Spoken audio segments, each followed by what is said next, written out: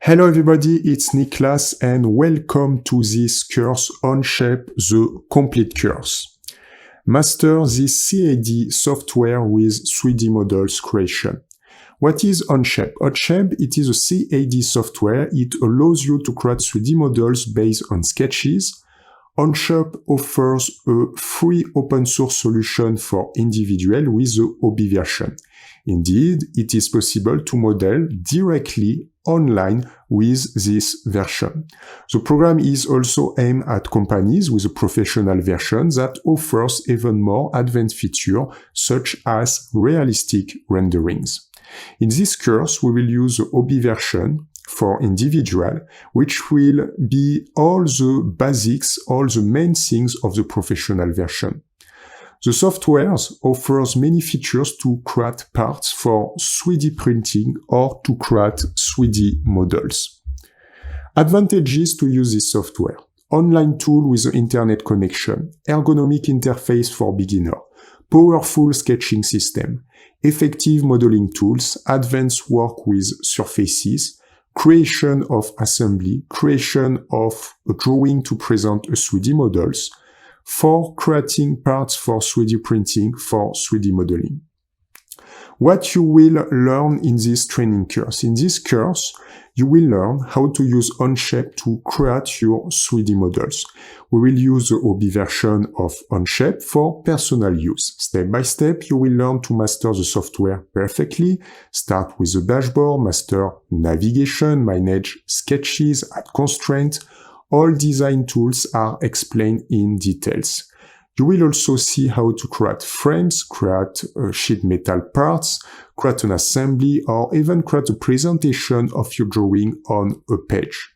At the end of the course, many exercises, many trainings will allow you to apply the different features seen in the course. At the end of the course, you will be able to perfectly master the hobby version of OnShape.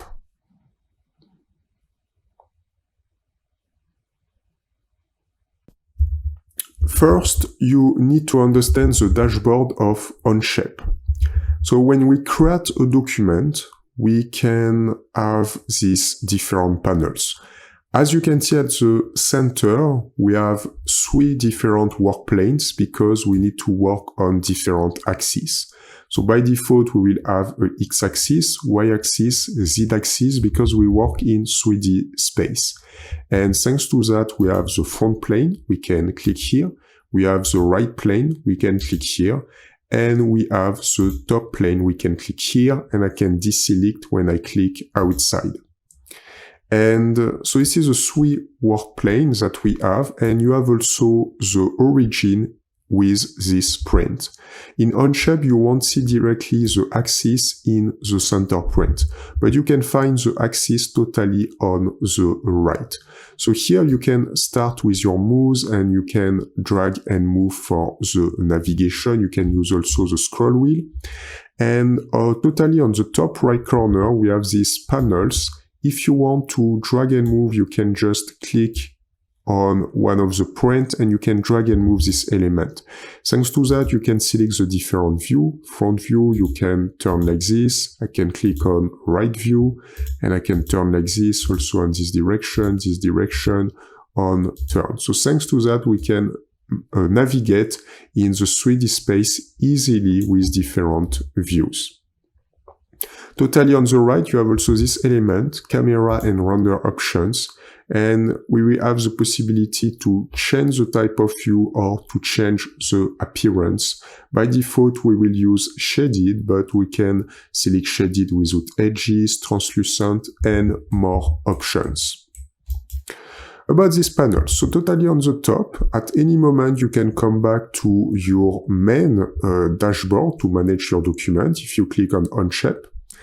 After here, you can edit your document. So it is untitled document. If I want to change, I can. And on this part, you will have multiple options to work with your document, like for example, the workspace unit. And if you need to change your workspace unit, you can directly go here. And by default, this is a value from your preferences. If you want to change, it is possible for your document.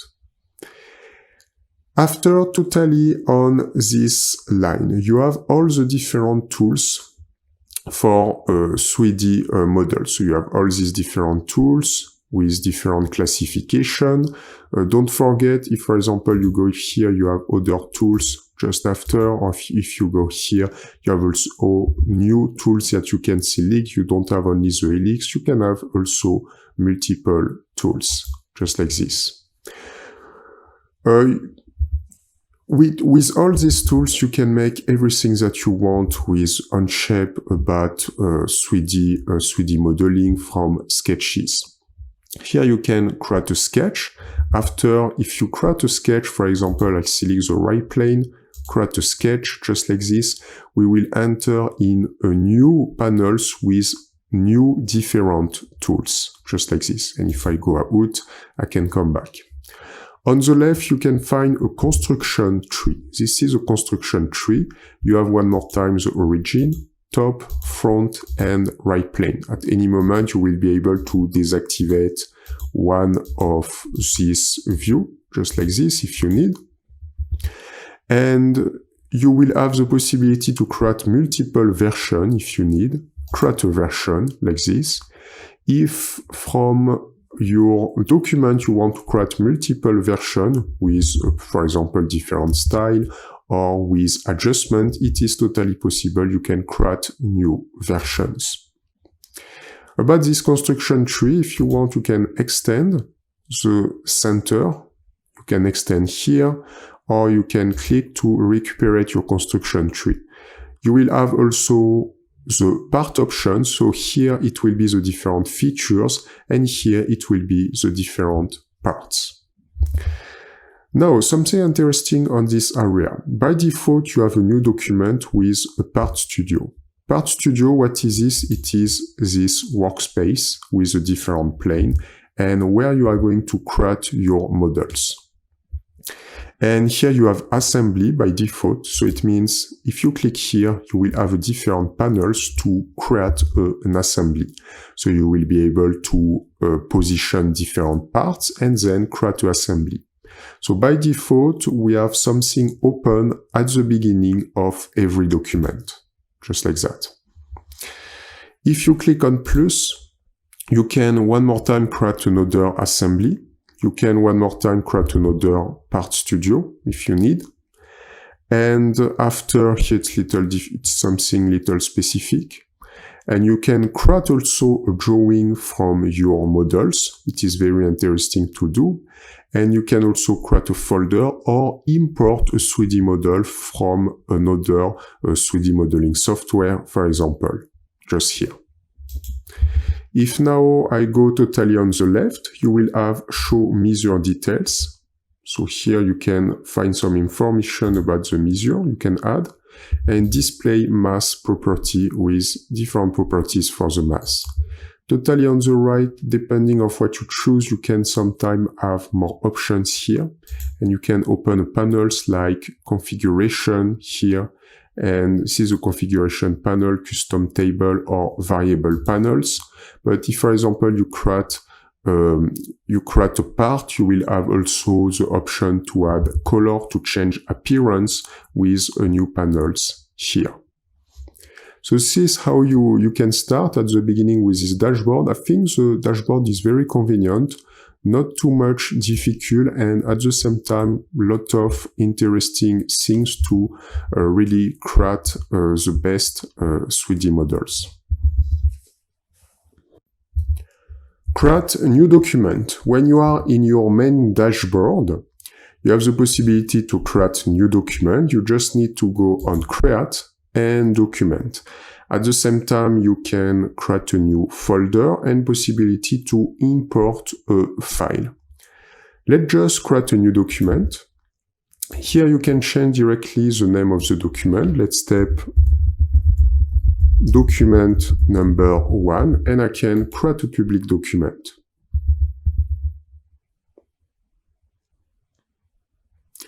So after to do this work, this is my document number 1. After, at any moment, I can change again the name, or I can go on the left and I can rename the document. It is the same, as you can see. So for example, I can change. Let's keep document 1. And you have also more options. Move to. In this case, if you have created a different folder, you can move directly inside the folder. And also you can have access to the document properties. And thanks to that, you can just enter a description, document description. If you want to enter any presentation for another people, it is possible in the document properties. At the same time, on this panel, you will be able also to change, for example, the workspace unit, or to change also the workspace properties. So I created my first document. Let's just create something very fast. Create a sketch, select a plane, top plane, like this. Go on the top view and just create a rectangle. Click here, center point rectangle, and left click on this part. Don't enter any specific value, just create a rectangle like this and validate your sketch. Then you can turn little here. Click on the sketch and create your first extrusion with this tool, extrude. And after I can extrude the face of the sketch, just like that, with a specific value. Let's keep 25mm and just validate. Automatically, the document will be saved online, so you don't need to apply any save. Everything is on the cloud. I can click on OnShape here, and I can come back. Now I have my document number 1. Let's create a new document.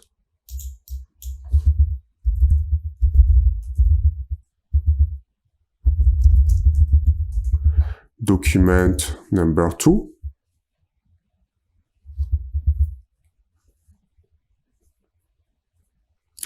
Let's select again one of these views.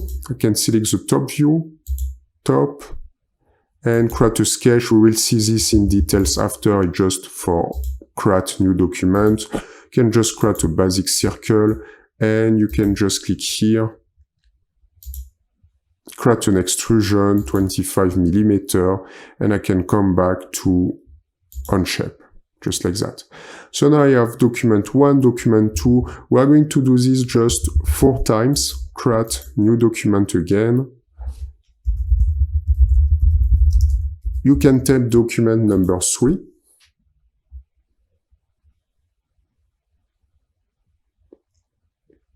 Then let's create something. Select one more time the top work plane. Click on top. Create a sketch. And have access to one of these tools. Let's select this time the inscribe polygon. Go in the center and create a polygon just like this. After you can change the number of sides. As you can see, let's work with just 6. Validate. And click on the sketch. Create an extrusion with a value 25mm again, and I can click on OnShape. So now I have 3 documents. Let's create the last, create document. And document 4.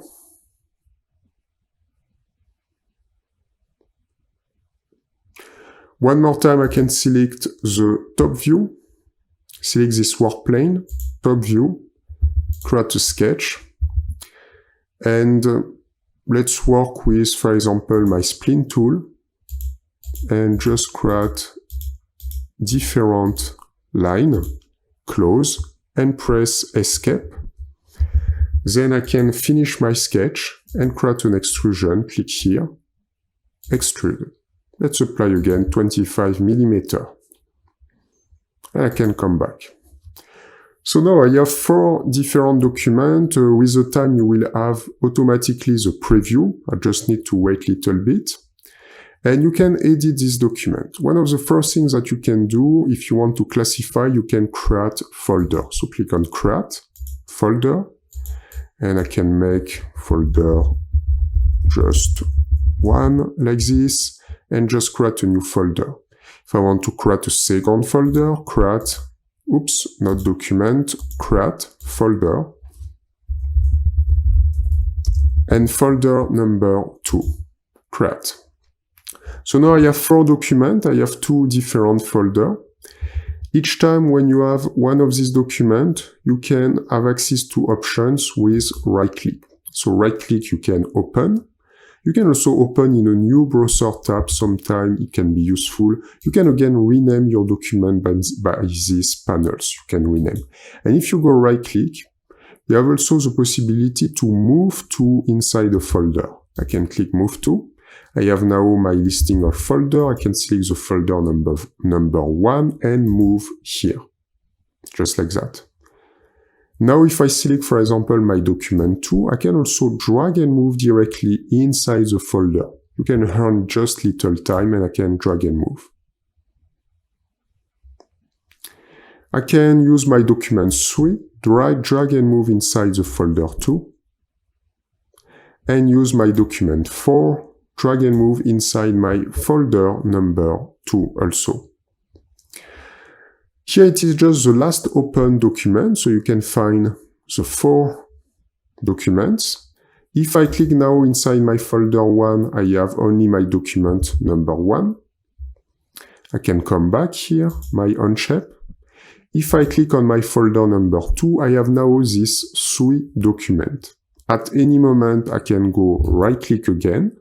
And if I want to move in a different folder, it is totally possible. I can go on move to, just like this, and apply change for my folder number 1, and just move here.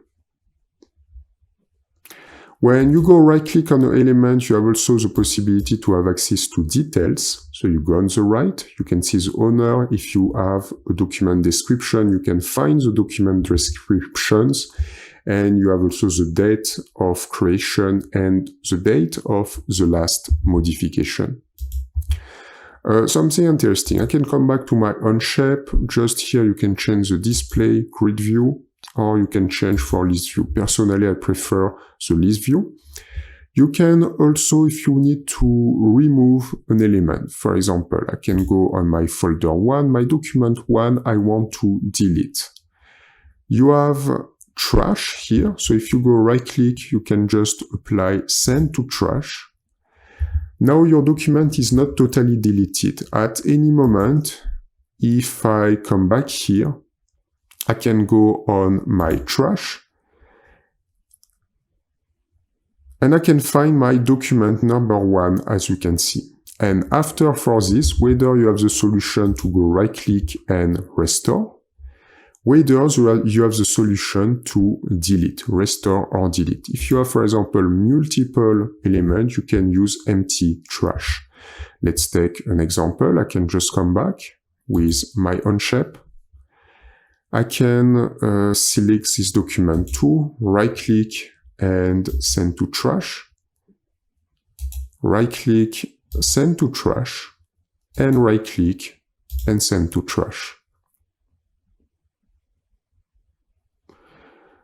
Now if I go to my trash, I have these 4 documents. If I want to remove everything, I can just click to empty trash, just like that. And it's okay. Now if I come back to my Onshpae, I just have my folder 1, folder 2 with nothing inside. One more time, if I want, I can also send to trash. And I can click here, empty. So it was just to show you how you can just create a new document, and then after how you can classify, how you can work with the display just in these panels on your account.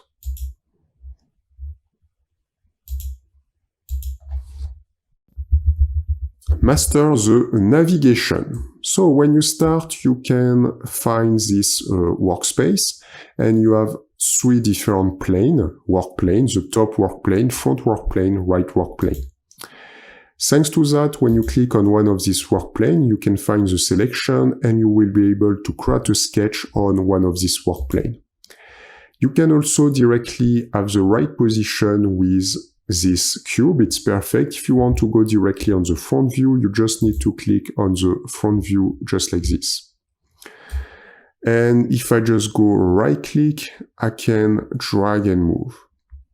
So first, we have seen before in the preferences, you can do everything that you want with the mouse. So if you want to zoom in, zoom out. So zoom in, you just move your scroll wheel, just like this.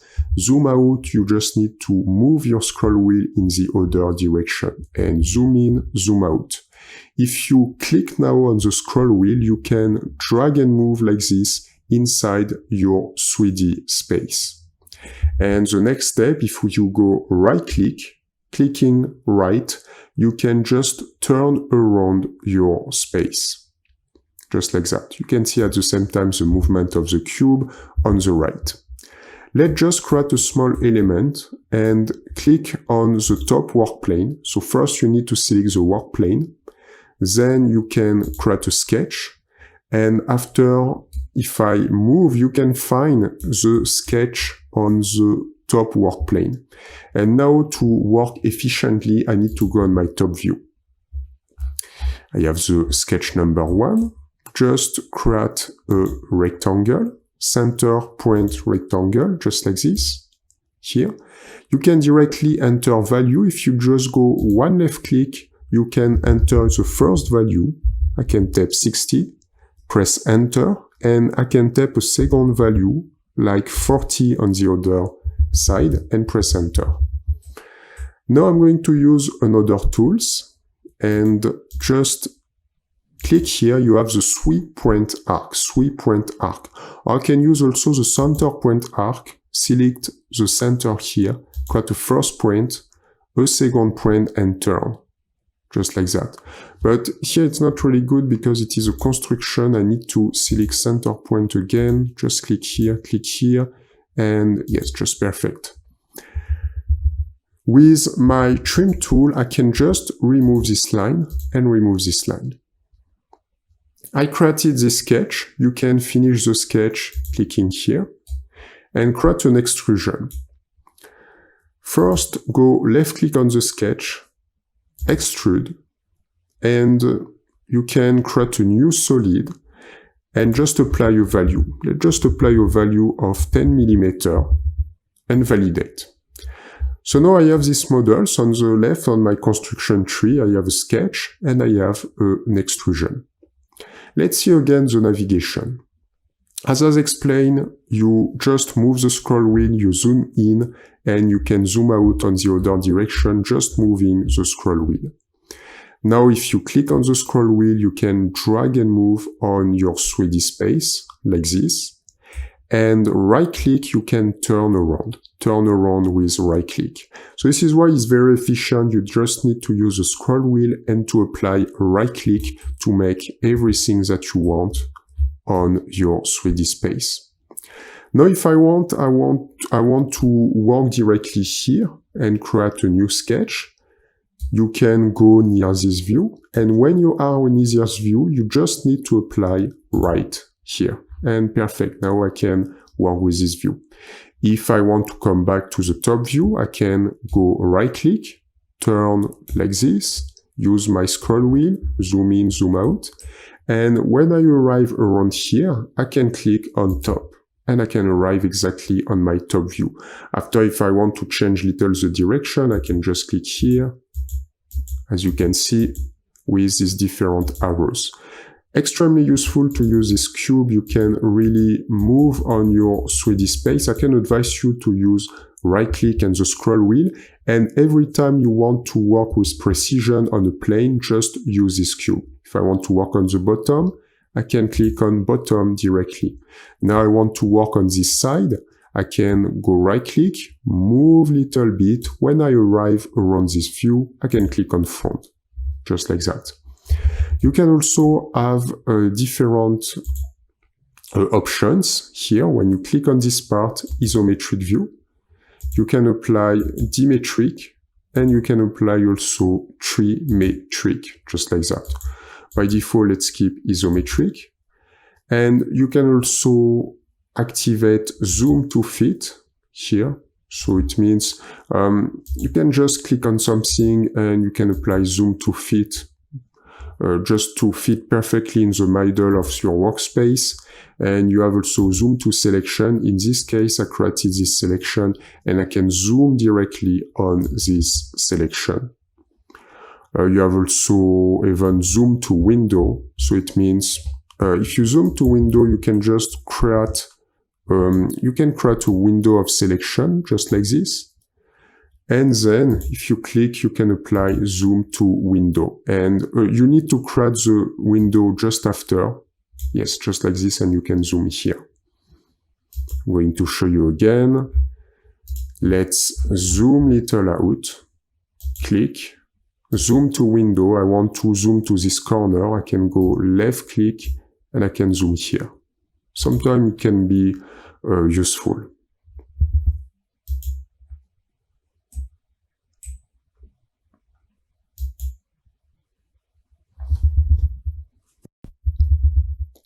Edit the display. You have the possibility to change the display. When you go on the right, you have these different options.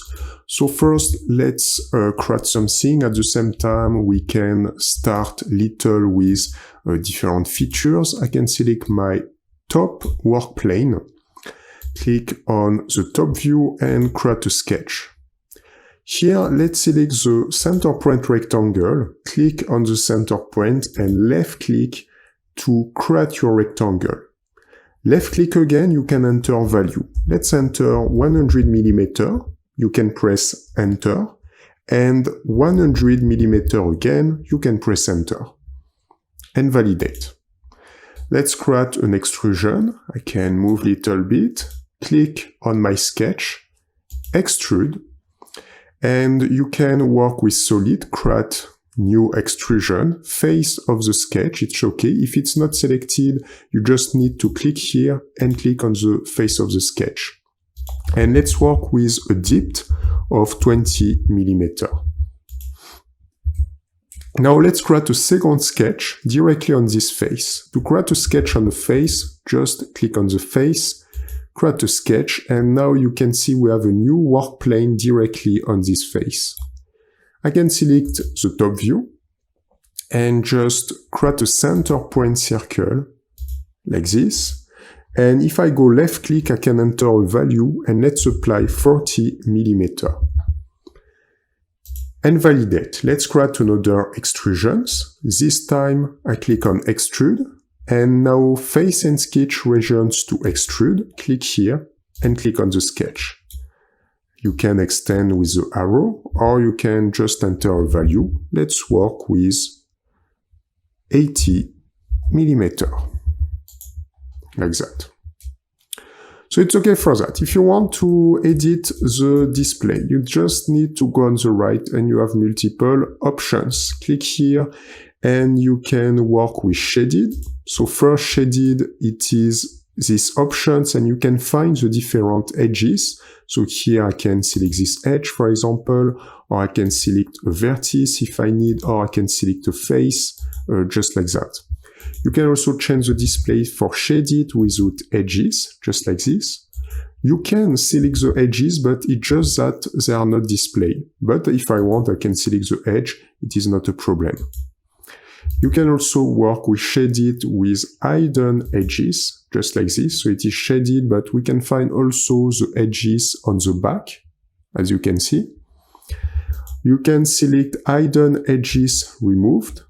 So we just have this type of display like a construction display. Hidden edges visible. So it is same, but now we can find the hidden edges on the back. Sometimes it's interesting because we can directly select these hidden edges. You have also tangent edges, visible, phantom, or yes, just here you can find, I can come back here, or hidden edges visible, just like this. Tangent edges with hidden, and finally tangent edges visible. If I continue, you can find translucent with transparency, curvature visualization. Sometimes it is useful even if we don't use it a lot.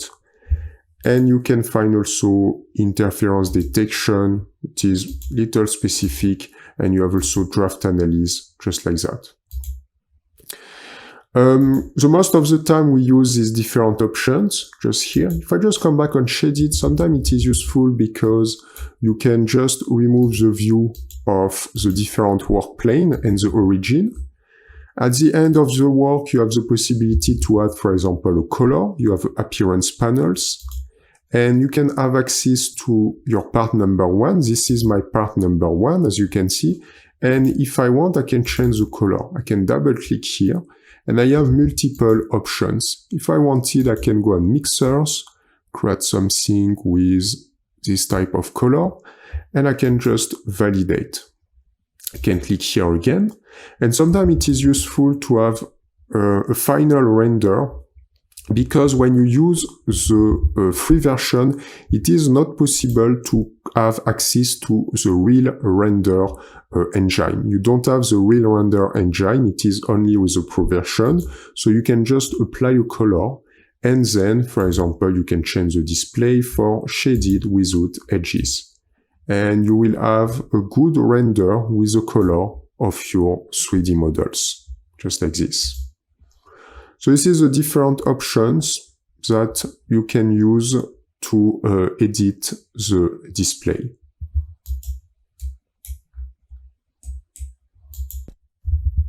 Let's explain how to export your work. So it means how you can export your different parts, your different element in your document. So first we are going to create two separate parts, and let's work with the top work plane like this and create a sketch. Just select the top view and just create a rectangle. You can select the center point rectangle, start from the center. Thanks to that, we can already start to see a few features on the sketches. And you can enter a first value with 80, and you can enter a second value with 80 also, just like that. After the next step, the thing that I'm going to do is to create a second rectangle,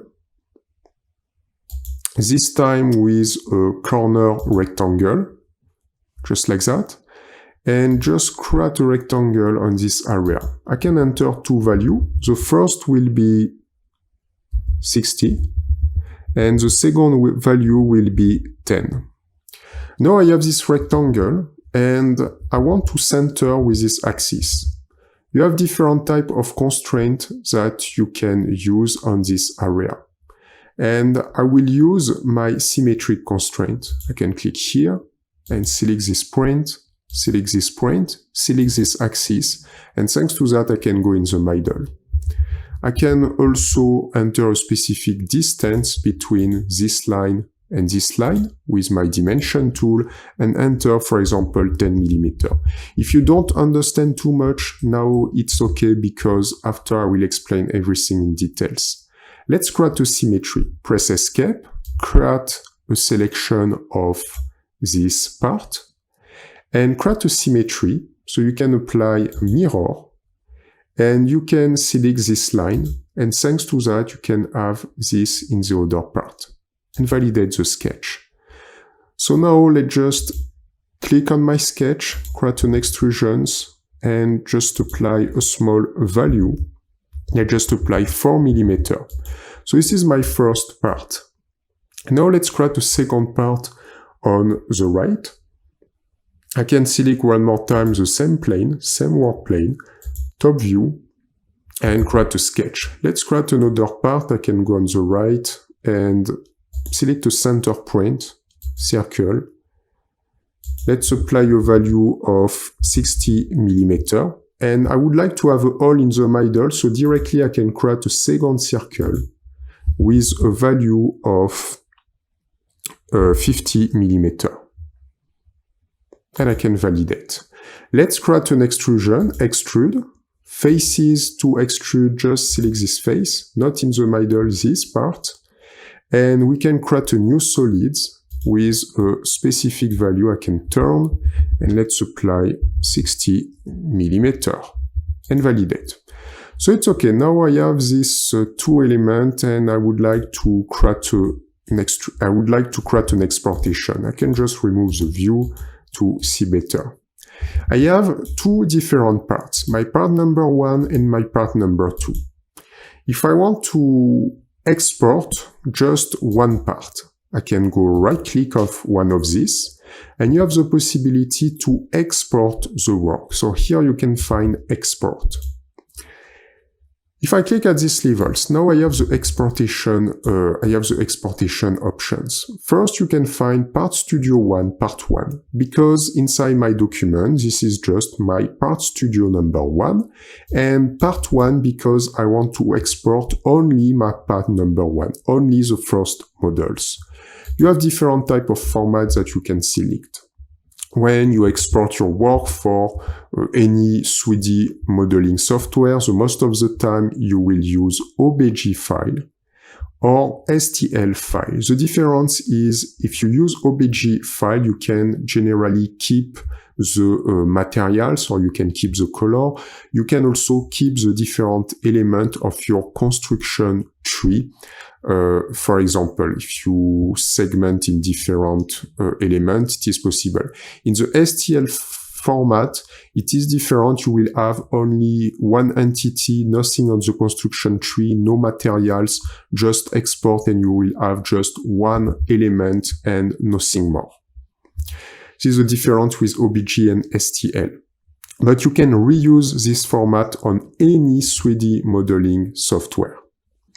After, you have more options. If, for example, it is for SolidWorks, you want to reuse on SolidWorks, or someone will reuse on SolidWorks, you can directly export in SolidWorks format. Interesting, because you can keep the different element of your construction tree. After, you have more options. It can be for Rhino. You have also the Collada format. That's it. So you select your format. If I select, for example, OBJ, I will have the resolution. Let's just apply fine. And you have some options. You can download and store file in a new tab, or store file in a new tab. I'm just going to click on download, validate, and that's it. Is being prepared to be exported, and now you can find the exportation. Because it is OBJ, I have a zip file, because I can keep also any materials, any more element of your construction tree. If I want to export my part 2, I can click here, right click, and export. This time, this is a Part Studio 1, so the part number 2. You can also, if you need, you can change the name at your convenience. So I can make just part 2, or I could take, for example, cylinder, anything that I want. And format, this time I can select STL. I have the unit, I can edit. I work in millimeters, so generally you keep the same unit, but if you want to change, you can. Resolution, and download again, just like that. And now, because it is a STL file, I don't have a zip file. Now, if you want to export the two elements at the same time, so it means all the elements of your document,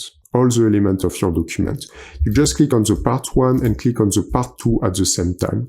If you go right click, for example, you can find assign the material for 2 parts, or edit appearance for 2 parts. So it means if you go on the exportation panels, it's going to be exactly the same. Now you can find only Part Studio 1. So it means we can export all the elements of the Part Studio number 1. You select the format one more time. Let's work, for example, SolidWorks, and I can just click on download and export my work. So the main things to know is if you have only one part, it is simple. You just go right click and you export only this part. If you have multiple parts, you want to export all the parts of the document at the same time. You press Shift, you select 2, 3, 4 or more at the same time, right-click and export. And thanks to that, you can export all the elements. And you select the format. If you just want to select one part, you just need to click on the part that you want, right-click, and you can just click on Export here. And now you can find it is only the part number 1 which will be exported, just like this.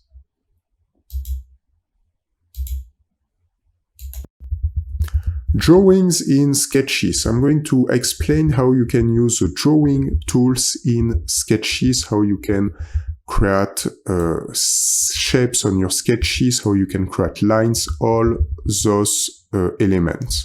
First thing, select the top view, select the top work plane, and you can click on top and then create a sketch. So we are going to focus on these different tools. First, if you want to create a basic shape like rectangles, circles, and more, let's click here. And you can create a center point rectangle, corner rectangle, align rectangle. Let's click on the center point rectangle first. With this rectangle, it's perfect when you want to start from the center of something. Here I can go in the middle and directly I can create my rectangle.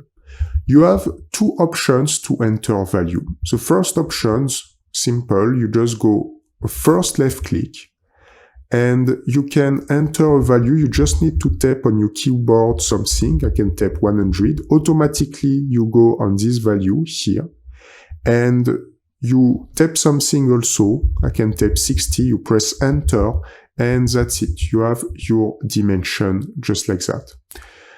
If I want to create a second rectangle from the center, I can click here, left click, and left click again. If you just press escape, you can deselect everything. And the second option to add dimension is to click on this area. You can find the dimension tool.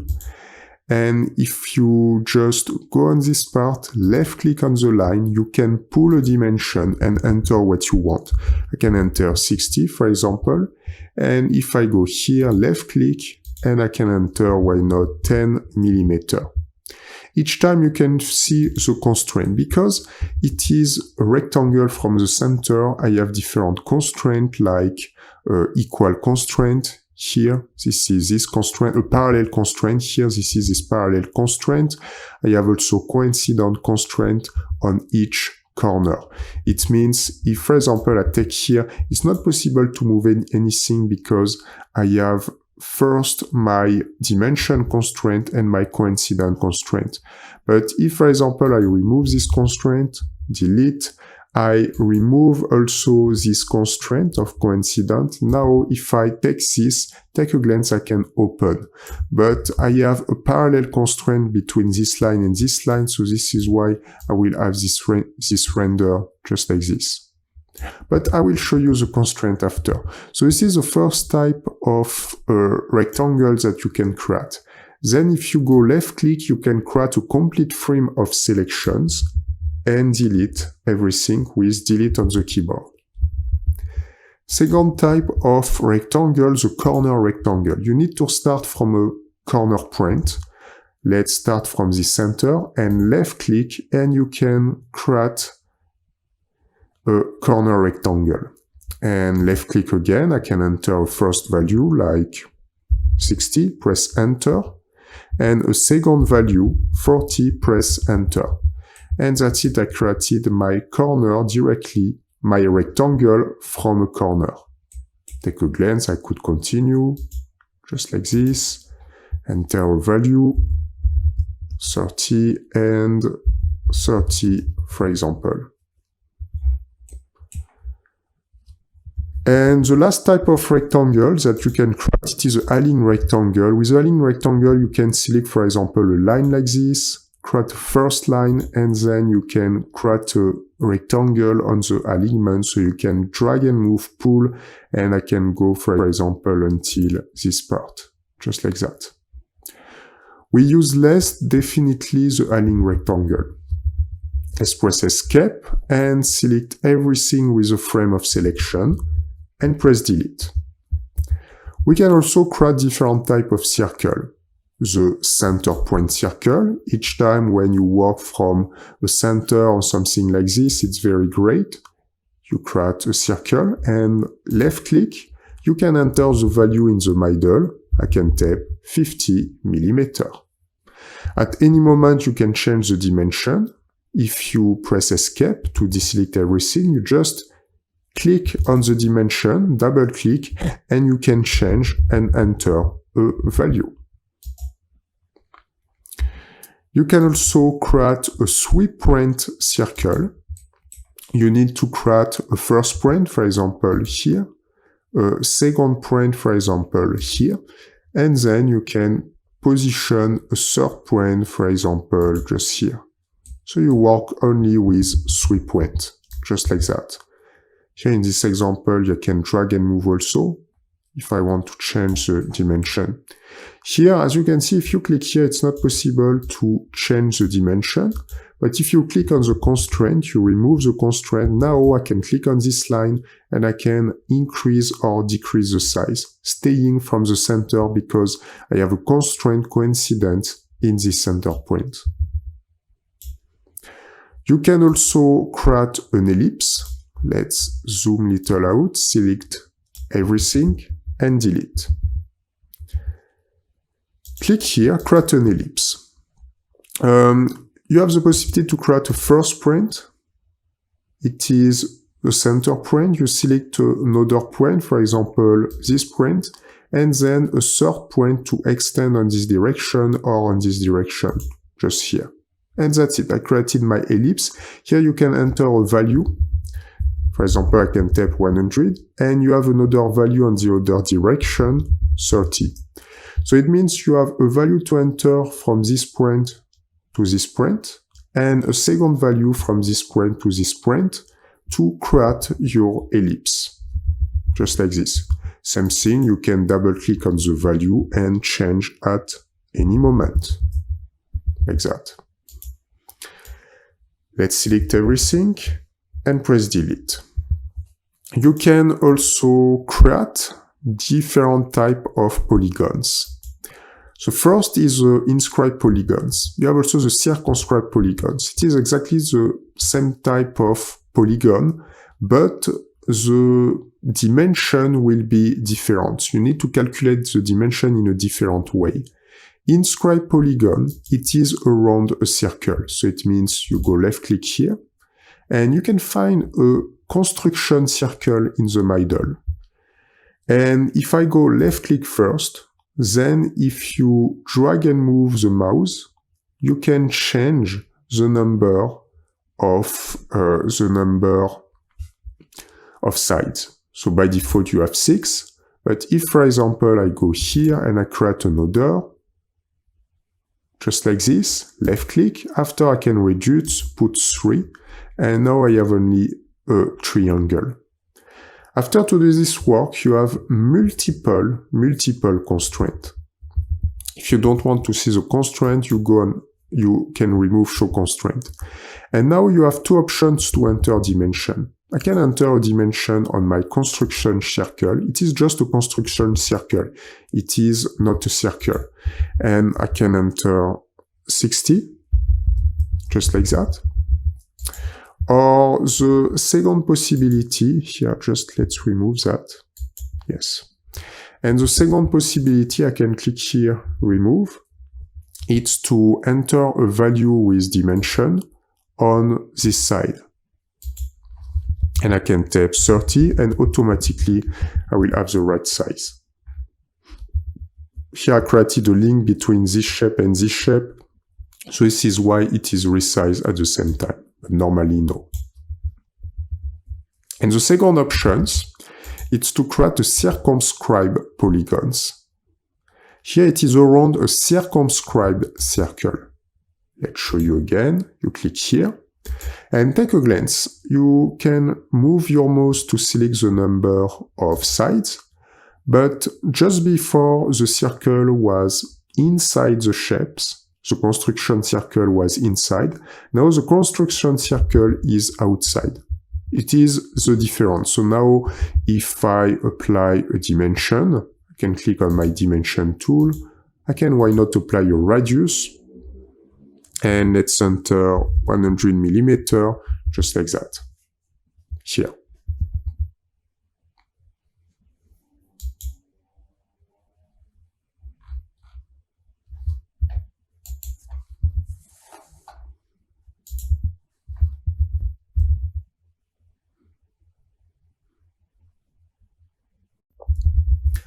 Let's continue with these drawing tools. Let's click again on the same work plane. So let's work with the top work plane. Top, create a sketch.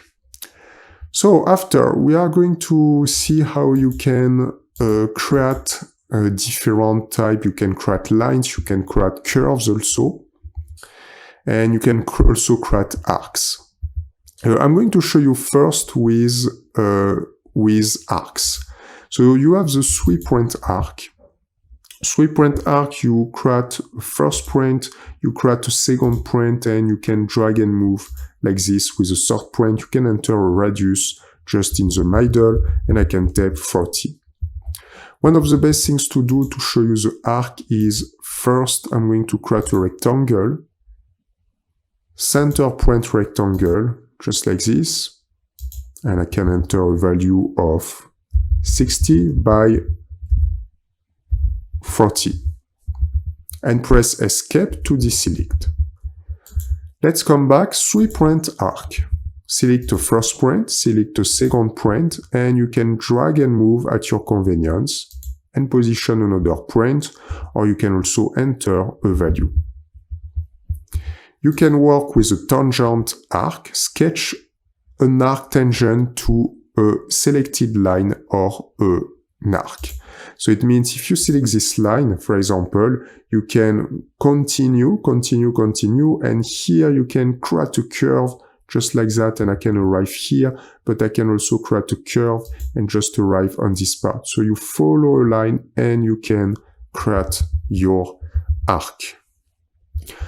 You can also use center point arc.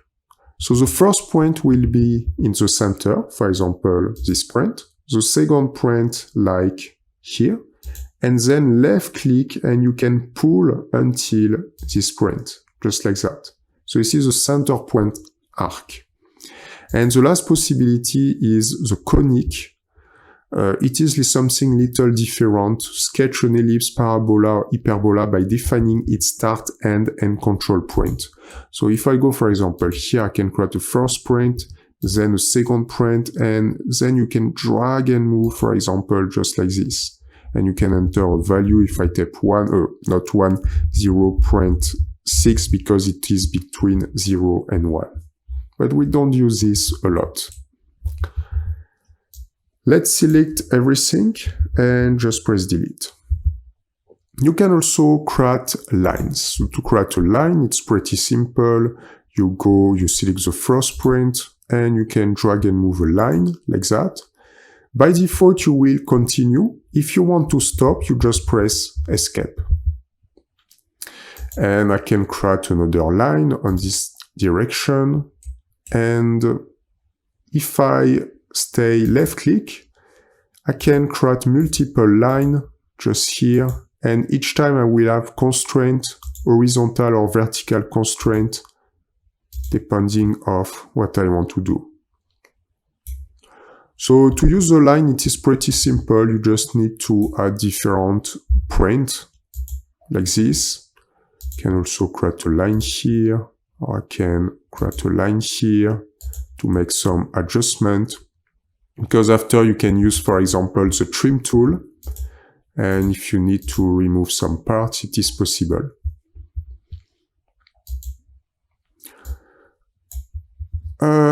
Let's just select everything, left click, and press delete.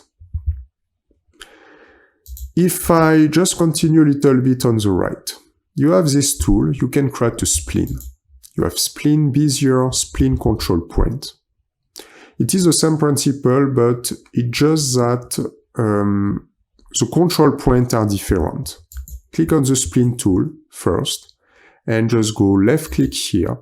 And you need to select a second point, left click again, and then you can create a curve. Left click, left click, left click, and you can create multiple curves between your different points. You can finish with escape, and thanks to that I can finish. If I just press escape again, I can use my selection tool, and I can drag and move the different points as you can see. So I can make some adjustment if I need after, just like that. If you need to close, it's also possible. I can click on this tool again, create multiple curve, and I can close just clicking here. And after, if I press escape, I can drag and move my different point if I need to make some adjustment. And you can work also with the bezier. It is the same principle, but it just the point will be a little different. When you go left click, you can find a construction line and a second construction line to position your different points. You will feel that the curves are pretty little better, but at the same time we have less precision. So I need to, for example, increase, drag and move, just like that, here. And if I just press escape, take a glance, we will have little bit less curve. I can go left click here, left click here, left click here, left click, and press escape. If I press escape again, I can also change my curve with these different points. It's also a possibility. And the calculus is different between these two types of curves. Anyway, after you have the possibility to use spline control point, and thanks to that, if I come back to my spline, I can add a new anchor point. I can add a new point. If, for example, I want to add a point here, I can go left click and I created a new point. If you go on this part, left click, it's not going to work, cannot add delete point on curve because it is a delete curve. So to add a point, when you click on spline control point, it will apply only on a spline. And yes, you can add a point. Let's just click here again, left click, and I can add a new point. If I press escape, now I can drag and pull this point, just like this. Let's select everything and press delete. You have also the possibility to add a point. Sometimes it can be useful for different reasons. If, for example, I create a first line, just like this, and then a second line, and then a third line, just here. Now, the thing that I can do is, for example, to apply a point. You can apply a point sometime in the middle. If you go on this line, you can follow, and you will find the middle just here, and I can position a point. So now I have a point. If I follow this line, I can also find a middle point just here. And now I created a new point. Why it is interesting? Because now I can create a new line from, oops, let's just come back. I can create a new line from this point to this point. I can snap. And if I need, I can just cut this part and this part to create this new shape and this point, just like this. So you can create point here and position new point. Sometimes it is also for different reason. I can click, add a point, and I can create a point, for example, just here. And when you add a dimension, click here, dimension, I can say between this point and this point, I can enter a specific dimension like 16. And if I apply 16, I will increase also the size of my shapes. So sometimes it can be useful to create a new point, just like that. So it's okay, we have seen how to use the different drawing tools. And then after I'm going to explain also the constraint, extremely important. So the base is here. Master the drawing tools and master the constraints to then use the different features outside of the sketches.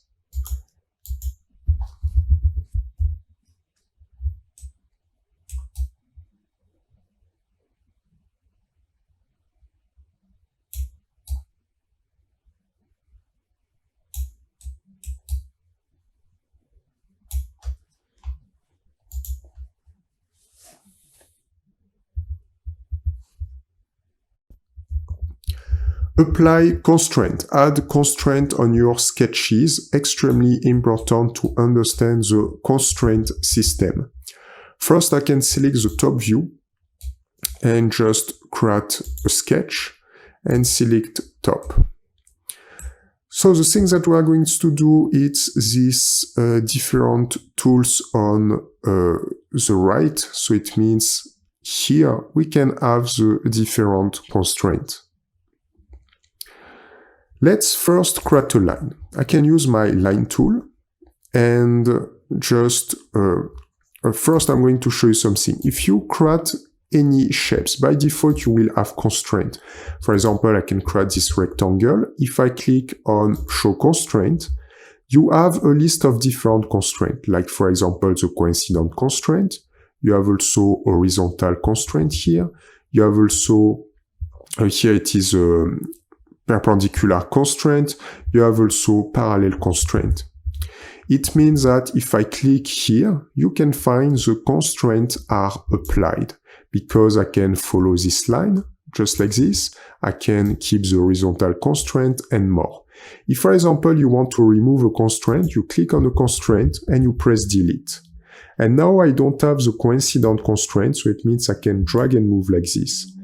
If I remove this constraint, so it means the vertical constraint, a horizontal constraint, I can now drag and move here. I have also, I think, this constraint that I need to remove.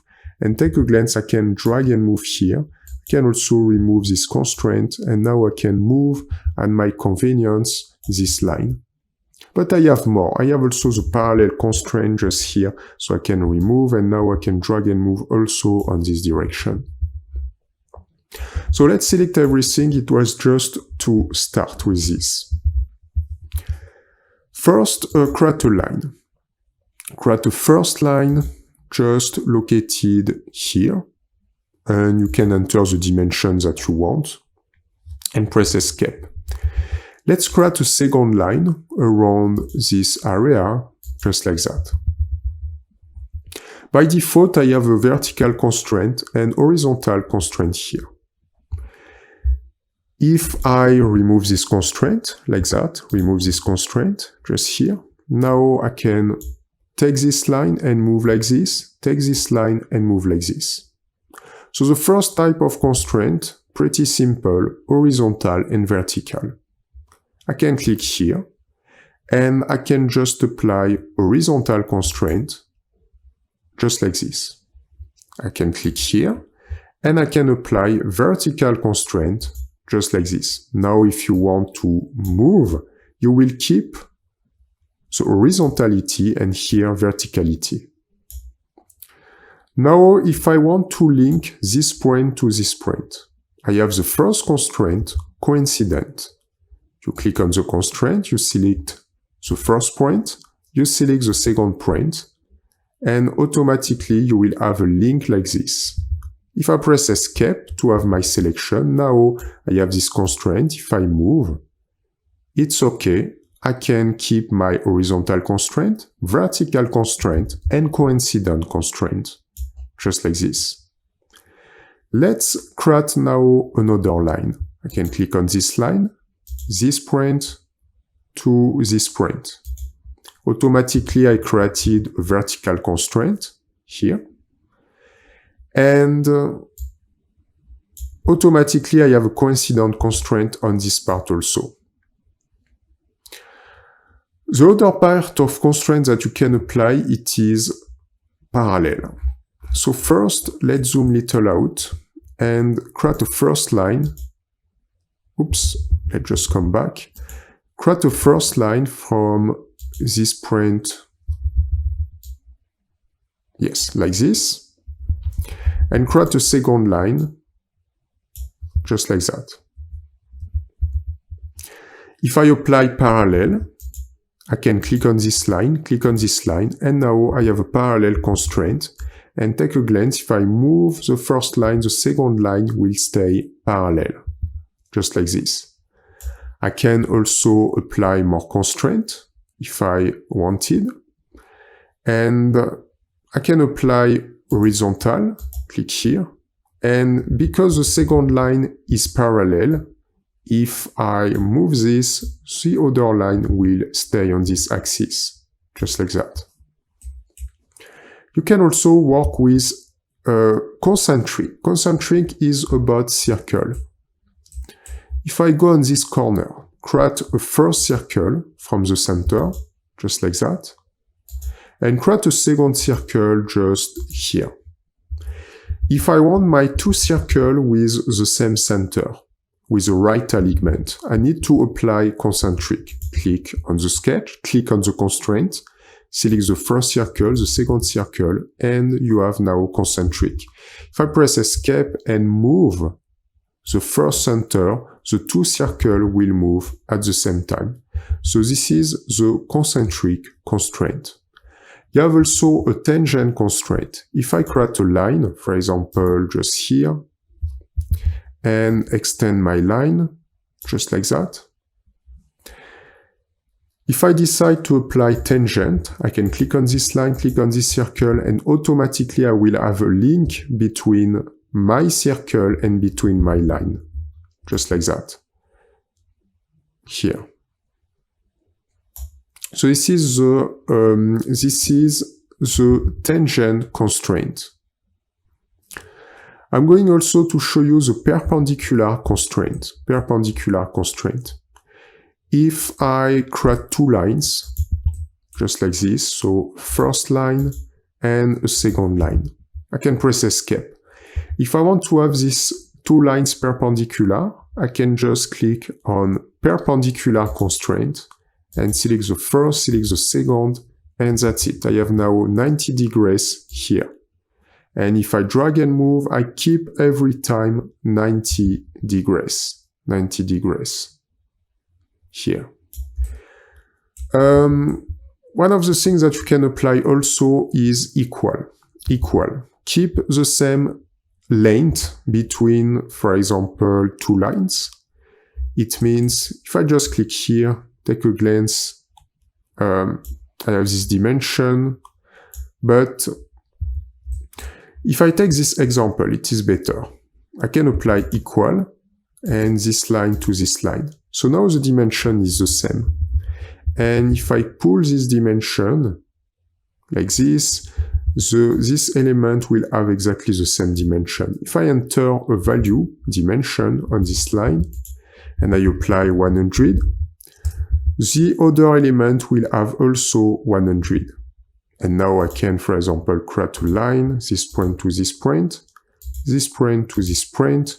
And if I want to come back to a rectangle, I can just apply perpendicular or just vertical. I can click vertical here, and that's it, easy enough. I don't need to apply horizontal, it's enough to apply just one vertical element. Because I have already parallel, and at the same time to have parallel, I have also equal.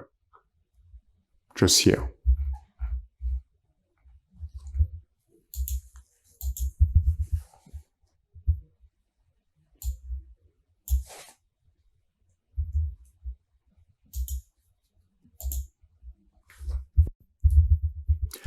Let's continue with the constraint. Select again the top view, a top work plane, click on top, and create a sketch. So let's continue. Now the thing that I'm going to show you, it is how you can apply a midpoint. So just create a rectangle, corner rectangle, just like this without specific value. And just create a line, for example, just here. And press escape. I would like to this line arrive in the midpoint of this side of this rectangle. So for this, I can apply midpoint, click here, click on this line, and automatically I can arrive exactly in the middle. So it is something useful to know every time you can, for example, have this type of things. And I can use midpoint, click here, and arrive in the middle. You can also apply normal here, normal. And when you click on normal, let's create a line. For example, you can just create a circle, just like that. And then you can also create a line, just here. You can apply normal and click on this line, click on the circle, and automatically you will be on the right axis between the line and here. I'm going to show you again. Click, for example, on this line just here, and just apply normal. I can click here, and automatically take a glance. The center of the circle will be perfectly in this axis. What does it mean? It means if I take this line, take a glance, I can stay perfectly in the center of the circle. If I drag and move this line, I stay perfectly in the center of the circle. Let's select everything and just press delete. If I just continue, you have something pierce. It is something different because you can create a coincidence with a sketch on a different work plane. Let's take an example. I'm going to create a center point, create a circle from center. I can use my top view and just create a circle just like that, without specific value. I can validate my sketch. I have this circle. Now let's work on a different work plane. I can use my front work plane and create a sketch and select the front view. Now let's create, for example, let's create a spline and just go around this area just like that. I can go also on the right and use the sweep rent arc, 1, 2, just like this. The fact is, I would like to create intersection from this point to this point, from this point to this circle on the other sketches. Extremely interesting sometimes if you want to create surfaces, if you want to create sweeps, a lot of features. I can press escape and I can use pierce. I need to select this point and the circle of the other sketch, and thanks to that I can create a link and I will have an intersection.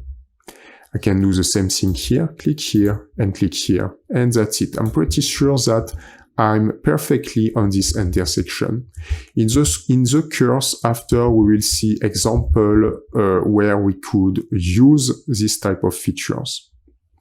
Even if you have also other options, so it means one of the other options is to directly apply use project convert. I can click on this line and now I have this point here and this point here.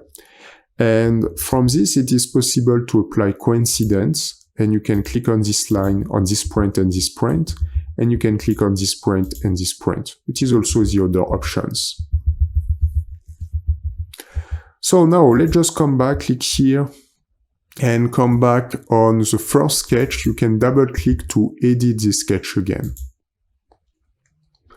If I just continue, you can find symmetric, extremely useful. So select everything, press delete, and just create a first line from this point to this point, just like that. And I would like to be symmetric between this point, and this line. Let's apply symmetric. You need to select the first point, you need to select the second point, and you need to select this line of this construction plane and perfectly in the middle. You can also do the same thing with a construction line. Take a glance. I select, for example, a first point, just like this, a first line. I create, for example, a second line, like this. And you can apply construction line. Click on construction, click on line, and now I can create a construction line, for example, just here. The thing that I can do is to apply symmetry between this line, and my construction line, just like this. And now I have the same dimension here and also here. Let's just remove these three elements and continue with another line. I can create a second line. You can take this point and create a second line just here. I can enter specific value. So here I would like to enter 60. So I can type 60. Now here I will have 60 also. And the thing that I would like to do is to create a symmetry. I can create a line first, this point to this point, and then apply symmetry between this point, and this line, just like that. And if I want, I can apply a dimension, the dimension that I want. With this line, let's apply, for example, 40, just like this. Perfect. And now so here I can extend, but if I want to have the same dimension, I can just click on my dimension tool and just apply 60 also here. Or I could apply an equal constraint between this line and this line. So take a glance, I can remove that and just apply equal between this line and this line. Just like that. I can show constraint now. If I just change for 80, take a glance, I can increase, I will increase on the right, and I keep perfectly my symmetry here. Now I can create a line, I can create a circle with a value, why not, of 20 on this part, just like this. Or again, another circle with a value of 20 on this part. Extremely useful to apply symmetry. Now let's select everything and just press delete. If I just continue, you can also apply fixed constraint or curvature. So fixed constraint is just that when, for example, you don't want to move something, because if I click here, I'm going to move different things at the same time. If I just apply this constraint, fix, I can click on this line. Now this line is fixed. It means if I press escape to select that, take a glance, I don't move anymore this line. Sometimes it can be extremely useful because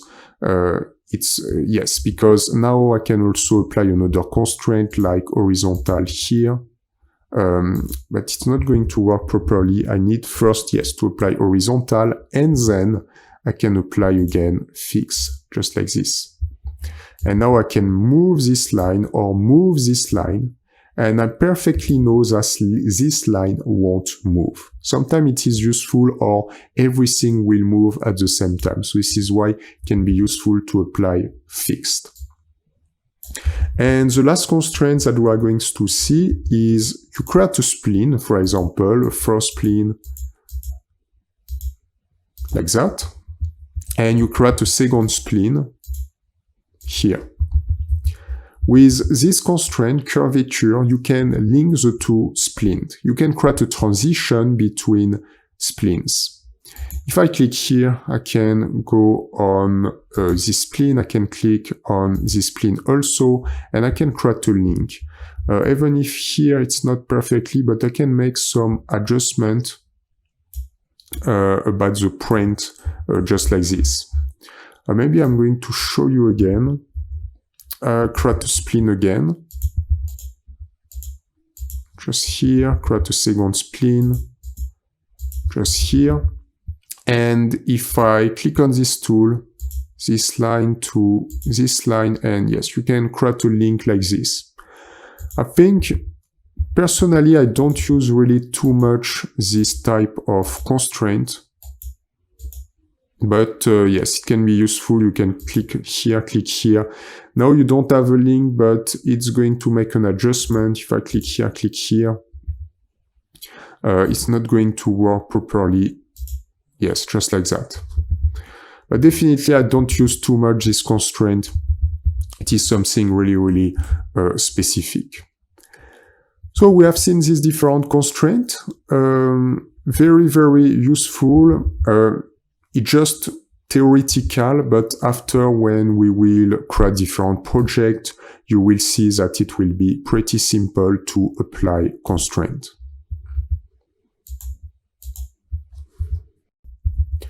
Add a dimension on your sketches. We are still working on the same work plane, so it means we work on the top work plane, and we have the possibility to add dimensions. So as I explained just before, when you create any shapes or you create any lines, you can enter directly a dimension. If I create a corner rectangle, I can go left click again, and I can enter my first dimension, 100, and I can enter a second dimension, 60, press enter, and I created my rectangle with these two dimensions. If I create a circle, just like this, I can go left click, and directly I can type a dimension like 30. If I create a line, I can go left click again, and I can type a dimension like 50. At any moment, if you press escape, you use your selection tool, double click on a dimension, and you can edit the dimension. After, you have also the possibility to add dimension after. So select everything first and press delete. Let's just create a rectangle. I'm going to create a corner rectangle from this point to this point without to enter any dimension, just like that. Now I'm going to create also a circle, just like this. And maybe create a second circle, just here. And now, let's start to enter dimension. You can use this tool, dimension tool. Click here, and I can select this line. And from this line to this line, I can drag and move and enter the dimensions that I want. I would like to have 40, I can type 40.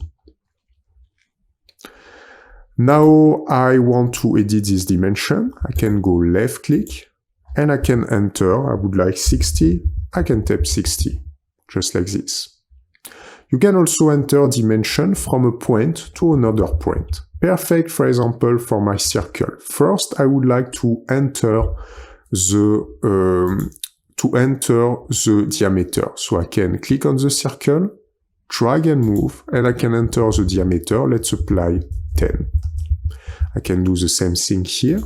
Let's just apply 10, just like this. Now, if I want to have exactly a perfect dimension between this point and this line, this point and this line, I can continue with my dimension tool. I can select this point, this line, and I can pull a dimension. Let's apply, for example, 8, like this.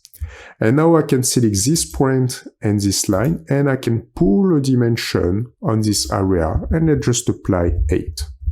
Let's do this again here. I can select this point. You can also select the second point, and you can add a dimension directly between the two points, or you can have a dimension but working perpendicular, just going on this part. And here I can enter 8. I can do the same thing, this point, but this time I go on this direction, you drag and move the mouse, and I can enter 8. Perfect. Now let's create a line. I can create a line just here, like that. And I would like to, about this line, I would like to enter a dimension. I'm going also to add 2 points. One point here. Oops, let's add a point. Yes, a first point and a second point here. Let's apply specific dimension. So first, I click on my dimension tool, this line to this line, and I can drag and move and enter a dimension. Let's apply 15. Then I can click on this point to this point, and I can drag and move with a dimension. Let's apply 12, like this, and this point to this point, and I can apply 12 also. Now I can create a new line, this here, and this here. And I can use this tool, the trim tool, to remove this line, this line, this line, this line, and this line. Just like that. I can also remove this point or remove again this point, just here. So it is something extremely useful. And it is same if, for example, you add a fillet. You can go left click here, and you can create a value for your fillet. So directly I can type something, double click, and I can type, for example, 2. But after it is possible to add a specific dimension, I can double click again, and I can edit with 4, just like that. I can click on my fillet again, just here to here, and double click, and I can type 4. So this is how you can add dimension. Let's add a fillet also here, press enter 4, and add a fillet here, press enter 4. This is how you can add dimension. If I want to add something in the middle here, the thing that I can do is to create a construction line first. So I can click on construction line, and if I arrive here, I can find my middle point. So I can pull a construction line in the middle. Now I'm going to create a center rectangle. So click on center point rectangle, just like this, here, and I can just validate. Now I have 2 dimensions. I can change this dimension. Let's apply, for example, 16. And here I can change, let's apply, for example, 8. Just like that. I think the sketch moved a little bit. I'm going to come back, yes, for the simple reason that I didn't apply a complete dimension here. If I want to not move, if I apply dimension here, I need first to create a dimension fix and apply 40 here. And like that, I'm pretty sure that if I change the dimension just on this area, and I apply, for example, just 16, I won't have any problem now. Here I can apply 8 and validate. And I could continue. For example, I can apply a dimension, so select dimension tool, and apply a dimension from this line to this line, and drag and move on this direction. I would like to have 20, and I can type 20. But one more time, this part is going to move. If you don't want to have this part moving, you need to apply another dimension first. So for example, you can select this line, you can select this line, and you can pull a complete dimension here.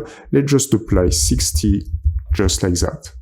And now, if I just continue, and I click on my dimension tool, I can select this line, and drag and move a dimension. Let's just apply 16, just like this, here. So I keep 40, I can keep 60, and after position my different elements. So this is how you can add a dimension. You can add dimension on everything.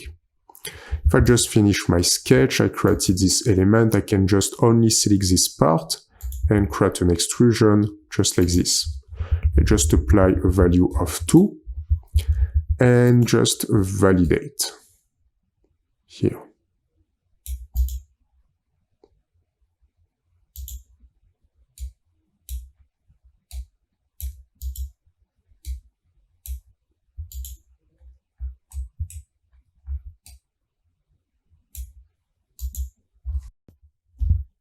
transform a sketch, how you can transform sketches, and for this you can use directly this tool.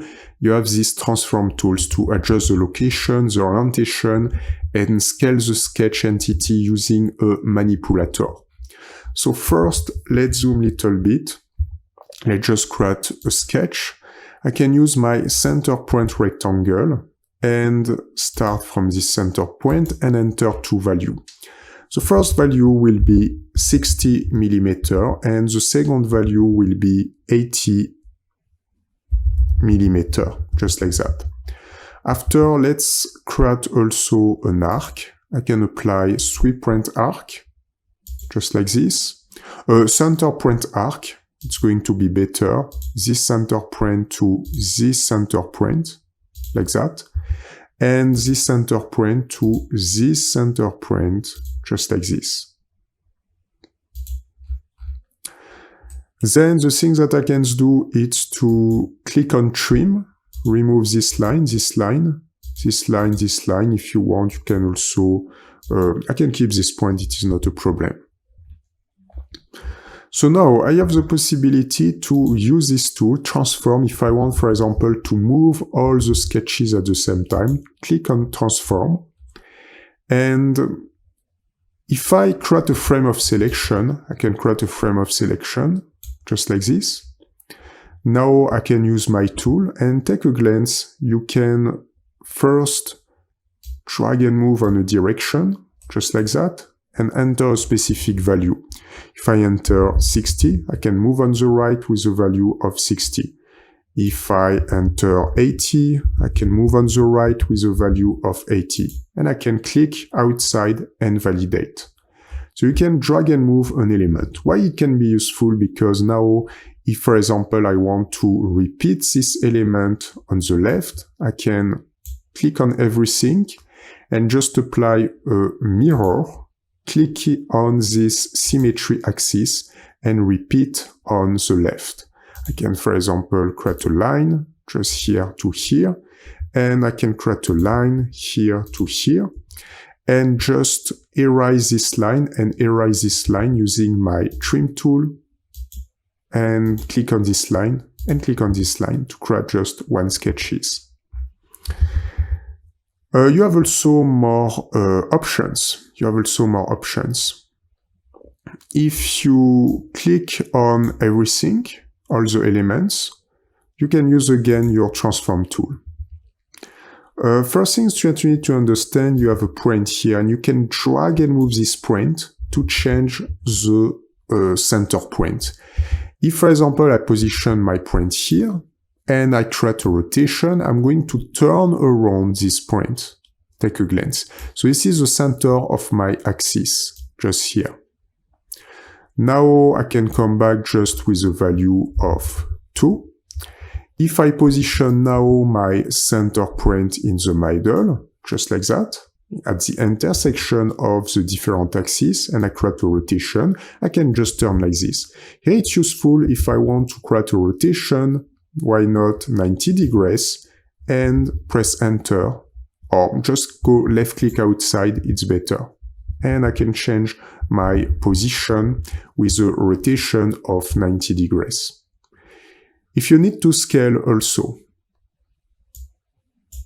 I can select everything, click on transform again, and I want to scale proportionally. I can position first my center point in the middle, just here. And now the next step is to, here you can, for example, scale with a value. I can apply a value between 0 and 1, or I can also increase more than 1. If I want to apply the half, I can type 0.5 and press enter. And if I go left click, take a glance, I reduce to just the half my sketch. If I select again everything, I can click on transform, and I can position again my center point just here. And now you have this element and it is just a free move. So you can just move freely using this element, just like that. So now, if for example I position a circle on this part. And I can enter a value with 10 millimeter. The thing that I can do with this circle, if I click here, I'm going to move everything, take a glance, just like that. If I use my transformation tool, I can click on transformation and click here. Take a glance, I can just drag and move this circle on a direction. I can, for example, move here and just snap to this part, And I can click and validate, just like that. And now I can apply, why not, symmetry. So click on this circle. Oops, I need to come back to my sketch. If you go out to the sketch, just double click and you can come back. So I can click to this circle and just apply a symmetry mirror with this axis. Perfect. And if I want to move this circle and this circle here, the best thing to do is to apply a mirror again. I can select these two circles and just apply a mirror and just click here and repeat. If, for example, you use a free transform and you apply this only on a line, and I can drag and move my center point here. It is possible, but you will just drag and move the line. If I go inside and I can go left click, I will obtain this result. So generally, we don't apply too much this only on a point, only on a line, only on one element, because generally it's not convenient. But for all your sketches, normally it's extremely convenient. So I can select everything again, use my transform tools, and position this in the center. If I want to scale again, it is possible. I can click here with the value of 1, validate, with a value of 1, yes. Left click.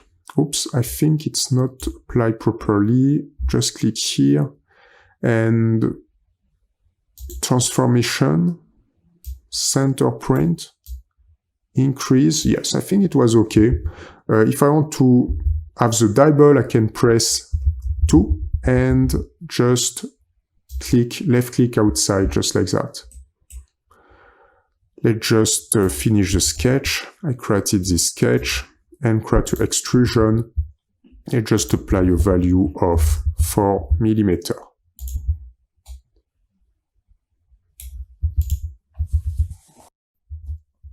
Let's see how to adjust a sketch, edit a sketch, and for this we can use these different tools. We can use the trim tools, the extend tool, we have also the split tools. First, let's create a rectangle, center point rectangle, go directly in the center, you can enter 2 values. A first value with 60 and a second value with 40. After to do this work, I'm going to create a circle, center circle just here. I can enter, why not, 12. I can also just create a 3-point arc, this point to this point, and I can increase a little bit, just like this. And I can also create a line from this point to this point. If I need to enter specific value, I can use my dimension tool, this point, let's just apply, for example, 10. And this point to this point, let's just apply, for example, 10 also. So now, about my sketch, I would like to remove this part, I would like to remove this part, but it's not possible directly with your selection tool and delete. If I want to remove this and this, take a glance, it's not possible. I'm going to click here. And if I press delete, I'm going to delete all this line. So it's definitely not good.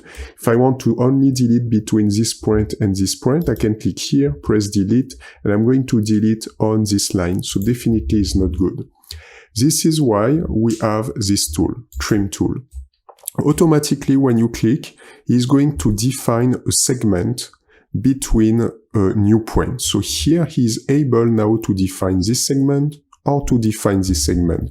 So if I go left click, now I can only remove this part. If I go left click here, I can remove this part. Perfect. Now if I go left click here, I can open. This is what I want to do. If I continue, I can also delete only this line. I can delete only this line, perfect, like this. And if I continue here, I need to delete this line. It is also possible. So as you can see, it is something extremely useful.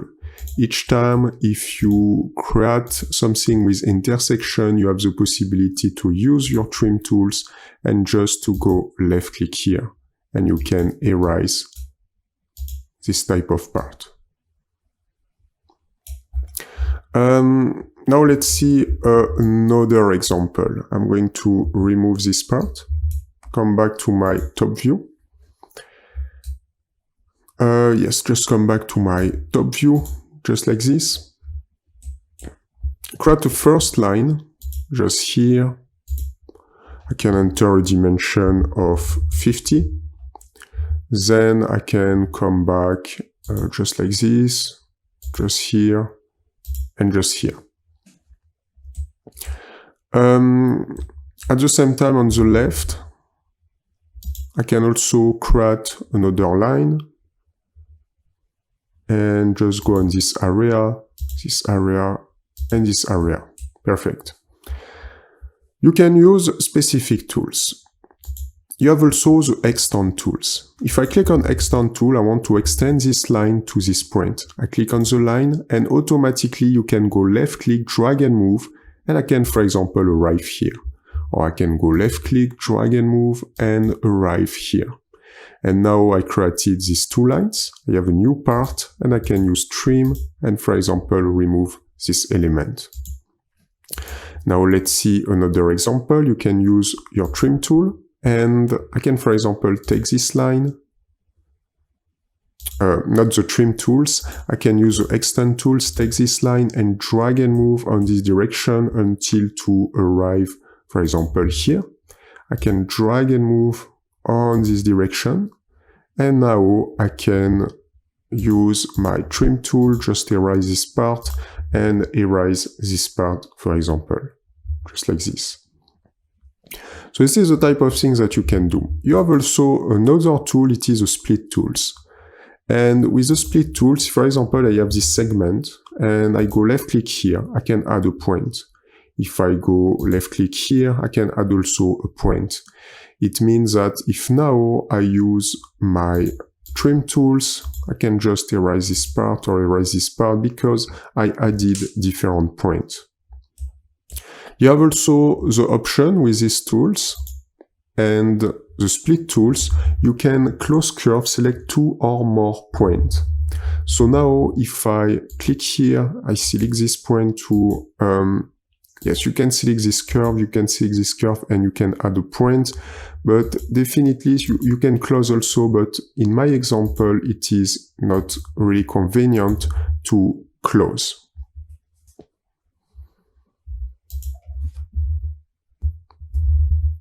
But definitely the most important thing is really to understand trim and extend. And the most of the time you will use trim. Trim is extremely important because for the different reason, and each time you can just cut a different part, it is extremely useful. We use trim a lot on the sketches.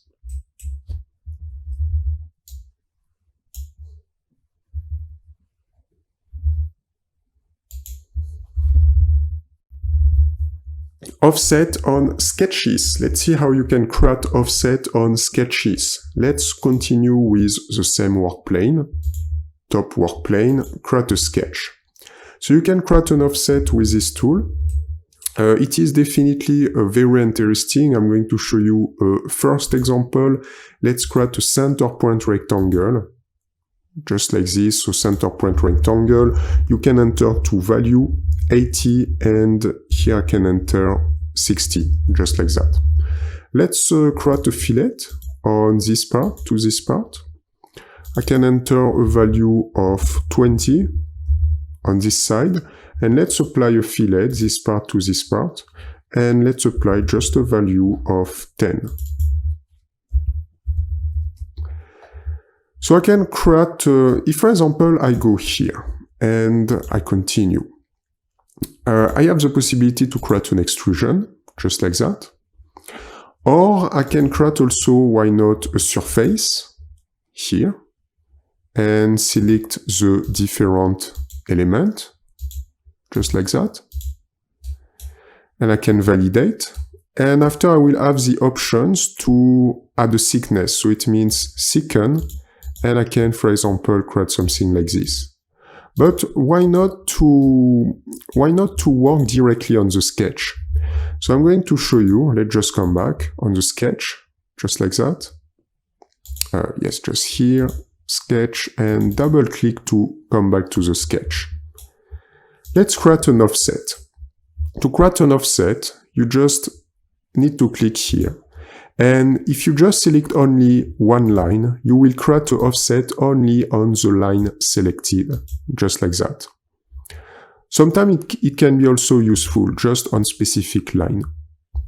I can press Escape. Now if I want to apply on all the sketch, I can go left click, create a frame of selection, like this.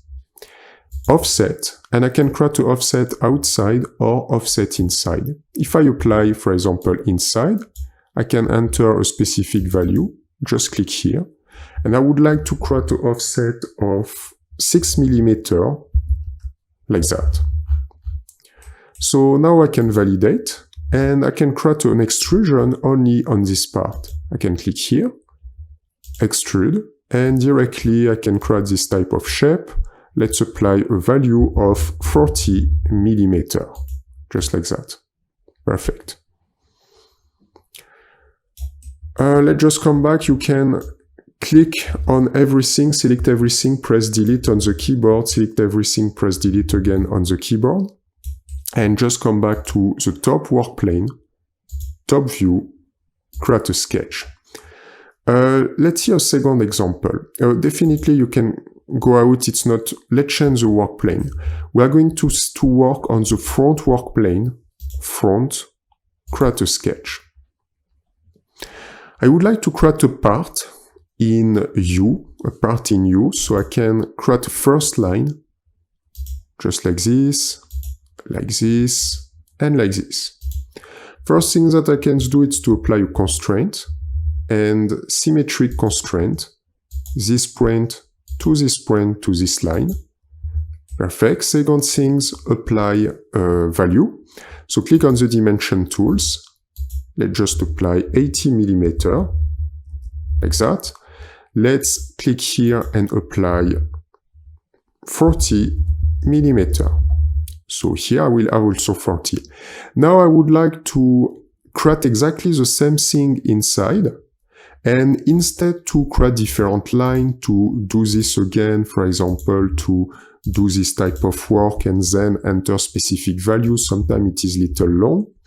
Instead to do this work, I can directly apply an offset. So I can remove this part, create directly offset. I can select this line, and this line. I can enter a value for my offset. Let's double click here. I would like 4 mm, perfect. And I just need to close with my line tool. Click here to here, and line tool, this point to this point. And now it's so much faster to create this type of element. So this is why definitely you need to use offset. In these different tools, many times you can really earn time if you optimize the use of the tools. I can close, click here, create an extrusions. Let's work with, I can keep this symmetric, and let's apply 30 mm. And I can validate.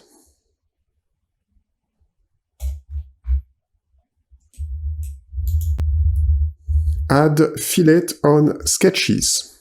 You can find sketch fillet extremely useful when you have, for example, two lines and you want to create like a rounded corners. You can use sketch fillet. And let's see a first example. You can apply directly a center point rectangle, just like that. I'm not going to enter specific dimension, just create a center point rectangle. And I can just validate. I'm going to remove this constraint first. If I want to add rounded corner, I have this option, Sketch Fillet. If I go left click on the first line, left click on the second line, now you can find this arrow and you can drag and move depending of what you want to do. If I want to enter a value, I can double click here and apply a value, for example, 20 millimeter.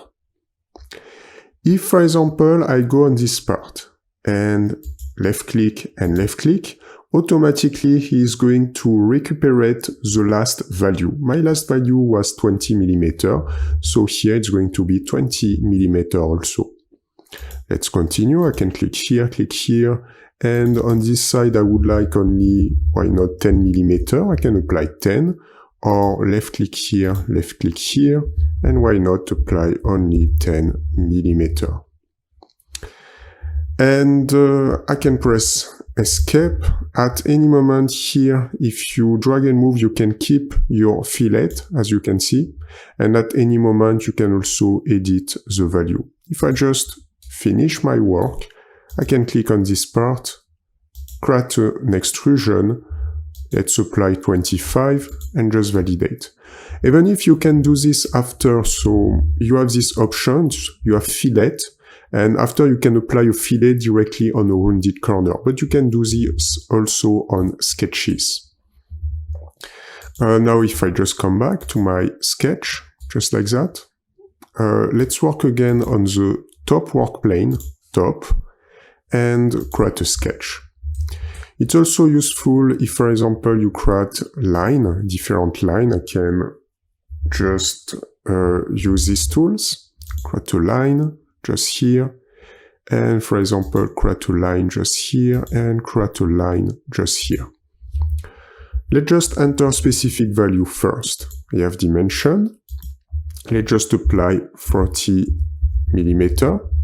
Here I can apply 40 millimeter also, and just here let's just apply, yes, again 40 millimeter. And I want to add directly rounded corner on this part, so I can use sketch fillet, left click and left click. Now I can pull and enter a dimension. Let's enter a dimension of 12 millimeter and validate. Now I have still my dimension, but from this construction point, now it is a construction point here. Let's continue this point to this point, and let's apply again a radius of 12. And I can go left click to validate, like this. Why it is useful? Because if, for example, I want to create a pipe, I can validate my sketch, and I can create a sketch on a different work plane. It means I can create a sketch on the front work plane, like that. Front work planes, click on front, sketch, and I can create just here, and I can create a circle with a value of 10 millimeter on this part, and take a glance, I can finish my sketch, and now I have this circle and I have a path. And because I apply rounded corners, I can create a pipe with good quality. I can use the sweep tools and select face and sketch region to sweep. It's going to be this sketch. And then you can click on sweep path and you can select this different part, just like this. If I want, I can also work with surface, and I can first click here, and I can do the same thing with a surface, and then I can validate, as you can see. So this is why it is useful. If, for example, you repeat the same thing, but you don't, let's just come back on this sketch. Let's just come back on this sketch and remove the fillet. So concretely, let's remove all this part. Go on the top view. And do the same type of work.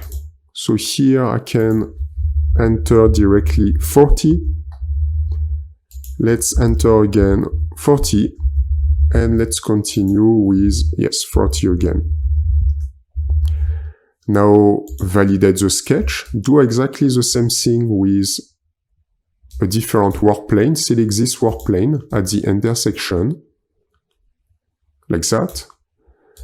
And on this work plane, I can create a sketch. This is a front work plane. Create a sketch.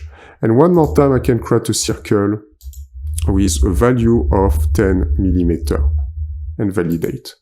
So as you can see, I have a circle and an intersection with this, but this time no fillet. If I apply again my tools and go on solid, face, I can click on this sketch, and sweep path, I can click here, here, and here. You can also create a pipe, but the drain definitely will be different on this part. I can also work with surface if I prefer. Let's keep that.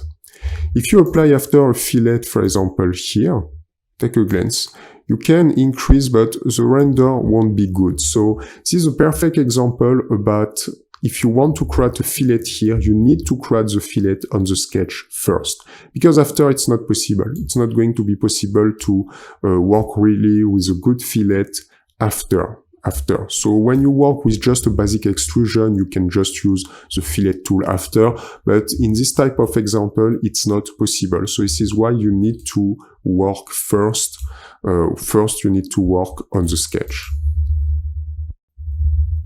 Create symmetries on sketches. Extremely useful to apply symmetries on sketches. And let's see our first example. Let's come back on the sketch, select the top work plane one more times, and sketch. So the thing that I'm going to do is to create a rectangle from the center. So select the center point rectangle, just here, and you can apply directly a value of 100 mm by 80 mm.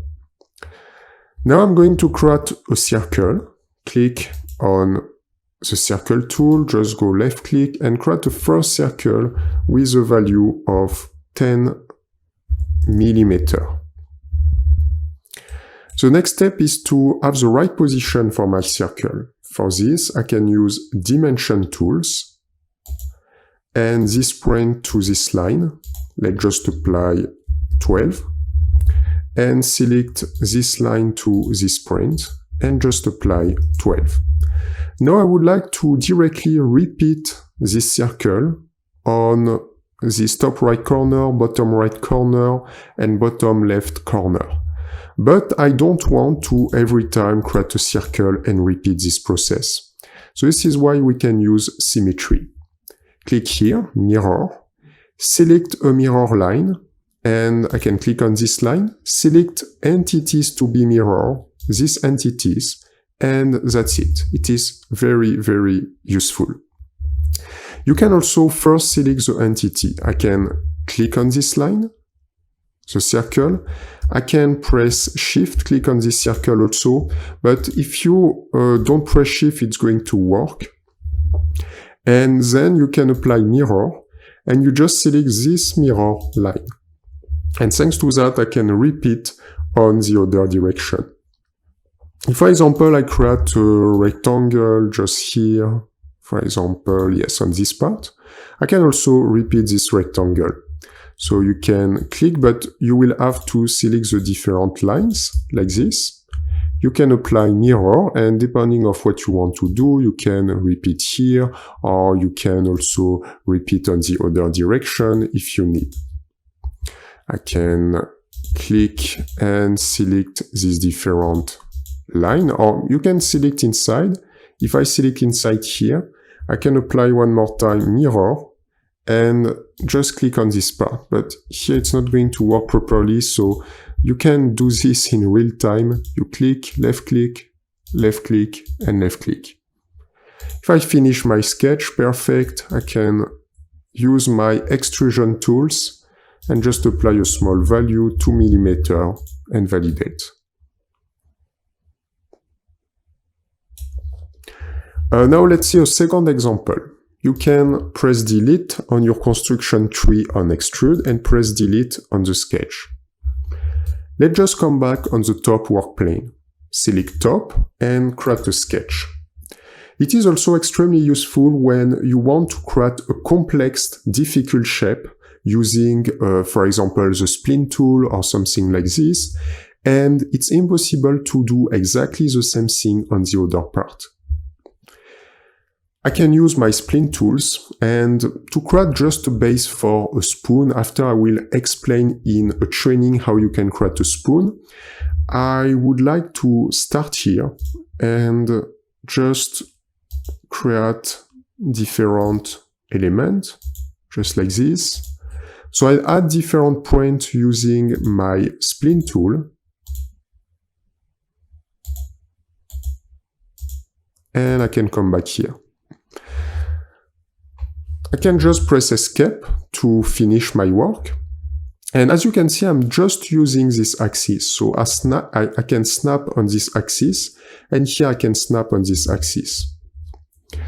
Now if I press Escape, I can make some adjustment if I need on my different point, just like this, at my convenience. And something extremely useful is after I want to repeat this on the left. But as I explained, it's difficult if I use my spline tool and I want to do this again, it's going to be almost impossible. So this is why we need to use symmetry. So first things to do, you select with the frame of selection all this part. You can click on mirror and you need to select this line in the middle. And thanks to that, you can repeat on the other direction. And press Escape. Something interesting, if you click here, for example, you move on one side. At the same time, it will move on the other side. So for example, I make adjustment here. Take a glance, it's going to be adjusted on the other part. It is something also extremely useful. Now the next step I can close and just create a surface using this, so I can select everything. And you have a tools, if you just go on the right, you have the fill tools, and I can just fill this part and validate.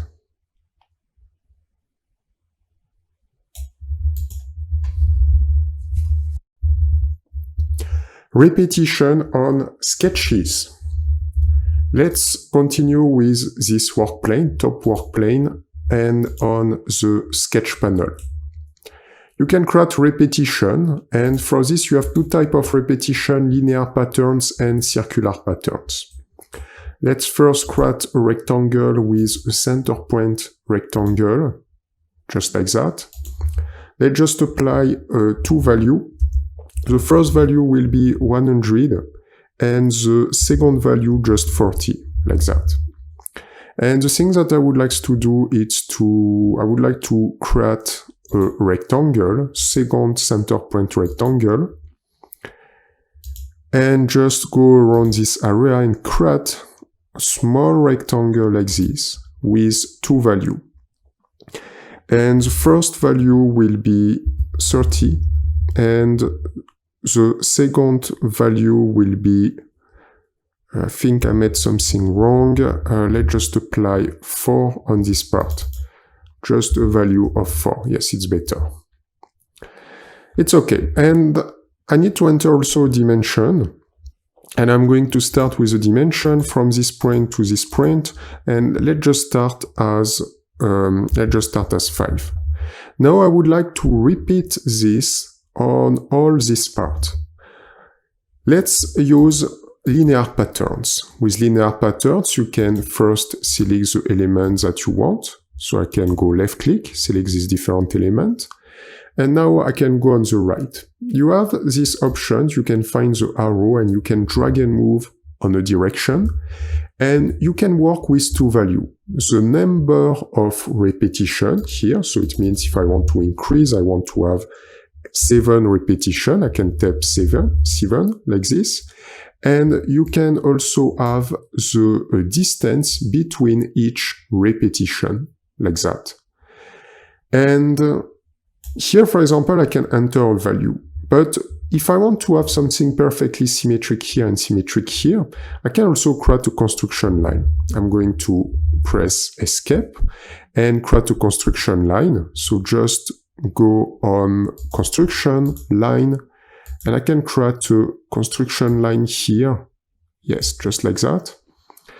And enter a dimension. I think I made something wrong on this part. Yes, just like this.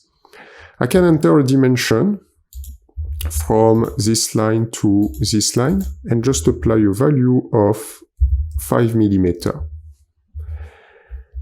And now I can repeat this process, so I can create a frame of selection, select this different element, repetition, linear patterns, and I can drag and move until to arrive to this construction line.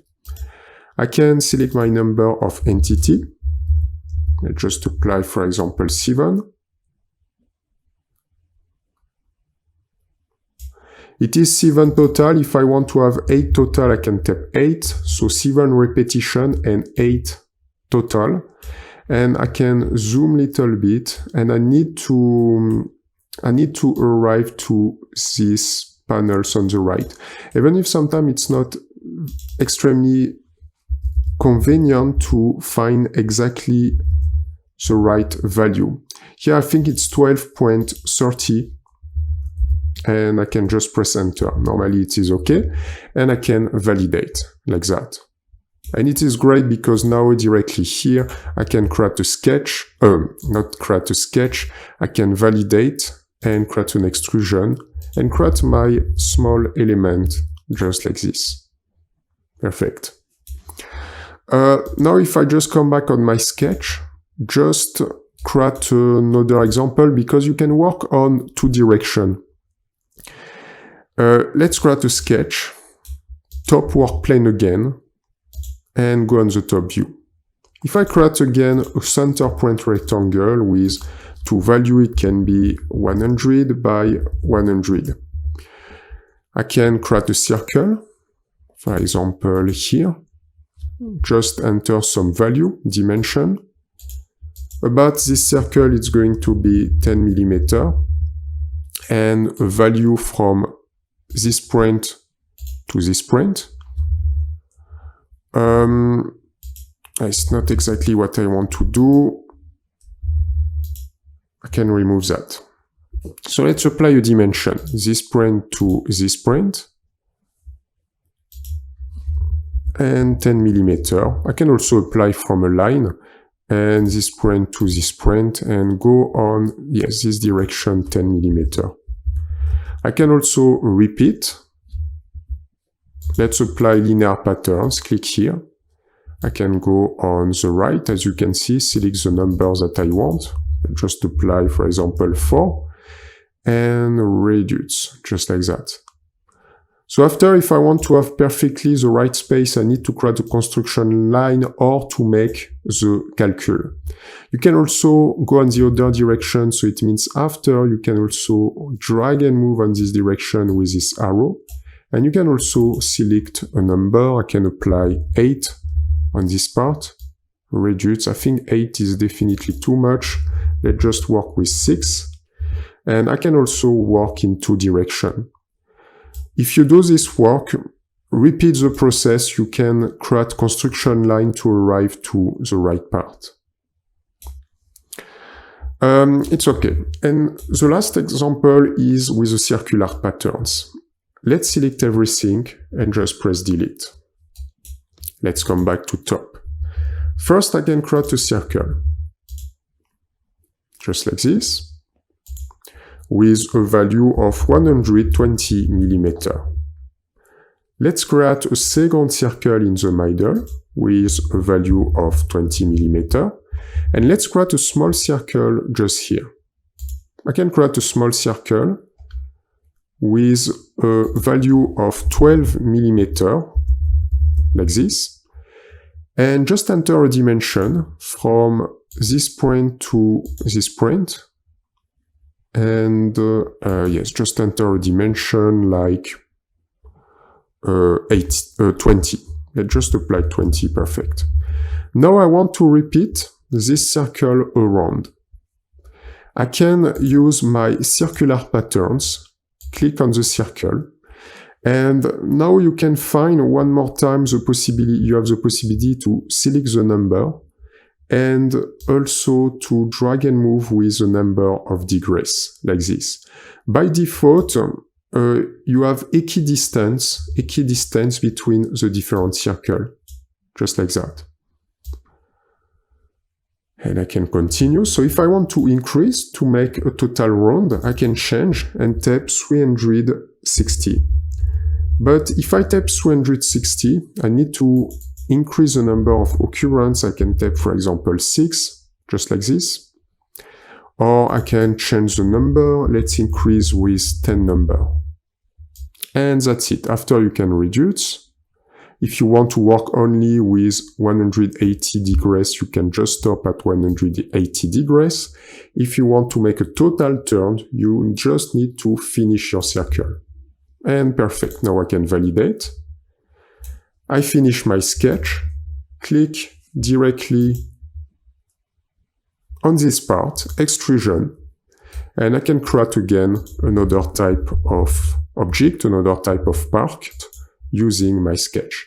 I just want to show you that if you create a sketch, in just one sketch you can already create a part, just like this. And I can make small adjustment, click on this face. Let's work with a fillet, just like that. Let's apply a value of 2. And I can also select this face with the same value, just like this. I can also increase, why not, to apply 4 and validate. Let's click on render, shaded, and I created this element.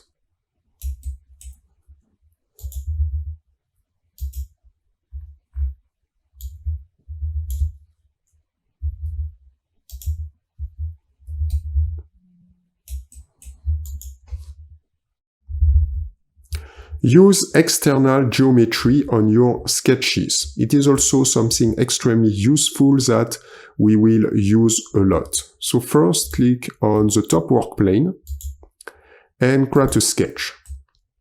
Let's first create a center point rectangle, just like this.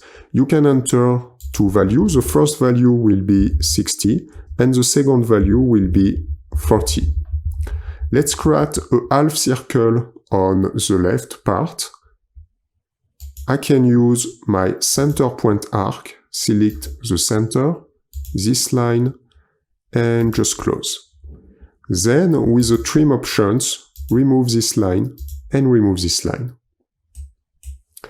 After to do this work, I can just validate my sketch and create an extrusion, extrude. We're going to work with 10 millimeter. Perfect.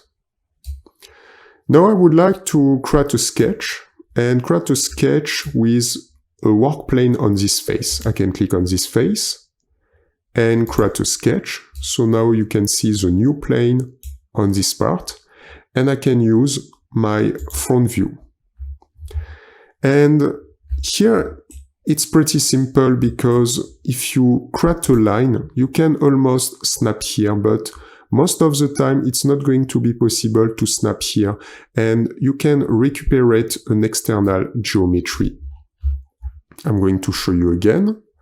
Let's just go out on this sketch, remove this sketch, and create another sketch on the front work plane in the middle. Create a sketch and just click here. If I want to recuperate an external geometry, I can use a use project. And if I go left click here, now you can see this line is in black. And it is useful because now we can reuse this line if I want to create something. I can come back to my front view. I can complete with this circle or complete with here. And each time you can add line with intersection of the external geometry. Why it is useful? Because now, for example, I know that I have a point here, and I can, why not, create a line from this part to, for example, just here, and create another line, and now I can snap to this point and create my last line just here. And I can reuse my line of the external geometry to directly snap my points. After the next step, I can enter specific value if I need. I can click at the dimension. Let's just apply 35. And just here I can apply 20. Perfect. Not 20, 15, sorry. I can just validate, and now you can see this line from the intersection plane. I can click here first and create an extrusion. I can apply symmetric to go on two directions and just apply a value of 20 like this and just validate here on the same part. So now I can go, for example, on this view. I can click here and create a sketch directly on this face. I can go on my right view, zoom a little bit.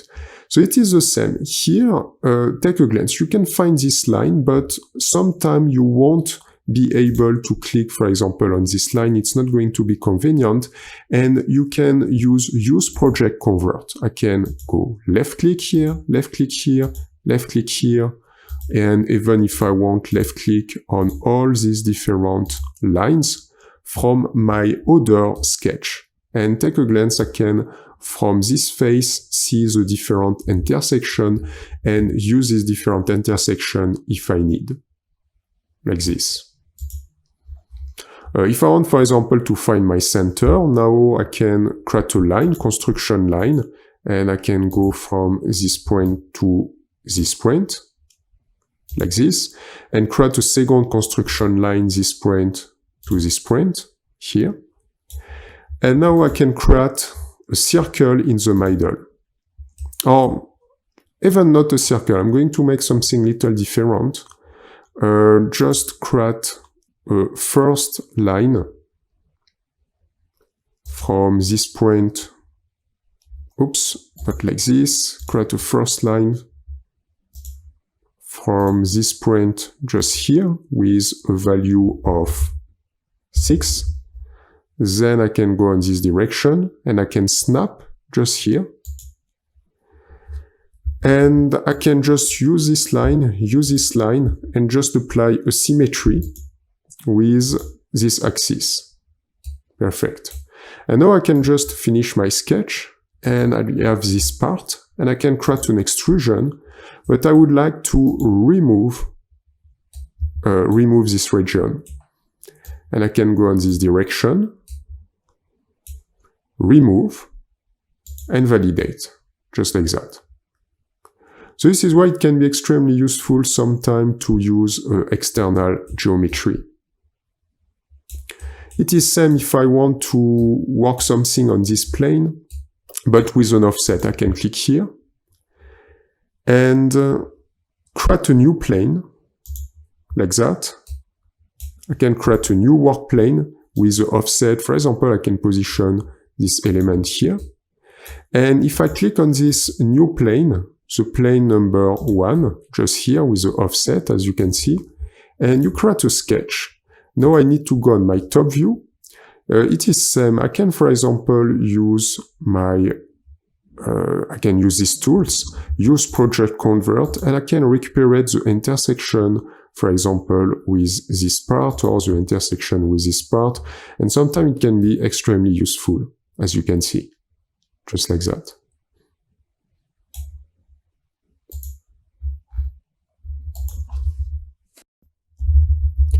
Use intersection on sketches. Let's select the top work plane first and create a sketch. On this top work plane, you can create a circle like this, and just apply a value of 40 millimeter, and then validate. Let's create a second sketch on a different work plane. Go on the right, and you can click here to create a new work plane. Select the top work plane first, and you can create an offset like this. And let's create an offset distance with 80 millimeter. You can enter the offset distance just here and validate. So now I have a second work plane. On this new work plane, just click top view, create a sketch, and create a second circle just like this, little smaller, with a value of 30 millimeter. Perfect. And now the thing that I would like to do is to work with a sketch on the front work plane. First, you can validate. I have my first sketch and my second sketch. Let's click on the front view, front work plane, and create a sketch. So front, create a sketch. And I'm going to show you something. First, you can use the spline and just create something like this, here, here, and here. Press Escape. Let's do exactly the same thing on the right, just like that, here. And take a glance. It's not possible to snap properly on this part. It's not possible to snap properly on this part, and I would like to directly snap on the circle, but it's not possible. It's not possible, because after I would like to add the features, create a loft, and it's not possible, it's difficult. So this is why one of the options is to, if I just come back, one of the options is to apply intersection.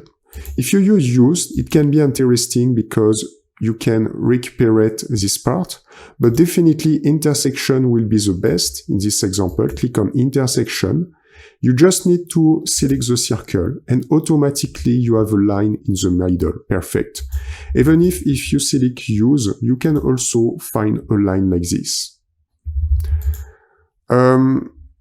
So let's just use intersection. Just click here. Perfect. So you will have like a construction line at the intersection with the other work plane. And now it is extremely useful because the things that I can do is apply a constraint, coincident, for example, this point to this point, just like that.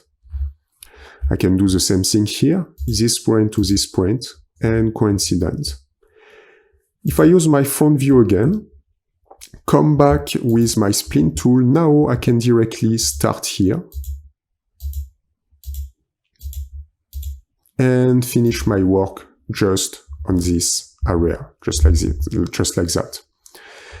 Now, if I want to create something interesting, I can just remove this part, press delete, and remove this part, press delete.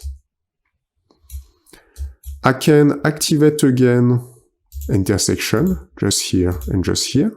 Select my front view. Let's use again the spline tool, but this time I'm going to create something interesting.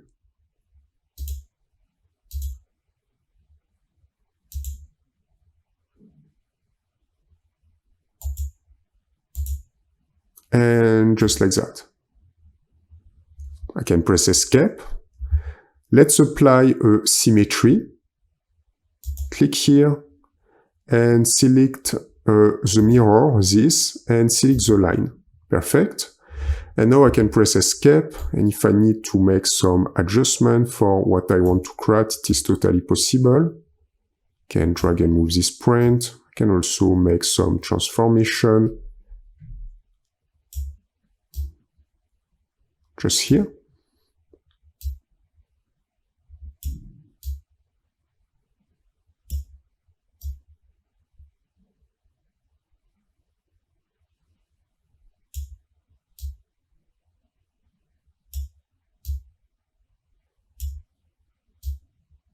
Yes, let's create something like that. Perfect. Now the next step is to finish my sketch. And it was extremely useful to use this intersection. The thing that I can do now is to apply loft. So you can click here, and I can create a surface and select different profile. I can, for example, select this profile, just like that, here. And I can, for example, click here, click on this part, and click on this part, just like that. I think I made a little mistake. I'm going to do this again. So click again here, select again loft, surface. We are going to select, yes, this circle first and this circle second. And now you can see the surface is modelized. I need to add a guide and continuity. Create a guide, select guide options, and you can click on this line, just here. And you can click on the second line, just here. And thanks to that, I could create this type of models, extremely useful. But if you want, you can also work with solid mode. If you click on solid, you can one more time click here, and you can keep your guides and create your solid, just here. So already in this different example in sketches, already we can create different type of 3D models. Then I can complete with shell, left click here, and create a hollow. But yes, in this example, it's not going to work properly. So one of the best things to do is to just come back, create a loft, click here, work with the surface, and you can add guides. So these guides and these guides, then validate. And now I can, for example, click here and apply thickness with a value. But definitely, yes, it's not going to work properly when you apply thickness after to create this type of surface, because we have we have a type of sketch specific, and it's not directly possible to add on this part a thickness. So we need to stay like that. Create extrusion. I'm going to show you different features. After to create your sketches, you can apply different features. And the most important features, the first feature is the extrusion. So first, let's create a sketch on the top work plane. Click on top. And just create a sketch with a rectangle from the center. Let's enter two values. The first value will be 100 and the second value will be 60. And I can validate. So I need to create an extrusion because I only have something without any 3 dimension. So first you can click on your sketch and you go on extrude. When you create an extrusion and different other features, you have the choice between solid and surface. I will explain in details how you can create surface, so we are going to focus first on solid. Because if you want, you can apply surface and after you will be able to pull the different line like this. But we will see that in details after. So first, let's go in solid mode. You need to select, if nothing is selected, for example, you click on face and you can click on the sketch like that. After you have the depth, so whether you can use the arrow tools here, whether you can enter directly a value. If I want to work with 20 mm, I can apply 20. And I created my first extrusion with a value of 20.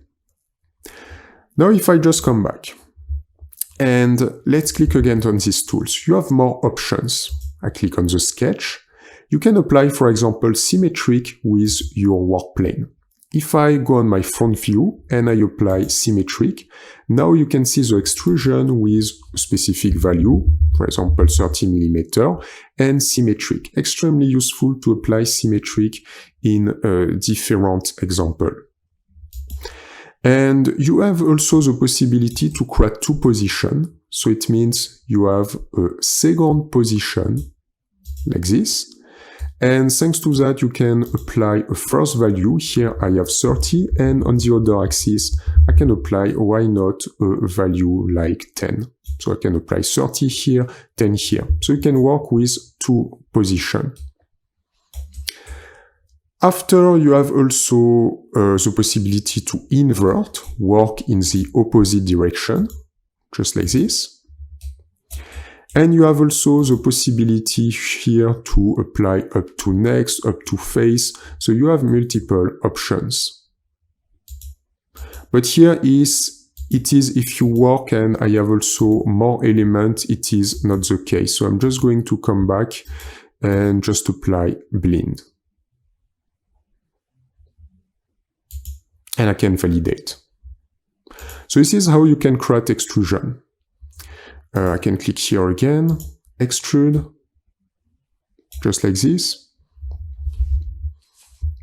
And the last thing that I wanted to show you also, it is draft. So you can click on draft and you can enter an angle. I can enter, for example, 20 degrees. And thanks to that, you can create an offset between this base and this base. Just like that. So now let's just come back, create a basic extrusion and extrude. By default, because it is our first solid, we click on new because it's impossible to add to anything. So just click new and enter a value of 30. So now let's create another sketch. Click on this face and create a sketch. On this face, I can create a circle. Just click on the center point circle. We can start here without a specific position, just step 25 mm and validate. Now this circle, I can click, create an extrusion. If I create an extrusion, now you have different options, new, add, remove. First, let's click on add. If you click on add, you can enter a value you can add to the existing part. So I can click here and I created an extrusion, but I have only one main part. Now if you want to have two parts, let's just come back, you click here, extrude, and you need to select new. And if you apply new, I can apply a value like 40 mm, validate, and now I have my first part and I have my second part. So we have two separate parts. I can just click here, transform, and translate by X, Y, Z axis, and as you can see, we have two parts, like this. Let's just come back, create another, the last extrusion, extrude. Let's apply a value of 40 and just apply add. And I can validate. Now if you want to create an extrusion, if you want to create a hole, I can click here and create a sketch, create a center point rectangle. I can go on my top view and create a center point rectangle with just a value of, for example, 8, and here just a value of 40. Now I can finish my work. And I would like to create a hole, so I can click on this sketch, extrude, and this time I can apply a remove, just here. And thanks to that, automatically you can go inside and you can remove parts. Whether you can just apply a small value, I can apply, why not, 6 mm. In this case, I will have this render.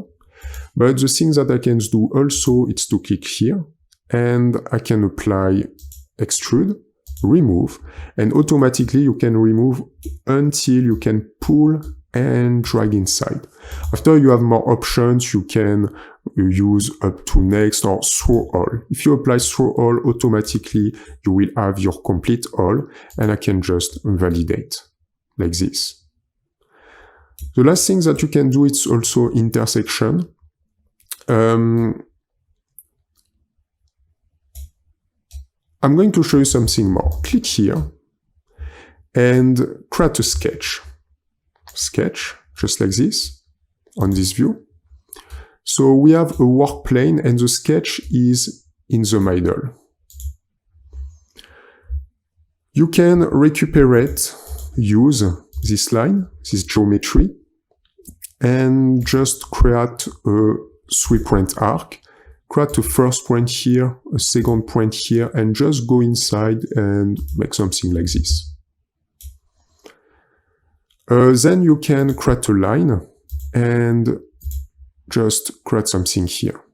And now I can validate. I think something is wrong. Let's come back to this sketch, double click. And I need to create a line from this point to this point. And I think now it's better, and I can finish my sketch. So now, if I click on this sketch, and I create an extrusion, extrude, like this, take a glance, I can apply remove, and something interesting here is to apply symmetric. So I can click on symmetric to have this on the 2 directions, and I can remove remove this area, I can remove this region, and I can validate just like this. The last thing that you can do is intersection, is just to have something at the intersection of, for example, this sketch, click here, extrude, and face, you can select this sketch, and if I just select an intersection, I can only have the part at the intersection, just like this. And the last example, just select everything, delete. You can also work on a different work plane. Let's select the front work plane, like that, front, and create a new sketch. I think I can delete my sketch number 3. Press delete, and yes, I will remove this just after, it's going to be better, or right click. Yes, I can stay like that first. Create a new sketch. I can select my line tool. I would like to create like a square and create my first line here with a value of 60 millimeter. Then create a second line from this point to this point with a value of 60 millimeter. You can just create an offset fast. And for this reason, you can apply offset, click on this line, and just apply a value. You can double click 4 millimeter. And with my line tool, I can just close the path here and here. Now I created this sketch, I can validate, and I can create an extrusion. Click on the sketch, extrude, like this. One of the best things to do one more time is to create an extrusion with symmetric.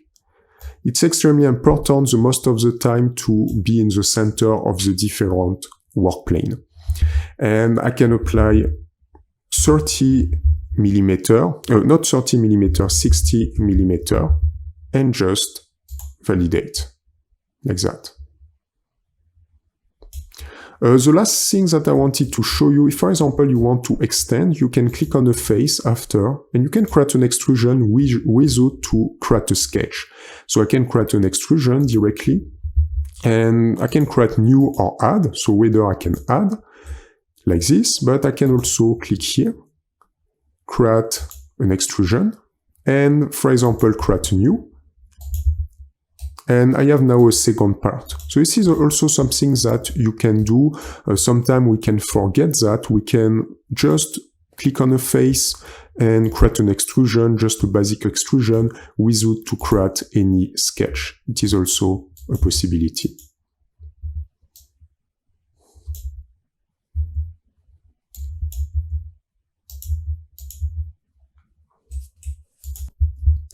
Create a loft. You have the possibility to create a loft with these features. We are going to focus in this example with loft if we want to create solid, and after I will show you with surfaces. So first, let's create different sketches. We are going to create exactly 4 sketches at the beginning. Select the top work plane, top, and create your first sketch on this work plane. You can start with a circle, so create a circle, and just enter a dimension. Let's just apply a dimension of 40 millimeters and validate. Now let's add a new plane. If you need to add a new plane, construction plane, you have this tool, plane. We can click, and we can click on the top work plane and create an offset, as you can see. I can enter a value. Let's create an offset with, yes, 40 millimeters. Perfect. Or maybe it's not totally enough. Let's apply 50 millimeters and validate. After the next step, click on this new work plane, create a sketch, select the top view, and create a rectangle from the center. Center point rectangle, create a rectangle. You can enter two values. The first value will be 60, and the second value will be 60 also. Perfect, and validate. Now create again a new work plane. I think you can remove the visibility of the front and on the right, like that. Create a new work plane. Plane, select the plane number 1, like this. We can move again.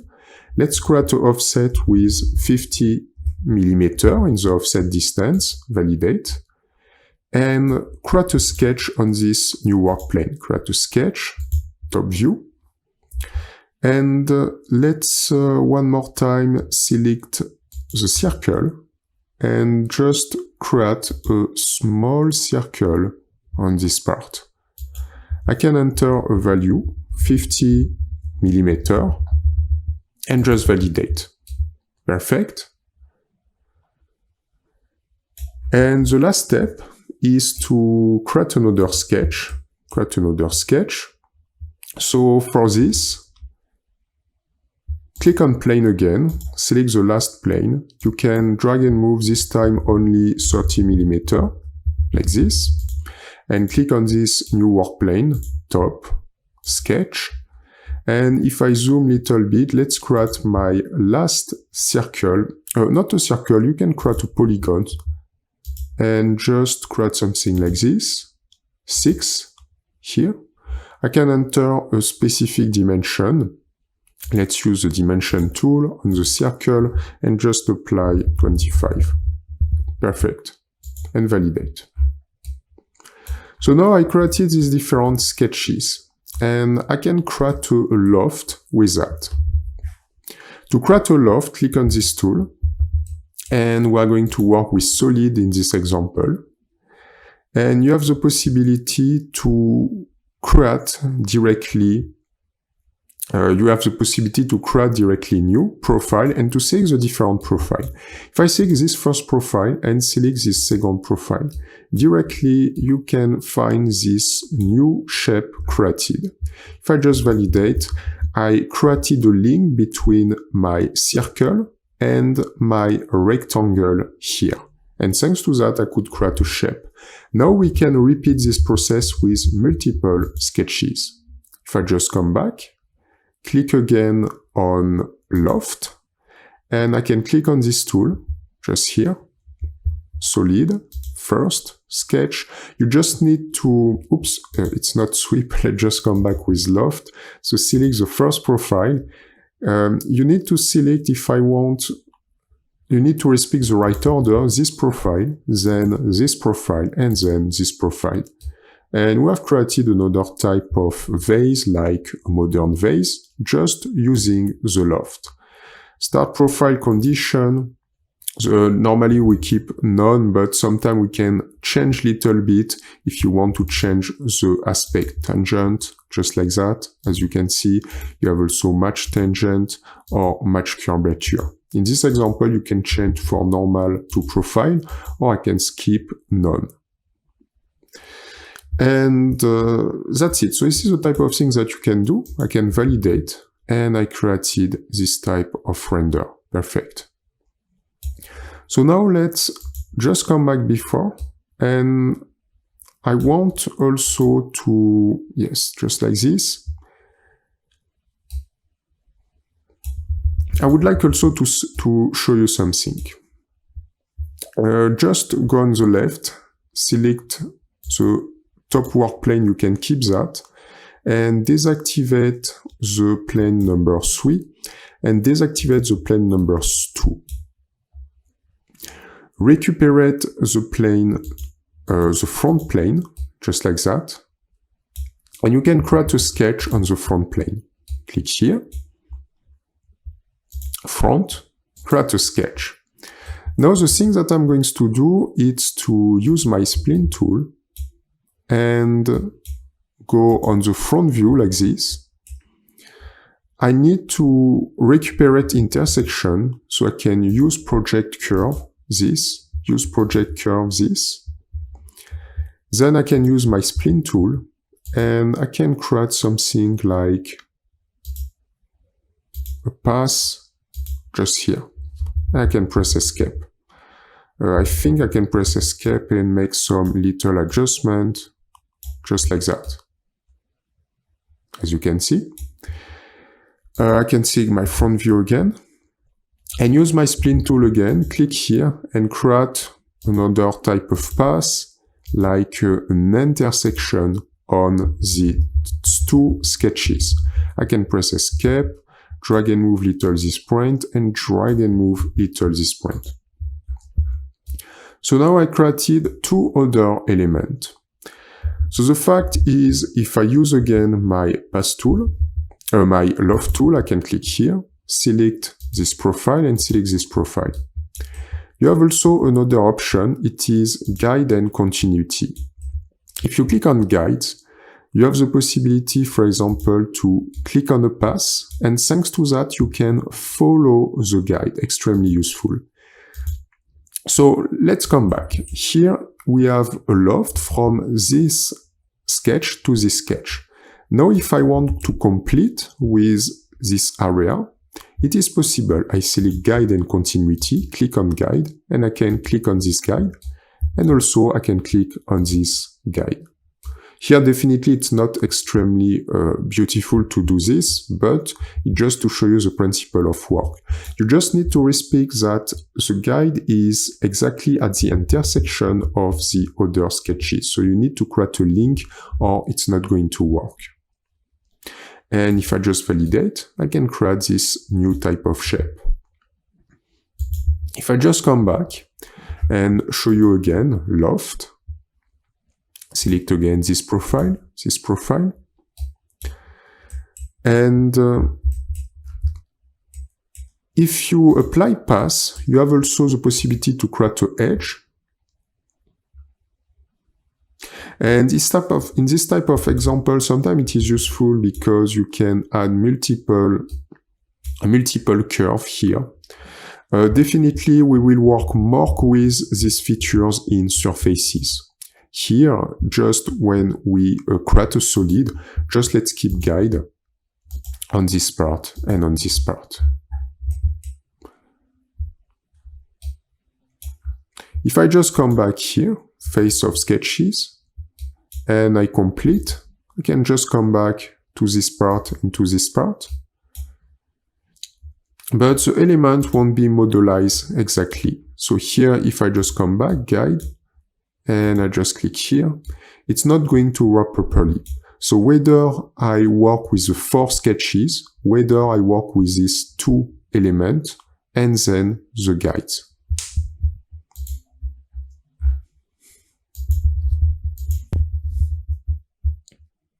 Let's explain how to create sweeps. So we have sweep features. It is great because you can create a sketch, then you can create a path, and after you can create a shape from these 2 features. So the first things to do, let's create the base. I would like to create a pipe.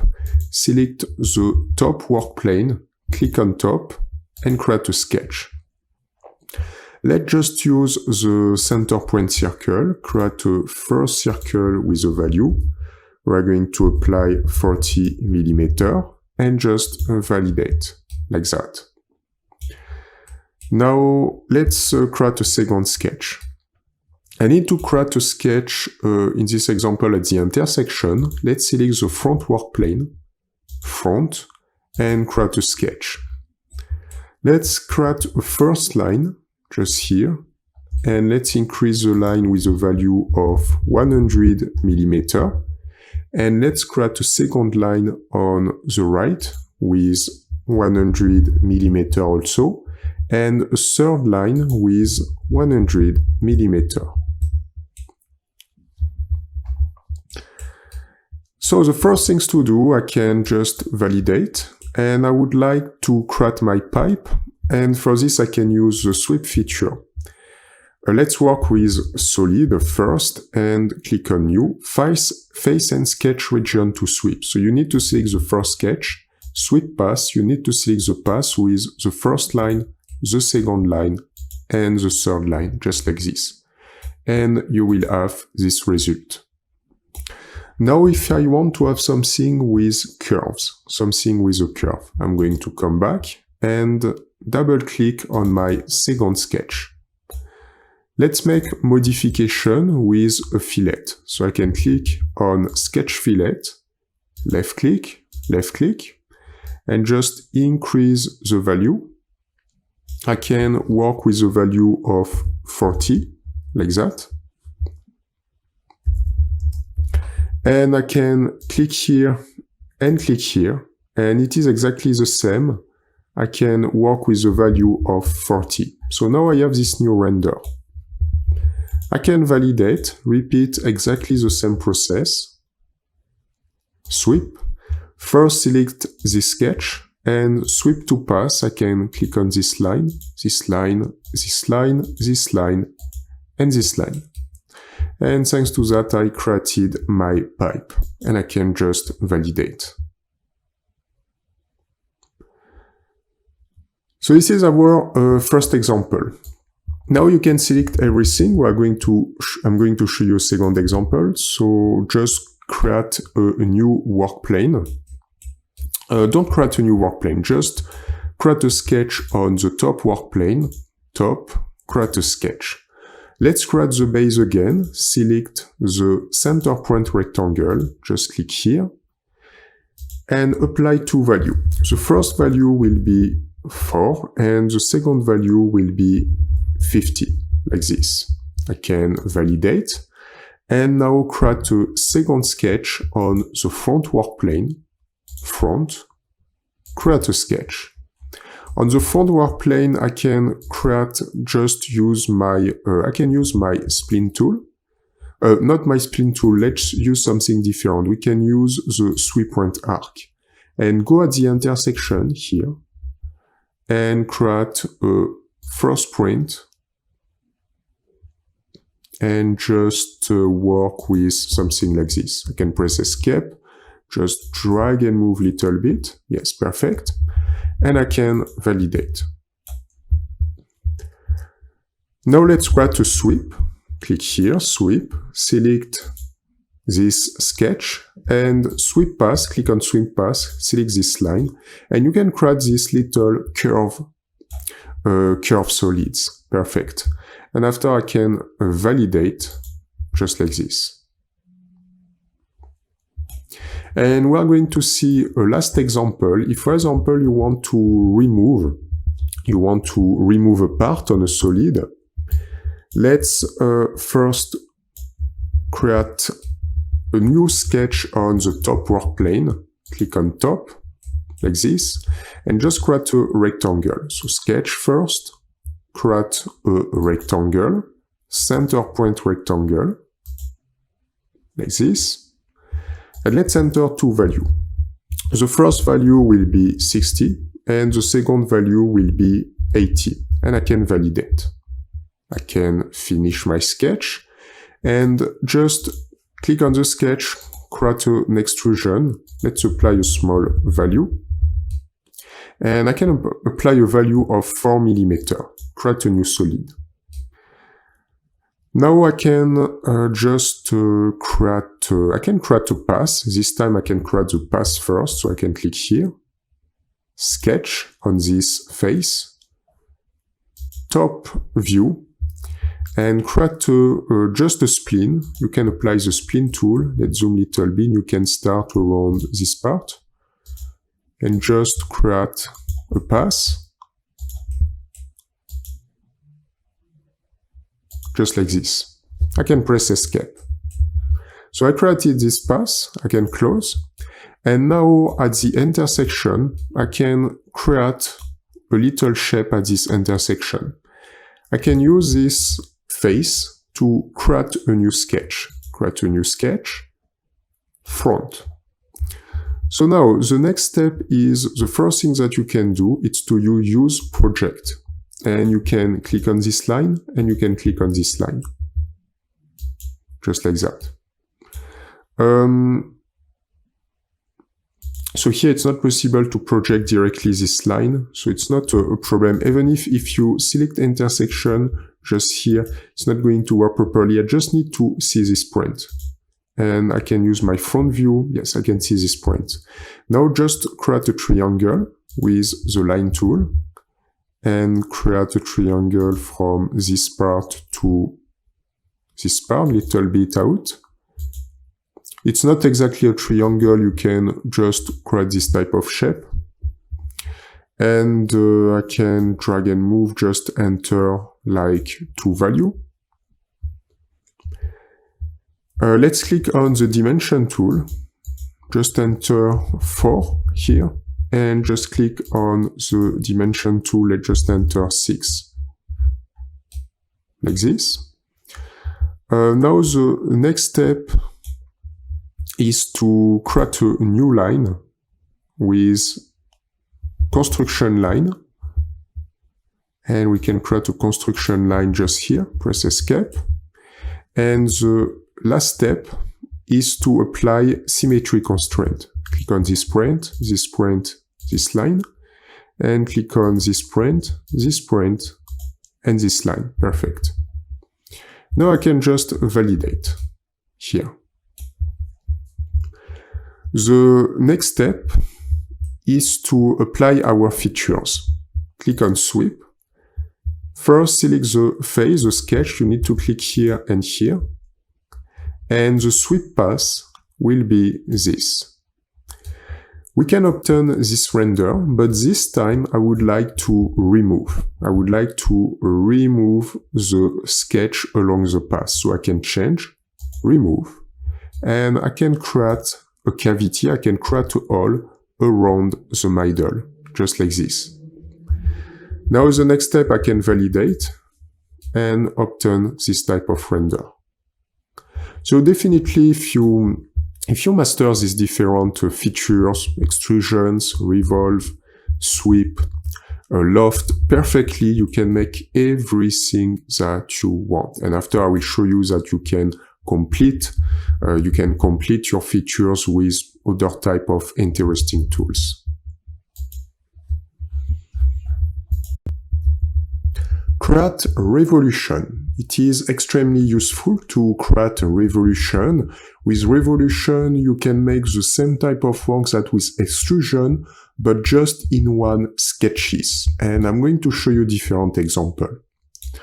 First, let's work this time with a front work plane, and you can click on front, and you can create a sketch.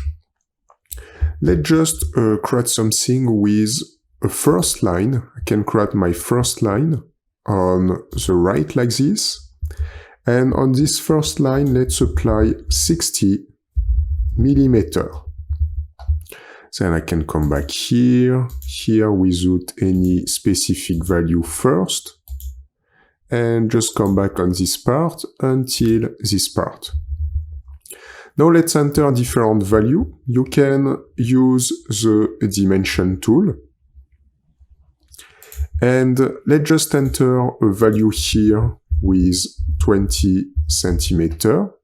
Let's enter a value here with 20 centimeter also. So here I will have 20. And just let's enter here a value of 20. And just enter here a value of 20. And here I'm going to apply also 20, just like this. After to do this work, let's validate. So as you can see, I just close here on this part with a line. I can finish my sketch and create a revolution around an axis. The aim is to click on the tool. You need to select, you can work also with surfaces. I will explain after how you can work with surfaces. Let's focus first on solid. Click on solid. Faces and sketches region to revolve. You click on your sketch and then you need to click on the revolve axis. And in this example, it's going to be this axis here. And when I click here, automatically I can create a revolution. If, for example, I change the axis, I can click and select this axis. I will obtain this result, as you can see. If I select this axis, I will have something little bit more strange. And in my example, I'm going to select this axis. Perfect. Why it is extremely useful? Because if I want to create this type of render using extrusion, I will have to work with 3 sketches. First sketch here, extrusion. Second sketch here, extrusion. Third sketch here, extrusion. In this case, you can do the same work in just one sketch and revolution. You can also open. Here you have one direction. You can select symmetric and you can select 2 directions. If I apply, for example, symmetric, I can take this and I can open with a number of degrees. I can also just apply one direction. And here, if I want, I can apply 100 degrees. I can just open at my convenience. I have also the possibility to work in the opposite direction. So you can open if you need. You want the half, you can just tap 180 degrees, like that. Now let's just come back. What's happened if I want to let space directly and I want to create a hole in the middle? It is also possible. I'm going to select the sketch and just press delete. Select again the front work plane, front, create a new sketch. And this time we can do the same type of work, but I'm going to create a line just here. So I can create an offset, create a line with a value, let's just apply 40 millimeter. Then I can come back with 30 millimeter. Then I can make something like this, here, here, and just here, and I can come back and snap on this part. Let's just apply a fillet. I can click fillet just here and validate, and just here can reduce little bit. Yes, just like that, and press enter. Maybe a small fillet on this direction, validate, and also here, and validate. So I created this type of shape, and now I let a space between this part and this part. What does it mean? It means if I validate my sketch, I can use revolution, click here first for the sketch, revolve axis, this part. And if I do this, now the shape is close again with this axis of revolution. But if I change the axis of revolution on another part, let's take an example, just come back to the sketch, select the front view, and create a construction line. You can create your construction line.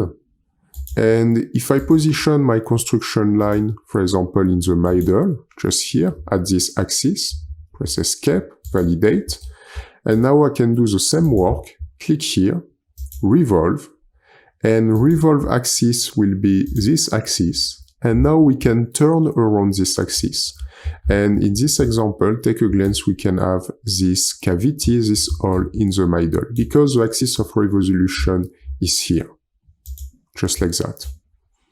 Something also that I wanted to show you, if I just come back to my sketch, if, for example, you remove this part, so you can delete this part, and you can delete also this part, you just create a small axis, construction line, just from this point to here.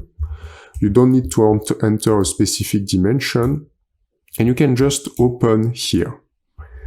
Now, the next step, I can finish my sketch, and click on sketch, not click on sketch, click on revolution. And if you click on solid now, it's not possible to do this. So we will have to work in surface. We can work in surface. And now I can select edges, and I can create a frame of selection just like this, and revolve axis here. And we will work now with a surface just like that. So it's okay for that. When you work with revolution, you can also remove if you want. You can also create a new solid. The last example will be if you want to create something like a vase, like a circular part, it is perfect. I can click on my front view again, front, sketch, zoom a little bit, create a first line from this point with a value of 30, and then I can change. I can press Escape and use my spline tool. Just snap to this point and create a shape, just like this, position multiple points, can just come back here. Now I can press Escape and just create two lines, first line, and arrive to this axis, and just come back here. I can press Escape if I need to make adjustment, it is possible, but I think the curve is nice here. And I can create a revolution to create my vase. I can close the path, click on the sketch, revolve, and now I can select the revolve axis, and it's going to be this line, and perfect to create this shape. After, same, if I want to open, I can one more time apply one direction, and I can open if really I want, as you can see. But in this case, it's not what I want to do, so just full, validate, and if I want to create just a cavity, I can click on this face and complete with shell, just like that. I can enter a value, let's apply 2 mm on this part, and validate, just here. So revolution is extremely useful because you can create many different things in just one sketch. If you want to create this phase with extrusion, it is possible, but it's going to be really long. You just create a sketch, front view, revolution, it's very, very fast.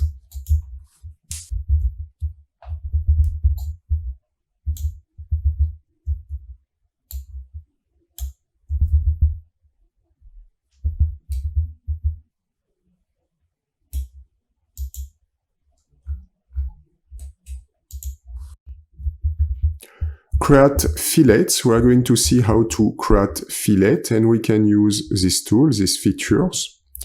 And the first things to do, let's just create a sketch with a rectangle, select the top view, top work plane, create a sketch. Select a center point rectangle, create a center rectangle, just activate to value. I can enter 80, and on the other, I can also enter 80. I can validate, just create an extrusion, so click on the sketch, extrude. Let's increase the value with 60. And I can validate. So how to add fillet? So to add fillet, click on the tool first. And you have edge here. You can also work sometime with full around. First, let's work with edge. And you have two options. The first option is to select a face, and you can add a fillet on all the edges on this face. So here I will have a fillet on 4 edges. And you can enter the values that you want, whether using this arrow, just like that, or you can enter directly a value on radius. If I want 6, I can type 6 millimeter. After we have a measurement, like this, radius, and we have just a cross-section. We can change for conic. Let's just work with, here I have little trouble, yes, now it's better. So you can change the measurement, width, wide, or if you apply wide, for example, you have a wide, and you have here a value. And you can change this value, 0.8, and thanks to that, the render will be a little different. So take a glance. If I go here, you can see these curves, and depending on what I apply on here, I can just change the type of curve. And after, I can also change my basic value. So this is a tangent propagation. You can, this is the measurement, wide, or you can just come back with radius here. If I just come back, remove this, I can click on radius, you have cross-section circular, so I can come back with something basical, or I can apply also a curvature, and I have the radius, and I can apply a magnitude between 0 and 1. I can apply, for example, 0.8. So the basic is the circular cross-section. You can change at any moment for conic, and you need to change this value, or you can change for curvature, and you can change this value also. If I just, first, let's just validate this example. Come back from one step. If I just want to apply to one edge, I can click on this edge, fillet again, just like this. I can increase with my arrow tools. And you have also the options to apply a variable fillet. And in this case, you have vertices and you have point on edge. And sometimes you can change, you can select a location like another point. It is definitely something little specific. So you can select different points and after you can apply your fillet. Definitely I'm not going to show you too much this because it is really advanced. We don't use this too much. And you can also smooth your fillet, just like that. This is the best things to do is just to understand this measurement, cross-section, and apply also a radius. You can also apply on multiple edges at the same time. So if I select these edges, I can press Shift, select these edges, press Shift, these edges, and these edges. And now I can apply my fillet on these 4 edges at the same time. So I can click Fillet, and I can enter the values that I want, and then I can validate, just like that. Something also that you can use, if you select everything, all your shape, you can also apply a fillet, and it's going to be applied on all the edges. At the same time, you can enter a value, let's take for example 10, and I will change my cube for this render. And the last thing that I wanted to show you also is when you create a fillet, you can apply full around, you can select the first side, here you can select the second side, and you have also a face to round. So sometimes you can make something really different. You can select the first side, the second side, and you can select a face of extrude. It can be this face, and you can work on this direction just like this. Here, as you can see. Let's see a small example to just create a part. Let's just come back and select the front work plane. Select the front work plane, front, and create a sketch.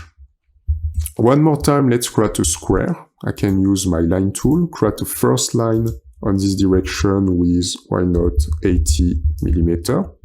Press Escape. Create a second line just here with same 80 millimeter. Then just create an offset. Offset tool, click on this line, click on this line. Let's work with a value of 4. And I can just close with one line here and one line here. Validate. So now I can create my extrusion. Extrude. Click on the profile. Let's just change for symmetric and activate a value of 60, just like this. And I can validate. I would like to reinforce my square, applying a fillet. I can click on this line, fillet, and I can enter the values that I want. Let's just apply a value of 16, for example.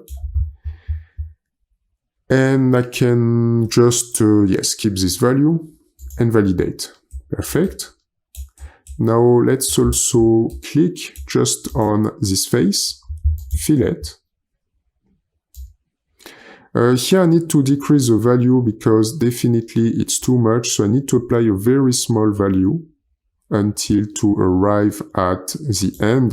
So in this example, it will be 2. If I want to perfectly have the perfect value, I need to enter 2, just like that. And I can do the same thing on this face also. Click here, fillet. I'm going to enter a radius of 2 and just validate, just here.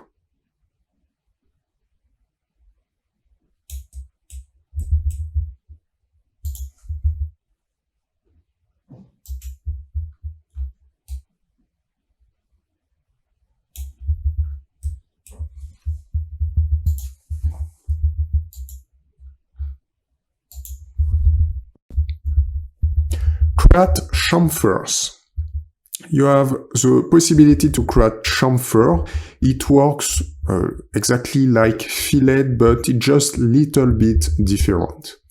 So the first things to do, let's create a sketch, top work plane, and create a rectangle from the center. So sketch first, and create a rectangle, center point rectangle.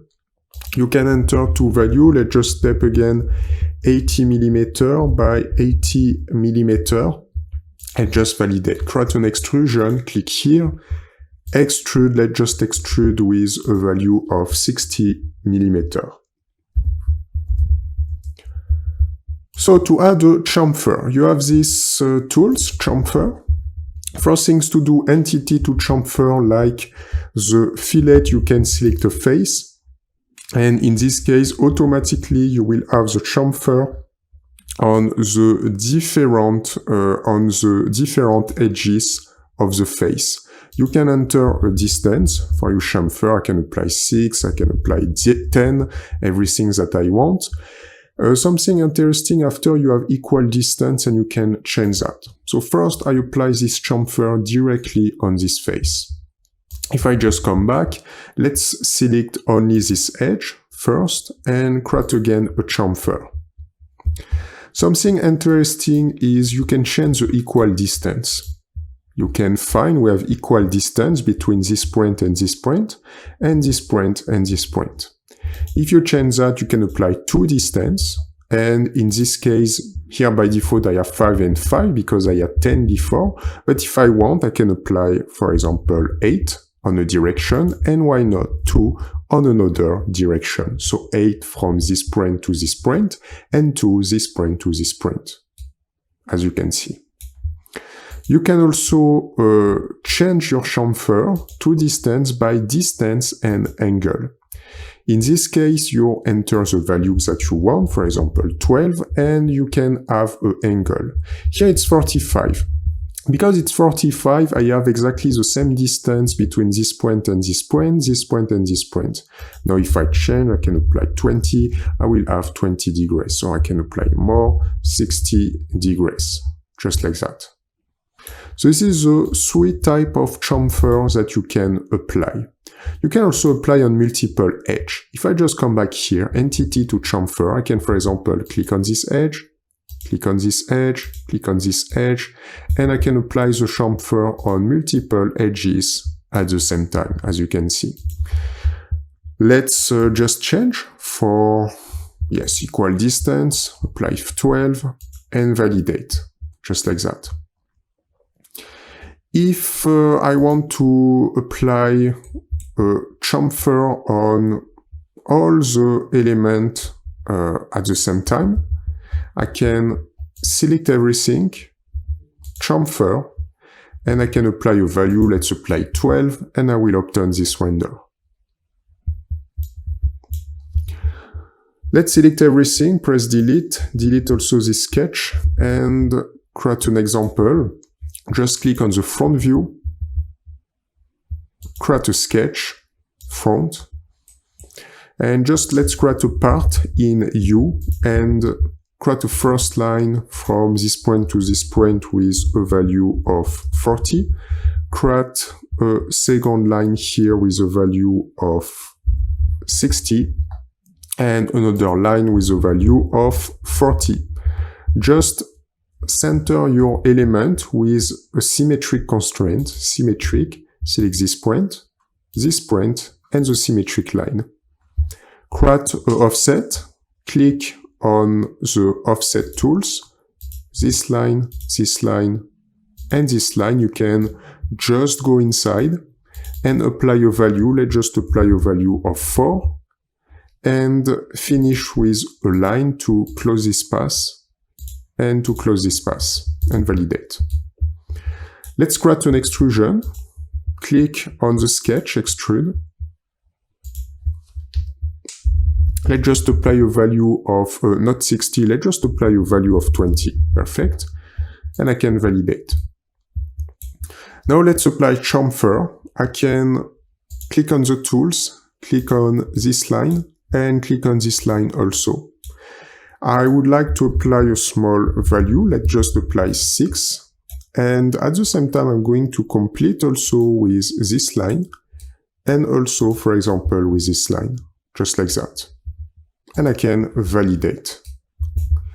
Now the next step is to click here, click on this line and, click on this line also and apply another chamfer.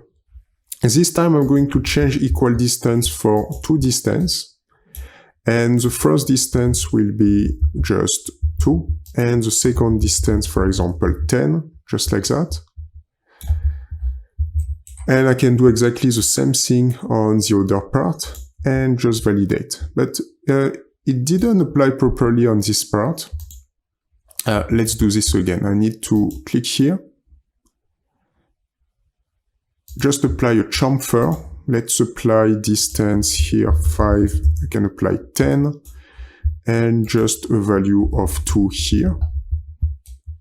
And if I go on the right and I click on this part, it's not going to work properly because it's not on the same position. So I need first to validate like this and then click on this line, chamfer again.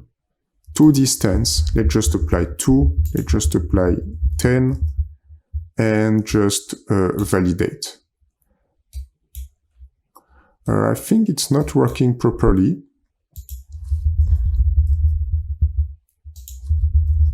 Yes, just like this. Because here I need to invert the value. So I need to invert the value because I work on another, I work at the opposite. So I just need to invert the value. And after I can validate like that.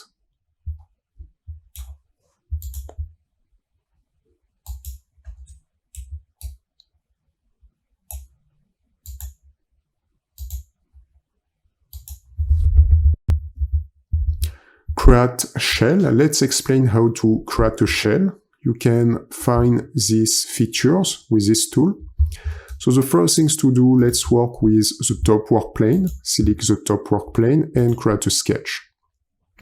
Let's just create a rectangle from the center. So apply center point rectangle. 2 values. The first value will be 80 and the second value will be 60.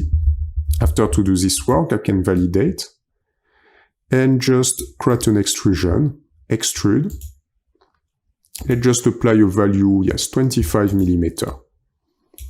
So to create a shell, you can use this tool, shell options. If I click on the top here, you need to select a face to remove. I can select this face, just like that. You have the options also to apply hollow, but here it's not going to be extremely useful. And you just need to apply the shell thickness, and I can apply 2 mm. If I want something more, I can apply 10, anything that I want. Let's just apply 2. You can invert the direction just like that. Don't forget that this element is just the preview. So you can find the appearance with the preview, just like this. So you can change the transparency of the preview, just here. And after to do this work, if I just validate, I created a shell to directly create an object. If I just come back a little before, I can also select this face and just create a shell, just like this. If I click on this face also, you can open more, this, or again here. So it's definitely extremely useful because in just a fast way, I can also create this type of element, just like this. And after, you can also click on this face. If you need, you can create an extrusion, and I can create an extrusion on this direction, and I can click on add, just like this. Let's just see a second example with something a little bit more complex. I'm just going to reuse my sketch. You can reuse this sketch, just come back on top, but just apply little features. Click on the center point arc, click on this point, and create an arc. Oops, it's not working properly. I need to do this again. I think I'm not in the center. Yes, now it's better. So create a center point arc, this point to this point until this part. And I can also add a fillet, this line to this line. Let's apply, yes, 10, it's perfect. And this line to this line, let's just apply 10. I can just cut with my trim tool this part and this part. Let's finish the sketch, create an extrusion, click on the face, extrude. Face of the sketch, yes, just this face. And I can create an extrusion with a value of 20 mm and validate. I can create a shell inside. I can click on this face or click on the face after to select the tools. And I can have this render. If I want, I can apply just one. I can also invert if I want to have this outside. It is also a possibility. If I just validate, I can create this object. Now, if I just come back, I can also apply a shell, but on different type of faces. I can click here, I can click here, I can click here, here, and I can apply, for example, on all these type of faces, except the last. I just need to take a glance. I can click on this face, and if I just click here, it's not going to work properly. I need to keep at least one face. So I can just open this part and just validate, like this. And my last example is with revolution. So press delete on everything and create a revolution. Select the front view, front work plane, create a sketch. I can one more time create a line, just here, until around this part. Enter a specific value like 40. I can press escape. Then I can use my spline tool. And one more time I can create something like a vase. Can go here, just come back a little bit, press escape. Thanks to that, each time you can repeat the different example. And it is the best to perfectly master a software. And I can just validate. After, the next step is to create a revolution. So select from the sketch, revolve.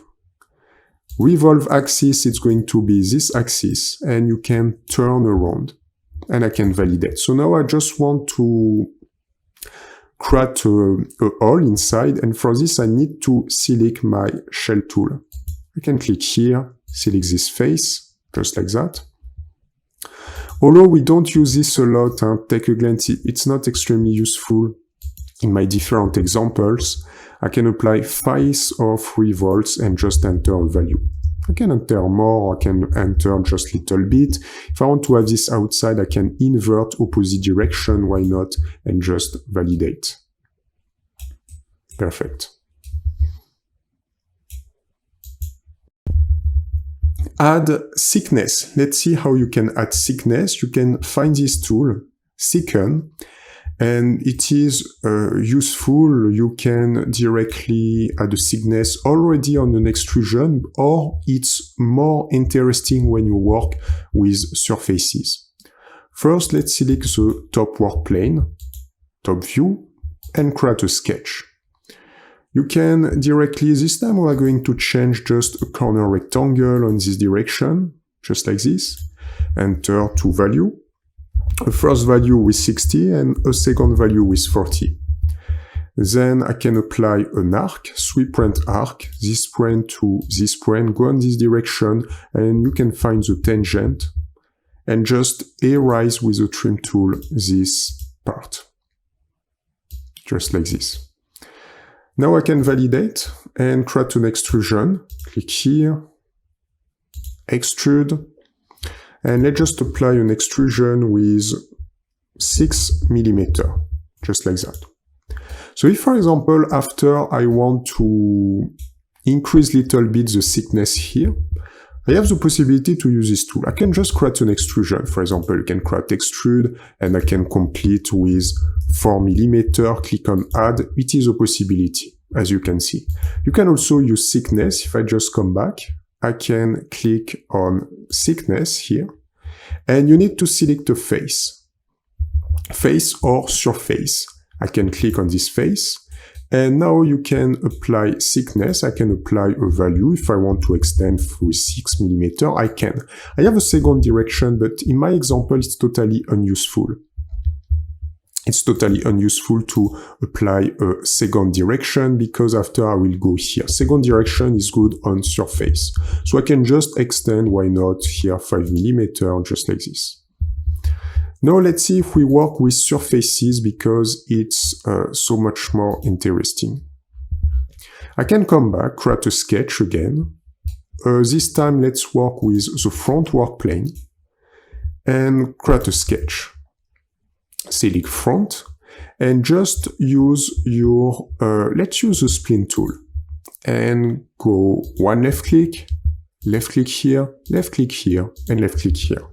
You can press escape. So we have created these curves. If I just validate, now I would like to create a surface from this curve. Click on extrusion and you can change for surface. And you can click on the curves, just like that. Now I can go in this direction. If I want to go in the other direction, I can apply symmetric, and I can extend with a value. Let's just apply, for example, 100 mm, and just validate. So now I have a surface. If after I need to add thickness because I work on surface, it is possible, and this tool is perfect. So click here. You need to select the surface, face of extrude, and now you can enter a value.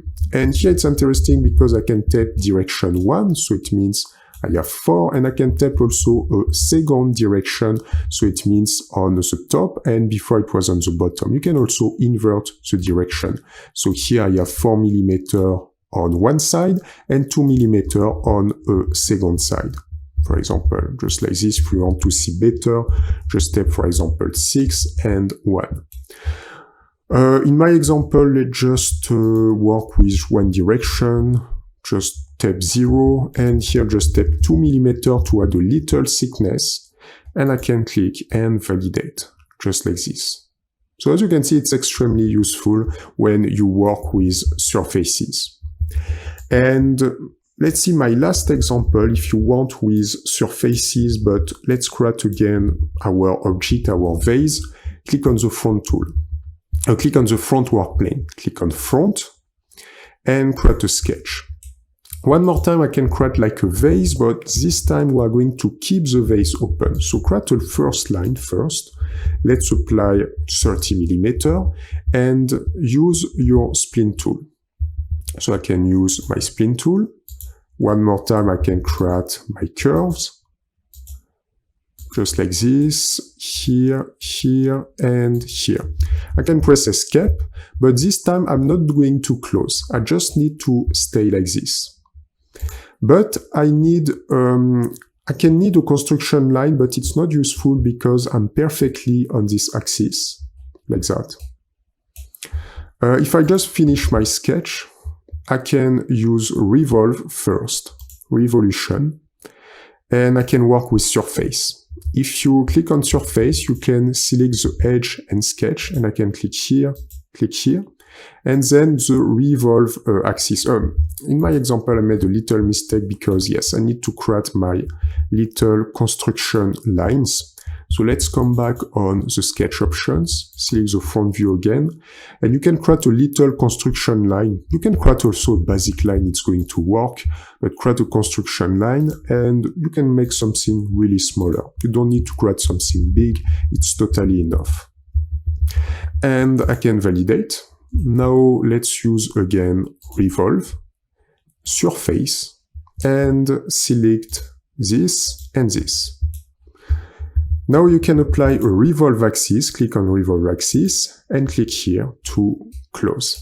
Now as you can see, we have created this vase, but just with a surface. If you want to open, one more time it is possible, you can open, and as you can see, we work with a surface. Let's just come back on full and just validate. And if now I want to add thickness, it is possible. So I can click thickness tool, I can click here, and it's going to work properly. I can enter a value. Here 5 mm is too much, maybe I can just enter 2, and now it's going to work properly. I can also invert the direction if I want to have this outside. I think in this example it's better outside, or I can have it something little strange on this part if it is inside. So the best things to do is to select outside. And I can just validate. As you can see at the end, just here, yes, we have an element, but I need also to add thickness here. I can add, click here on this part. It's not going to work properly, I think. Now I have a surface here, so it is okay, it just close. If I just come back, just little before, add thickness again, I can click here, and I can click here at the same time. I forgot to click on this face at the same time. Now let's just apply 2. And invert the direction to have this outside, like that. And now I can just validate, just here.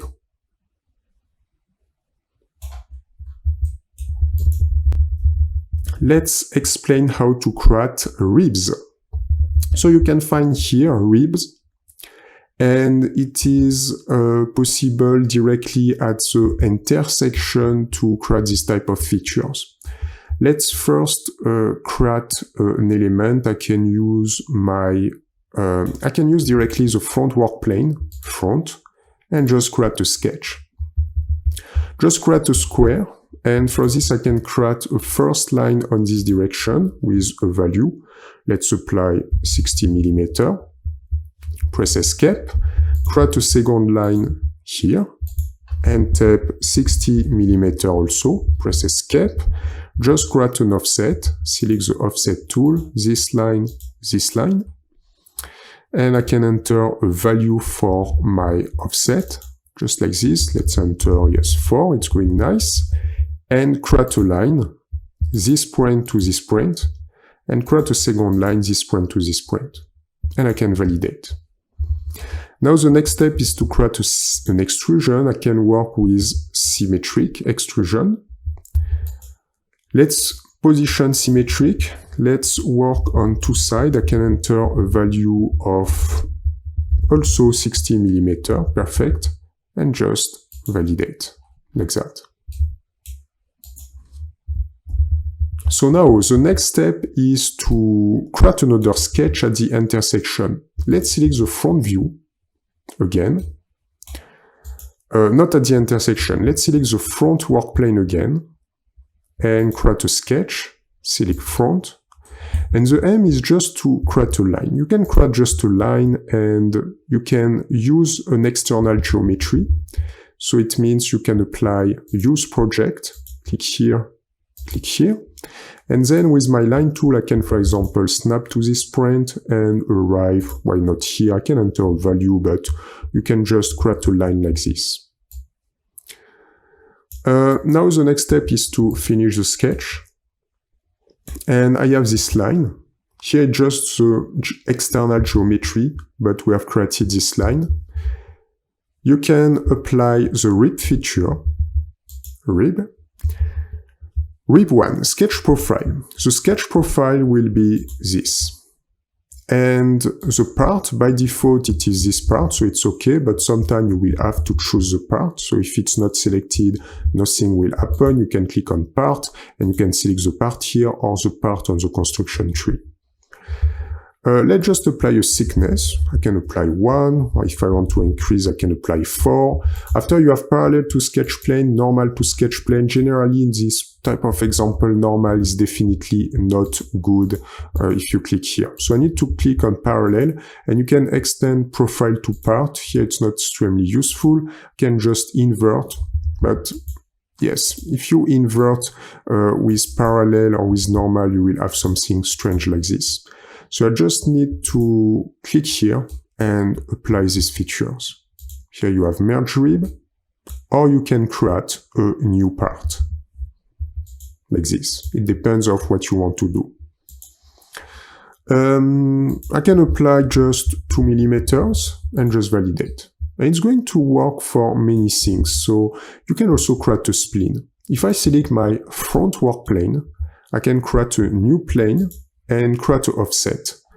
I can go on this direction. So take a glance, this is my new work plane.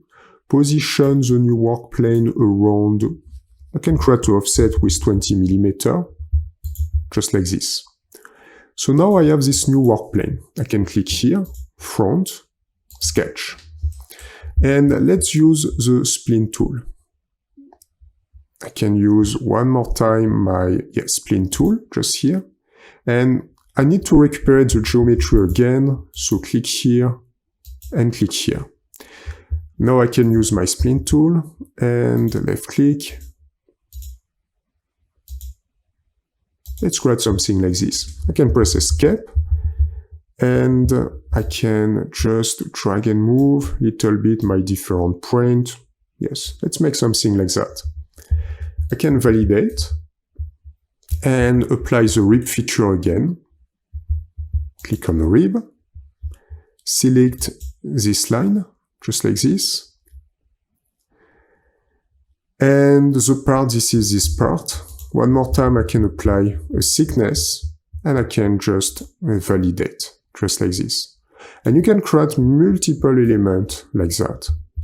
Even if you can also work with an extrusion, it is also a possibility. And just create a sketch, close the sketch, create an extrusion, it's also a possibility. So for example, if I can just click on this type of profile, as you can see, if you create an extrusion, you can also have the possibility to create extrusion like this, and just apply a little dip. You can work also using this type of features.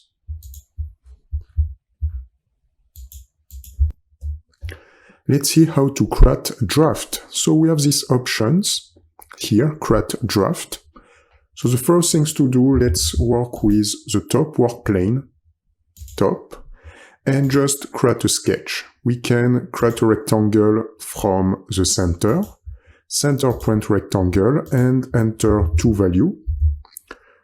Let's apply 60, and just let's apply 40 millimeters.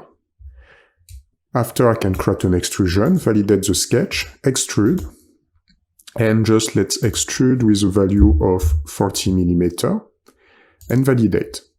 So after the next step, I can click on draft here. And the most things that we use is generally the neutral plane. And when you apply neutral plane, you need to click, for example, on the first plane. then entity to draft, it can be this face, and then you can just turn like this. So this is the type of things that you can do if you use these tools, just like that. So I can pull and create something like this. You can see the tangent propagation. Here it is reapply fillet, but I don't have. And you can also go here if you want to invert the direction. Sometimes it is extremely useful, so I can invert the direction. And I can go here. And if you want to create like a triangle, 3-dimension triangle, you can also do this type of work from directly a cube or a 3D rectangle. And I can validate. Now let's show you with another example. I can click again with this tool, draft, and this time I can select first this plane, and entity to draft, it will be this entity. And thanks to that, I can pull like this on this direction here with a value, and I can validate.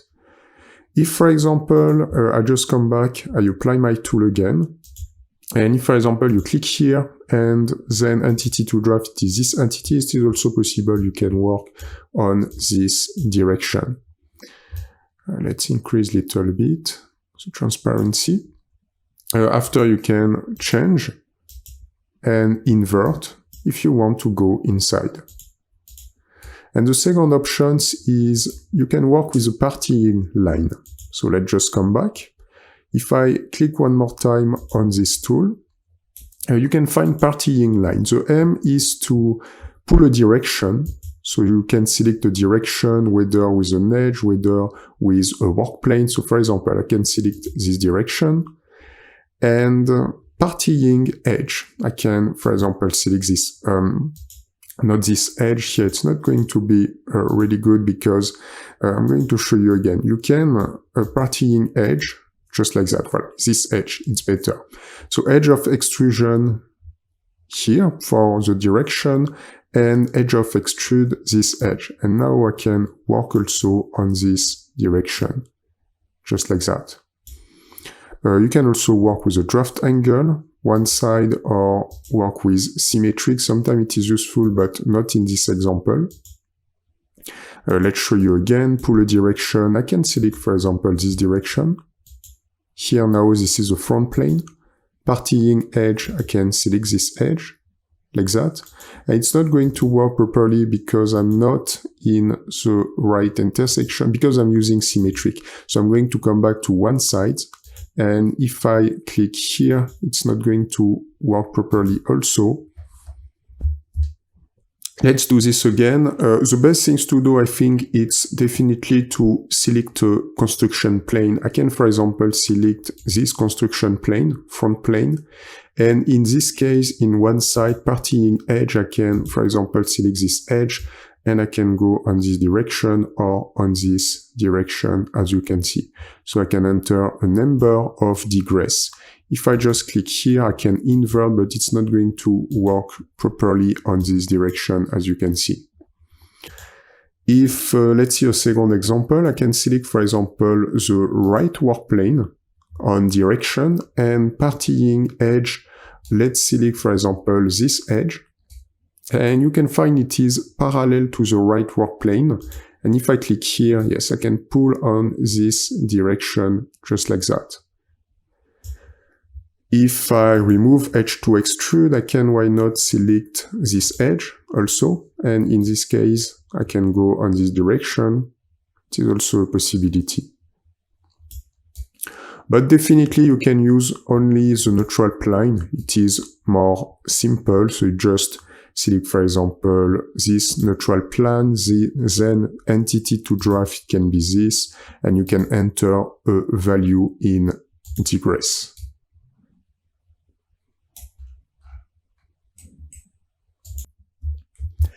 Add a all, create a all. You can find this feature, all, and the aim, you can create a simple or countersink or counterbore alls in parts by selecting a sketch point. The first things to do, let's go on the top work planes, top, and sketch. Let's create a rectangle from the center point rectangle.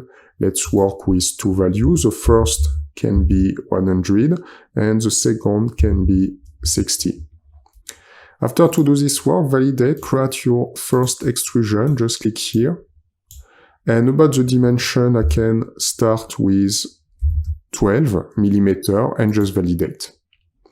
If you need to add a hole, first you need to create a point or a circle on one of these faces, because if I just click here, take a glance, you need to select a point, select something, and sketch point to place holes. And I don't have any sketch point. So the first things to do, I can click on this face and create a sketch. You have the possibility on this top view, I can just position a point. This is why also sometimes point can be useful. I can, for example, position one point here and enter a dimension from this line to this point. I would like, for example, 25 to be in the middle.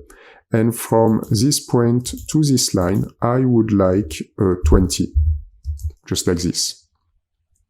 Even 20 is, I think it's not perfect. Let's just apply 15, it's better. Like that, I'm in the center of this area. Validate. Now I have my print. And I can position my hole, click on holes, sketch point to place holes, and I can click on my print, just like that. Automatically, you can find different options, countersink, counterbork, and simple. So if I just place simple, I have just a simple holes, and position a simple holes with a value in millimeter. For example, I can apply 20 millimeter, or I can just come back to 10 millimeter. And simple, here, throw, you can apply blend, like this. You can change for blend in last, but it's not going to work properly, and I can invert on another direction, but here it's definitely not useful. Yes, let's just come back with here, blend, and let's just come back through, like this.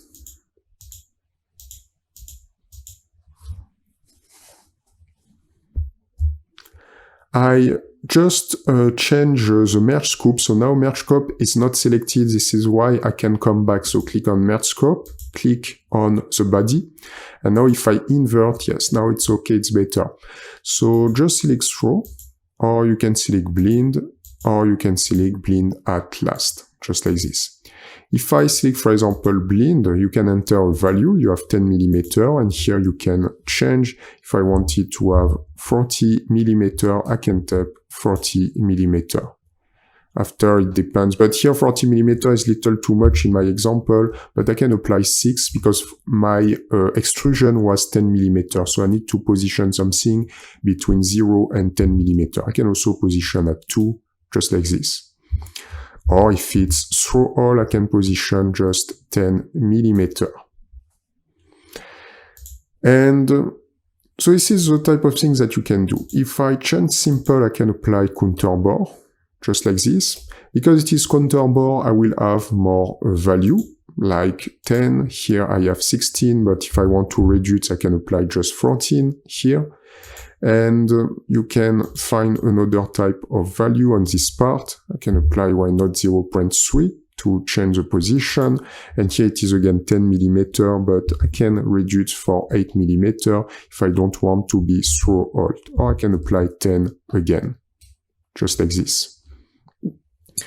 And you can also work with countersink, like that. But if you apply countersink, it's not going to be extremely good. In my example, I need to increase the value outside of 10 millimeter, like for example 12, or I can increase a little bit, like 16, to obtain this render. You have also a number of degrees. I can position 45. I think if I create 45, it is not enough. Let's just come back on 50 degrees. If I just come back to something simple, you can just create a simple hole, just like that. And you have also some standard with a specific value. So it means I can select INSC, ISO, DIN. So you have multiple possibility to create with predefined size. Here in this example, I have already 16 millimeters. This is the reason for which I don't see anything. But if I change, for example, for 10, I will have this render. So if you don't use predefine, you can just come back to simple, for example, and just select throw blend or blend at last, just like that. You can also do the same thing when you have a circle. If I just click on this part and create a sketch, I can position just a circle on this area. It's exactly the same because with my circle, I have a center. And if I apply one more time all, I can select my sketch point, just click here, and I can create my all just inside, as you can see. After, I can work with the transparency a little bit, and one more time I can select with what I want to have. It can be counter bore one more time, and apply the different value, just like this. I can reduce, it can be just 0.2. And here I think I have too much. Sometimes it's not extremely useful about the dimension. I can reduce with just 8, for example. And here I have this distance. Sometimes it changes the unit, so it's not very convenient. And I can apply, why not, 20, just like that, here. I can create all just here.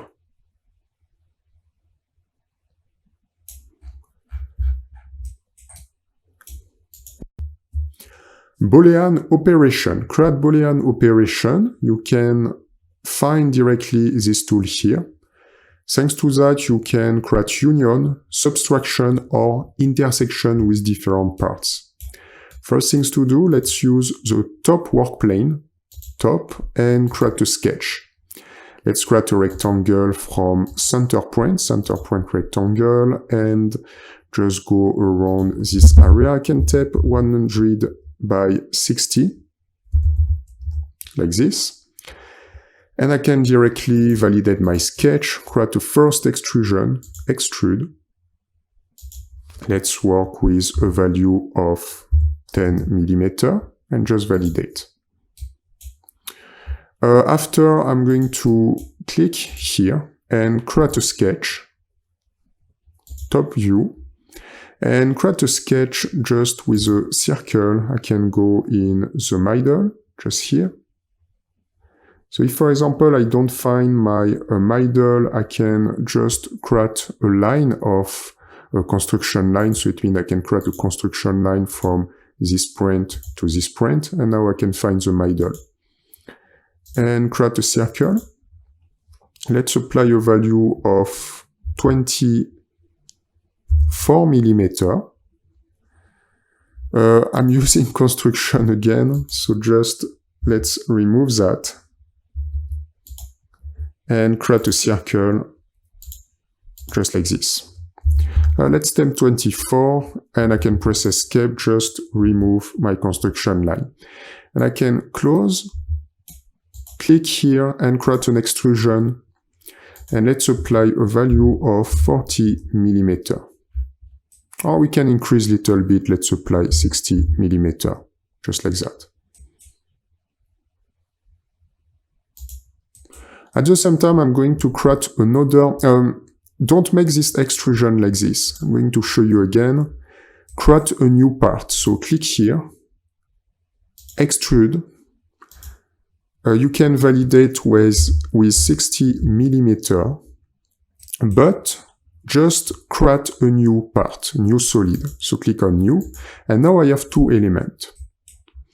And the next step is to create another element. I can create a sketch on this work plane, just like that, top view, and create another center point rectangle on the right. Let's just enter two values. The first value will be 25, and the second value will be 25 also, just like this, and validate. Now this element you can click here, extrude. Let's just apply 16.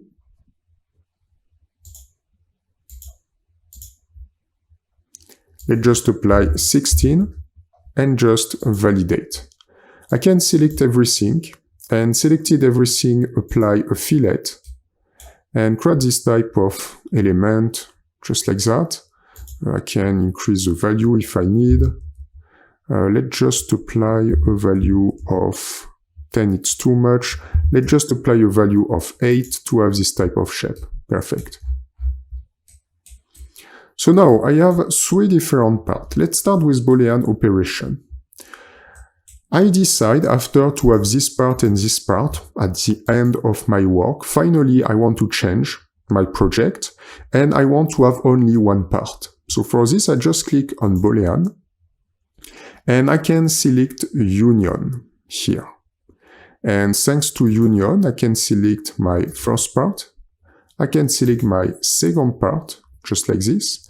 And now automatically you can find we have only one part. So we create a union with 2 parts and I can create only one part, just like that.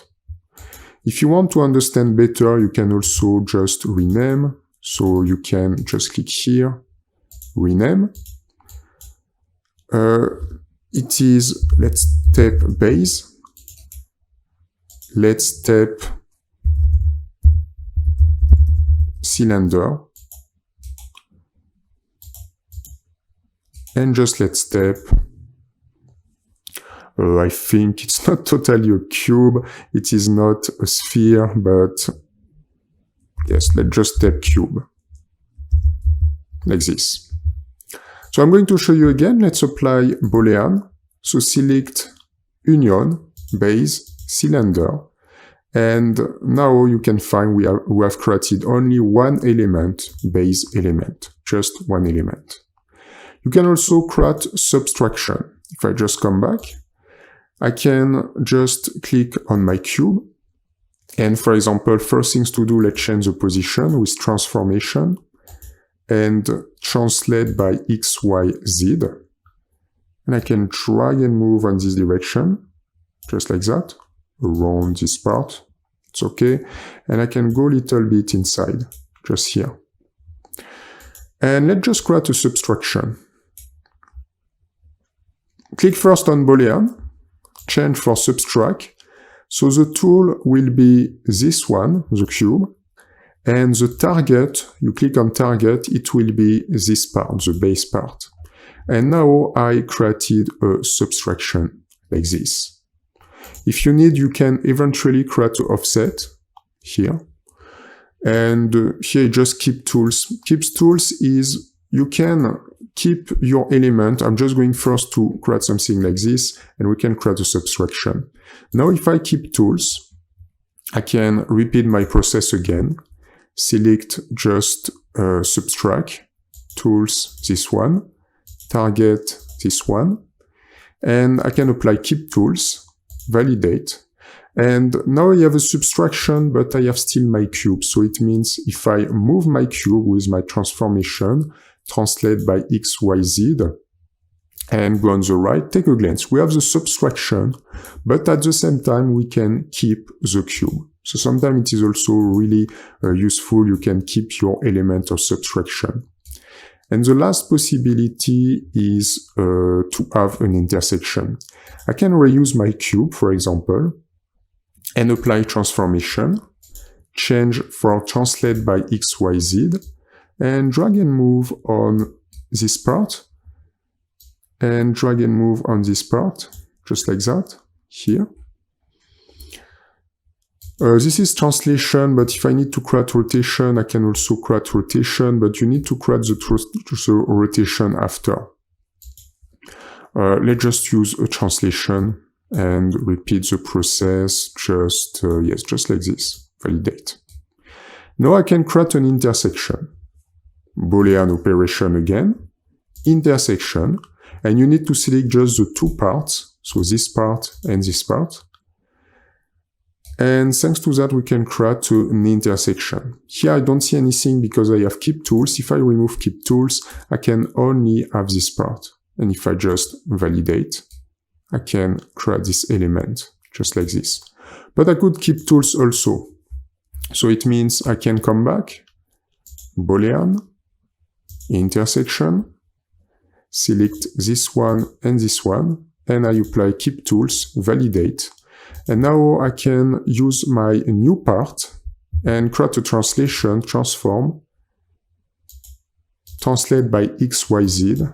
And now I have this new part, validate. And I have still my cube also, translation, translate by XYZ. And I can drag and move on the back, just like that.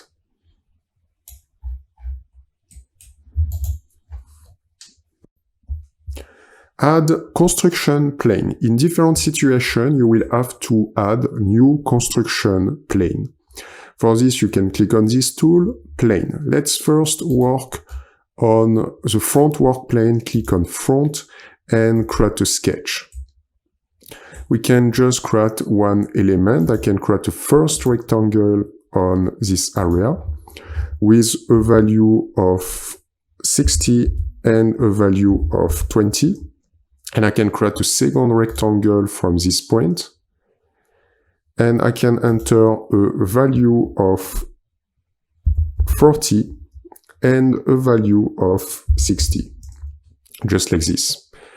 After, I can just cut this part. I can use my trim tool, just cut this part, and validate my sketch. Click on the sketch, create an extrusion. Let's just apply symmetric and apply a value. And I can apply a value of 40 millimeter, just like that. So I created this element. Now if I need to create a new work plane, one of the first basic work planes that you can create, it is an offset work plane. Just click here, plane. You have different options. Let's select the offset work plane. You can create where you want to position the offset. So it means I can select my front work plane, click here, and automatically you can find a new plane, plane number 1, with an offset distance of 25. You can move at your convenience where you want to position this new work plane. And I can select, for example, 40, validate. And I created a new work plane, the plane number 1, like this.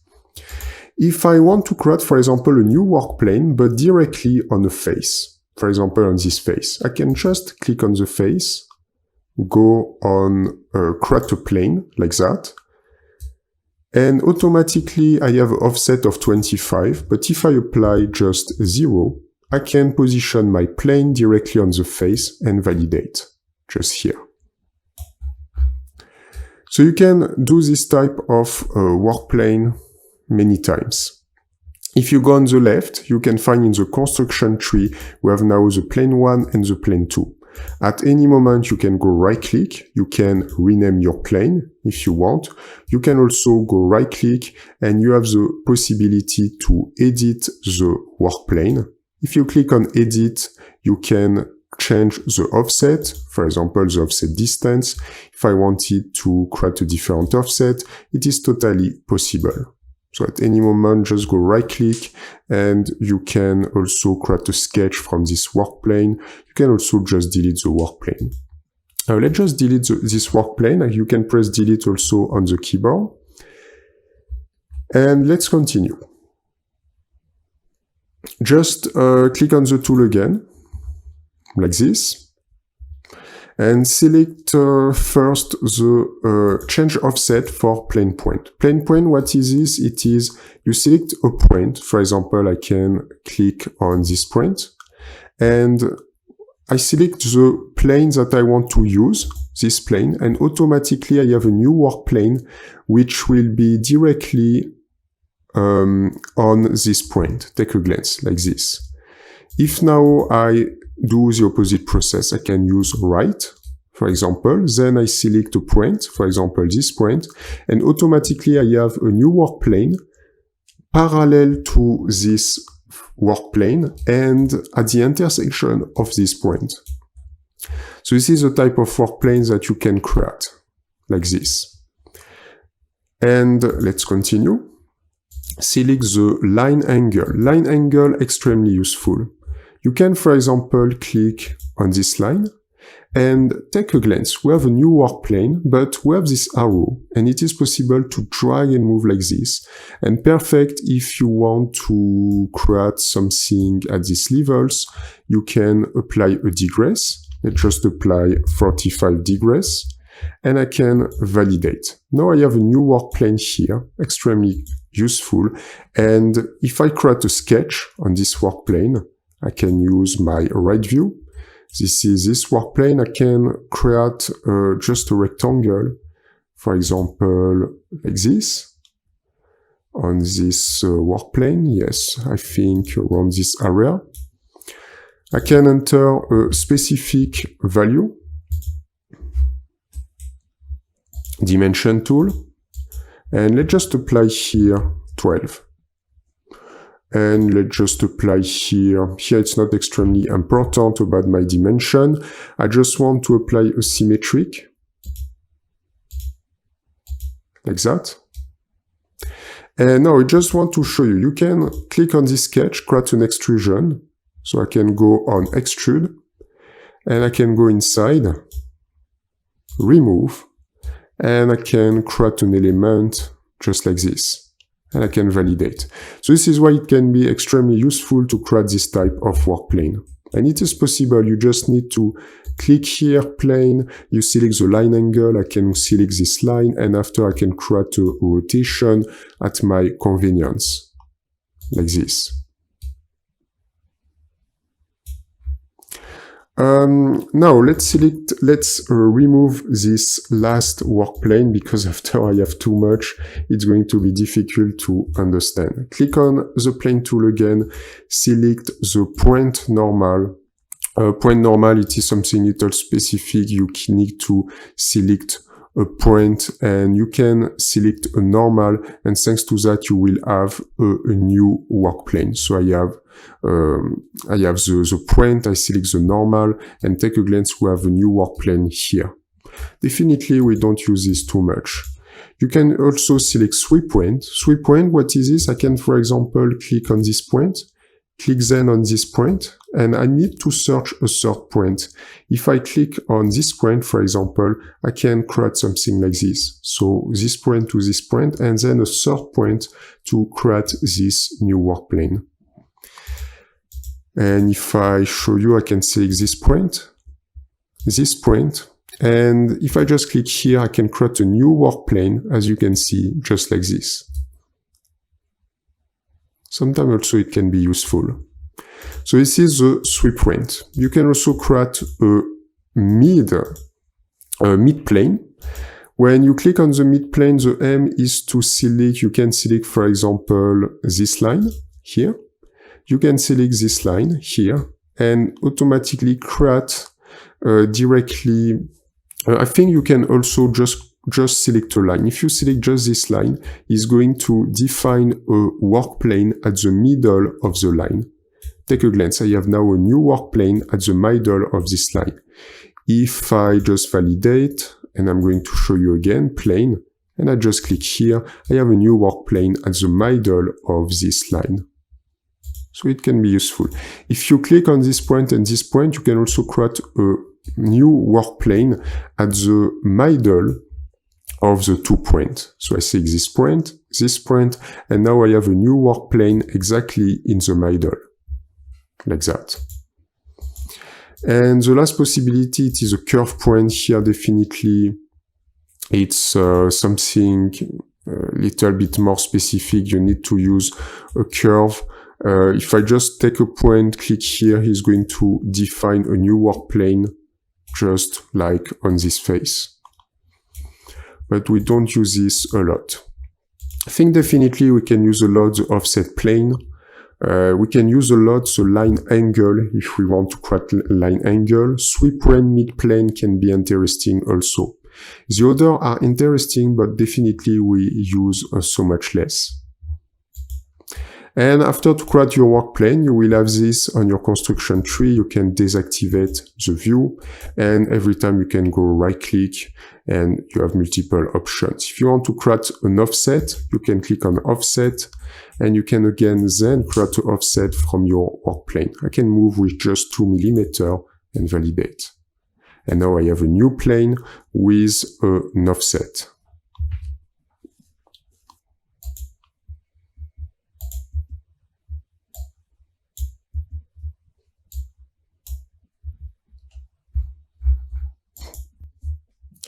Transform a part. You can ask how we can drag and move, for example, a part that we have just created.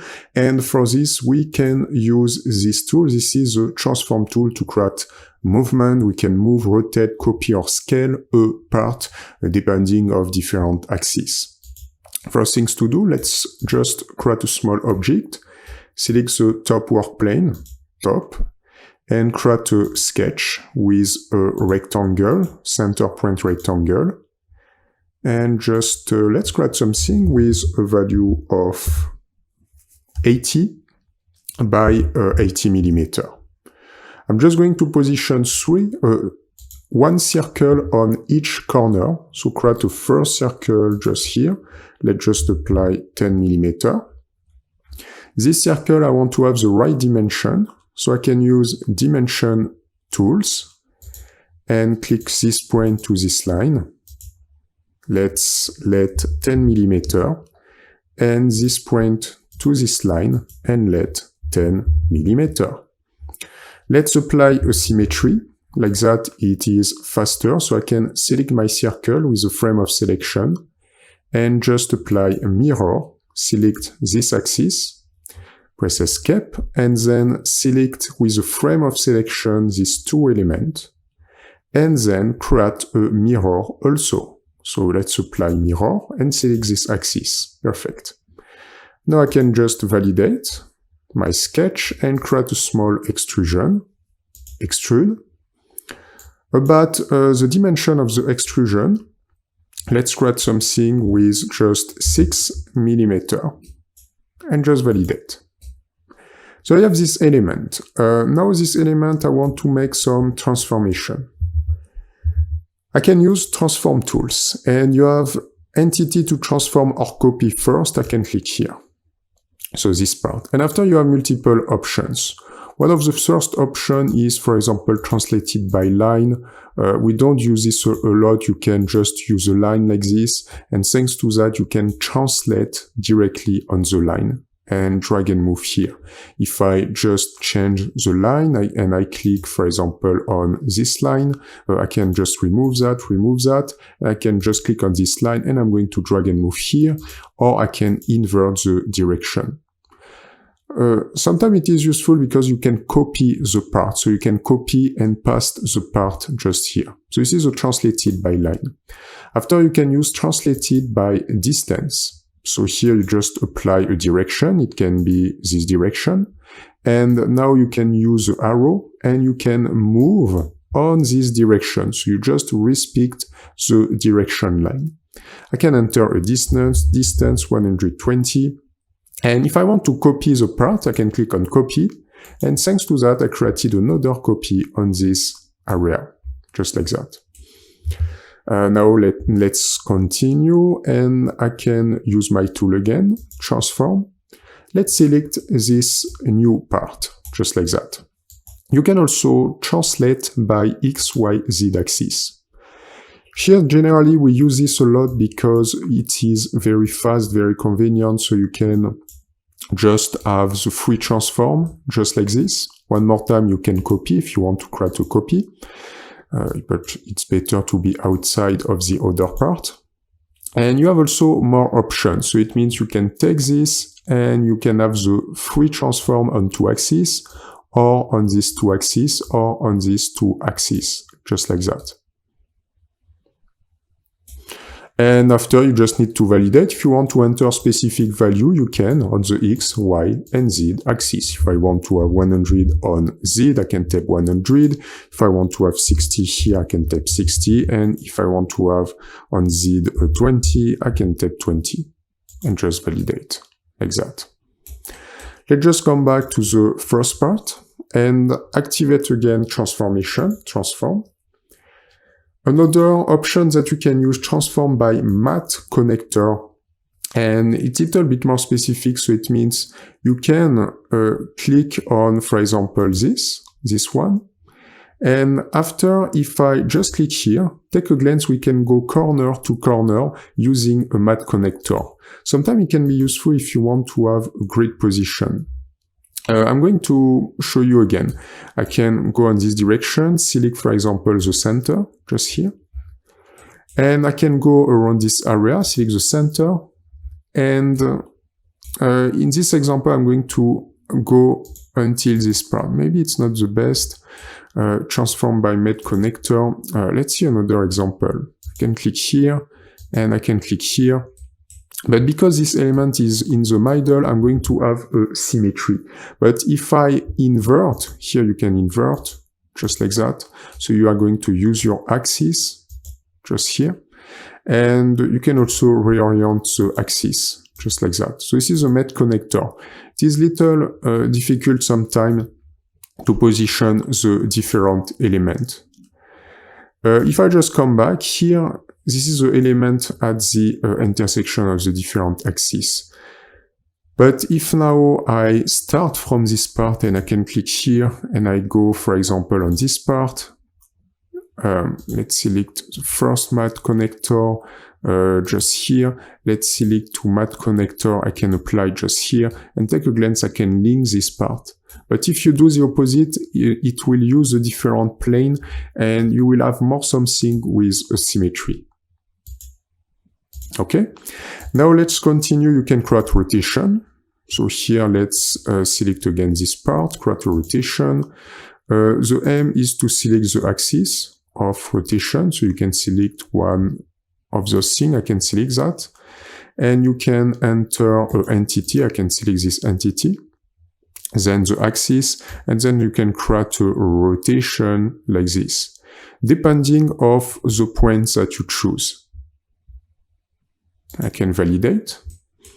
If I want to create another type of rotation, I can use my transform tool, change for rotate, click on this entity, and select the axis. Let's change for another axis, this axis. And now you can enter the value, or you can just pull on a direction. I can apply 90 degrees. You can also invert if you need. Or you can also create a part. For example, I can create a new part, like this, and create an intersection here. Now let's just come back with few steps before to create the rotation. You can also scale your element. Let's just come back. Transformation, just change for... So first, you can find copy in place. Copy in place, you just click here on your element, and you can just create a copy exactly in the same position. So this is the part 1, copy in place, and take a glance, I have now a new part exactly on the same position. So now I have a new part, and if I just change the position, I can use translate by distance, click here, and go on the left. As you can see, we add a new part, just like that. And the last possibility is to scale. So click here, change for scale, select one more time the entity. Let's click again on the part number 1. And you can scale uniformly or not. If you scale uniformly, you need to select a point or matte connector, just here. So it means it can be the center. And after, you can just select the part number 1, select scale, and you can enter the ratio.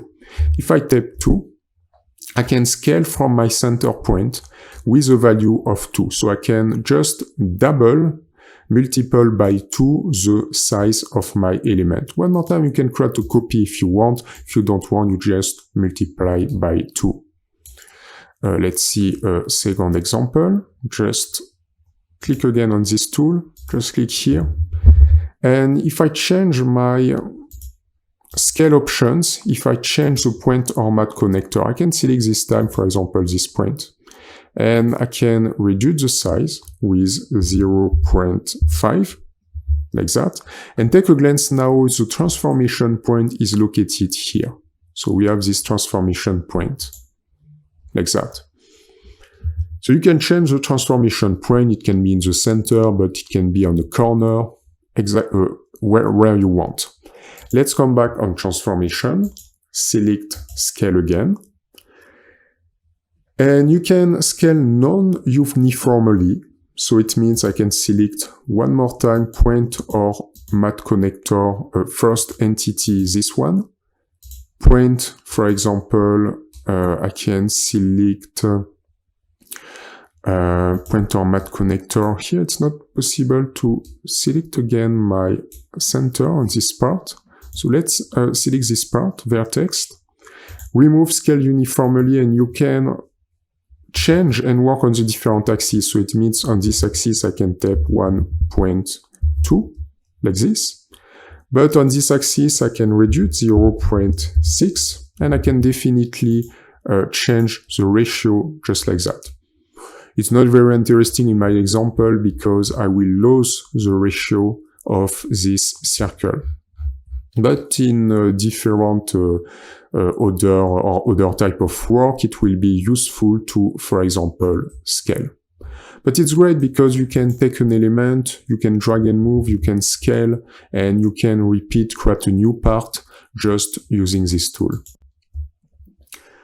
Let's explain how to split a part. So to split a part, we can find this tool directly, split here. So first things to do, let's create a sketch. Click on the front work plane, front, create a sketch. I can zoom a little bit, just create a first line, just here, with a value like 40. Then I can go on this direction with a value of 60. Then I can come back here with a value, you can just drag and move a little bit. It's not extremely important. Make something like this, just here, and just come back on this part and on this part. I can just apply a little fillet. Where to apply my fillet? On this line to this line with a radius of 4, just like that. And let's just apply a fillet this line to this line, and just apply a value of 20 just here. So it's okay for that. I just created this element. I don't want to represent anything special. Just validate, create a revolution, revolve. Just click on the surface that you, not on the surface, we are going to work on solids. Click on the sketch, revolve axis, click on this axis. And I created this element, and just validate. So now I have this part, and finally, after I realize that I would like to detach this element and separate this element from this element. And for this, it is possible, but I need to use this tool, split. We have seen that we can use Boolean operation to associate element, but if you want to do the opposite process, you need to use split. I need to create a plane to create the separation. Let's click on plane here, and we can create an offset plane. You can apply offset plane, and just click on this face, just like that. By default, you will have an offset 25. I don't want any offset. I can just create a plane here. So offset distance 0 and just validate. And now you can find we have a new plane exactly where I want to create the cut to split my part. The next step is to use the tools, activate split, part, surface, or curves to split. You can also apply this to a surface, it is possible. So let's select this part first. An entity to split with. I can click on my new work plane, like that. Perfect. And now automatically you can find in your construction tree, you have the part second, the part number 2. And now it is okay. You can use keeps tools. Generally we use this, it's better. And trim to face boundary, keep both sides, yes. I can just validate. And now I have 2 elements. It means if I select my part number 2, it is separate. I have the possibility to use my transform tools and translate by XYZ and take a glance. We have now this part. It is perfect, just like that. If I want to separate this part in 2, I can one more time select split, select this part, and activate entity to split with. And I can select, for example, my right work plane just here. And I can separate in 2 parts. I can just validate. And now this is the same. I can click on my new part, part number 3, transform options. And let's activate translate by XYZ. And I can separate this part and validate. Sometimes it is useful and I can do a lot of things. I can click here and just apply like a shell, just here. Let's apply a value of 2. I can also click here, apply a value of 2 and just validate, just here. I can also, why not, to click on this area if I want, apply a shell also. It is possible with a specific value, let's just apply 2. So I can make multiple adjustments. Here, for example, I have a face. If you just click on delete face, here you can click on this part and it's not going to be very efficient, but you can just click here, remove this face, but after you will have this face also. And if I just press delete, yes, I can click here, but it's not going to be extremely convenient in my example. So let's just keep with these split options. Let's see a second main example. Select everything, just press delete. Select also all the sketches and press delete. You can press delete also in the construction tree. Let's select the top work plane, top view, sketch. Create again a new sketch with a center point rectangle. Create a sketch and just apply a value of 100 by 80 millimeter. At the same time, I can validate my sketch, create an extrusion, extrude, and validate with a value of 80 millimeter. Oops, let's do this again. Extrude and 80 millimeter, like that. So now let's create a surface in the middle. I can click on this face and create a sketch, use my spline tool, and just create something like this. I can press escape, so we have created a new sketch on this face and just validate. Something interesting, when you create something here, automatically you can select this part and only create an extrusion.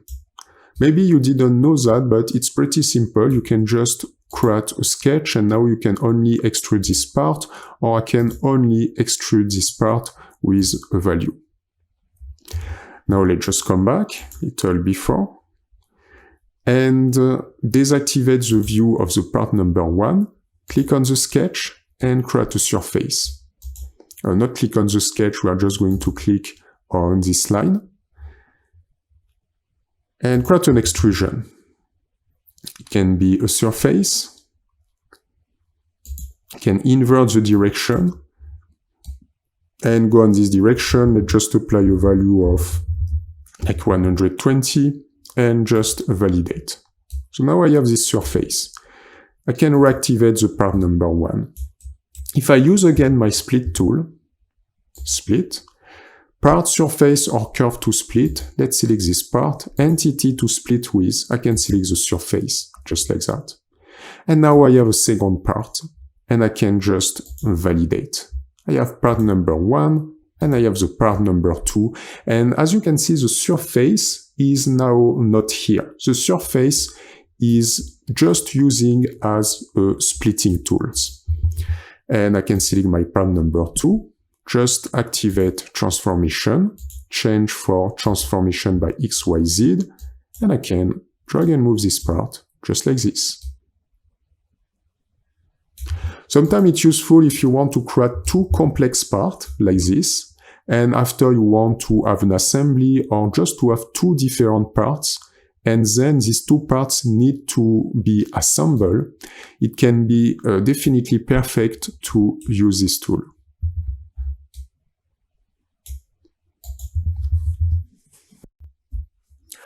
Linear patterns. Create repetition using linear patterns. So first things to do, let's just create an element. We can use the top work plane, top view, create a sketch. Then I can create a cylinder. So for this, I create my first circle with a value of 20 millimeter. And after, the next step is to validate. I can click here and create an extrusion, extrude. And let's just work with a value of 60 millimeter and just validate. So now if I want to create a repetition, repeat this part, I can use here, linear pattern. You need to select, you can apply this to a path pattern, to a feature pattern, and face pattern. After I will show you to a feature pattern. Let's first work with part pattern.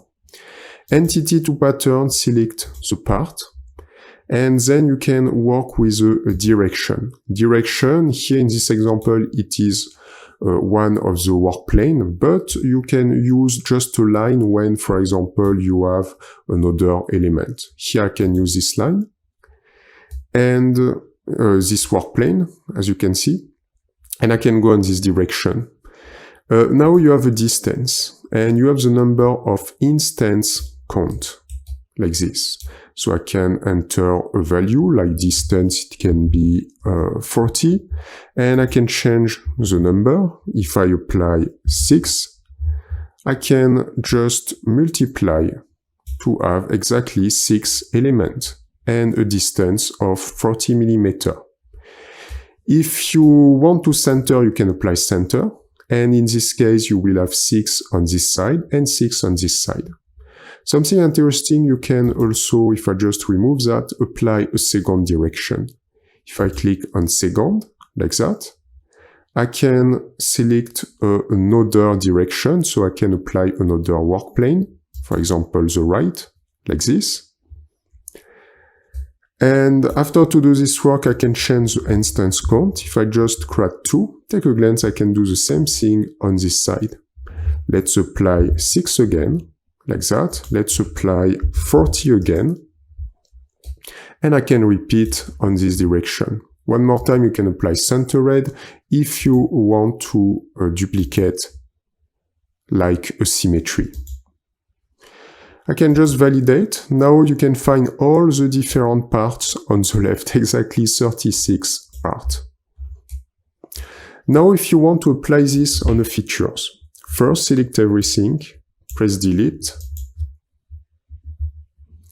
and let's create a sketch. Click on the top work plane, top view, create a sketch. I would like to create something like a grid, and first let's apply center point rectangle, like this, with a value of 80 millimeter by 120 millimeter, and just validate. After, click and create a small extrusion, extrude. Let's make something just little thickness. I can apply only 2. It's totally enough, and validate. Then I can click on this face and create a sketch directly on this face. Something interesting. If you want to work with precision and you want to repeat your patterns, the best things to do is to start from the center. After, it depends on what you want to do, but in my example, let's start from the center. Center point rectangle, like this. And let's apply two values. The first value will be, 8, and the second value will be just 4, like this. And after, I can validate. Let's create an extrusion inside to create a hole. Extrude. Click here. Remove. Perfect. And now let's create a repetition. Click on linear patterns. We need to change path patterns for feature patterns because this is a feature, the extrusion. And the feature patterns, you need to click here. Just like that. Oops, yes. You need to click on the line on one of the faces going to define the feature. And now I can select my top view. You can apply a distance and instant count. Distance, let's apply like 40 millimeter, not 40 millimeter, like 10 millimeter. Instance count, let's apply just 4. And I need to apply a direction. First direction, I can click on this line, just like this. In my example, 4 is too much. I can apply just 3, and or maybe 4 can be okay. Yes, let's apply 4. If I change for 11 millimeter, I will have this render, so 10 millimeter will be perfect. If I want to have this on the left, I can apply centered. Perfect. But I think something is little wrong about maybe my rectangle. I think my rectangle is not perfectly centered in the middle. If I just check here, yes, my element is not perfectly centered. It is a little strange because I created a rectangle from the center, like this.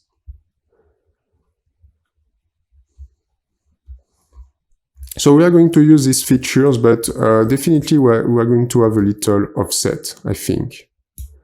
Let's just remove that and just create my first sketch. And if I click on my top view, I think I'm not in the center. Take a glance. Yes, I didn't start exactly in the center. If I drag and move this print, yes. Let's work with the center. Now it's better. And I can validate. Now I come back to the center. Perfect. So I can select my pattern again, linear pattern. Let's zoom. Click just on feature patterns. Click here. And let's select the direction. First, click on this line. I can apply my top view. Let's apply 4 again. And let's apply a value of 11 millimeter. Perfect. Now I can repeat with centered. Perfect. And I can apply a second direction. And click on direction. I need to select this line. After, I can enter a number of count. Let's apply, for example, a distance of 11 millimeter and the number. I think I can work with 6 or 11 millimeter, it's too much. I need to decrease. Let's apply 8. Instant count, let's apply like 8. Maybe I can reduce to 7. Yes. Let's apply 8. Perfect. And instant count maybe 7. I think I can extend with 9, yes, perfect. And now I can apply centered to repeat on the other direction. It is very good because you can repeat these features, you can then validate, and I created my grid, like that.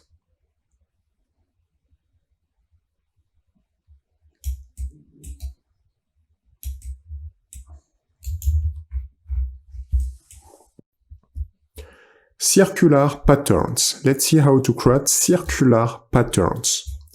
So first things to do, let's use the top work plane and create a sketch. We're just going to create a rectangle, so I can click here and center point rectangle. We can work a little bit on the left, just like this. And just create a small rectangle. I can type a value of 10 and another value of 10. Then I can validate and create an extrusion. Click here, extrude. Let's create an extrusion with just a value of 20 millimeter.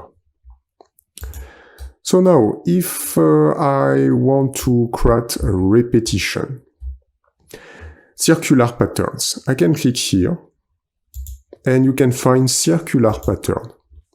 One more time, you can work with a part pattern, feature pattern, face pattern. First, we are going to work with part and then feature. With the part pattern, entity to pattern, click here, select the part, and then you have an axis of pattern. And one of the problems is, if for example you click on one of these planes, it is not possible. Or you can just click here, and for example you can repeat, but you can just repeat around this type of element. So the thing that you can do is, for example, you can come back to the sketch, and on the sketch you can create a construction line. I can use my front view and select a construction line, and I can create a construction line just directly from, we use the top work plane. And yes, definitely we need to work on a different sketch. Click on the front work plane, create a sketch, and just create a construction line from this point just on this direction, like this. And now I can validate. And let's repeat the process. I have these circular patterns, I can press delete. Let's do this again, go on the top view, and activate pattern, circular pattern, select this element, and axis of pattern, now we can apply the construction line. And you can select the number of a count, so if you want 6, for example, you can type 6, if you want 10, you can type 10. We have by default equal spacing, generally it is the best, and you can position centered also. If you want to work with a half, like 180 degrees, you can just type 180 degrees. In this case, you can apply center, and you can do this in the opposite. But if, for example, you only apply 80 degrees, just like this, or maybe 80 is not enough, 120, I can apply just 6, and here I can apply center red to have this on this part also. If you just apply equal spacing, non-center red, you can invert with the arrow, you can invert. If you want a total turn, you just tap 360 degrees, and the count, let's apply 10. Perfect. Now let's see if you want to apply this on the features. So select everything first and just press delete. Let's create a sketch again. Select the top work plane. Not the top work plane, select the front work plane. And create a sketch, just here. I can create a line. And on the right, I can apply 50 millimeter. I can just come back with just 5 millimeter. Oops. Let's do this again.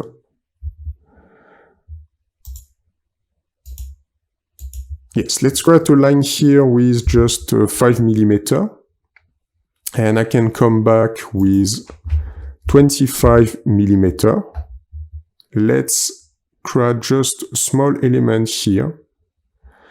Even I made a little mistake. I think it's not enough. Let's just come back with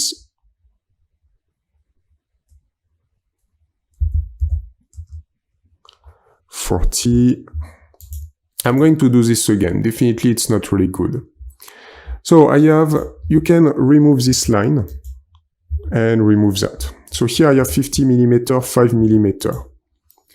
Let's just come back. Here you can come back with a value of 35, it's better, and I can go in this direction and just enter 30, validate, and I can come back here and come back here. I can just validate my sketch and I can create a revolution, so revolve. Click on face of sketch, we can click on the sketch number 1, just here.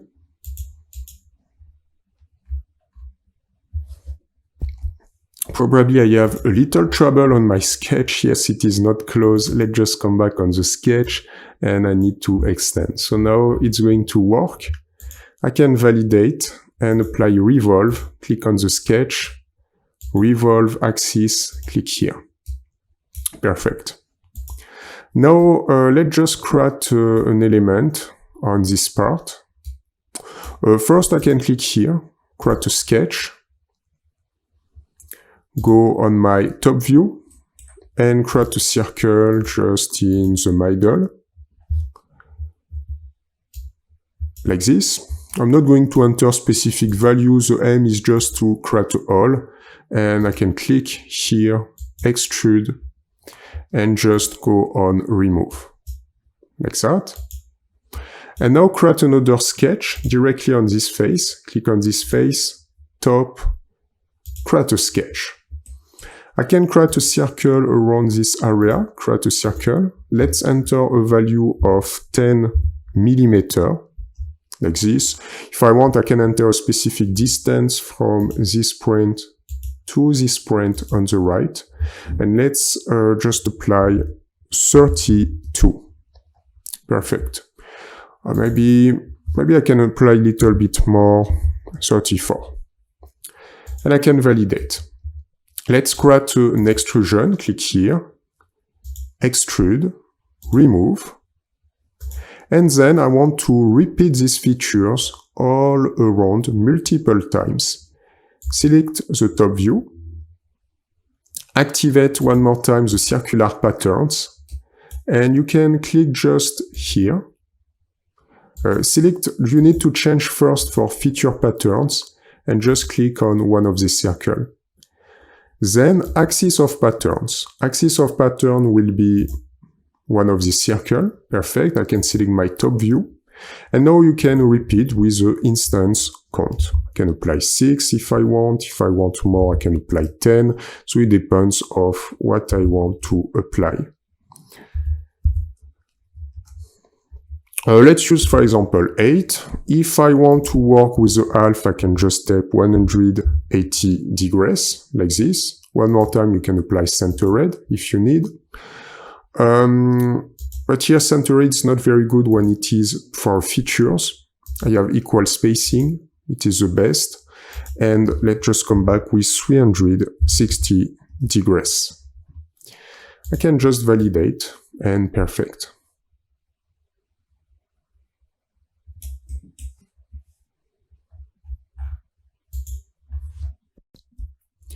Curve patterns. You can also create a repetition using a curve. So you have the features, curve patterns. Let's first create a sketch on the top work plane. Click on top, create a sketch. From the center point, you can apply a center point rectangle, like this. Let's enter two values. The first will be 6 and the second will be 40. Now the next step, validate. And we need to create a path, we need to create a curve. And for this, we need to work with the intersection. I can click on front, work plane, and just go on front, create a sketch. I can start from the center point and use my spline tool and left click to create a curve, like this, come back little, and just continue on this direction. And then I can press escape. Now I can validate. The aim is to, first I can create a small extrusion with my first sketch, extrude. Let's just validate with 2 mm. And I would like to create like multiple stairs. I can use these features. So select curve patterns, part patterns, entity to patterns, it is this part. And then after pass to pattern along, and we can click here. By default, we have just 2 instant count. So the instant count will be at the beginning and at the end. Now, if I want more, I can just type a number. Here it is 4. I can type, for example, 10. Something important is you have the orientation. Here we have orientation following the path, but you can keep the orientation also like this, as you can see. And let's increase more. I can type, why not 20? I can type again more. If you increase really more, like 40, you can create this type of render. And it is extremely powerful, just like that. In my example, let's just come back, 20, and I can validate here. Let's see a second example. If I'm just using a feature, so first select everything, delete.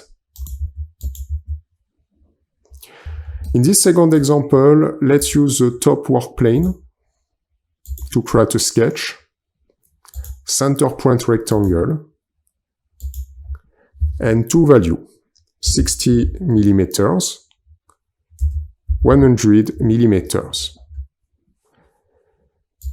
Create an extrusion,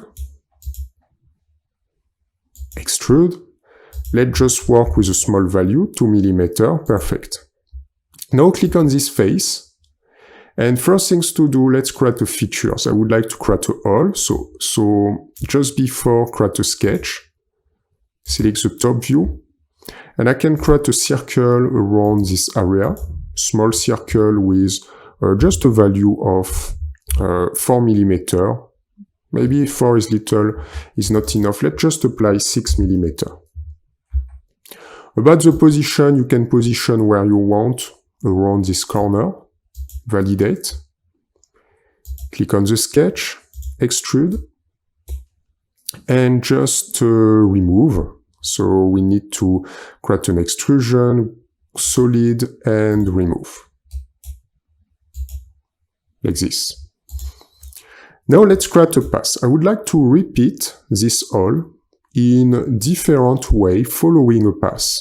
I want to create something like a decorative element, so I can use my top view first and create a sketch, this time on the same work plane. Create a sketch, and I can use again my spline tool. I can, for example, click here, and you can apply this in different ways. So if you want to duplicate this on diagonal, it is possible. Here I'm going to show you with a spline, and I can create a path.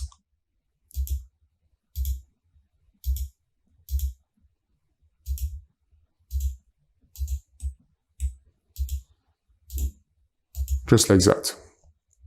Then I can press Escape, and I created my path. If I want to make some adjustment, like every time, you can just drag and move the different points to make adjustment. Now validate the sketch, and let's activate the curve patterns. Click on curve patterns, change for feature patterns, and just click on this feature. This is the extrude number 2. Pass to pattern along, click on this line, and now it is exactly the same principle. By default, you have 2 instance count. I can multiply 6, for example. I can increase 10, for example, or I can increase a little bit more, 20. And everything will be on my path every time with the same distance between the different features. You can keep orientation here, is not going to change anything. I can increase or 22 at your convenience, and I can validate, just like that.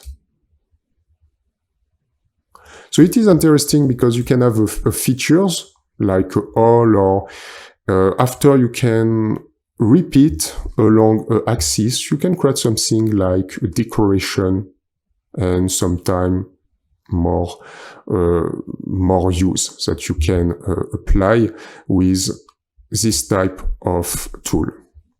Curve pattern.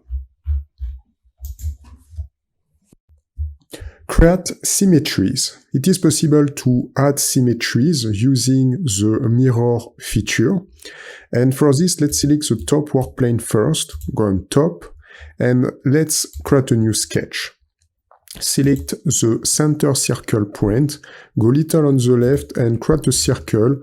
You can enter a value of 20 millimeter and just validate.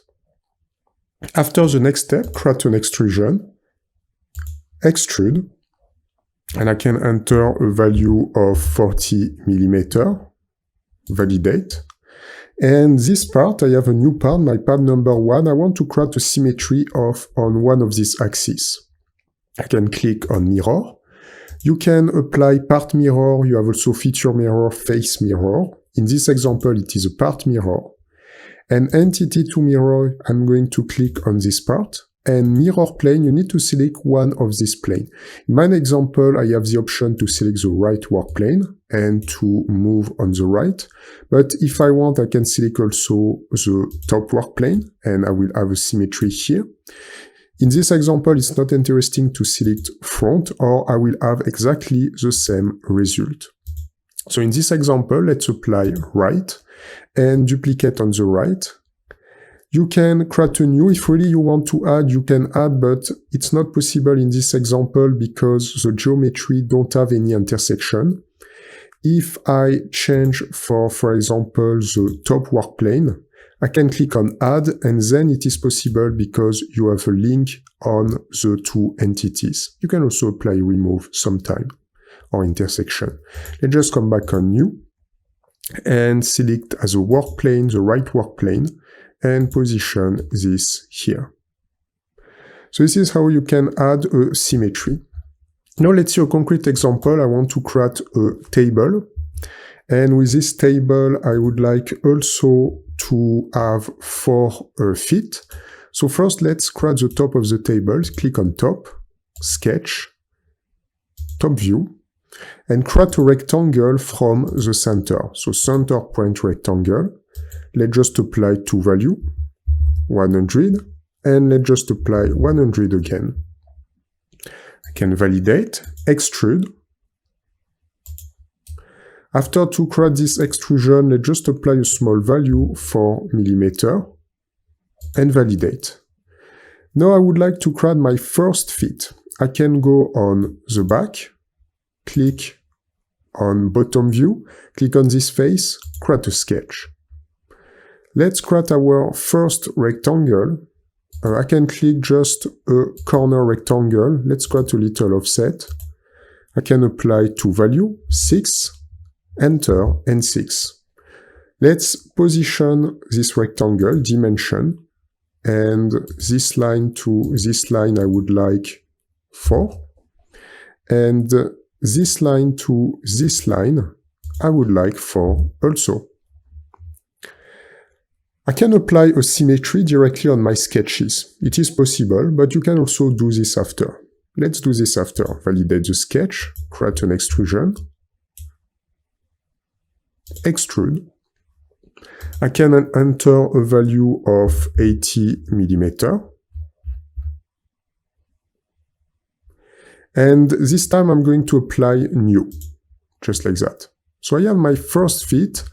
And I would like to use a mirror to position on the different corners. Let's select bottom view again. Mirror feature. Entity to mirror, you can select this part.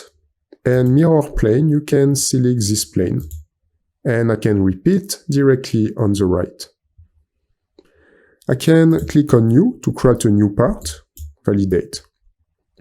And I can repeat the process with mirror again. Entity to mirror, I can click here and click here at the same time. And mirror plane, I can click on this line. of my axis. And after, let's click on New, and I can validate. And it's perfect. So now I have the top of my table, and I have also my 4 different fits in different parts. You can also apply this on the features. If I click on this face, let's just apply the top view and create a sketch. I just want to create all on one of these parts. Let's select the center point rectangle, and around this axis create a center rectangle with 2 values. Let's apply, let's do this again. Here you can change the value for 80.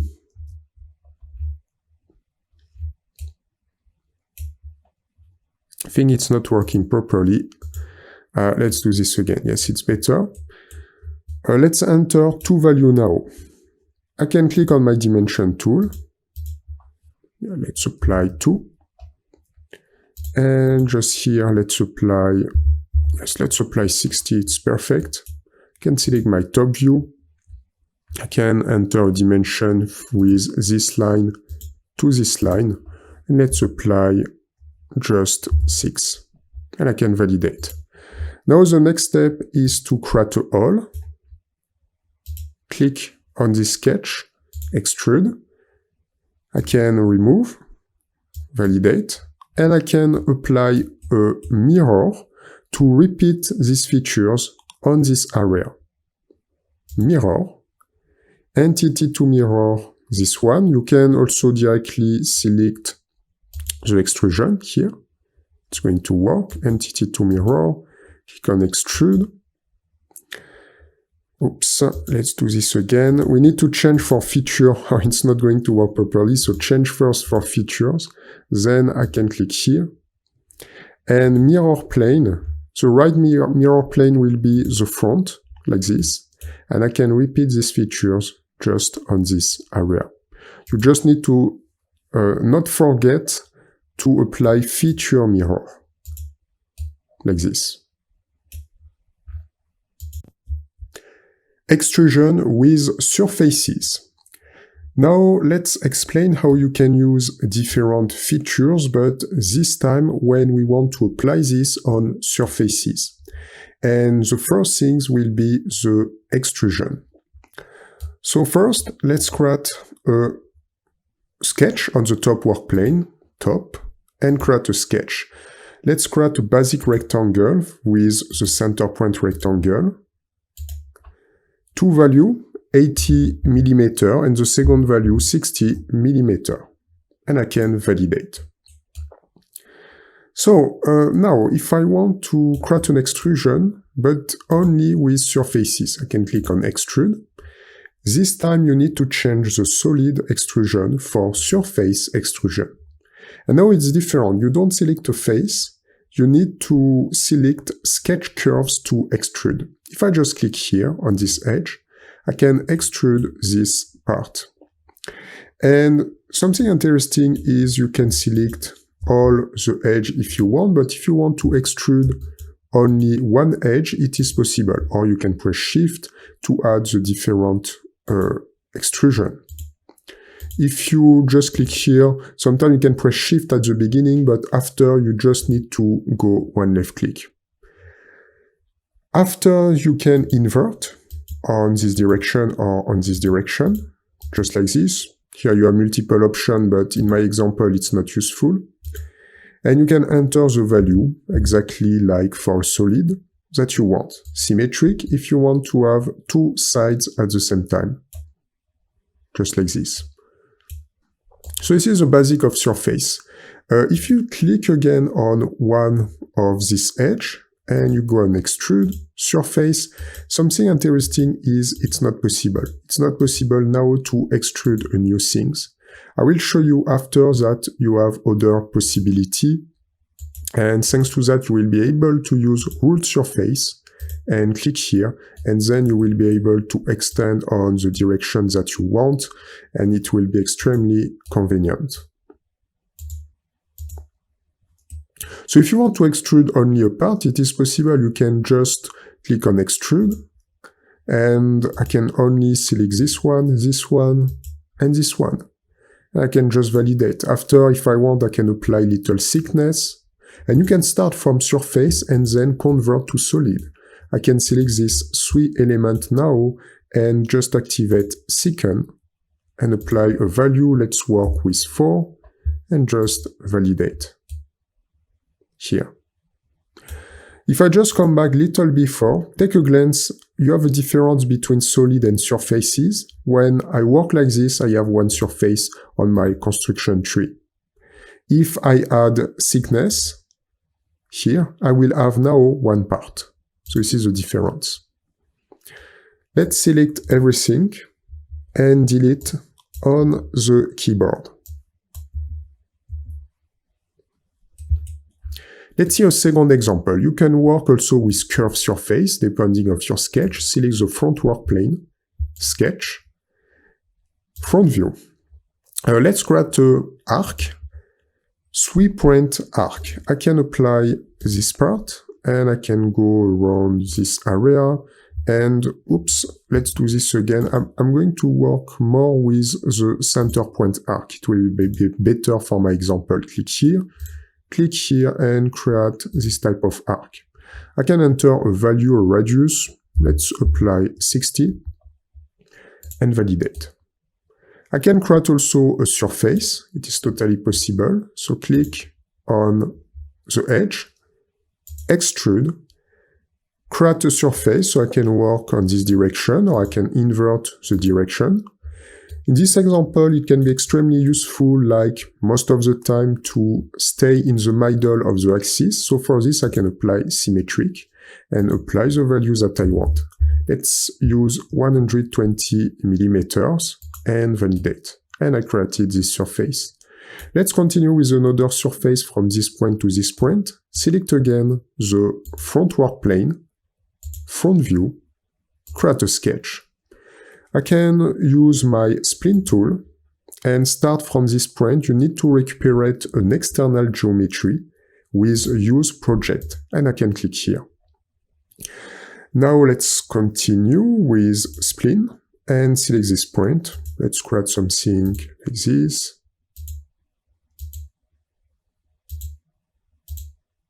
And come back. I can press escape. If I need to make small adjustment, I can press escape, drag and move the different point, like this. Why not put this in the center, or just to create an offset here.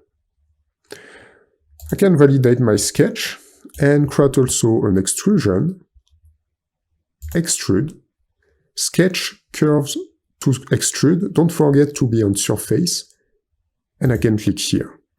Now let's apply the same value.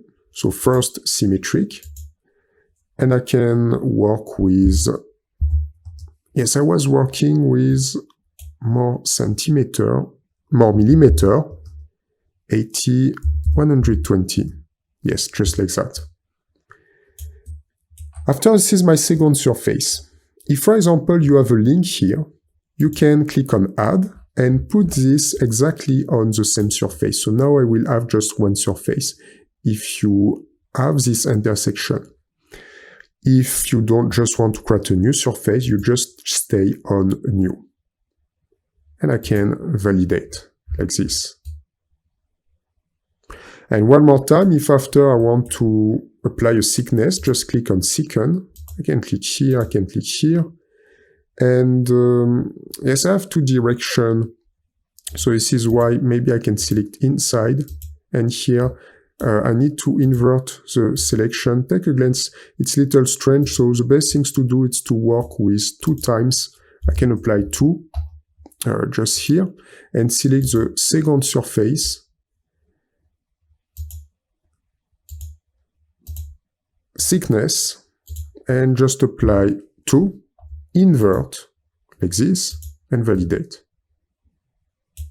And now I created 2 solid, my first part and my second part. I can also create a union with Boolean operation. Each time I try to add with different features at the same time to create different link with the different tools. Boolean operation, part 1 and part 2, unions, and don't keep tools to create just to have one part, and it's okay.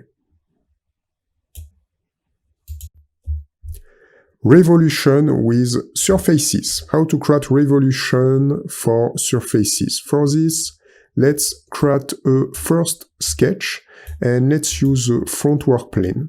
I can click on front and just create a sketch.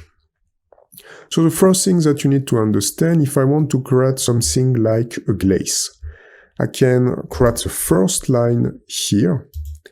And I can just create my first line with a value like 40 millimeter. I can zoom little out and create a second line around this area. I can create a little offset, left click, 100 millimeter, and then come back with a line here and a line here. First, I close to show you the difference between, because one of the best things to do at the beginning, I can press escape, I can just delete that. If I want to modelize my glaze, I just create something like this, and then I need a construction line. I can add construction line, and just a small construction line in the middle with any values. And I need to not close this part or it's not going to be good. I can validate then. And now I can use revolve, surface, and edges and sketch curve to revolve. So this edge and this edge. And revolve of axis, click here. And it's going to be my construction line. And take a glance, I can create my glaze just like this. Here you have the possibility to work with just one direction, and you can turn if, for example, you just want to make the half. You can enter 180 degrees. You can also work with symmetric, just like that, or you can work with two direction. And in this case, I have a first direction and I have a second direction. So if you don't want to close, it is possible to apply different features. Let's come back on full and just validate. So I created my glaze, and after it's pretty simple. You can just add a little thickness if you want to enter something here. And let's just add 2 millimeter or even just 1 millimeter, and I will convert to a part like that. So you can definitely modelize something very fast using revolve. Now if I just come back to my sketch, let's come back here. What's happened if you remove this construction line? Oops, just remove this construction line. I need to come back to my sketch first, yes. And remove this construction line. If you just close, let's come back on the front view. If you just close like this, it's not going to be extremely convenient to create my glaze. So I can close. Now I work with revolve and surface.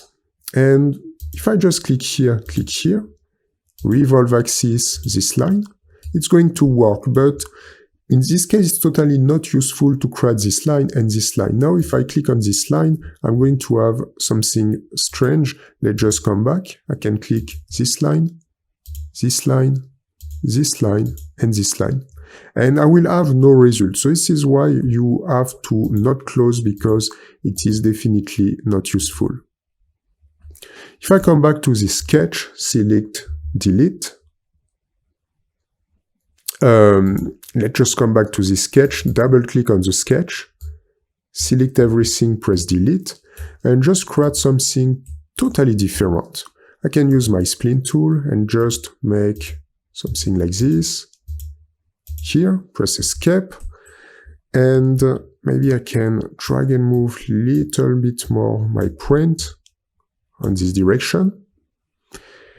And then create a line in the middle. You can create a basic line or a construction line, the two will work, just here on this area, and validate. And now I can create a surface with my spline. and revolution. I can click here, revolve axis, this axis, and create something like this. It's a little strange, but it was just to show you, and I can open with, for example, one direction, depending of what I want to do. And I can validate, just like that. And my last example, if you want to create a vase, I explain how you can modelize a vase just using the revolution with solid. Let's do this the same, but with surfaces. Click on front again, front, create a sketch. And let's create first a small construction line, just in the middle, just here. And then create a first line. Let's apply 30 mm and continue with the spline tool. Spline tool. Let's create our vase. Something important here is I'm just going to finish and press escape. So I don't need to create a line here and I don't need to create a line here. Just a small line or a construction line. Because I need to let open this part. And I can validate, like that. Revolution. Edge, I can click here and here also. And revolve axis, my construction line. And perfect. After I can validate, and if I need to add little thickness, second tool, I can click on this surface, like this.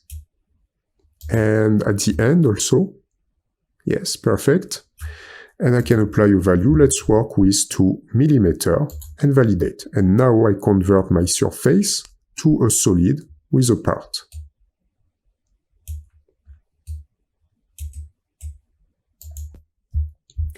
Loft with surfaces. Let's see how you can create loft for the surfaces.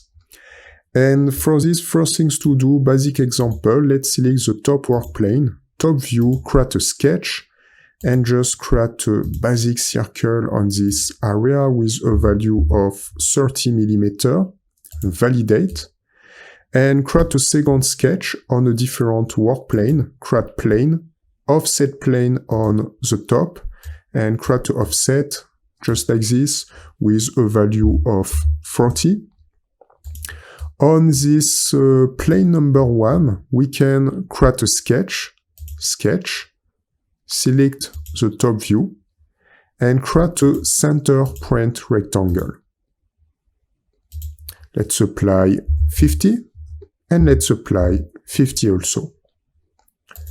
So now, as you can see, we have 2 sketches on different work planes, each time on the Z-axis.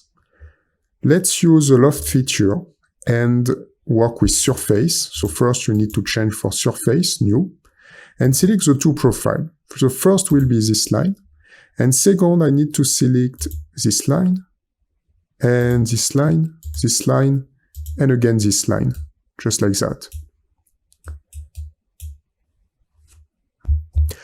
At this moment you can see that nothing happened because even if we work with surface, we can select a complete profile. So just come back and you can select, even if it's surface, this profile and this profile. Now it's going to work. After I'm going to show you that you can use a guide. And that's it. This is the basic things to know. You can validate. Let's select this surface, transform by XYZ axis. Let's move little on the left, like that, with the values that you want. It's not very important. And just apply a mirror. Click on mirror, select entity to mirror this surface, mirror plane, this mirror plane in the middle. And I can validate. Something interesting when you work with the loft features is you can link different parts.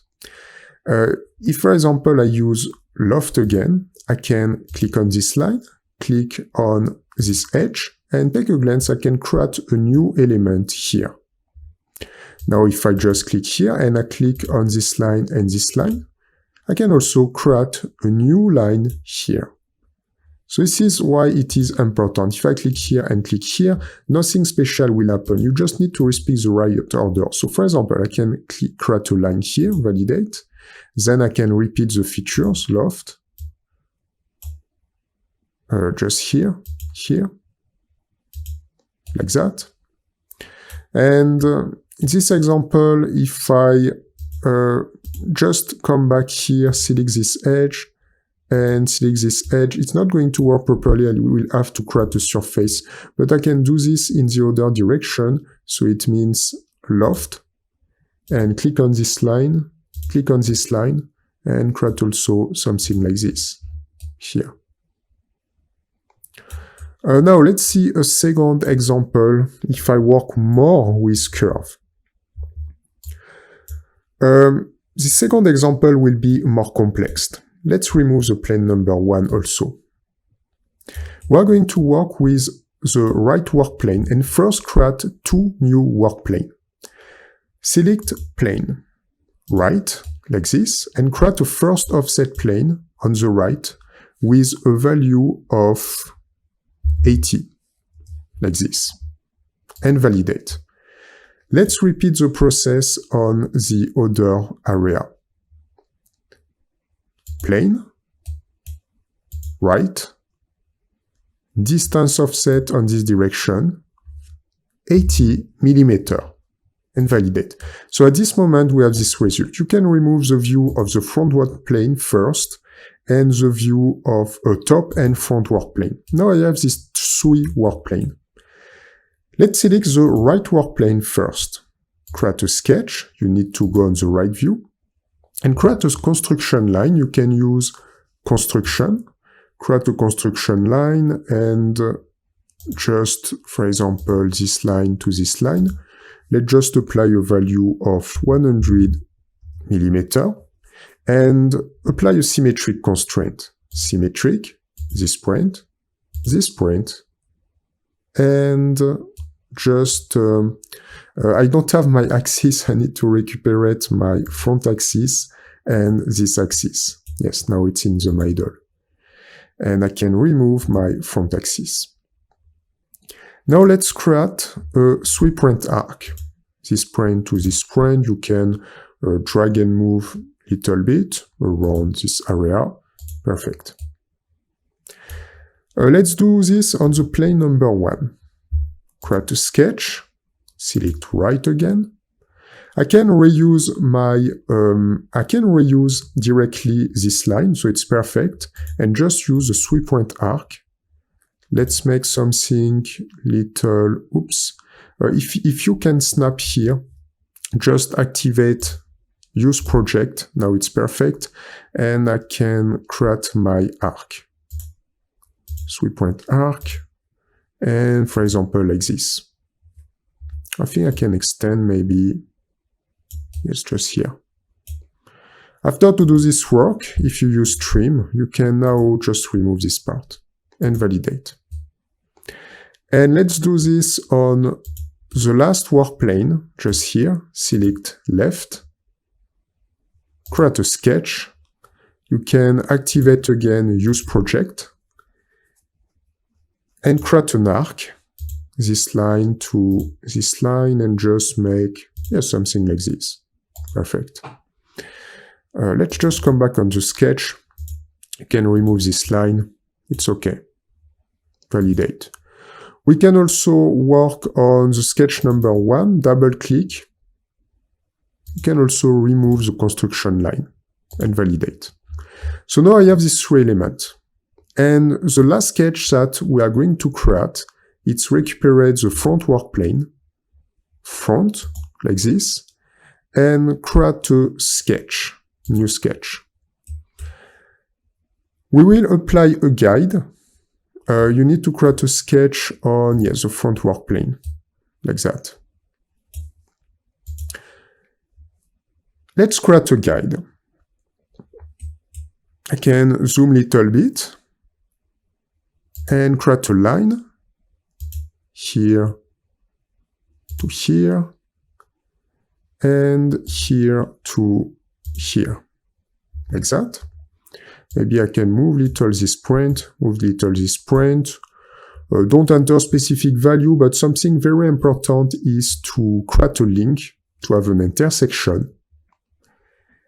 And for this, you can click on one of these constraints. This constraint, pierce. Click on this point and click here. Perfect. And do the same thing on the other part. Click on this point and click here. So now I have something perfectly at the intersection. Let's just create a sketch fillet. This line to this line, you can enter your own value. For example, this. And oops, I'm out on the sketch. Let's just come back and let's apply another fillet here and here and just validate. So now I can use this as a guide. Finish the sketch, and at the end you will have this type of render. You can remove the different work plane, the view. At this level, normally you will have this render. Now, the next step is to use the loft feature, surface. So the first things to do, if I click, for example, this line to this line, as you can see, I can just create a curved surface from this edge to this edge. Now, if I want to create a curved surface with these three edges, you just need to respect the right order. So click here first, click here second, and click here third. If you don't respect the right order, you click here first, second, and third, it's not going to work properly. So in this example, let's click on this line, and this line. And I can validate. So this is the first things to understand. From different edge, you can create your surface, curved surface, like this. Now what's happened if I want to add this guide, because I want to create a curve using also this guide. Let's come back one step, click on loft. So select this profile, this profile, this profile, but I need to add a guide.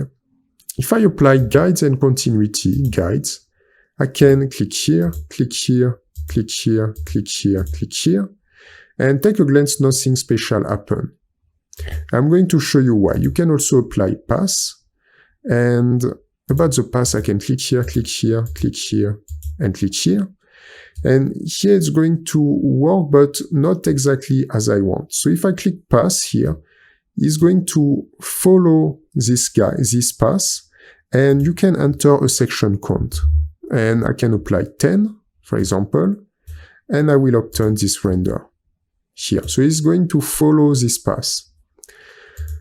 Now, in my example, I don't want to use this element because I have problem because I didn't apply this to this intersection. So here, I'm not going to use this sketch anymore.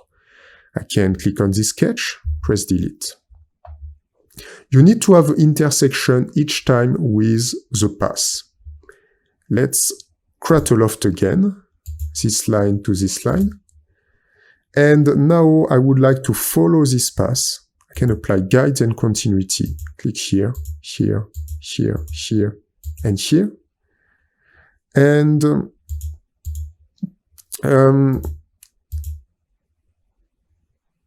something is not very good. It's not guides and continuity, it is path, sorry. You need to go on path, yes. Click here, click here, click here, click here, and click here. Yes, and now it's going to work. And I'm going to follow perfectly this part. If you add a guide, it is possible, but you need to have only one edge. If you have multiple edge, in my example, because here we have different fillet, I can just apply a path. But if you just have like an arc, with just one edge, it's going to work if you apply guides and continuity, but here I can only apply path. And if I want to have more precision, I can increase the number of count. Because if I just apply 2 count, I will have less precision. If I apply 20, just like this, I will have more precision. I can apply match connection or not, and just validate, like this.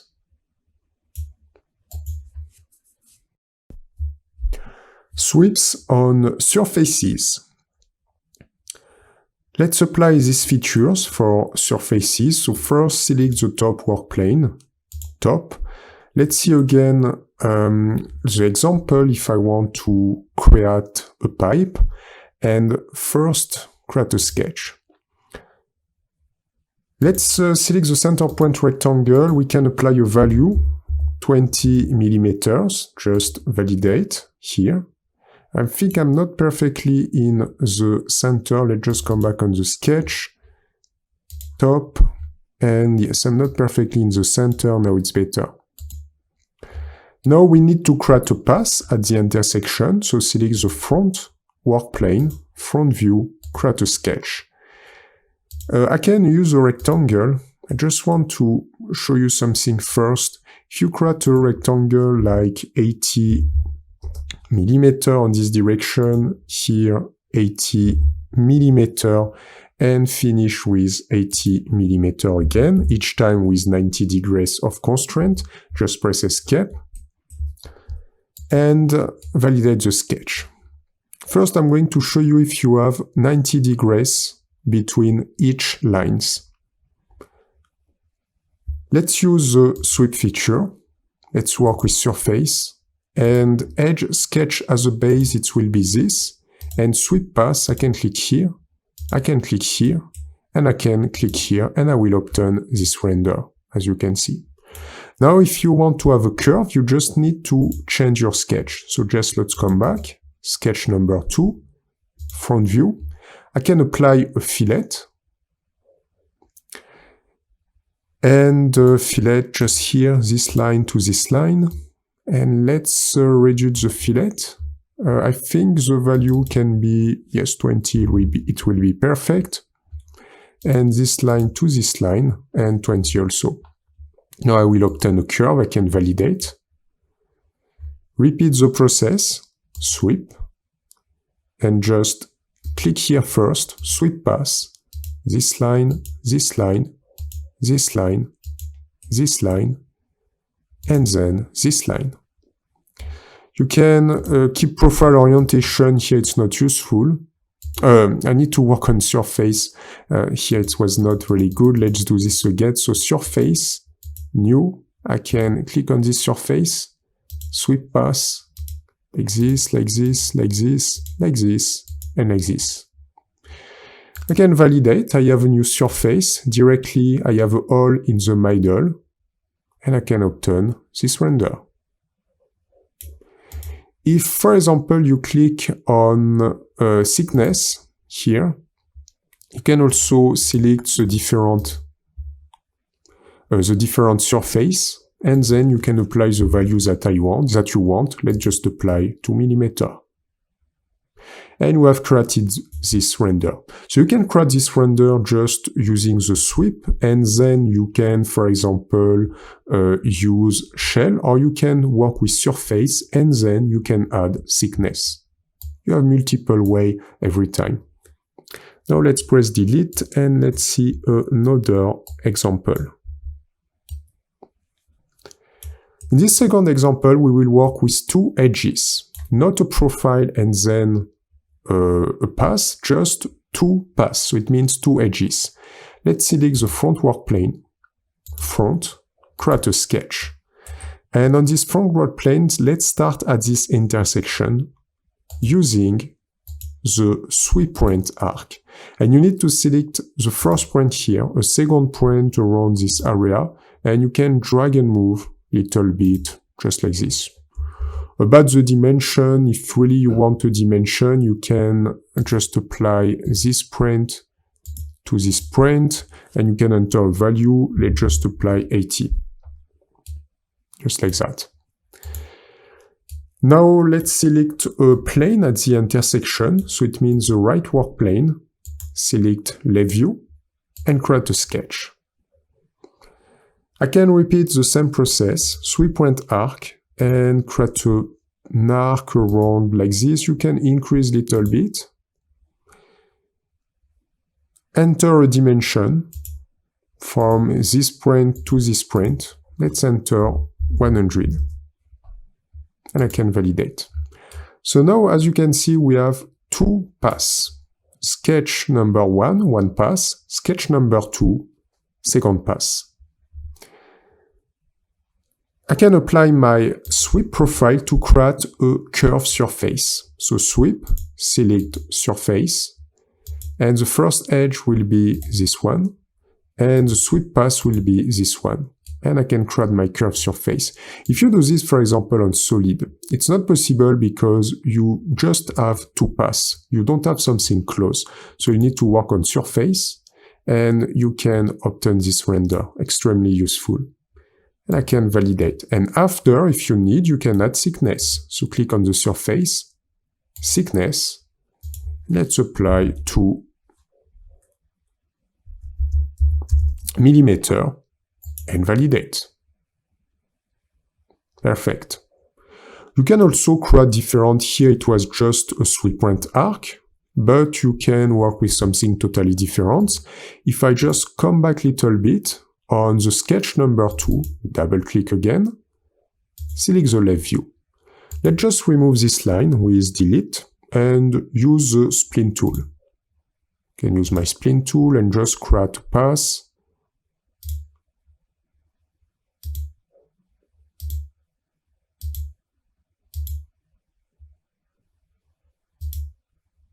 Just like this. I can press escape. Don't enter specific value, just to show you the principle. I can drag and move a little bit my point, just like this, or again like this. After, the next step, let's use again the sweep features. I can select this line. You can invert, select the other line on the first sketch. It will be exactly the same.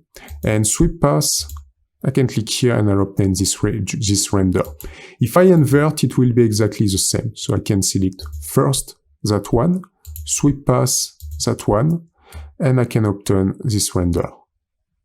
So extremely useful. I have now a surface, and if I need, I can add a thickness after. Second, let's just apply just 2 millimeter, validate, like this.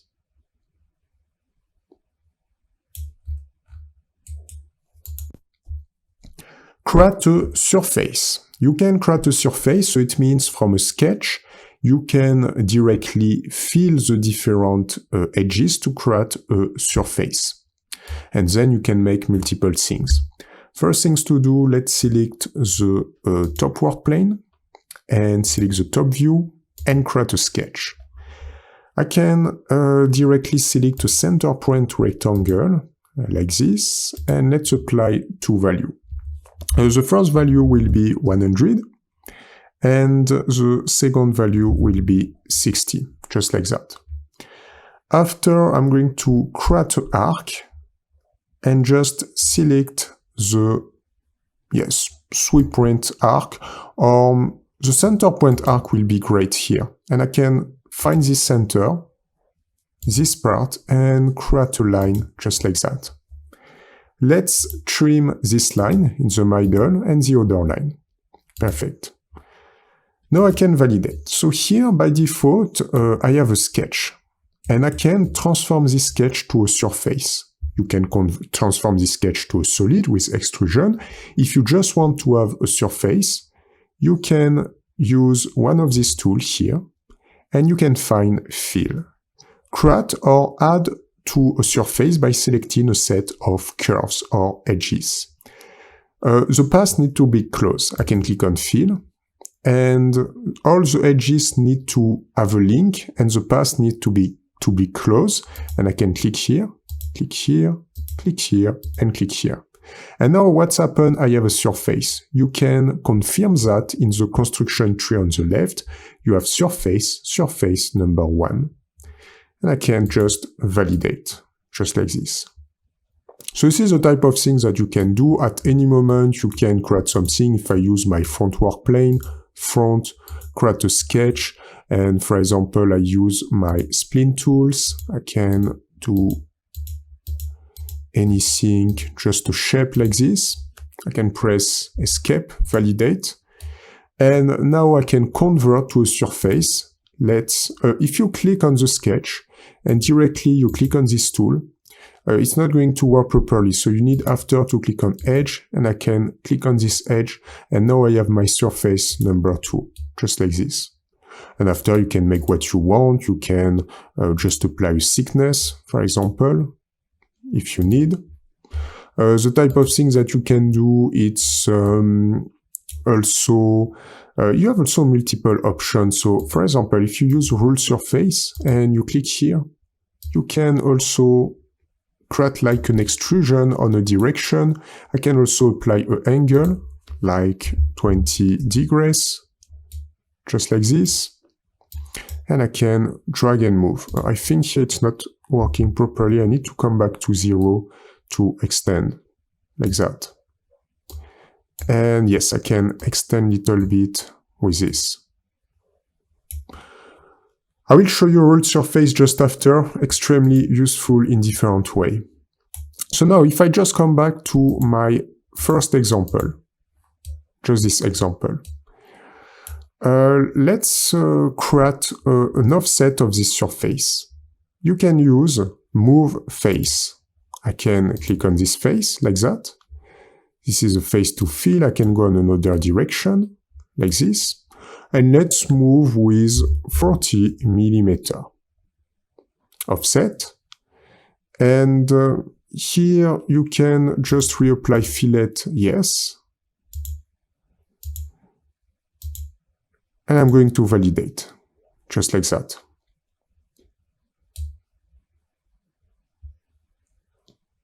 After to do this work, I would like to create a symmetry.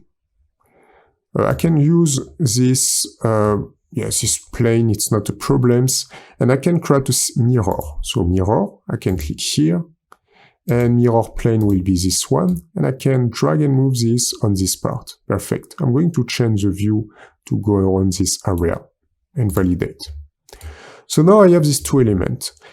If I just come back to this tool, rule surface, it's not going to work if you, not rule surface, if you just come back to fill tool and you select, for example, just this edge to this edge. It's not going to be able to create a surface because it's not close.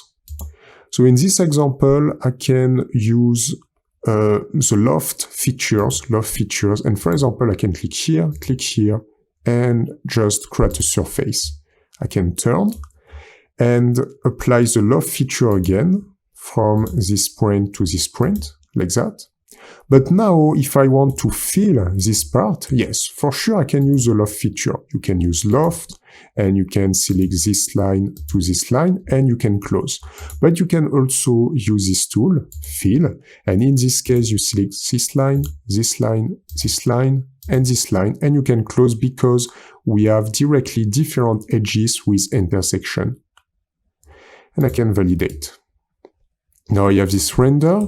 I would like to finish my work. Maybe I can modelize something and just create a line at this intersection. I can use this front work plane and create a sketch like that. And just create a line. I need to recuperate this print. I can activate use project here and use project here. And then just create a line from this print to this print, just like that. Perfect. And I can finish my work. So now I have this new line. I'm going to show you something. What's happened if you use on fill and you select this line, and you decide to take this line. It's not going, or again this line. You can just close this path, just close this part.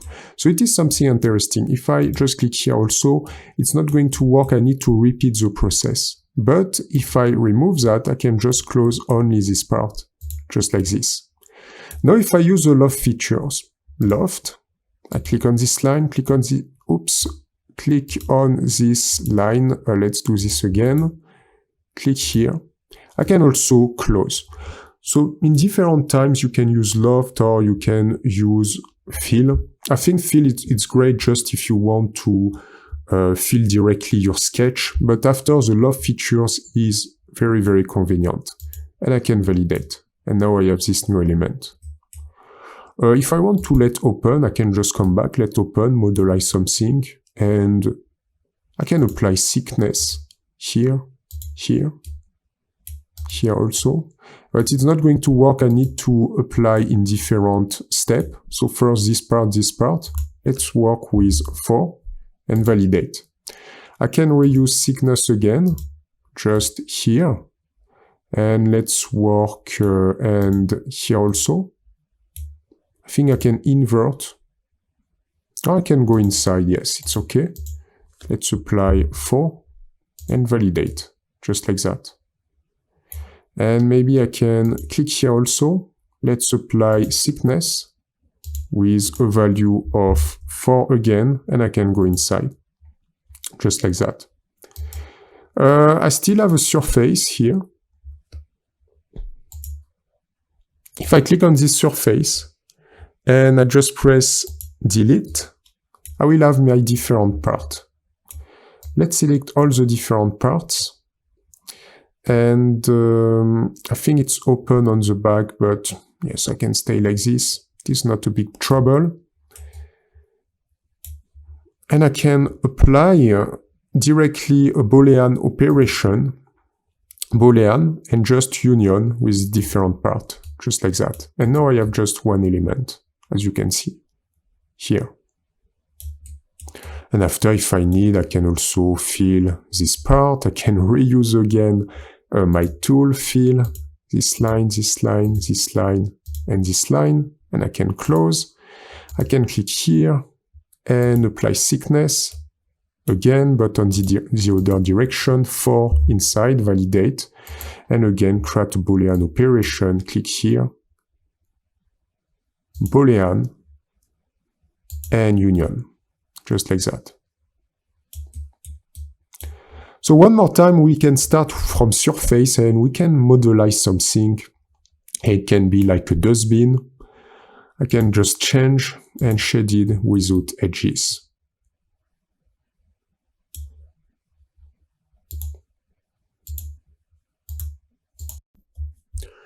Create rule surface. You have a very interesting tool that you can use. It is create ruled surface.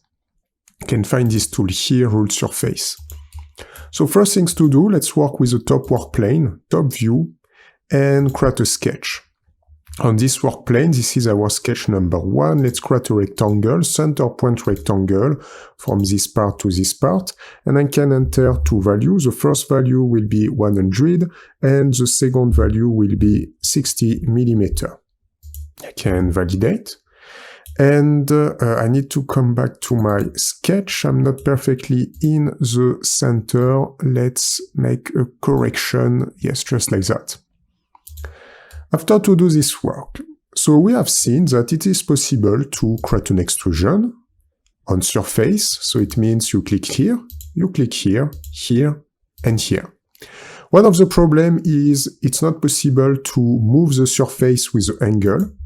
And the second problem is if now I click here and I want to create an extrusion again with this surface, it is not possible.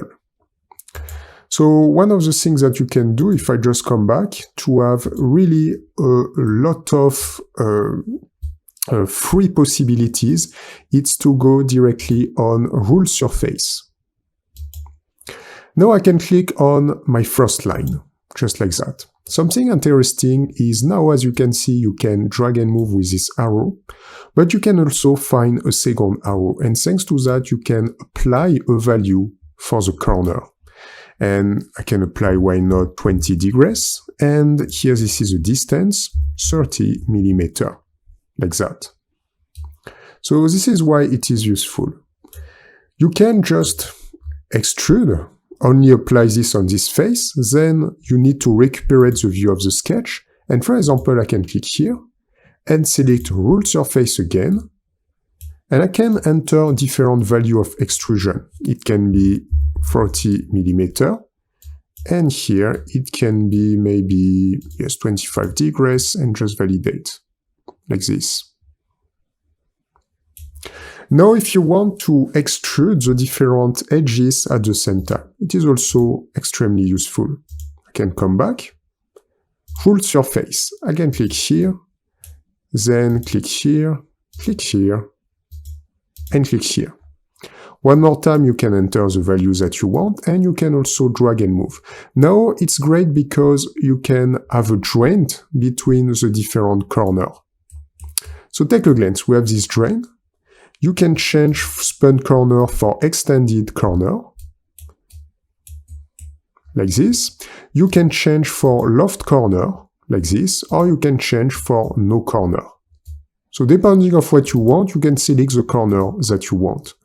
Let's just come back with spun corner and just validate. Something very useful is now I can, why not continue? I can use again rule surface, and I can click on all the different parts at the same time again, just here, and just here. And whether I can come back on this direction inside, or I can come back outside again if I want. So depending on what I want to do, I can also create some return like this. Extremely useful. You want to create a bag, anything like that. You can really have a lot of possibility. Let's just come back a little bit on this direction. Let's just apply 30 just here, and I can just validate. And I could continue with one more time rule surface. I can click on all the different edges, but if you want, you can apply on just specific edges. And one more time, I can pull. Oops. Let's apply a value of just 10.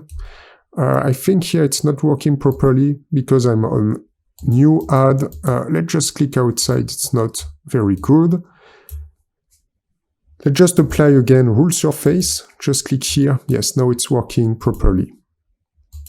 But if I click on this different part, take a glance, just here,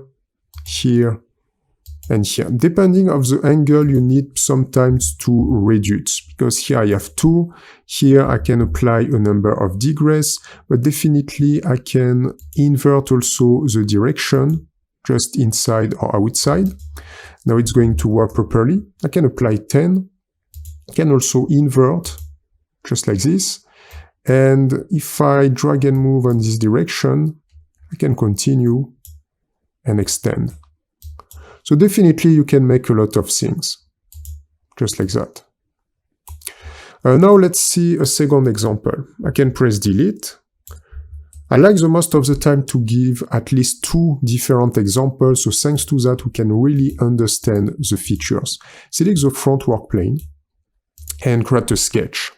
On this sketch on the front work plane, you can click on front view, create a spline, and I can make something, create a spline, 1 line, 2nd line, 3rd line, and just, yes, 1, 2, 3 edges. Press escape, validate.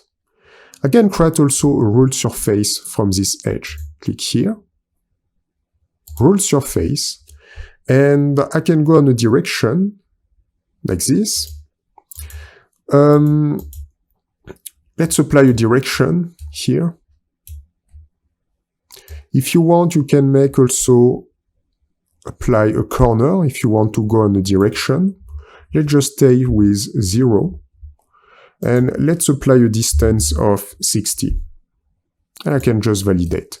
So now I have this surface. I can continue with rule surface. If, for example, I click on this line, I can continue whether on a different direction, or I can continue also on this axis, depending on what I want to do. If I just click here, I can also have this render, or again this render.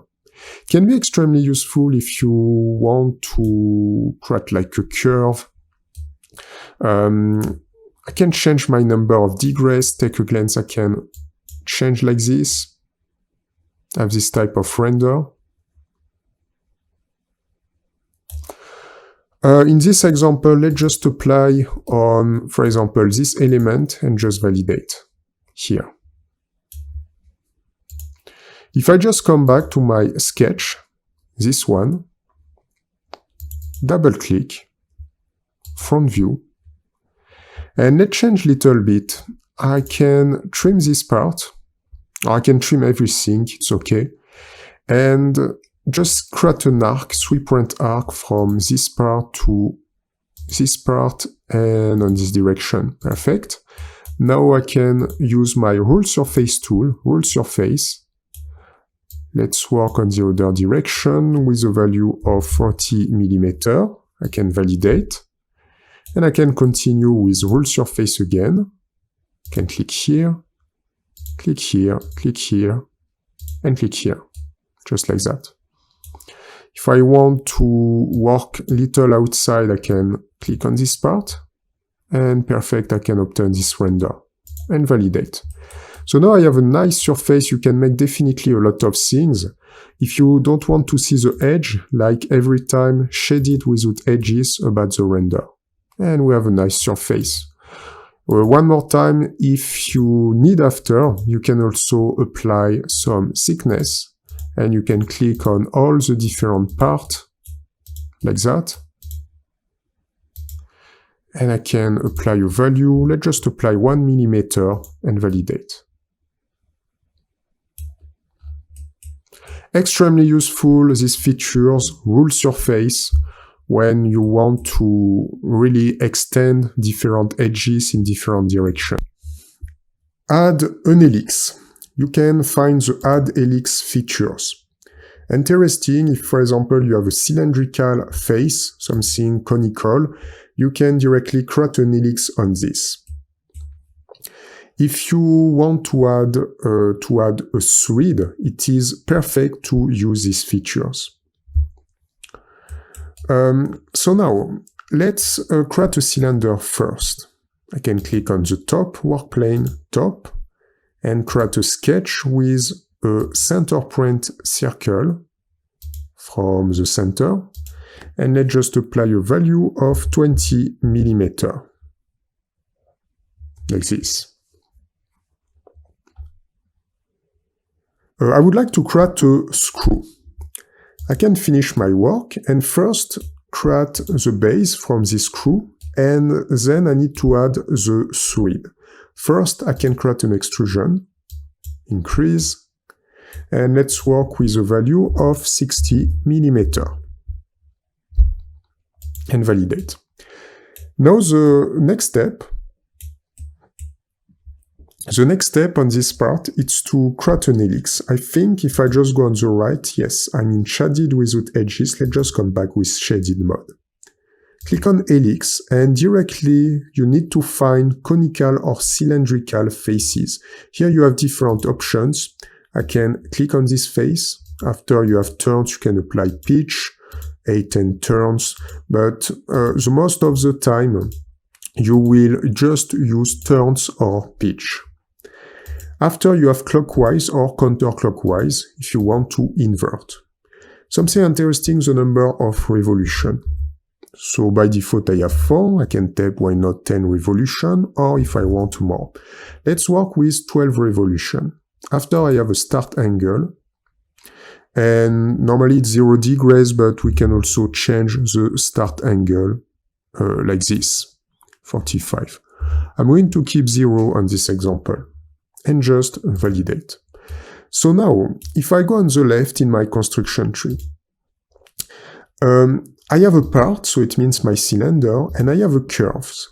I generated this curve directly from the ellipse that I have here. So this is the ellipse, and this is the curve generated. If I want now to create a thread, when you zoom a little bit, you can find here the end of the thread, the end of the ellipse first. And I need to create a small triangle at the intersection. And where will be the intersection? The intersection will be in the front work plane. So I can click on the front work plane, like that, front, create a sketch. Now if I zoom a little bit, you can find we have the end of the ellipse here. The best things to do is to use Project Convert. You can click on the ellipse, and thanks to that you can find your point. And now create a triangle. Select the line tools and create a first line around this area in this direction, this direction, this direction, and this direction. If you want to have an equidistant triangle, you can just enter a value, whether the same value, whether 60 degrees here and 60 degrees here. Dimension, click here and click here. Just apply 60 degrees. And just click here and click here, 60 degrees. And in an equidistant triangle, you will have, if you add the different angle, you will obtain 180 degrees. So 60 here, and 60 here. I don't need to apply 60, I know that I have 60 here.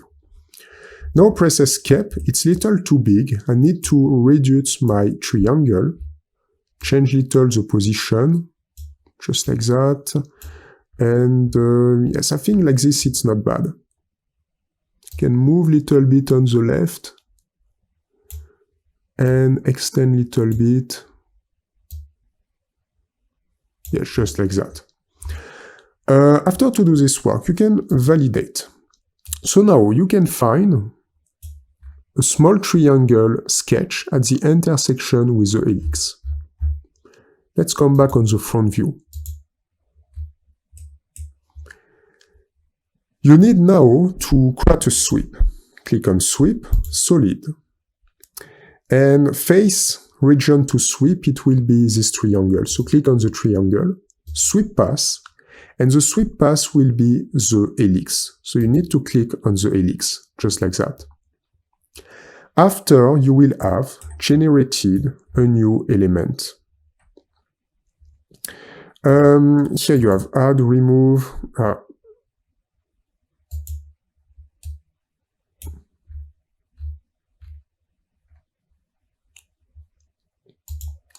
Let's do this again. Something is not working properly. Sweep, solid, new.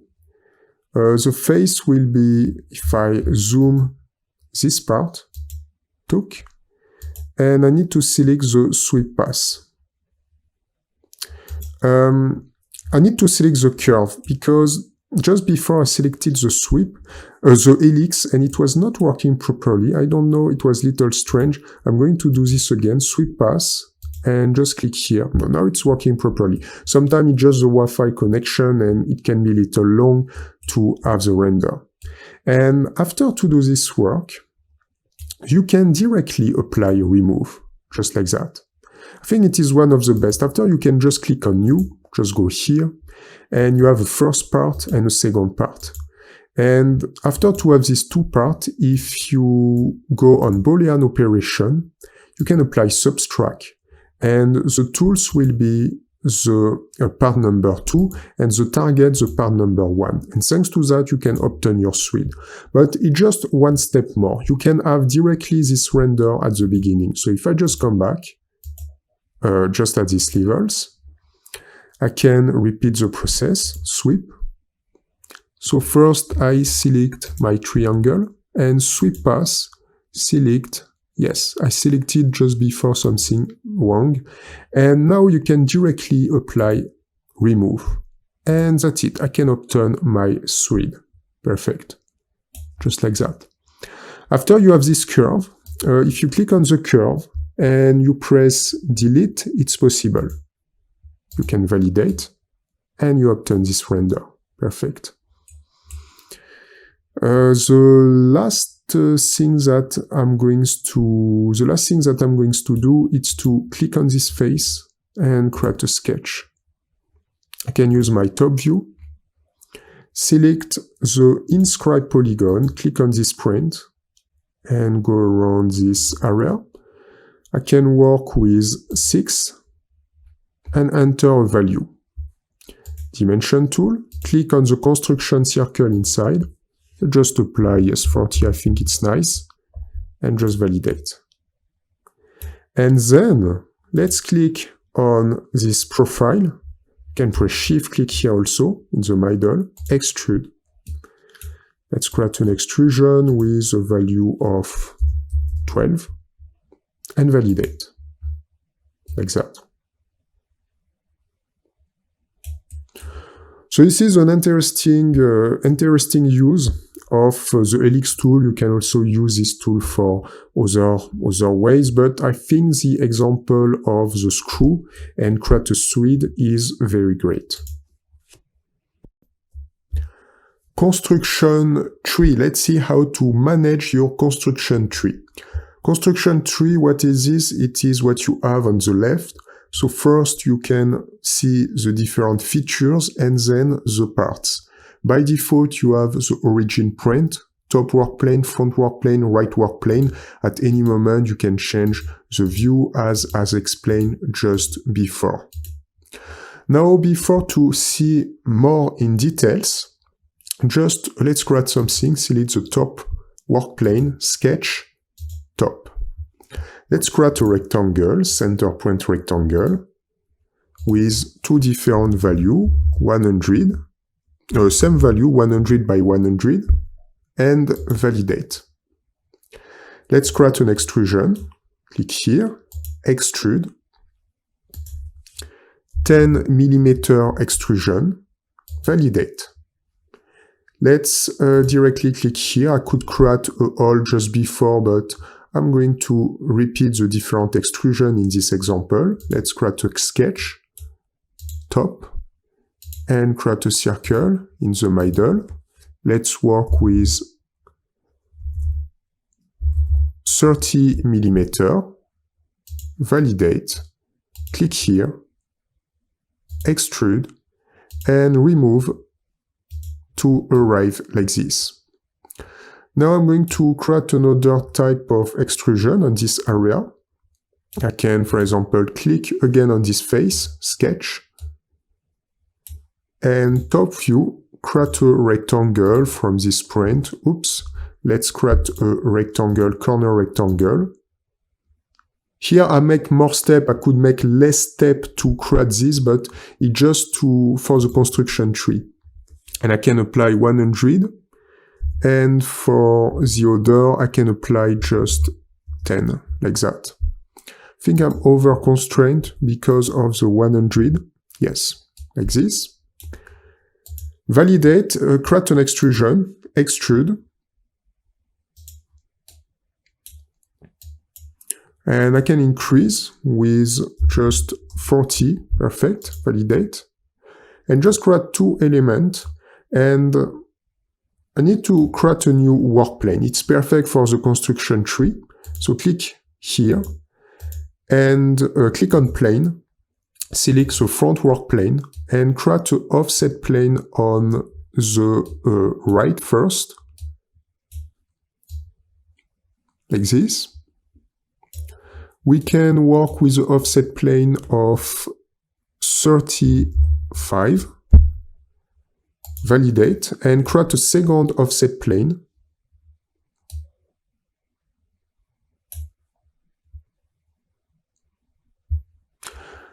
With plane, click on the front, just like this, or I will just activate a mirror, so it's okay for that. Just click on this work plane, new work plane, back view, and create a sketch.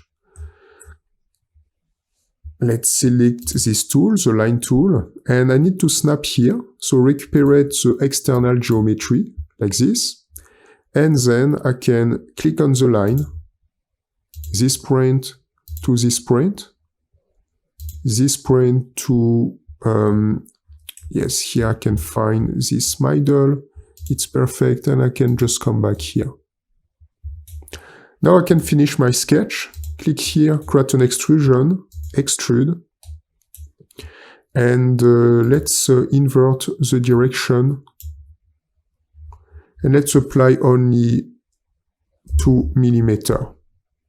Just validate, and duplicate this element on the left with a symmetry, mirror, select select feature mirror, click on this feature, extrusion, and click on mirror plane, front work plane, and repeat on the left, just like that. So it's okay for that, for this basic creation. Now let's work with the construction tree. On the left, you can find each time the sketch, and you can find the feature. don't delete the sketch, because if you delete the sketch, I delete the sketch number 1 with delete, everything generated after will be in trouble, and I won't have any things. So be careful, don't remove the sketches. Keep your sketches. You can at any moment recuperate the view of a sketch, like that, but just don't remove the view, but keep your sketch. After, at any moment, you can go right-click on an element, and you will have multiple options, like rename. I have a sketch number 1. If I want to rename, I can go on rename, for example. If I type sketch number 1, I can do this. Here, sketch 2, I can go right-click, rename, sketch number 2. It's more useful if we have a lot of things. Here in this example, I don't need to rename really my sketch, but it's just to show you the principle.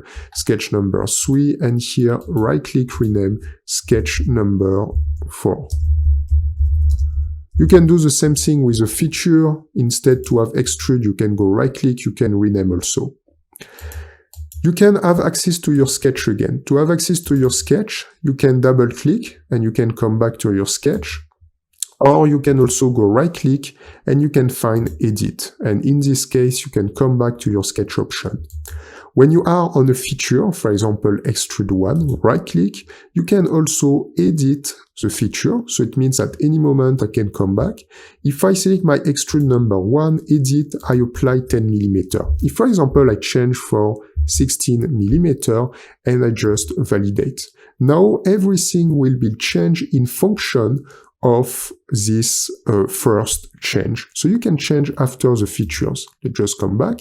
If I want to change my mirror, I can just go right-click, edit, and I can change also. So you can edit the feature after, it is not a problem. If you select also one of the feature, Extrude 1, you can also directly go on the sketch number 1 to edit the sketch, like this. And with right-click, you can also show dimension. Extremely useful also. Just like this. If I select my extrude number 4, right-click, and show dimension. Just like that. Only if you apply dimension on your sketch. If you don't apply dimension on your sketch, you won't see dimension. If I select extrude 4, right-click, here you can also delete. After you can zoom to the selection, just like this, here. So you have multiple options with this construction tree. If you create something more like a work plane, you will have the plane also here. Let's create another work plane. I can select plane and create a work plane, for example, on this face. Oops, yes, just like this, here. And I created a new work plane, just like that, with the offset. Now I have my plane number 1, and I have also my plane number 2. It works same. You can go right-click, you can rename, you can edit. You can also, when you have a plane, you can create a sketch on this plane, or you can use offset plane, and at any moment you can change the offset. So here, if I just tap now 0, I can come back with the offset of 0, or I can move again with 20, just like that. So you can change again the offset, just here. If you change the offset, you will have a new plane created automatically. Now let's go right-click and delete.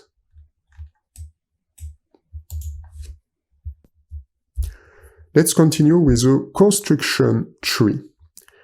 You have the options to classify in different folders. You have new folder. If you have a lot of things, sometimes it can be useful to classify inside folder.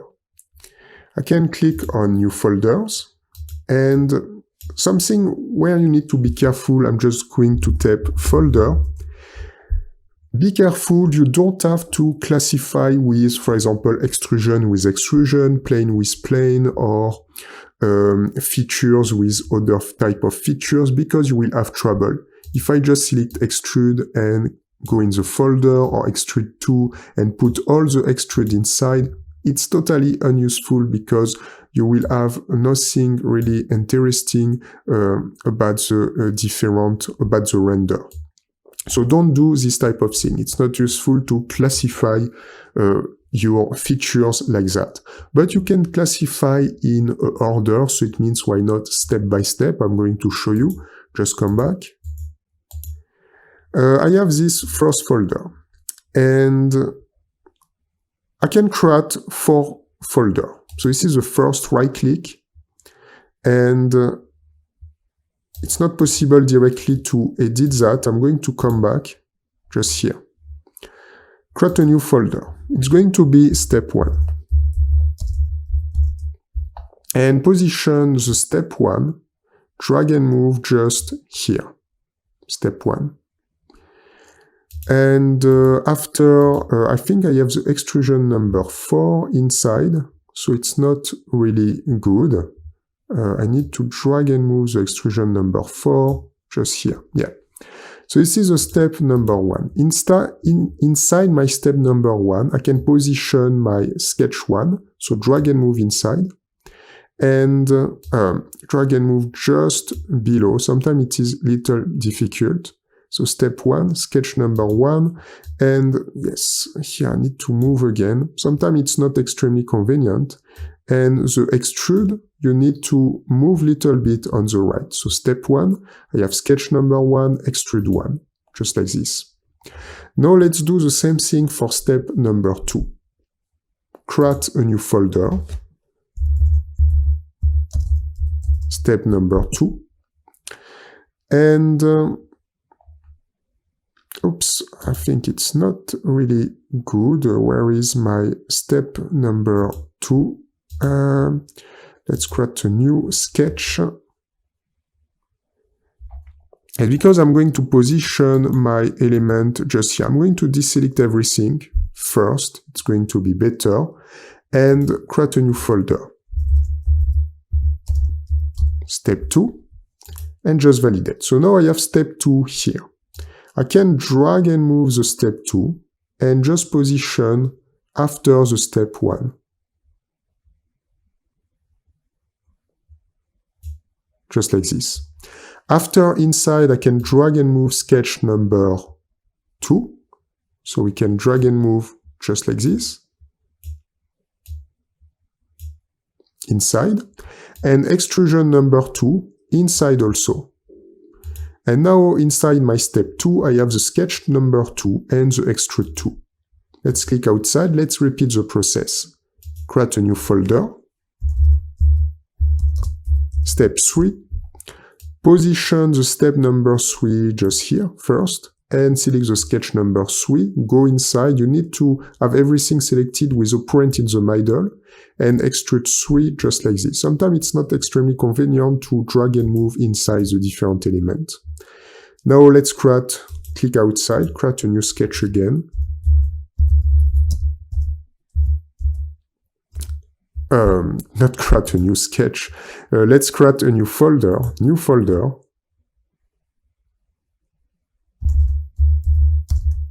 Step 4. I can position my step 4 just after the step 3. So just here.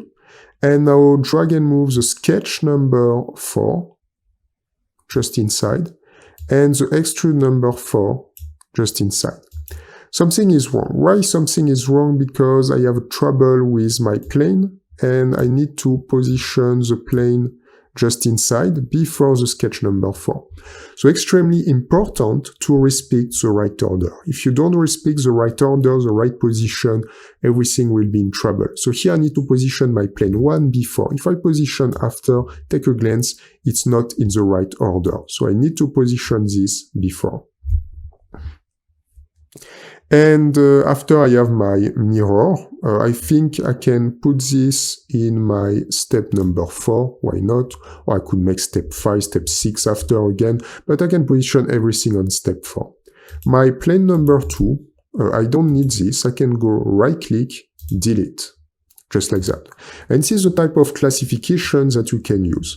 step by step, for example, in the right order. So step 1, sketch number 1, extrude 1, step 2, sketch number 2, extrude 2, step 3, sketch number 3, extrude 3, and step 4, I have my plane number 1, sketch number 4, extrude 4, and mirror 1. You can also rename the element inside if you need. If, for example, I create a second part, I can create a sketch, just click here, sketch, and go on the top work plane. I can go a little on the right and use my inscribe polygon, just go in this direction, like this. Let's change for 6, validate, and create an extrusion. Extrude. Let's keep 25. So now I created a second part. And I have still sketch 1 here, extrude 5. So you can also create a folder for the features of the different parts. This can be interesting. So take a glance. I can create a new folder. It can be for the part number 1. And I can drag and move this folder just here. And now I can move step 1 inside, step 2 inside, step 3 inside, and step 4 inside. Just like this. Now let's create a new folder again. New folder. Part number 2. And position the sketch 1 and extrude 5 inside. Just like this.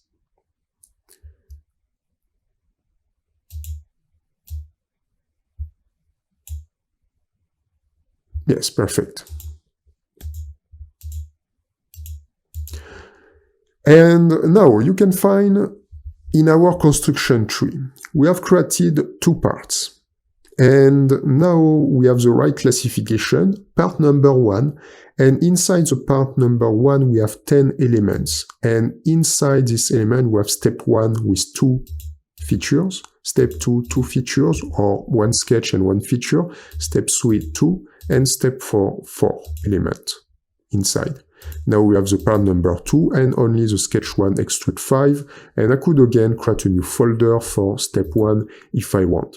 So this is the type of classification that you can do if you want, if you need on models, you can work like this. And when you manage your part, it's also same, you go right click, you have multiple options. You can rename. If I want to rename this part, I can make element 1. Here I can make right click,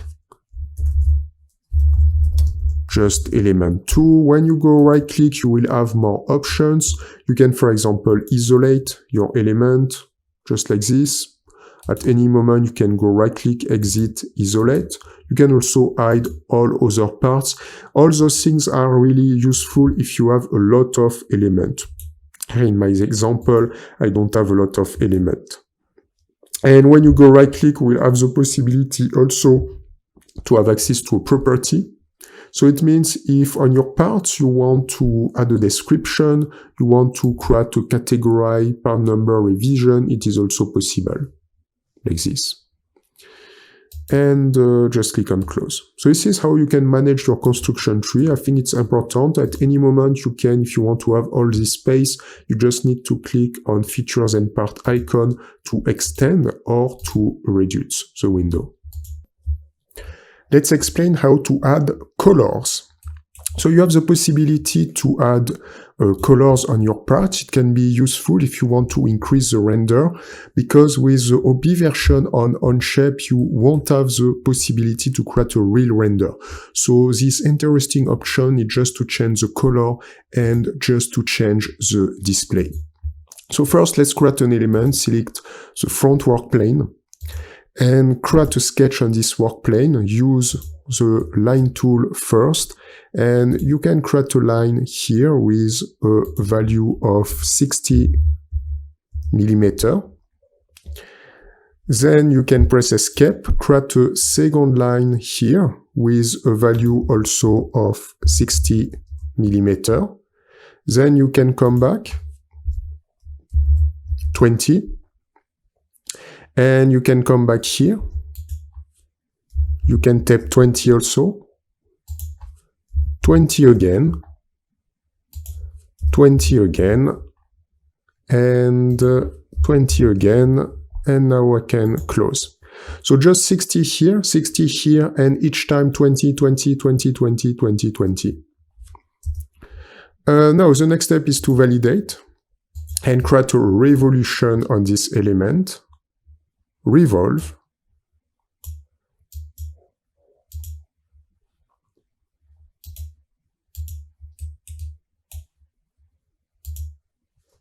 So let's create a revolution. Click here, revolve. We are not going to work on surface, solid. Click on the profile and revolve axis the middle, just like that. Then I can finish my work and I can click on the top, create a sketch also, and activate the top work plane. Let's zoom a little bit and click here. Let's activate a value of 25, validate, and create an extrusion inside with remove. Just like that. And then I can validate. Okay, so we have created this element. So the first things to do is to go on the left and just remove the different type of view, just here.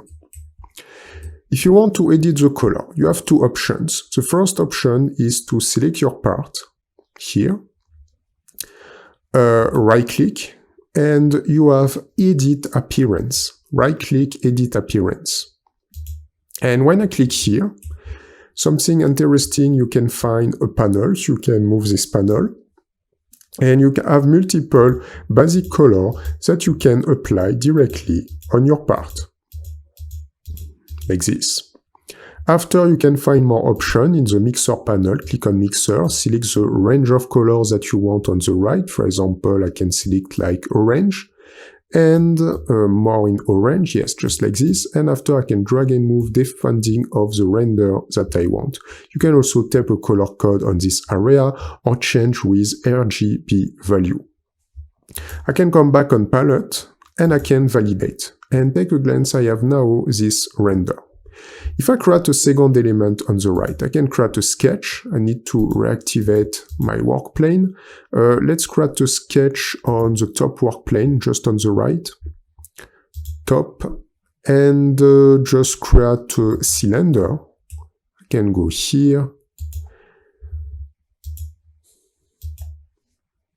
Let's click, I work in my sketch number 3, just right. I'm on the top work plane.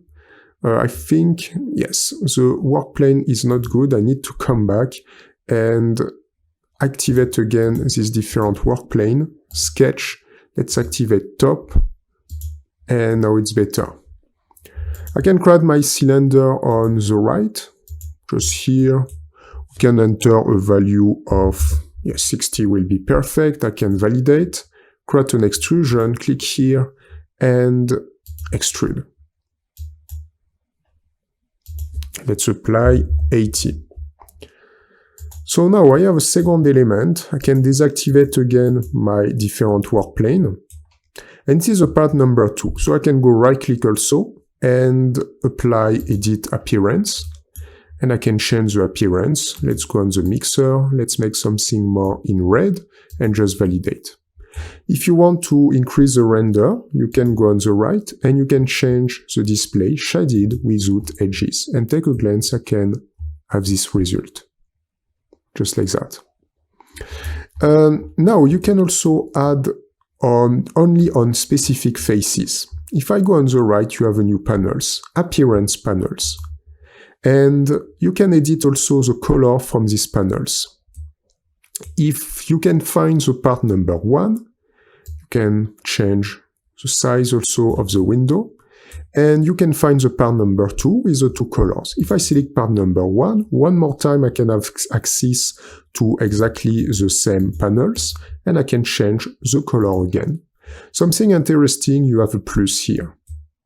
If I zoom on my part number 1, click plus. And you can apply appearance only on selected faces.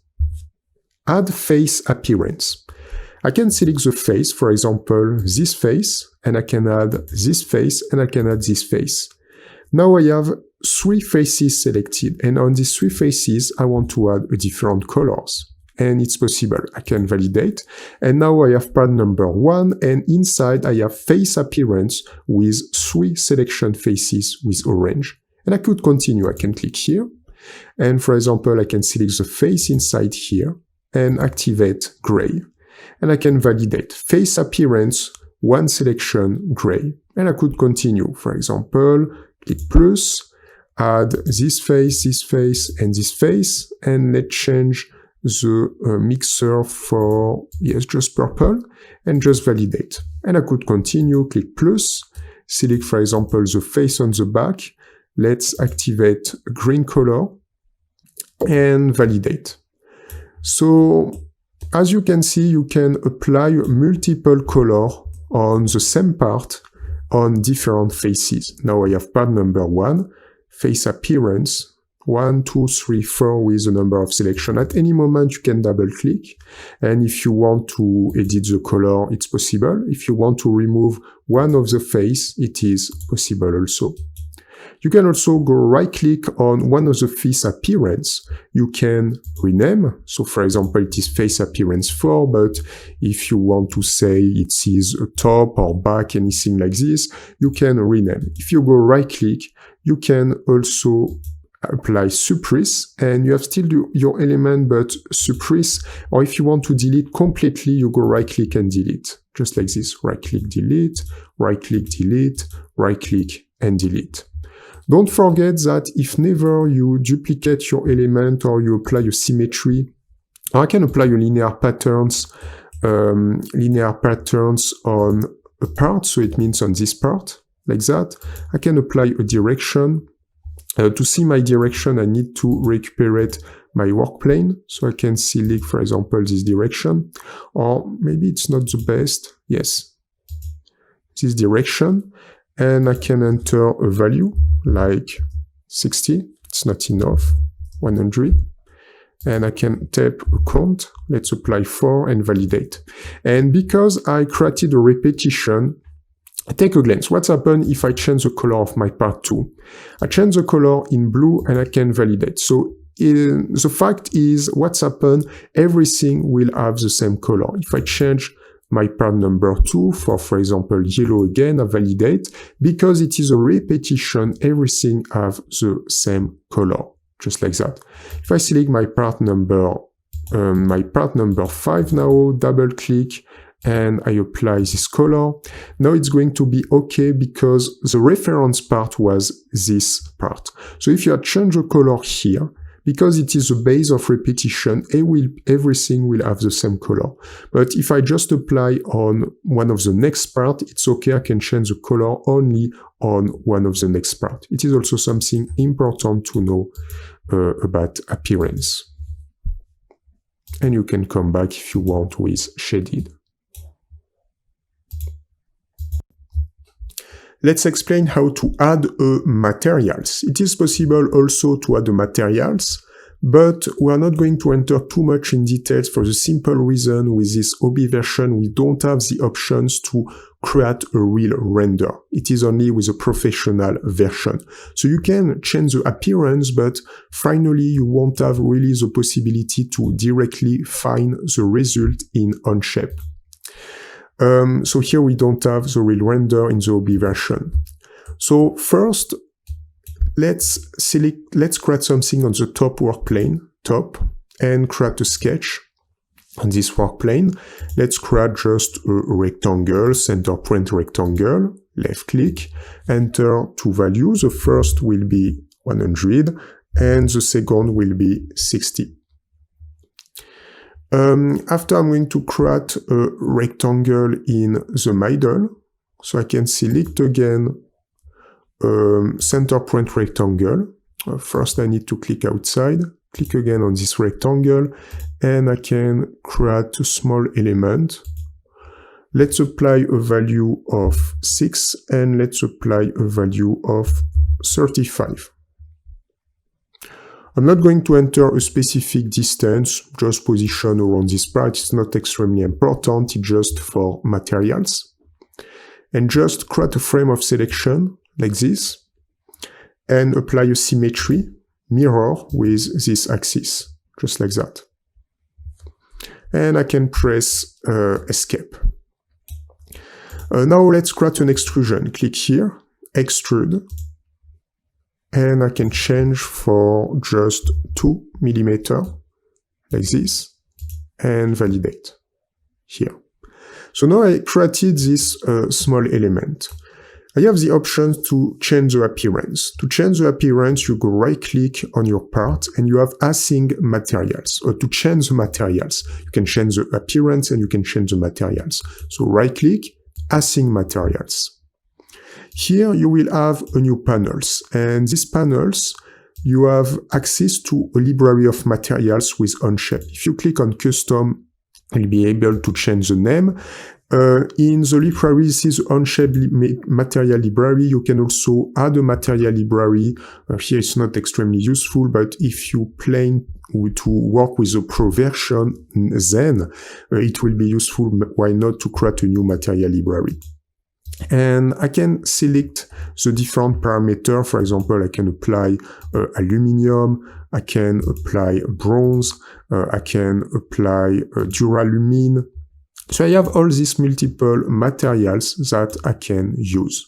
Sometimes it can be useful because you can export your work in a different format, reuse on a different software, and have access to this material. So it can be also, even with a free version, useful in few cases to apply your materials. You can apply steel, so anything that you want. So first you select the materials that you want. Let's just come back at the beginning, like aluminium. After you have the name here, and you can find the density, aluminium density. If you click plus, it is if you want to import a new library. If I go on custom, I can change the name.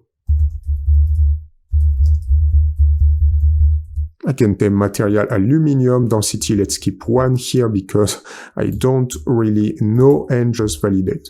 And that's it. I apply my material on this element. But because I don't have the options will render in the OB version, I can't really see the result. So I have the materials.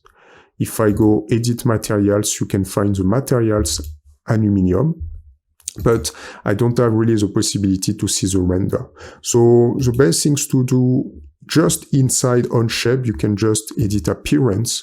And if I want to make something like aluminium, I can select a color like more gray, this type of gray color. And I can just validate. Let's go on the right, change, shade it without edges. I can remove this different view, zoom a little bit, and work with that.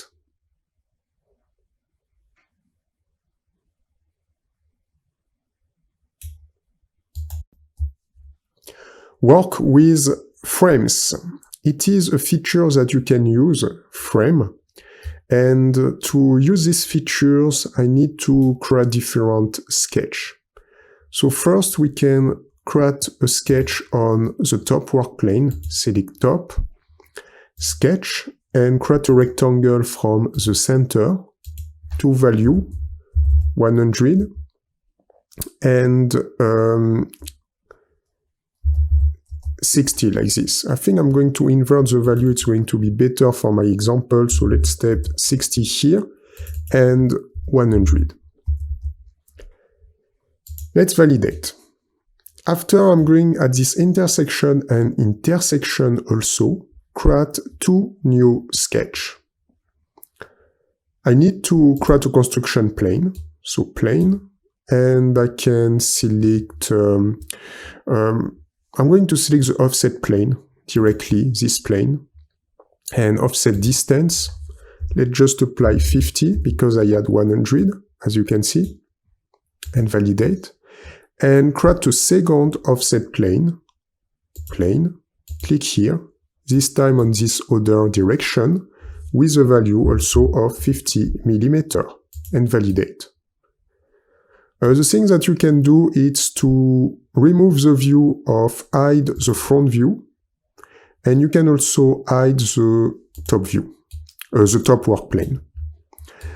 You can also hide the right work plane. Select the plane number 1 and create a sketch. Sketch, select the right view, let's zoom a little bit. I can create a first line from this point to this point, and then a second line on this direction. Let's apply 40. And I can press Escape, create another line from this point on this direction with a value of 40 millimeter. And I can validate. So this is my second sketch. And let's create the third sketch. I can create, for example, a base for a table using the frame, features. Click here, sketch, activate the left view, and repeat exactly this process. This time I can start here, or maybe, yes, I can start here, it's better first, or I will have to activate external geometry. And I can work on this part with a value of 40. I can press Escape and create a line on this direction with a value of 40. Every time I have automatic constraint, vertical, horizontal, so it's extremely convenient. Validate. So now I have these 3 sketches. You can hide the visibility of the plane 1 and of the plane 2. Let's use the frame features. Click here, frame. The aim is to first select the type of sketch profile that you want. You click on this part and you have a new panels. And for just for a edge, for example, you can apply like a tube. You can apply a rectangular bar, rectangular tube, round bar, round tube. You select the standard first here. You have different type of standard. In our example, we will work more with ISO, or we will work more with ANSI. And if I work with ANSI, I can select, why not, a round tube. After you click on Done, the round tube will be the sketch profile. And if I zoom a little bit and I click, for example, here, I can create a tube. So you can find my tube on this part, just like this. If I click on this line, I will have a second tube, this line a third tube, and this line a fourth tube. And the fact is now, if you want to change your sketch profile again, it is possible, and you can find the render. So you can change. If I want to change, first I have different size for my tube, and you click Generate, like this. So I can increase the size. After it will be too much, but I can change the size. If I want to have a rectangular bar, I can apply a rectangular bar, like this. If I want to have a round bar, I can apply a round bar. And here I will have multiple size. As you can see, apply Generate. If I select a rectangular tube, I can create a rectangular tube also. And I have multiple size. Something interesting if I click on Done, you have also corners. If I zoom a little bit, I have this type of corner. By default, it is meters, but you can change for butt, like this. You can change for cop butt, or you can change for none. And in this case, you will have this type of render here. So most of the time we use meters, but sometimes we can change. Something interesting also, you can find this small arrow here, and you can change apply an angle. You can apply an angle. So whether on this direction, here after it's 2, you can apply also on the other direction, just like that. So don't forget that you can also apply an angle when you work with something rectangular, not on a tube, it is logical. Like this. So now you understand the process. I can also do this on another profile. If I click again on Frame and select Sketch Profile, yes, let's just apply round bar. I can also click here. If I click here, as you can see, nothing. I can apply also another element, and I can click here to create my other element.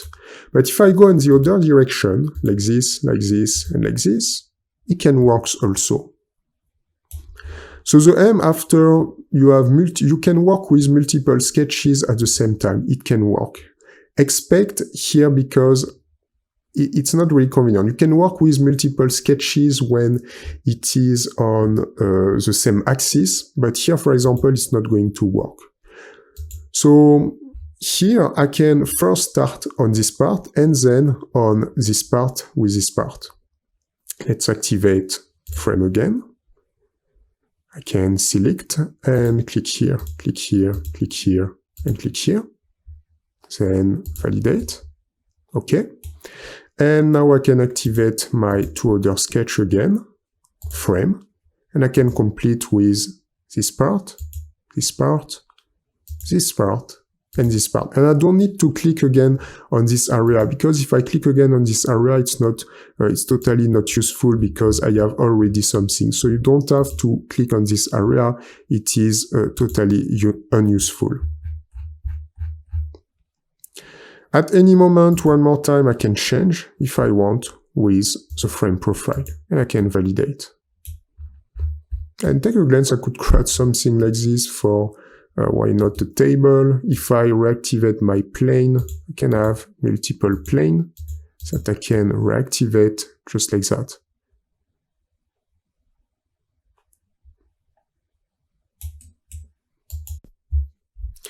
Let's continue with the frame. Something important when you go on the left, each time you have a new part created.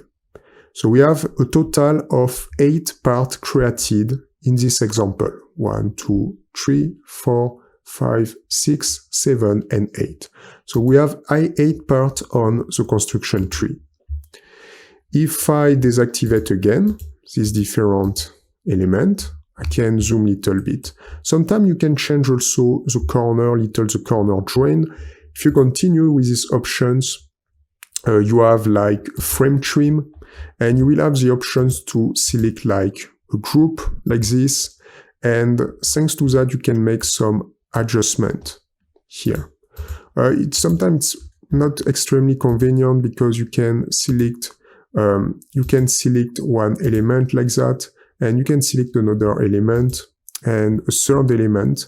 Now it's going to work. You just need to select the right order. In this example, the first will be this, and you can just validate and make little adjustment. It's really, really small, but sometimes it can be useful. I'm going to show you again. Yes, you can find the difference. Deactivate again, yes, this plane, but also this plane and this plane, it's better. So I can zoom again and click on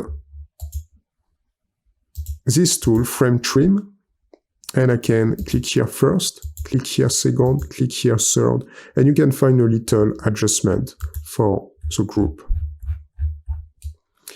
You can apply this also on multiple things. Let's see a second example. I can select everything, just press delete, select this plane, and reactivate the different basic element. Now, the next step, select the top work plane, top view, create a sketch. Let's activate inscribe polygon. So left click, 6. Let's activate a value, dimension, on the radius of the circle. Let's apply 60. Maybe I can increase a little bit in my example. It will be better to show you different options of tube. So I can apply 300, validate, and from this sketch, I can also create a frame. Deactivate again the different work plane and axis, and let's work with frame again. If I just click here, you can find the tube. And because this example I can change, You have also something really different like this, that you can apply this type of corner with a hole inside. Take a glance. It can be extremely useful. And you have multiple type of size that you can use. This size, and I can click on generate. You can also change as a profile. You have this type of profile. Activate. And this is also the type of things that you can do with the frames. And you have the series. Like this. You can also change the type. So definitely you have multiple things that you can use as a frame. Here it is definitely more advanced type of frame. You can use something more basical. Let's come back to ANSI with a rectangular bar. And I have multiple size.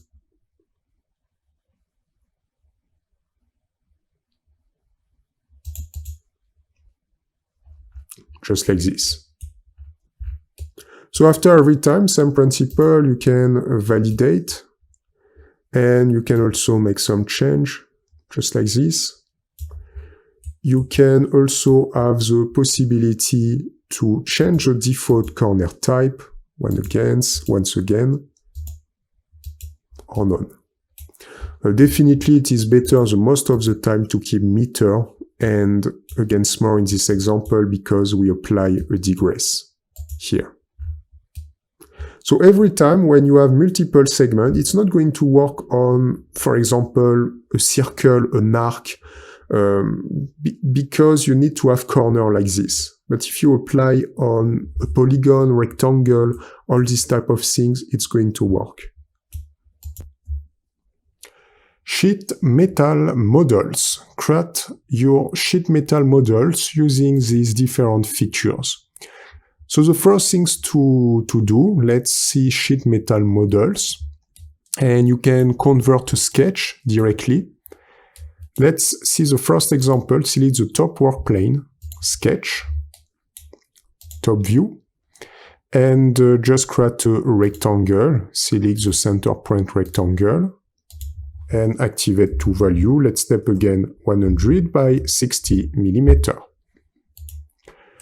After to do this work, the thing that I need to do is to go on this part, and you can directly first create an extrusion, because the first is to create a sheet metal models directly from an extrusion. I can click on extrude like this. Let's enter a value of 40. And on my part, let's apply sheet metal models. You have three options: convert, extrude, thicken. Convert, extrude, thicken. When you use convert first, it is you have an extrusion, something like this, and you can directly convert everything to sheet metal models. You need to select the part first. I can click on this part, like this, and you can find now the different part with the different bend. And face to exclude. It is interesting because I can, for example, exclude the first face, just like this. Here, I can also select face to exclude, why not this face, and click here. After sometimes you have edge or cylinder to bend, you can apply an edge and complete, because if I don't apply this, let's take a glance. I just go on this area. You just select your parts, but you don't have the bends. So I can select, for example, deselect this face. Now select edge or cylinder to bend, and I can select this edge, just like this. I can select this edge, like that, and I can turn around, and I can select this edge, and I can turn around, and select this edge. I will have also, why not to select this edge, why not to select this edge, select this multiple edge, just like that. So this is the type of thing that you can do. Add different edges if you want to apply the bends. After, if I just continue, you have general, thickness, bend, radius, and you have materials and relief. So by default, we have a thickness 100 mm. If you want to have something bigger, you can apply 4 mm, just like this. You have also the bend radius. If you want, you can increase the bend radius, as you can see. After you have something more specific, like the bend factor, roll factor, you can eventually edit that. Let's keep 0.1. And after you will have each time the different corner type, and you can change also the different corner here. But I will show you in another example. So this is the first possibility. You can just convert an element to a sheet metal models. Let's just remove that and create another sketch. Let's work with front work plane, like this. And create a sketch. So click on front, create a sketch. Let's select a line, create a first line around this area. Let's step 30. Create, for example, a second line. Let's step 40 and create another line. Let's step, for example, 20. So I created just this element. Now let's just apply. I can just validate like this. So now I have this element and I can create an extrusion. I can select this different part. Just click on extrude, just like this, with a value of 30 mm, just here. I can apply also a small thickness with thicken and just apply maybe 2 mm, just like that. If, for example, I have something like this and I go on the right sheet metal models, if you select part again, you will have multiple things and it's not really the best because you will have something little strange like that. If you select extrude, you can work directly with a sketch.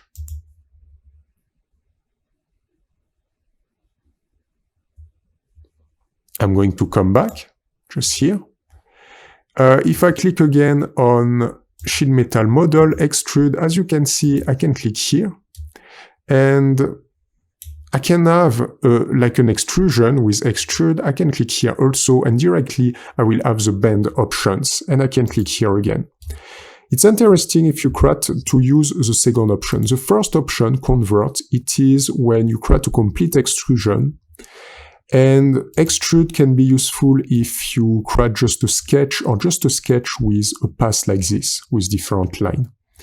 Now you can select the depth. I can apply, why not, 30. And one more time, you have this thickness. So I keep the same parameter. You can also invert. Here I'm going to come back with just 1 mm and bend radius 1 mm, just like this. And after you can flip the direction if you need, but here it's not really useful. Material relief, just here. Something interesting is after on your sheet metal, you can create any sketch. So it means I can create a sketch here and I can use my top view. If I want to create anything here, it's totally possible. I can go in the middle, just go here. Maybe I'm not going to have the middle, so why not to create a line first? This point to this point, and then I can use my circle tool, go in the middle and just click here. Perfect. Let's activate 16 mm. Just erase or trim this line. You can also do this without construction line after you just need to erase. It's possible. I can validate and I can create an extrusion. And as you can see, it's totally possible to add element after to create your sheet metal models. And the last possibility, let's deselect everything. Is to create a sketch. I can use my top work plane. Oops, sketch 2, let's remove that. I can select my top work plane, top view, create a sketch. And I can just create a center point rectangle. Let's do this again. center point rectangle. Let's activate 80.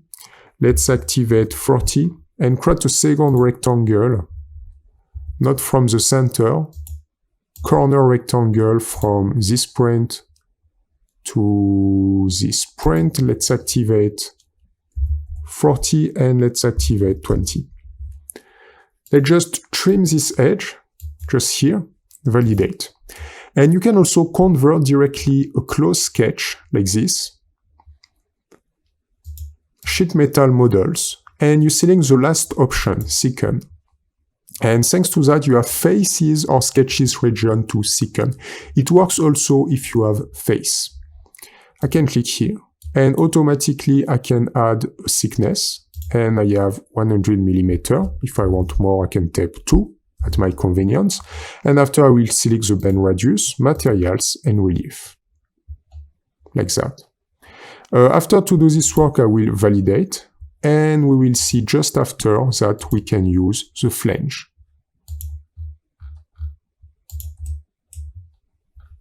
So we have seen the three possibilities, three options to start with sheet. Let's continue with sheet metal models. If I just go on the right, you can find sheet metal models, and just below you can find flange. So after to create your base like this, your base extrusion, you can use flange. I can zoom, edge or side faces to flange. I can select, for example, this line, and take a glance. I can create my flange, and we have a bend on this area. You have the flange alignment, inner, outer, or middle. You can find little the difference. Let's work with inner first, and type blend up to entity or up to entity with offset. Here it's not useful. Let's keep blend, and you have a bend angle. If the bend angle is 90 degrees, so it means if you want to change just position 45 degrees, it is totally possible. I can come back 90 degrees. So now the next step, I can continue and select, for example, this part, just like this. But if you select multiple parts at the same time, and you apply, for example, 45 degrees, just like this, it will be applied on all the elements at the same time. And you can find the connection just here. So it means I can click here. I can also click on this part. Oops. And here, for example, I'm going to be in trouble with this area. Take a glance, just like that. Something that you can do, I can just come back 90 degrees, just like this. If now I click here, it's going to work, or I can click here also. But if you want, the thing that you can do, it's also, why not to remove that, just like that. And first you can work with 90 degrees on this different part, and on this part and this part, I can work with something different. I can select this line, but you can do this after flange, like that. And on these two parts, I can, why not, apply 45 degrees and just validate. So after it's up to you, depends of what you want to do.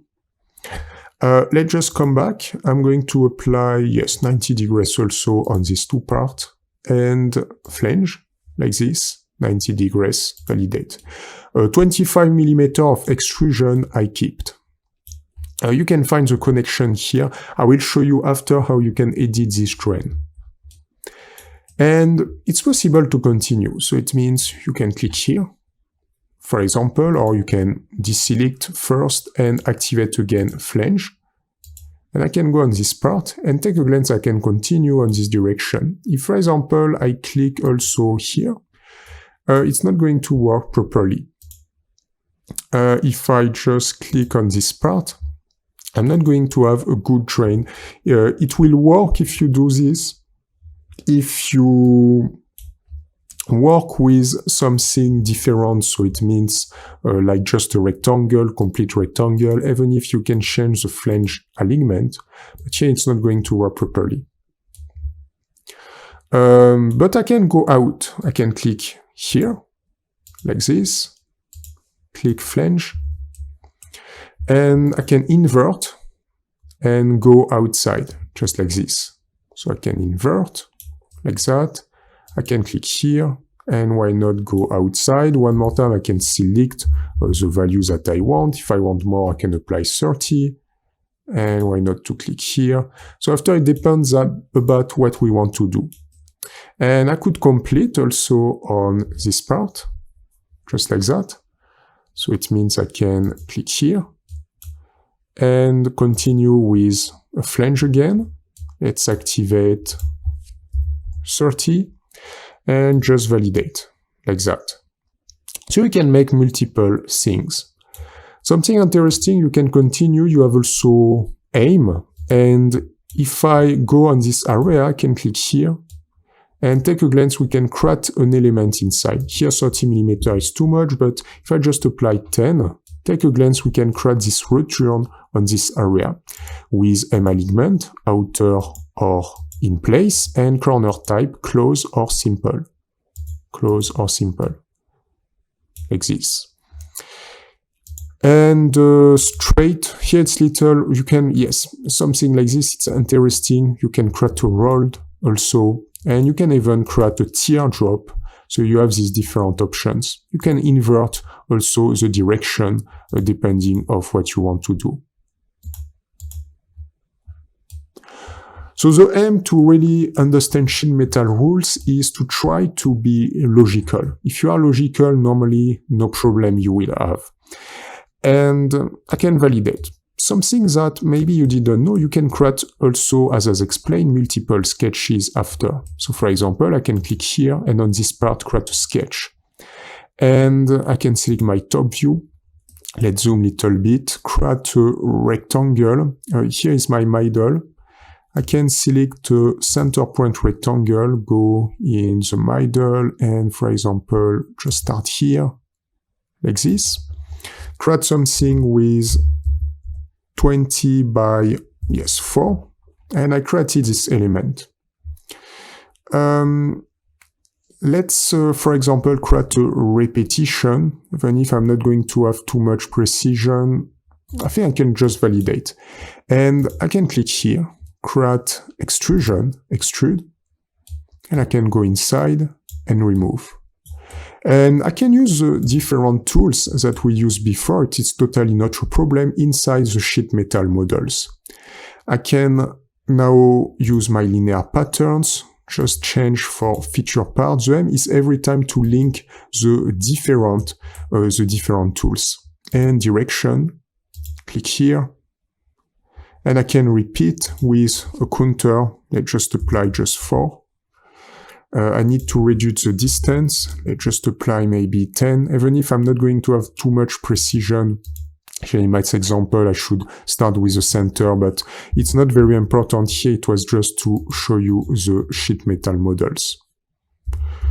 So why not to apply 15, 14.5. I'm not going to have too much precision. Let's apply 14.5mm and just validate. After, you can create anything that you want on your metal models, just like this. Here.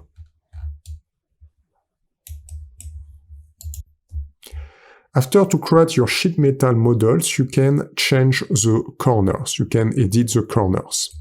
First, let's see again an example with something simple. Select the top work plane. Top, create a sketch. Let's create again a rectangle, center point rectangle, with the value of 100 and again a value of 60mm. Now the next step is just to validate and create directly sheet metal models. Part and surface to convert. First, I'm going to apply secant. It's going to be better. For my example, let's apply 1mm and just validate. After, let's apply flange and click on this part, click on this part, click on this part, and click on this part. Just like that. Let's apply a distance, and distance, let's apply 30mm, just here. And I can validate. To edit your corner, let's zoom a little bit on this corner. You can use these tools, and it is corner. After, if you want, you have also the possibility to create a train. For example, you can select two elements, you can create a train.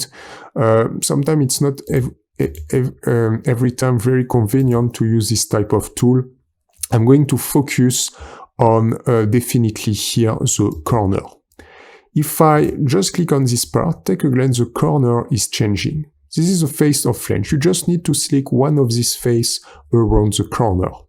Corner relief type, now you can change. This is square size, rectangle scale, round size. So thanks to that, you can find the different options. Round scale, close, also you can close, and you have simple. You can also change the view. So it means here you have the preview before, after. So if you change just like this, you can directly see the preview after. So you can change the transparency of your preview. So you have all these different options. After, you have corner relief diameter. So sometimes you can change the size. Here I can really make something bigger if I wanted. If I take 20 millimeter, I can make something like that. Definitely it's too much, but it's just to show you that each time you can change also this one. Here, for example, it is round scale, 1.5. If I want to apply 4, I can increase.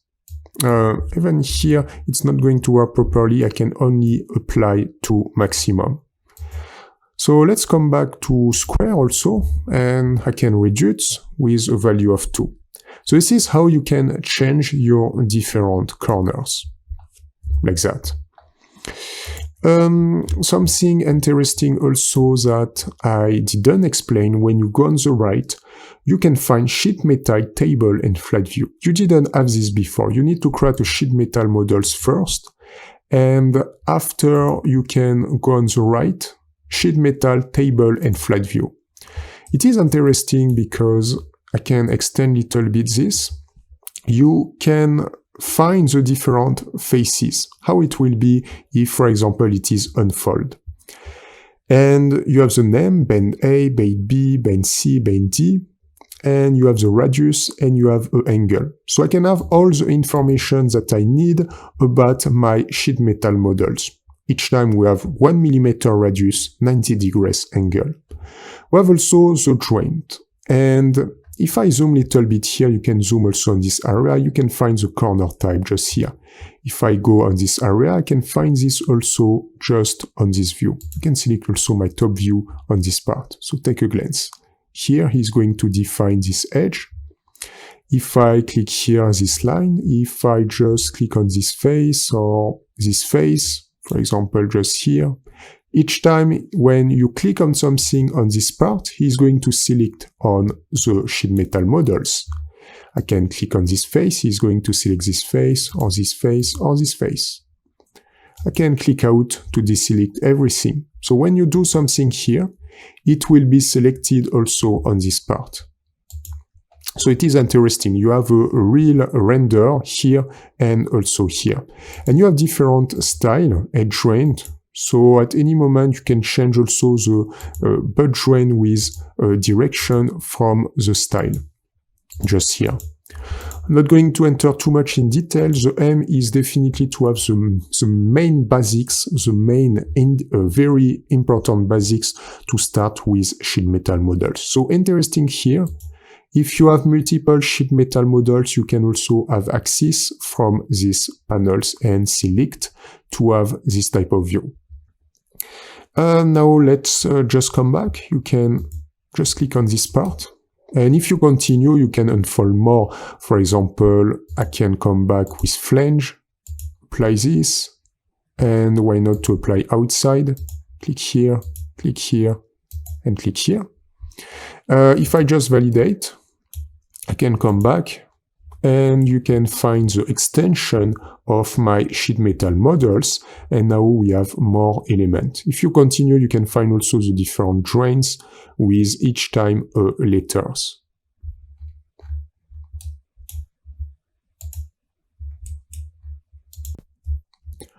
We are going to create a sheet metal models with an example. So just apply what we have seen across a specific example. So let's select the front work plane and select front, create a sketch, and we can create with a rectangle, just not a center point rectangle, I can use corner rectangle, just like this, and apply two values. The first value will be 40 and the second value will be 100. I just need to center with a symmetric constraint, so symmetric, click on this point, and this line. So it's going to be our base. I can validate. Now let's convert to directly a sheet metal models with sheet metal models here, and apply secant, click here. About the different options, the thickness will stay at 1, bend radius 1, it's perfect, and material and relief, I will keep these basic parameters. Bend relief type, let's keep tier, yeah, and validate. After, I'm going to use the other feature, flange, and select this line, just like this. I can enter a value. About the distance, you can type 80 millimeter. And let's do this also on the right. Just click here, 80 millimeter also. And I can validate 90 degrees, perfect. Now let's continue. Let's apply flange again. And just click on this part.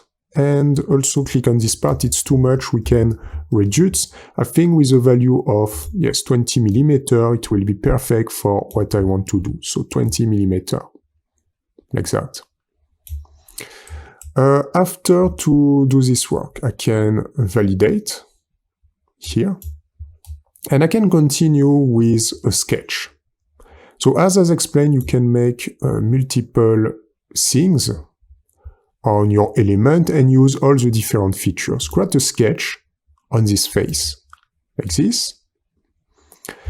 Activate the left view and just search the middle point to create a line. So click on the line tool, you can find the middle point when you arrive on this line. And just search the middle point also here. You can find the middle of, not on this part, on this second part here. If you don't find, like this, you're not going to find, just click on use project and I can click on this part. Now it's better. And let's use again my line tool, select the center. And normally I can find the center, yes, just here. Perfect. After to do this work, I can come back until this part and come back until this part. So I created this sketch to then make an extrusion. Validate, click on the sketch, just like this, and create an extrusion. Extrude. You need to remove and make something like that. It's not enough, so I need to extend. It's not enough, so I need to extend. Let's come back on the sketch. I was thinking it was enough, but finally no. So create, extend this line. You just go on, or you can just click here, remove this line, and just click here, remove this line also, just like this. Yes, perfect. So just keep this line. Let's extend a little bit. You can extend a little bit outside like that. I will be sure to not have problems. Perfect. And yes, just like this. Here you don't need, you can apply a constraint, but it's okay. Just validate. After I can click on my sketch again on the two parts and create an extrusion. So extrude. And now it's going to work. I need to apply remove and just validate. Perfect. So now let's continue with sheet metal models. And I can apply a flange directly on this part. I need to go outside, so invert opposite direction. And yes, just here.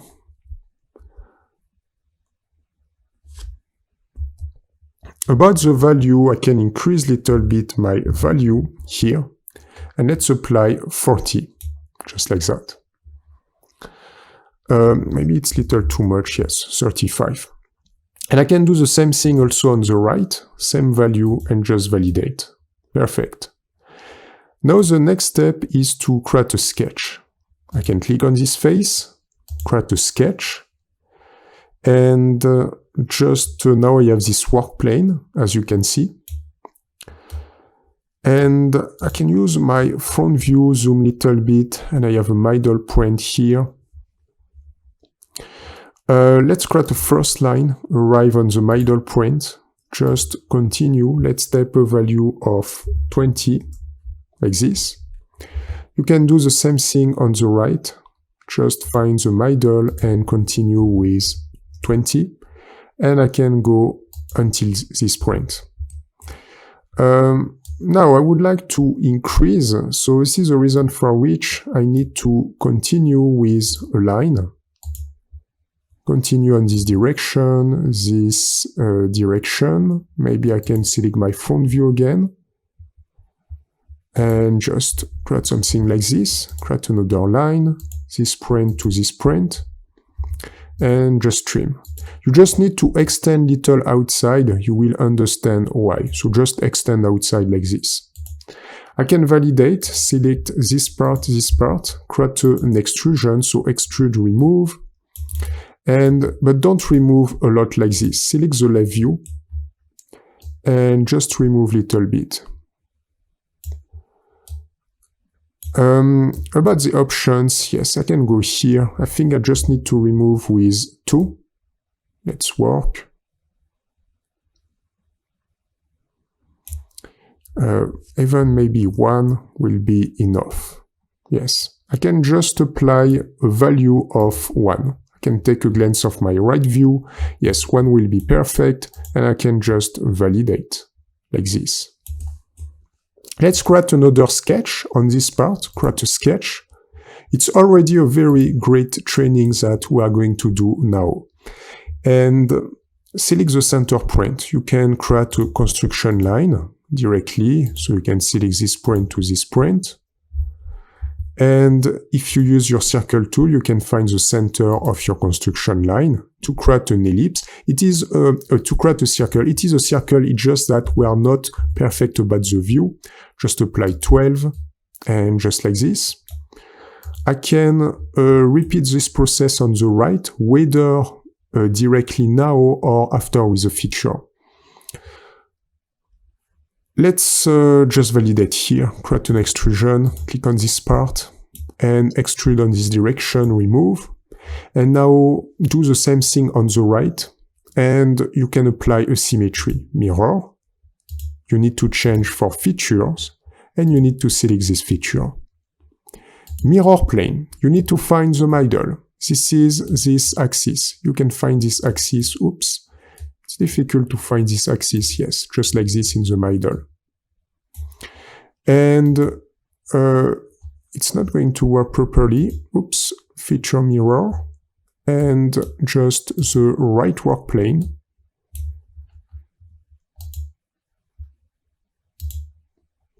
It's a little strange, it's not working properly in my example. I think I'm going to change and maybe come back to the extrusion like this, come back to my sketch.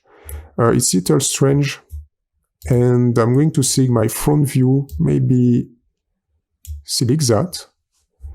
Let's work with the symmetry on the sketch and just apply a line of symmetry. I need to create a line of symmetry, construction line, just like this, and press Escape. Let's zoom a little bit, click on the circle, mirror, and select a mirror line, and now it's work in this part, and just validate. It's a little strange because of sheet metals. I think it's not working properly. I'm going to click on this part, create an extrusion, and inside. Click here, and click here, validate. And the next step is just to create a rectangle on this face. Click here, create a sketch, left view. The thing that I can do is find a center also, and I can use a construction line. Construction line. Click from this point to this point. And let's create a center rectangle. And directly you can find a center just here. And let's enter two values. One value with 40 and another with 10. I can validate. Click on this sketch, create an extrusion again with remove. You can cross everything and just validate. I wanted just to show you in this example that you can mix the different sketches, so it means the design of your 3D models, and at the same time use the sheet metals parts. And I created this element. Why not to apply a small color, appearance panels, yes, just here, change the color, I can double click.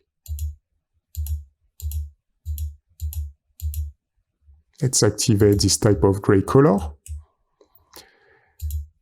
And just change the view for shaded without edges. Just like that. Don't forget that you can also go on the right, sheet metal, table, and flat view. And we can see our element like this, with a different description. Create assembly. We're going to see how you can create an assembly. And for this, we will work directly on these panels. But before to work on this, I need to create different parts because you need to assemble different parts. So let's come back here and create our first part. I can select the front work plane like this, front, and create a sketch. Let's select the line tool and just create a line on the base, just like this. Let's apply a value of 100 mm, and I can put this line in the center with a symmetric constraint. Symmetric, first point, second point, and this point. After to do this work, let's create a second line here. About the value, it will be 80 mm. Like that. I can come back with a value of 25, and just go on this direction, just here, with a value of 20.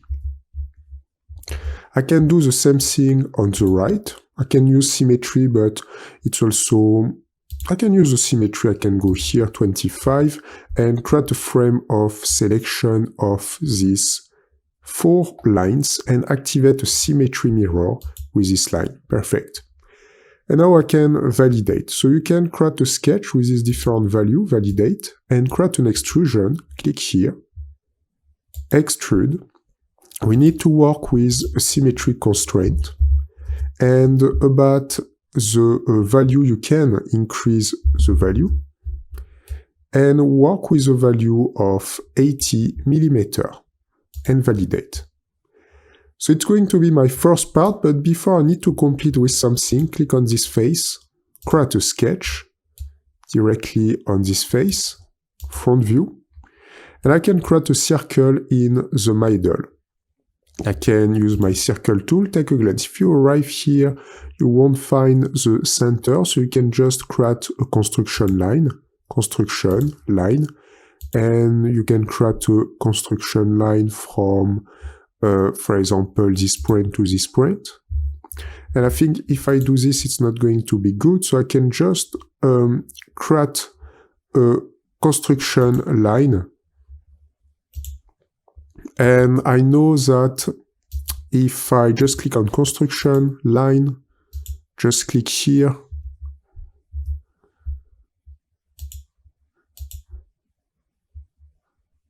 yes, on this direction, perfect. And here I have exactly 80 mm.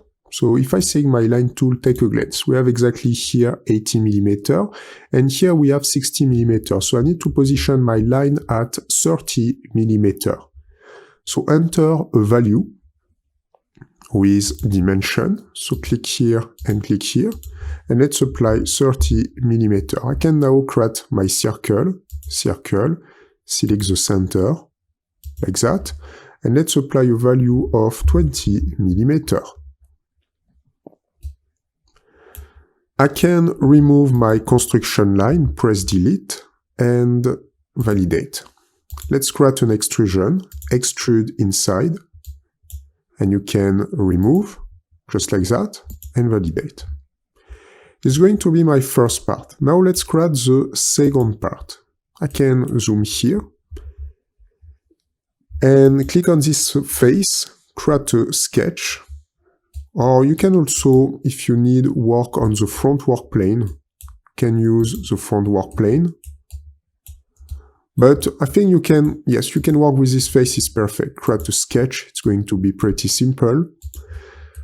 Let's create another element. I can use my line tool, recuperate this line to this line, to this line, to this line, and I can increase here my value. I just apply 30 millimeter. I can come back here with 100 millimeter, come back to this point, and this point. Now I can validate my sketch, create an extrusion, extrude. I can go on this direction. Let's apply 80 millimeter, and just here, don't forget to create a new solid to create a new part. Let's apply a small bevel on this line and this line. Can press Shift and apply a bevel. Not exactly a bevel, a edge, it's going to be better in my example. Let's apply a small fillet, 10 millimeter, and just validate. You can select the part number 2, change the position. Let's work with transform tool. Translate by XYZ axis. I can select my front view and drag and move on this direction. Let's step 60 millimeter, and then drag and move on this direction. Let's step 60 millimeter also. And let's create our last element. Here I have a circle with 20 millimeter. And I can go on the right, I can select my front work plane, go on front, around this area, and create a sketch. I can create a center point cylinder, and just go around this area, like this, with a diameter of 20 millimeter here, and just validate. Now I can create an extrusion, select my right view, extrude, and let's work with symmetric. Take a glance. If I apply 80 with my right view, just like this, I need to extend a little bit more. So you can extend a little bit with a value of 100, 10 millimeter, just like that, and validate. Now the next step is to create a small element on this area. You can, for this, create a new plane. Let's create a plane with, I think I can select plane point, line angle, maybe a curve point, or maybe just an offset plane. If I just click on this area, I'm not going to have exactly what I want. I can just create, let's just create a simple offset plane. Click on plane again, and create an offset plane on this face. Drag and move a little bit on this area. I can select my right view, zoom, you can position your plane, around this area, validate, and click on this plane, create a sketch, select the top view here. You can go on this area, you can mask hide the part number 2. And around this area, you can create a small circle. First, recuperate the external geometry. Use project curve, just here, and just here. And you can create a circle. You can go on this area. You can find the center. Go around just here. Increase, create a small element. I can apply a diameter of 60 millimeter, like that. And then I can drag and move, apply a dimension from this point to this line, and just let's apply, yes, 12. I can validate, like this. Now this element, let's create an extrusion, extrude, and I can apply second end position. So the first end position, the dip will be first. Here we can apply 20 millimeter will be little too much. I can apply 10 millimeter. And on the second end position, let's just apply, yes, 6 millimeter. Just like this. I think it will be perfect. If I increase, maybe I can increase a little bit. Or I can apply 10 and 10 with a symmetric. It's going to work. Just like that. I can click on this line, just activate a small fillet.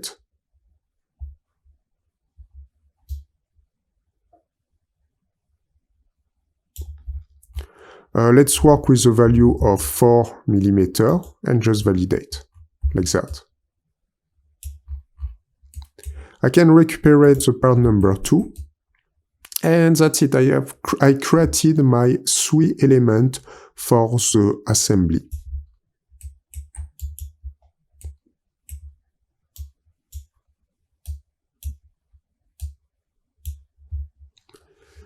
We can directly go on the left. You can mask the different plane, different work plane you can mask just to obtain this render. The next step after, when you have your different part, you can create an assembly. To create an assembly and import your parts, you need to click here and you have assembly.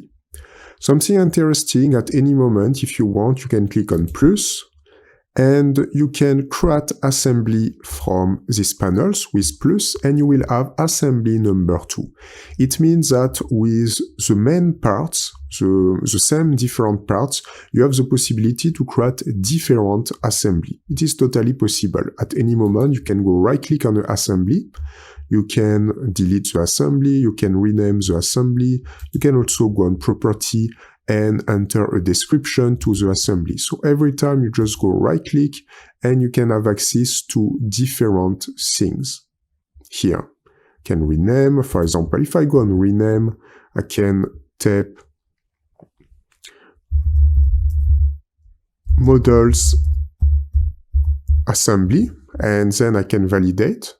And if I go right click, you can open in a new browser, create a description on properties. You can also duplicate the assembly just like this. So let's delete this element. It was just an example. So I can go right click, delete, and here right click, delete. Let's just work with the first assembly. To insert the element, you go on the left and you can find here insert. After to go on insert, you can use Part Studio or assemblies. So it means if you have elements from different assemblies, you can reuse again. If I select Part Studio first, you have two options. The first option is to insert everything at the same time. You click on all the elements of the Part Studio, left click, and all the elements will appear here. Then you can move your mouse and position at your convenience, and I can go left click just like this. So this is the first possibility. Now you can find a new construction tree with a number of instances, and I have assembly number 1, part 2, and part 3. So this is the first possibility. Let's come back. The second possibility is to insert each element separately. I can, for example, select my part 1, so I can click, and then I can drag and move at my convenience where I want, just like this. Then my part number 2. I'm going to show you after that view can be important because now I'm going to position this here and part 3 position this here. I can validate, and what's happened when I don't select a specific view? All the elements can have offset, so this element is here, this element is little too much on the right. So if I can come back, if you want to perfectly have the right alignment, you select Insert, you select first a view, for example the front view, and after to select the front view, I can position my part number 1, let's zoom a little bit, for example, just here. I can select my part number 2, for example, here. I can select my part number 3, for example, here. And now, if I just validate, you can find that everything has the right alignment, like this, for the simple reason that I selected one view. So if you want to have everything with the right alignment, just select one view. After, if you go on the right, you will have the possibility, you have different things. You have, for example, exploit view, you have also BDSM type, you can find also configuration panels. Something interesting, the things that I'm going to show you here is just the first BDM part, and thanks to that you can find the quantity, different parts, and you will have the possibility to enter a description. But first, let's start with the different joints. So this is how you can insert. You can find your different part here. And after we can start the assembly. After, we will have to create different link between the parts. Create link. And the aim is to join, for example, this part to this part, or to join this part directly here. And for this, we can use the different tools. The first basic tool is Fastened Mate. Fastened Mate. Remove all degrees of freedom between two entities. So I can just click here, and I can select the print that I want.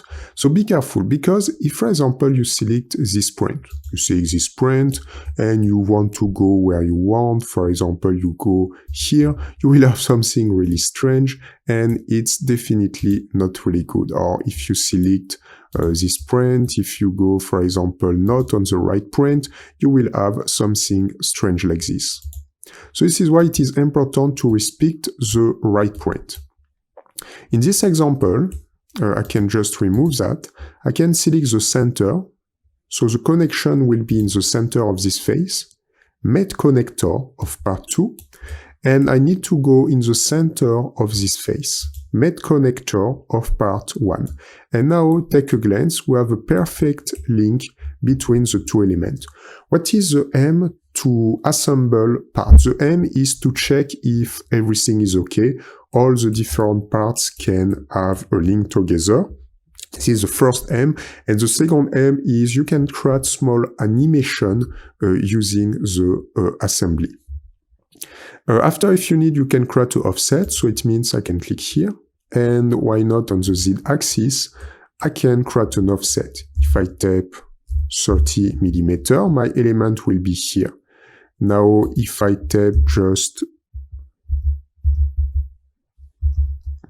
minus 30 mm, I can create an offset on this direction. So you have the possibility after to create offset.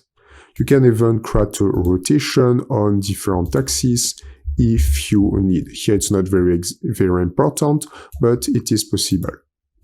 If I select, for example, I just come back, a second mate connector, I can click here, Fastened Mate, click on this corner, and this corner needs to be in this corner. And I'm going to obtain the same render. And that's it. This is how you can create a basic assembly. Now, if I just come back, you have a lot of more options. You have, for example, Revolute. If I click on Revolute, just here, and I arrive, for example, on this part, and just arrive on this part, you can go here. And why it will be important? Because if you use Revolute, you will be able to create like an animation. I will explain this in details after, and just turn around. Here it's not very useful, but in different position it can be useful. So you can use Revolute. You can also use Slider Mate. So it means I can click on this print, click again on this print, just like that. And if I activate Animate, we'll be able to move this element. After I will explain that you can position different limits. You can also apply Planar Matte, and you can select again a mal connector. You can go here. Here it's not going to change a lot, it's just that you can create this type of animation, just like this. You can use cylindrical matte, and you can just go this print to this print, just arrive here, and you have also this type of animation, just like that. So this is the type of things that you can do. You have these different options. If I show you with this element, I can create something basical with fastened matte, so it means I can click here, and then I can arrive directly here.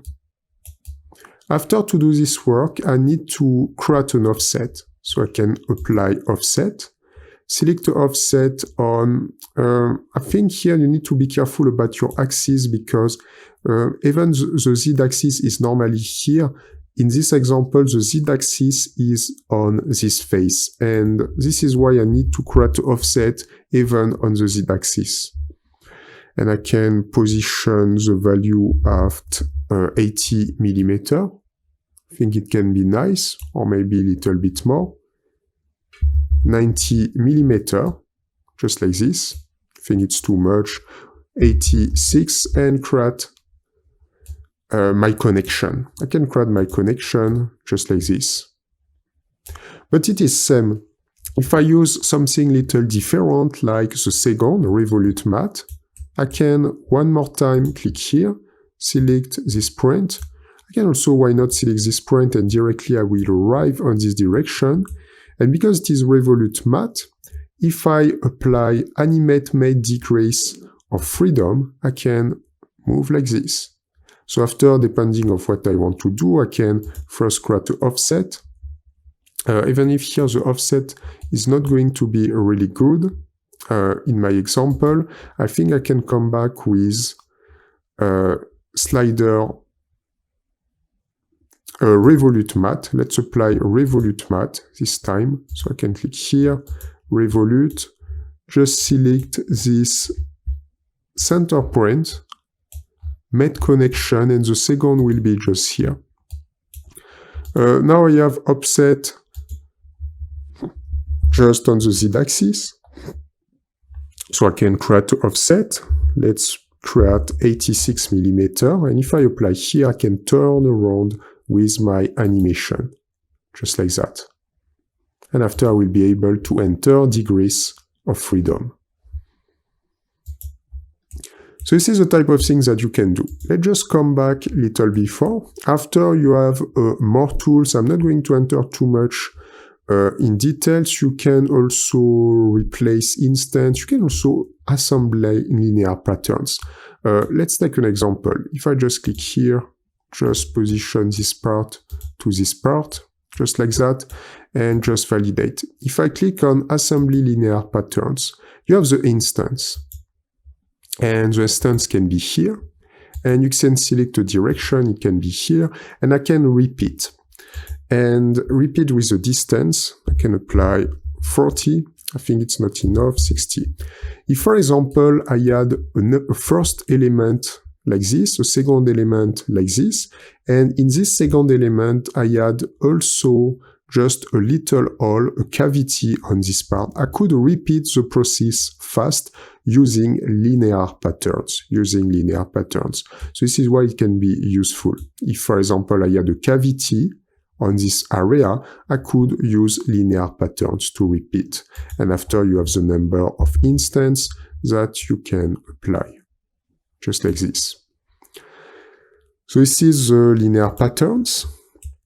After you have also create assembly circular pattern, so it is the same. You need to create the instance, axis, and you will be able to turn around with a different value, just like this here.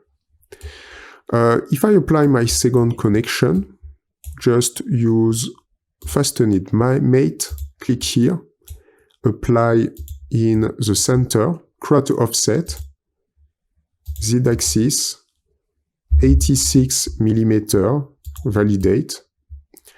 If you go on the left, you have the mate features. And by default, the mate features, it's not possible to see that. So you need to apply show. And thanks to that, now you have a small element here. I can click on show, and now I have another element here. If you go right click on this element, you can edit the edit fastened to, or you can hide again. For example, I need to recuperate the view. You can go right click, you can select isolate, for example, just like this, to see only this connection. And yes, you can definitely do more things. You can go right click and you can just click on hide, just like this. I can go now here, right click, edit, isolate, just like that. If you go on the left here, you can find fastened one, and inside I can find my first mate connector, like this, and I can find my second mate connector. In the fastened 2, I have my first mate connector and my second mate connector. One more time, you can go right click. If you want, you can rename. I can rename, for example, link number 1. And here I can go right click, rename link number 2. I can go also right click, and if I apply edit, I can edit again my connection. And if I go right click, you can also delete or reset at any moment, make what you want. Here, reset won't have effect in this example, but I can delete the connection or delete the connection. If I delete the connection, the position will stay here.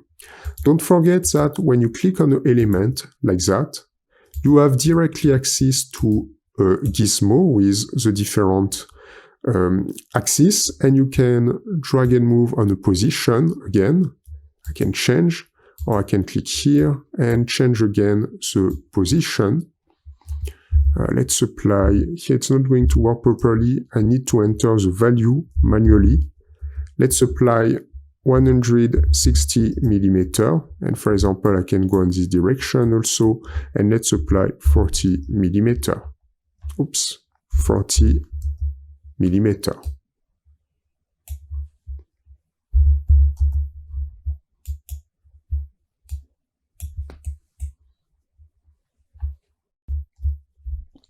Let's see the animation when you create connection. As I explained, each time when you add this type of connection, you can also create a small animation with a degree of freedom. So if you just apply fastened mat, as I explained here, you won't have any animation. You can go on this part, and you can just go animate degrees of freedom. You will have nothing special. So now let's click, for example, on the revolute mat. And to use this, I'm going to click on the second part, click on this print, and click on this print. So now I have this render. The things that I'm going to do, you can find here, animate made degrees of freedom. And thanks to that, you can find this animation. I can create an offset first on the Z-axis. Let's apply 86 millimeter. Then I can create my animation, and I can change the degrees of freedom with limits. If I click on limits, I have a minimum and a maximum. The minimum can be 0. And if you just apply 180 degrees, you will have the half. So I can click here and take a glance. I just turn 180 degrees. If I just want only turn from a quarter, 90 degrees, I can tap 90 degrees and I can move only with 90 degrees. So this is the type of things that you can do for your animation. Just click Animate Decrease of Freedom. If I don't apply a limit, it will be like 360 degrees. Okay, let's come back. You can also do the same type of thing with, for example, a slider mate. Slider mate, I can select again this center point to this center point. I have now my connection. If I zoom a little bit, activate Animate Mate Decrease of Freedom, I will obtain this render. So now I can apply a limit. And on the limit, Z-axis, I can apply 0. If I apply 0 here, I will go on this direction, just like that. So I can apply a value here. If I just apply 40 millimeter, it's nice, but it's not on the right direction. So you need to apply minus 40 millimeter. If you invert here, it's not really good. You need really to apply minus just in front. And I can apply minus, just like that. And just click here and take a glance. I can just invert with minus. Let's apply minus 60 millimeter and just validate. Just like that. But definitely sometimes it's not extremely good, so because you use a minus, so sometimes it's not really good because you can validate, so you need to create a different solution or create an offset. For example, you create an offset first and on one of the axes, and then you can move. If I just come back here, let's click again on this area. I can go on this part, just go on this part. I can create an offset, just like this. But take a glance, if you create an offset here, just have the X and Y axis. So you have different type of rotation. Or you can, for example, select, create something little different, like this point. I can go on this point, just like that. Now I can apply limit, Z 0, and Z just 20, just like that. And now take a glance, I can work on this direction. So it depends about where you position the mate,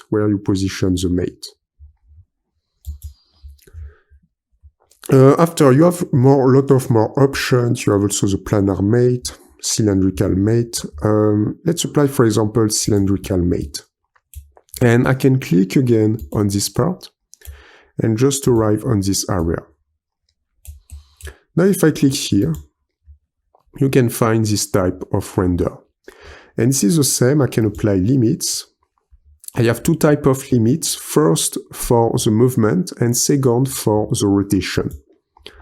So for example, I can apply 0 and here I can apply like 40. And I will enter just with 40 millimeter. If I decide, after I can apply more, I can apply 80. Just like this. Or in my example, let's just apply 86. And after you have Z, so it means it is a rotation. If I just want, because here, as you can see, we have 360 degrees. If I just want to have the half, 180 degrees. And I click here, and perfect. So you can repeat this process. After, if I validate, you can find cylindrical number 1, and you can find the limits on this part. You can double click at any moment, and you can edit these different parameters again. And here you can find the mate connection with the limit. And let's just come back. So you can do this with a lot of different things. You have also the pin slot mat, and I can select again this part, and I can select again this part, and take a glance. You can work and just turn like this. Here, definitely, it's not going to be really good. Expect maybe if I just come back and just click again on pin slot mat, click on this part. Maybe I can click on this part, activate the rotation, but yes, take a glance. It's not definitely extremely good, even if I can apply some limits. X-axis, I can tap 0. Here, let's just apply 20 to see the render. Yes, just like that. And I can turn here. I have also the Z-axis. If I tap 0, here I can tap 20 again, validate, and take a glance and just turn 20 degrees. So it depends about what you want to do. It depends about the situation with the different parts. It depends about many things.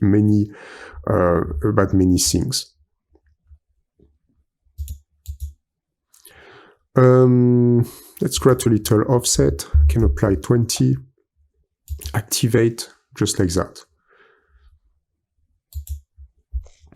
So that's it for the main features to create an assembly. If you just go on the right, you have BOM table, and you can extend. You can find the quantity, part number here, and you have blend flatten structure, and you can just make something that you want. If you want to make part number 1, you can enter a description. Here you can type part number 2, you can enter a description. Here, part number 3, enter a description. Description, it can be support. Here, let's type finition. And here, let's type cylinder. If you want to export after you assembly, so it means you create the assembly that you want. If I just apply again this connection, this one to this one, and validate, and I just create another basic connection, this one to this one, and create an offset with 86 millimeter. Validate. You have the option to click on the assembly, right click, and you have export. Right click and export the assembly. You can rename your assembly directly on the instance panels, but also on the exportation assembly. You have the format, so you can export, for example, basic things can be OBJ or STL format, but you have also more options. And you select the unit, let's stay in millimeter, resolution, different type of resolution, and option download or store file, or download and store file in a new tab. And let's click on download, you click on validate, and you can export your assembly. Create a drawing from your models. If you want to introduce your models, you have the possibility to create a drawing. And for this, you click plus and create drawing. But first, let's create a simple models. And I can select my top work plane, click on top, and create a sketch. Let's create a rectangle from the center point rectangle with two values, 100 millimeter and 100 millimeter. Let's create 4 circles on each corners. Center point circle, I can create the first like this with 10 millimeter and enter values. Click on the dimension tool, this point to this line, and work with 10 millimeter, just like that. And this point to this line this time, and apply 10 millimeter.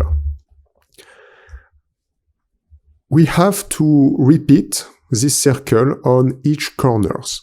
And for this, we can use the mirror tool. So click on mirror, select a mirror line, this line, select entity, this entity. Perfect. Now I can validate.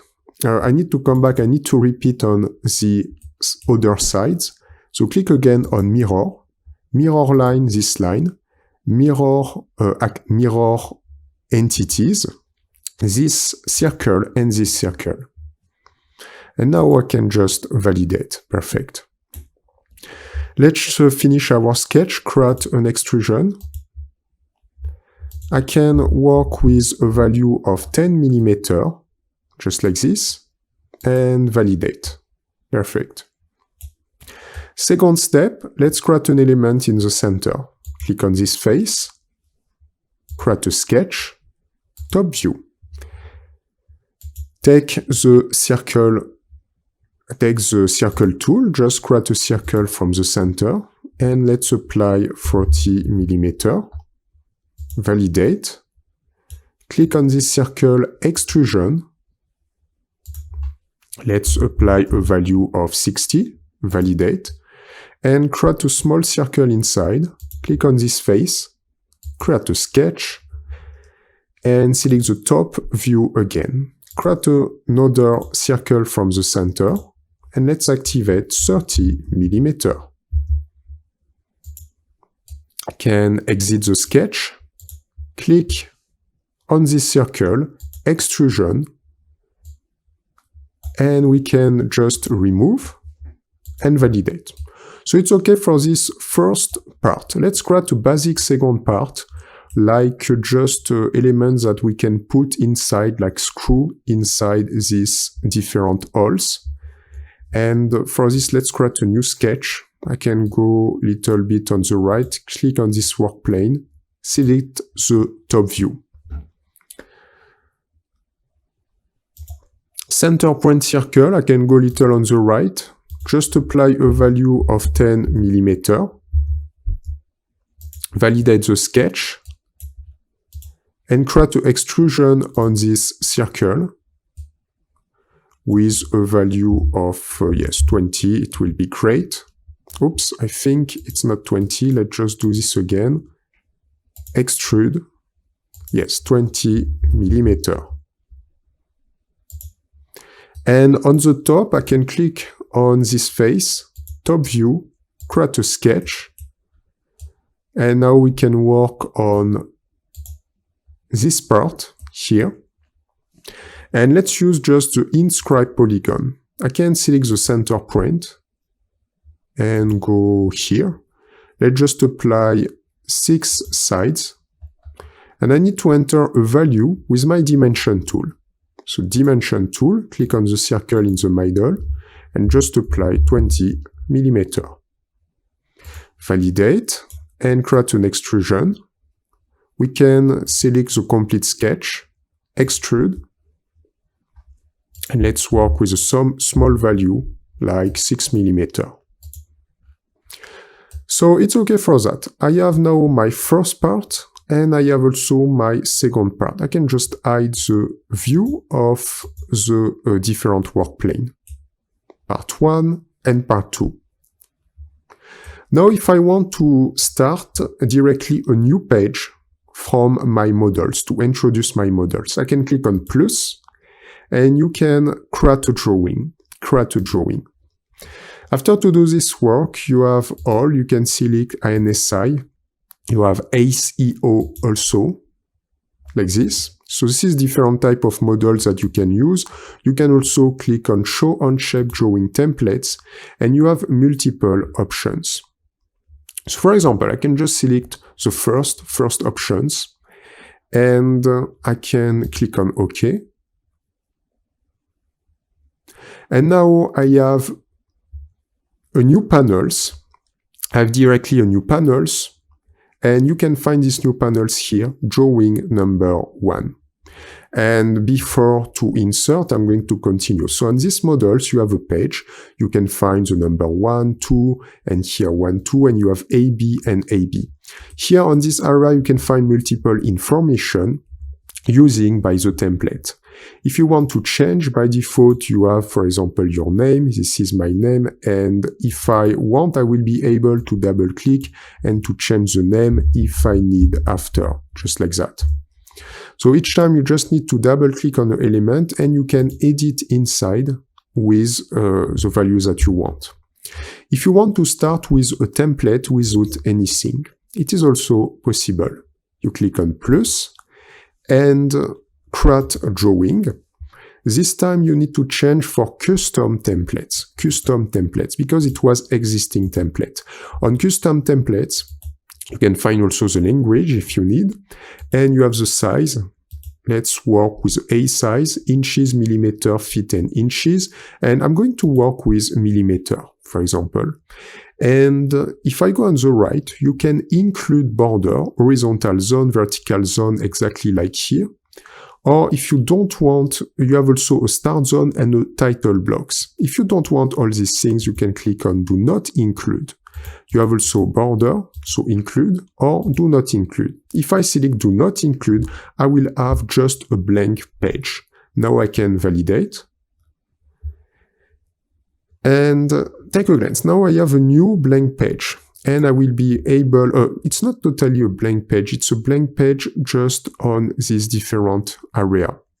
Maybe I can show you again, and just on create a new drawing, custom template, and let's work with millimeter. If I go on the right, include, here I can make 0, here I can make 0, and do not include on the title block, start zone, and here I can go on do not include, border, include yes, and do not include, no view, ISO, yes, says A, validate, and yes, now I will have a total blank page, as you can see. And you can also start with a total blank page if you need. Now I'm just going to remove that. You can go right click, you have multiple options again. Let's press delete. And drawing 2, right click, let's press delete. And let's just focus on the drawing number 1. Drawing 1. I started, I think, with inches on this drawing 1. If I need to change, I can go on the right. You have style here first, but just below you have drawing properties. And on the drawing properties, you can change the unit. I can change now for millimeter if I need. You have also the precision for the dimension, but also for angular dimension. And you have more options. After, it will be useful because we'll be able to edit the properties to change the render.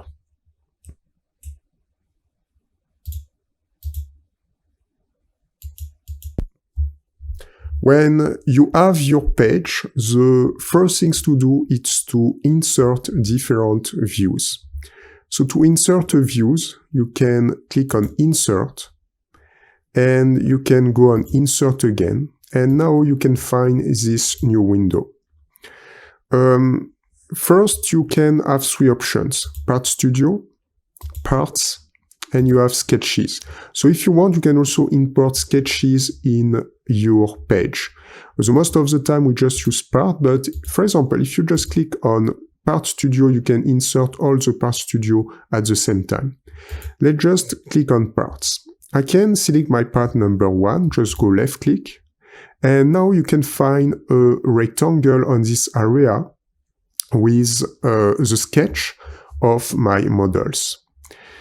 Here on the left, you can find Part Studio 1 with the part number 1, view orientation. So you can change. If I want the top view, I can apply top view, just like this.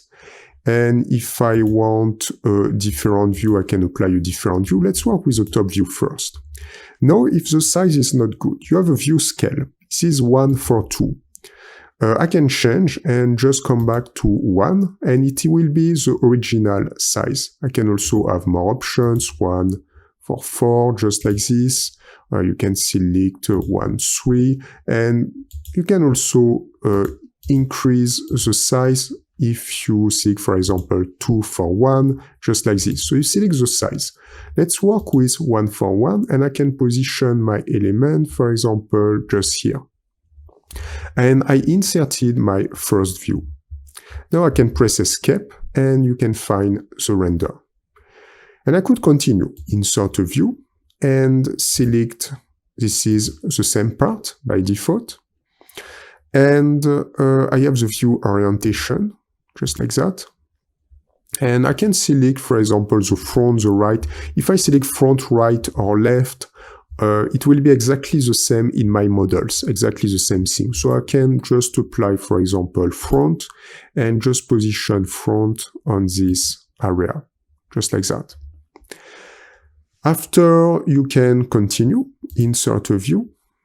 And something interesting, you can also apply an isometric view. If I just click on isometric like this, I can apply isometric view. Why not to change? I can change little the unit for this example, and let's apply 142 and apply an isometric view just like this. And something interesting, you can find the scale on this area. If you need to insert a different part on the same page, you click here and you just need to go on Insert again, and this time you can select the part number 2.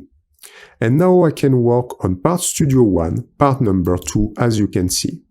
And I can position, why not, my screw on this area, just like that, here.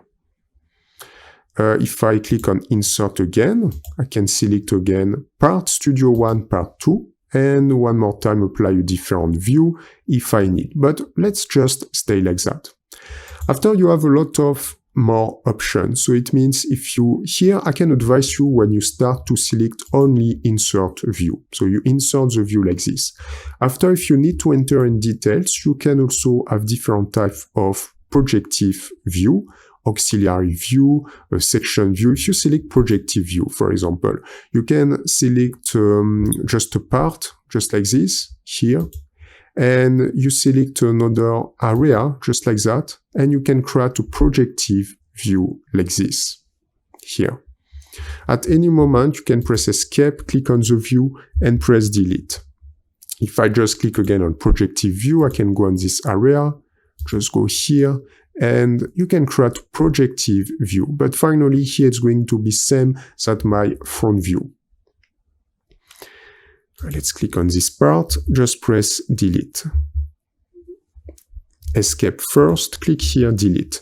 You can also create a section view, and you can create a section view, so it means you can select like a first part, just like this, and you can arrive to a second part, and you can drag and move to create a section, just like this. This is also something that you can do. You have align section view, it's again something little specific. I can, I think, come back again to my section view, and just go on this area outside and take a glance. We have the section from this point to this point, and I can create a section view just like this. You have also broken out section. Detail view can be interesting. If I click on details, you can select a circle, you can select a spline or a polygon, and for example, I can just create a circle on this point, and now I can drag and move, for example, my view with a different size.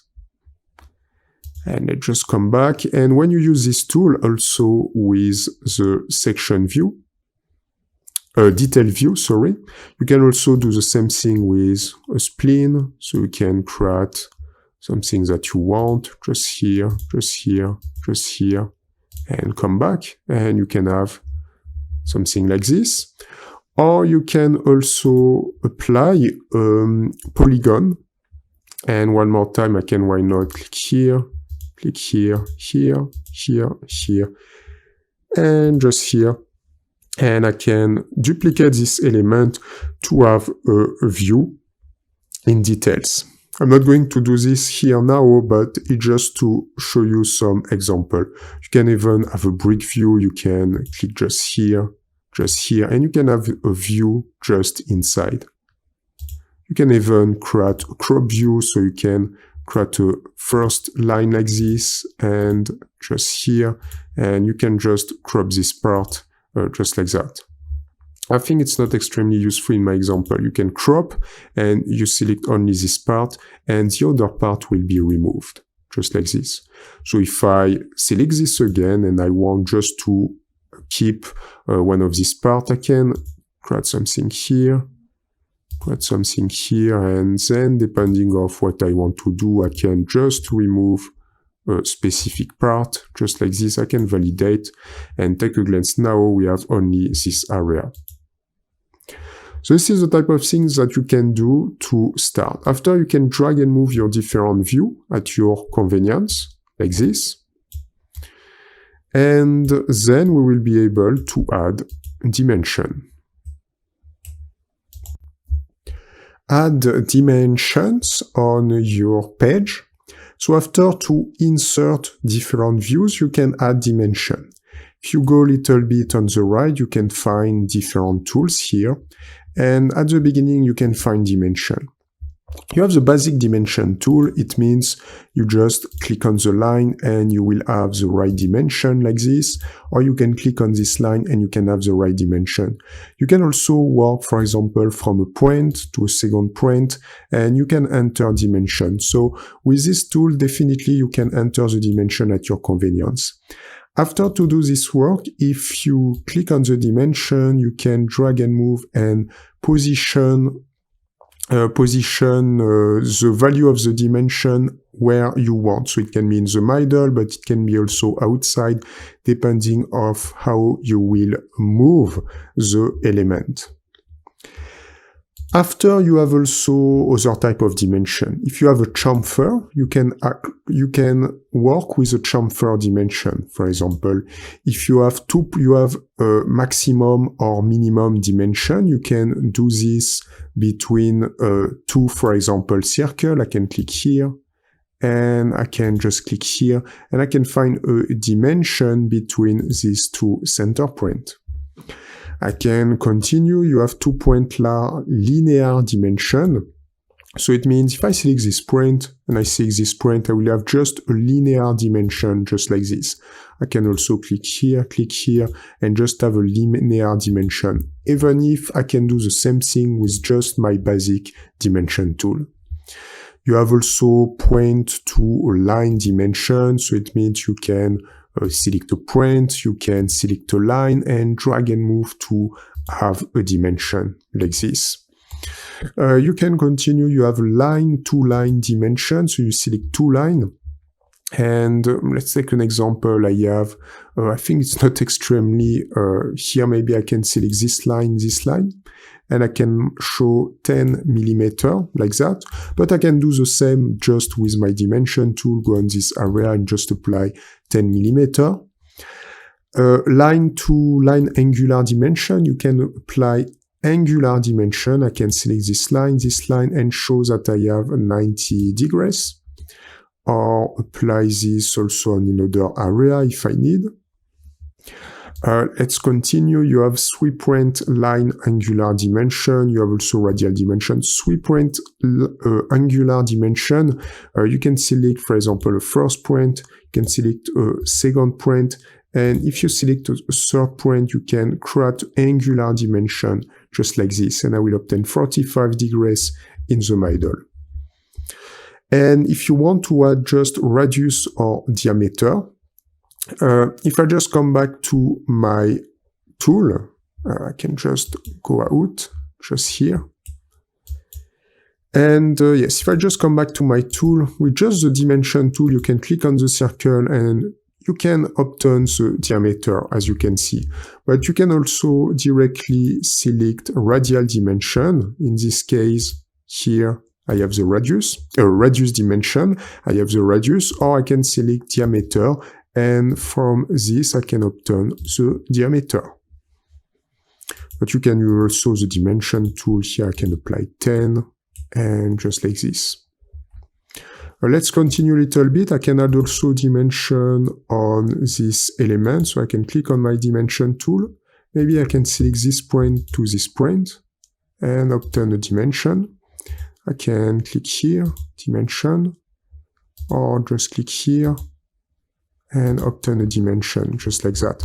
Then I can press escape. At any moment I can make some adjustment about the position of my dimension, just like this. After, you have more tools, so it means If I just come back to this area, yes, dimension, you have also ordinate dimension, something little specific.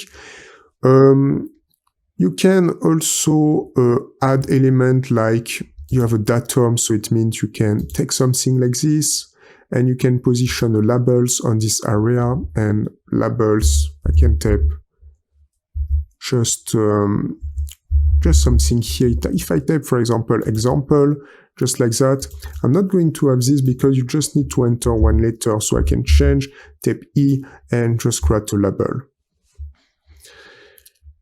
If you need also to add text, you can click on the Note tools here. I can click on Note, zoom a little bit, and why not position something on this area. And I can create a frame, just like that, type something inside. I can type models. And if you select your models, oops, yes. If you click on the models, you double click, you can edit that, you can select everything. You have the possibility to change, for example, the font family. Then you can work in bold, italic, or underline. This is just classical things. You can also center inside your element. And if you want to increase the height of your text, you just click here. If I type 8, I can increase the size. And then you can drag and move where you want for your text. And something interesting also, if you want to complete your drawing with your sketch drawing, it is possible. You have, for example, a 2-point center line, and I can select this line, or maybe, yes, I can select this point, and I can apply a 2-point center line, or I can go just here, and create a line like this.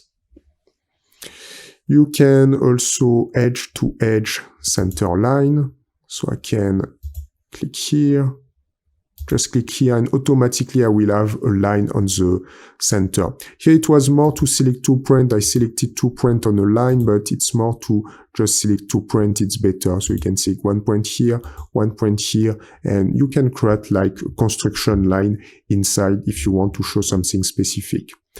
You can also add different point circle center line. You can click here and you can create a second circle just like this. Yes, just here. So you can click on this part and just create like a circle on this area. And you can select the second point just here. You can also add a virtual sharp, but here it's not really useful because I don't have any bevels. You can just add a line if you need. If you need to complete your drawing, create a separation. I can create a line here, then a line here, and then a line here if I want. Press Escape. You can also create a spline and edit with a spline print. This is the same if you want to enter something specific. You can use your spline tool just like this. So after just an option, you can add different elements like this. Let's press Escape, remove this part, and remove this line, and this line. So this is how you can add a dimension to your. The last important thing that you can do is to edit. You can just edit your table here, and you can also edit the drawing properties. So first, before to edit the drawing properties, just work at this level. So as I explained, you can edit all the different text. So here I can change again, just type Niklas. And here you can change the date if you need. Check, you can make something. I can type yes inside, approve. I can type yes, just like this if I need. Here you have a case, you can enter something more. I can type, for example, details. So you can just type anything that you want. Each time when you type something, you can just select the element. You can change the position with the alignment inside the cell. And at the same time, you can change the size of your element. I can just tap 1. You can, here it's 11, I can just tap 1. So you can just change the different parameter. You have also the options, if I remove this table, I can select all this element, just like this, but not on the right, it's not really good, so I can create a selection, like that, and I can press delete. Let's press delete and delete all the element, like this. Here I can delete also models, and delete that. You can add a table. If you want to make something simple, you can create a table here. You have the number of rows and the number of columns. And here you can make something really simple. You can just tap 2 and 2 and just apply your table, and you can just snap. Here you have the select fixed corner. I can apply on the bottom right corner and just snap here. And after to do this work, I can press, oops, let's do this again, table 2 and 2, select this corner and just go here. Now I can validate. If I select my table, just press escape first. You can drag and move your table if you need. You can also extend the cells, just like this. So you just need to drag and move the different print. You can also drag and move here, but I think it's better to snap to this part. So I can drag and move at my convenience. And after you can enter something inside, I can just make something simple like name. I can select, work with a value of 4, maybe a little bit more. I think I can work with 6, and position in the center, just like this. Here I can double click and just tap date. So same principle, I can select my text, just change the size for 6 and just go in the center. And then I can type something here. I can just tap Niklas, validate, and I can tap 6, but the value, just select center, and here double click, date, I can tap September 20, anything that I want, with the years if I need, and just apply center, and just a value of 6, just like that. And you can make something simple with a table. You don't need to apply something with a lot of cells. You can also just create 4 rows, 4 columns, 2 rows, 2 columns, or you can enter directly a specific table, because you have also all these type of tables that you can apply, and you have something little different. And the last thing that you need to do is to edit your drawing properties. So go on drawing properties. So this is the unit and precision, as explained before. But after, if you want to change the color of all the dimensions, the colors of all the lines, or the size, you need to do this in the drawing property. You are not going to change on each element. Take a glance. If I click on dimension, here. So by default, I have a size and this font family. If, for example, I change the size and I just apply 1. Take a glance now, all the dimensions are smaller. So I can reduce all the dimension at my convenience. Why not to reduce at 2 in this example? If I increase 6, take a glance, I will have this result. Let's work with, for example, 2. If I want to change the color of all my dimension, I just click here. Why not to apply red? And I can change the color of all my dimension. And you have also the arrow head. You can change. You have this definition. If you want to change, you can, as you can see. Maybe I can just change for that.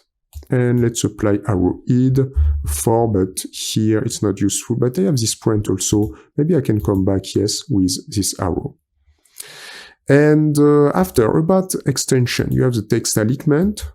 About the text alignment, you have align with dimension line. Take a glance here, or you can just keep horizontal, everything horizontal. This, it depends about what you want to do. After you have more options, text gap, geometry gaps, extension past line. Chamfer dimension or ordinate dimension, I didn't use chamfer dimension in this page. You have also annotation. Every time if you add an annotation, you can change one more time the value. Here I didn't have annotation. It was if I click on note, for example, I can edit with the annotation, and same it can be for the columns, for all the elements, and you will be able to change at your convenience. You have also the views, projection angle with the visible edges, and same, you can change the color. Take a glance about the projection. Here I change for the blue colors. By default it's black, but if you want to change, you can definitely change. You can also change the size, the thickness here. And if I wanted to have this in red and change the thickness, it is totally possible. Let's just stay in black, just like this. Here you can find 1 millimeter, 2 millimeter. It's really a lot. I can just come back with maybe 40 millimeter, or maybe a little bit more, 60 millimeter. Can be also interesting. Let's work with 50. And you have also the view labels, one more time, insert view default, automatic, yes.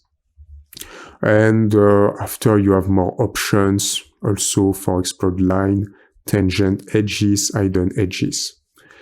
Construction geometry, this is the same. You can find construction geometry like this line, and this is the same principle. You can work little differently. You can change if you need the color of your construction geometry depending of what you want to do. And here again, construction geometry, it's not about this place. It's if you import, when you insert a view, for example, you can go on insert, and you have the possibility to insert a sketch, and and when you insert a sketch, you can have construction geometry. And in this case, you can change the color, and you can change also the size of your construction geometry lines. After you have the format, lock, you have the border frame also if you need. You can just press escape here, change the border frame. Now I have this in blue. Why not to apply this blue color and increase the size of my border frame, just like that. I have also the border zone. I can click again with this blue color, and if I need to increase, I can increase also, like this, here and here. And you have the title block also. You can change the color, and you can change the size also, like this. And you have the table. Also, you can see the small table on this area. You have the horizontal padding and vertical padding. I think here it's not going to change anything. But about the BOM tables, you have the line thickness. Take a glance. You can change the line thickness here. You have the curtless table also. You can make some modification. And you have also the inspection. I think about when you work with a table, you double click, you can have more options here. And if you just click here, you want to change something about your table, it's not going to work properly here, because you need to apply when you have a specific table, like at the beginning. So here I'm not concerned because it is not the right table. And if I continue on the list, you just need to respect the different table. You can find table, BOM table, Qt list table, all tables. So here I don't have a BOM table, not a Qt list table, not all tables. If I just, not a revision table. If I continue, I just have a basic table. If I just click here, I apply 1 millimeter. Now, as you can see, we can change the thickness of the lines. And same principle, I can change the font family inside if I want, just like this. I can also change the title row text at my convenience, and you have also either row text, content row text. With Auto Enter, you have also inspection, and you can change border color or solid fill color, just like this. Without to enter too much in details, you have everything that all the main things that you need to start well with the pages, So now, thanks to that, you can import you can create a page or models of page, you can import the different views, you can add dimension, and you can edit the properties. You have the main things that you need to know. In this training, we are going to create a clamp creation. So for this, let's work first on the front. On the front work plane, front view, and create a sketch. The first things to do is to create an arc from the center point, and for this we can use center point arc. Click on the center and arrive around this area and create your arc just like this. I just need to enter a value, and about the value, the radius will be 60 millimeters. After to do this work, I can create a line directly on this part, and I can apply a value of 20 millimeters, and I can repeat the process on the other direction, whether with a symmetry, but here I just have one line, it's very fast, so I can just tap 20 millimeters on the line on this area. So after to do this work, you can finish the sketch, and we can work with surface. Extrude first, click on surface, and select the different lines, like this. We can work with symmetric, and let's enter a depth. The depth will be 20 millimeters, and I can validate. So now, perfect, I created the main base of my clamp. Now I need to add a little thickness. So click on thicken, click on this face, click on this arc, and click on this face also. After to do this work, let's apply a value. Just change the value. We can just work with 2 millimeters and just validate. I would like to create a circle on this part. So click on this face, left view. Let's zoom a little bit, and I need to search my center. So create a sketch first, and you can use the center point circle. Here you can find an element, and here you can find intersection. So it means that directly I can create my circle without to create a construction line, and just apply 10 millimeters. Validate. After I have my sketch, and I can click on this part, extrude, just like this, remove, and validate. Now I can repeat the process on the other side, just with mirror, change for feature mirror, and feature to mirror, it will be this one. Now select the mirror plane, it will be this mirror plane, the right plane, just like that. Not the right plane, it's going to be this plane, the top plane. And now it's good, I can find the repetition of the features just on this face, and validate. Now the next step is to create a little offset of my part number 1 using transform. You can change for translate by X, Y, Z axis. You can click on the part. I can select my front view and just create a small offset on the left. We can just apply minus 20 millimeters.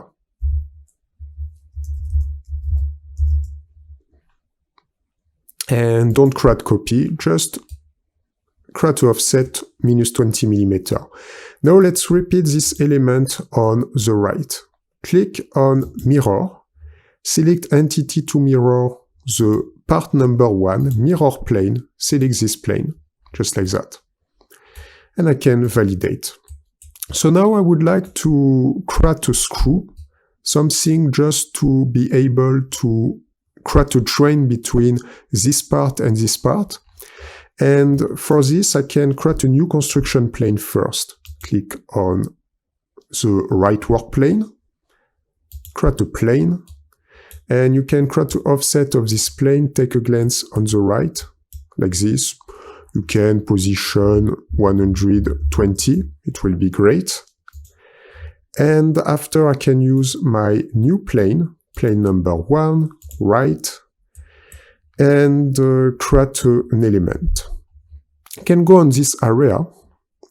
Directly I can recuperate an external geometry with create a sketch first, and now I can recuperate with my tool here, use project convert, click on the circle. Thanks to that, you have the center point. And I can create a circle with the same dimension, so it means 10 millimeter, and validate. Now if I go out, you can find the sketch here. Create an extrusion, so extrude on this direction. About the value of the extrusion, it will be only 10 millimeter, and just validate. Now you can click on this face and create a sketch again, so right view, create a sketch, and I need to find one more time the center point, so use project, click here, and select inscribe polygon to create inscribe polygon, and just position 6 sides and enter a dimension just at these levels, and I can apply 16. Validate. Now create an extrusion. You can click on the sketch number 4, extrude. You need to click also in the middle, and about the value of the extrusion, I can just apply maybe not to 4 millimeter, and just validate. I can repeat this part just on the other side. One more time using the mirror feature. So click on mirror. Entity to mirror, it's going to be this part, number 3. And mirror plane, it's going to be the top work plane. And now I can repeat that and just validate here.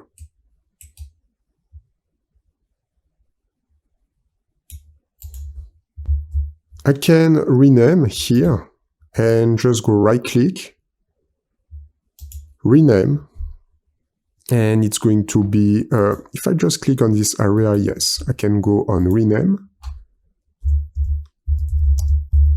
left part, here right click, rename, right part, here I can change, right click, rename, screw number 1, and right click, rename, screw number 2, and validate.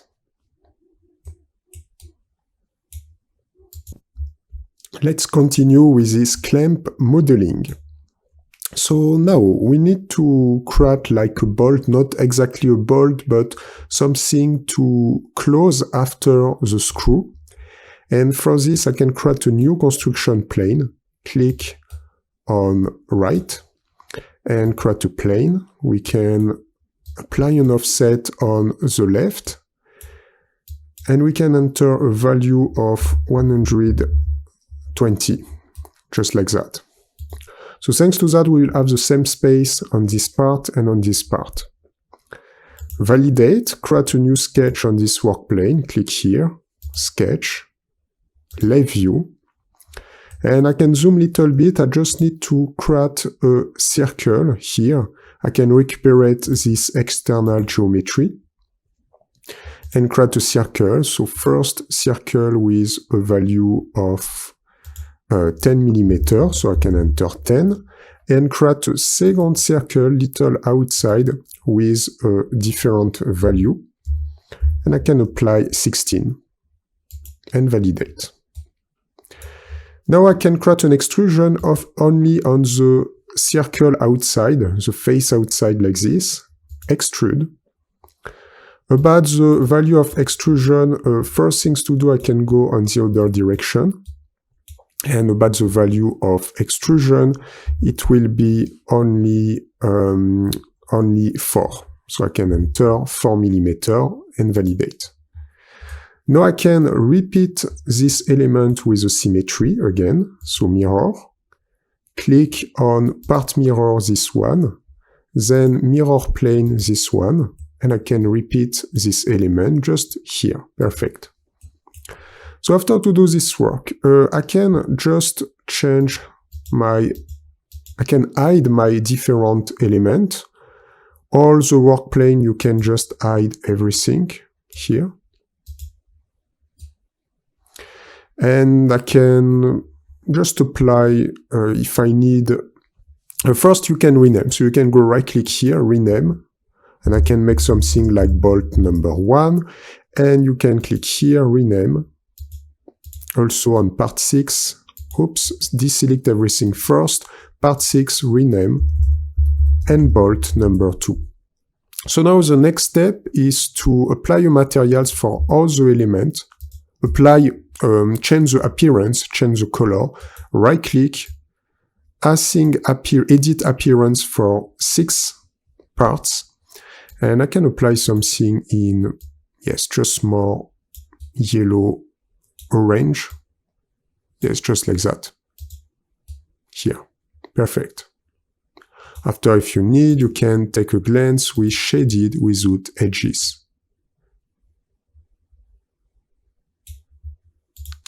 And from this, we can create an assembly. So we need to click on assembly number 1, and thanks to that, we can enter to this panel. After to be on this panel, I need to import my elements. So I can go on insert. One of the best things to do, you can insert all the parts at the same time. You can click on Part Studio and you can validate, just like that. Let's create a small animation. Not really an animation, let's create a small assembly. I can zoom little out and just click on Fastened Mate. I need to select this point here. So the center, you need to arrive to the center. Oops, sometimes it's not extremely, yes, just like that. And you need to arrive to the center here also. Click here. And thanks to that, we can create a link. About the animate mate degree of freedom, I have nothing more to do. I can just validate. Now let's click again on Fastened Mate, like this. I can click on this part, here, and I can arrive directly on this area, just here. Now I need to add an offset, so offset, and the offset need to be, if you take a glance about your direction here, you have the Z-axis. So you need to create an offset on the Z-axis.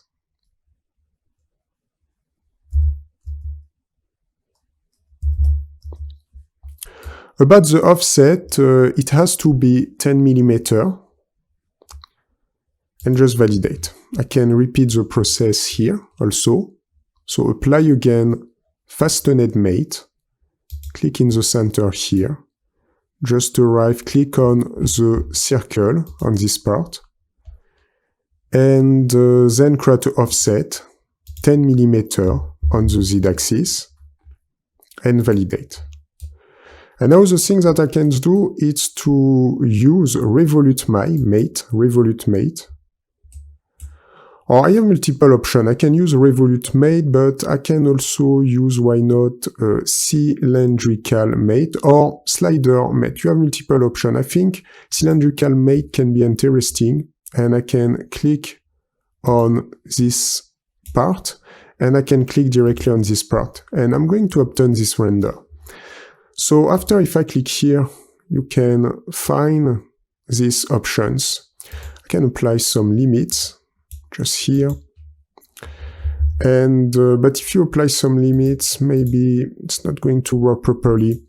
I think I'm going to work with something little different, just to Revolute Mate. Revolute Mate will be perfect in this example. So click here, just click on this circle, like that. And after, if you want, you can just create an animation and just turn. In this example, I'm not going to apply limit, I can stay with 360 degrees. And let's repeat this process here.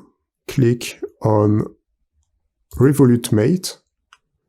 Click on this circle. Thanks to that, I have the center. And just click on this circle here. And after it is same, I can click and have 360 degrees of rotation. And thanks to that, we have created our small assembly. So it was perfect. Perfect example about how you can create in the Part Studio mode something. You can create something with different parts, just like this. And after to have these different parts, you can create an assembly, go in these panels, and you can work with the different options that you have.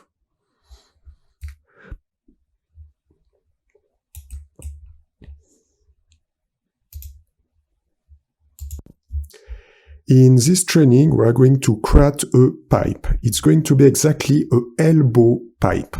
And we will create also a joint. And it's a very interesting example about different features that we can use in this software. So the first things to do, let's create the base of the pipe with the top work plane, top view, create a sketch. Then click on the center point circle, create a circle just like this, and I can apply a value of 40 millimeters. Let's validate this sketch. Now I'm going to create the path to modelize my pipe. And for this, let's click on the front work plane, create a sketch, create a first line. I can use my front view. So the first line will be here, and I can enter a value of 100 millimeters. Then I can create a second line with a value also of 100 millimeters. I can press Escape. The next step is to apply a sketch fillet, this line to this line, and I can increase. About the value here, we can just apply the half, so it means 50 millimeters, just like that. And then I can validate. After to do this work, I can use my sweep feature. Click on Sweep, select Surface first, and Edges and Sketch Curve to sweep, it will be this circle. Sweep Path, it will be this line, then this line, and then this line. Perfect. After to validate, we need to add a little thickness on our elbow pipe. And for this, I can use Thicken, click first on this part, and on this part. After to do this work, I can apply a value for my thickness. 2 is not enough. In my example, I will apply 4 millimeters and validate, like that. So now I'm going to create my first connection.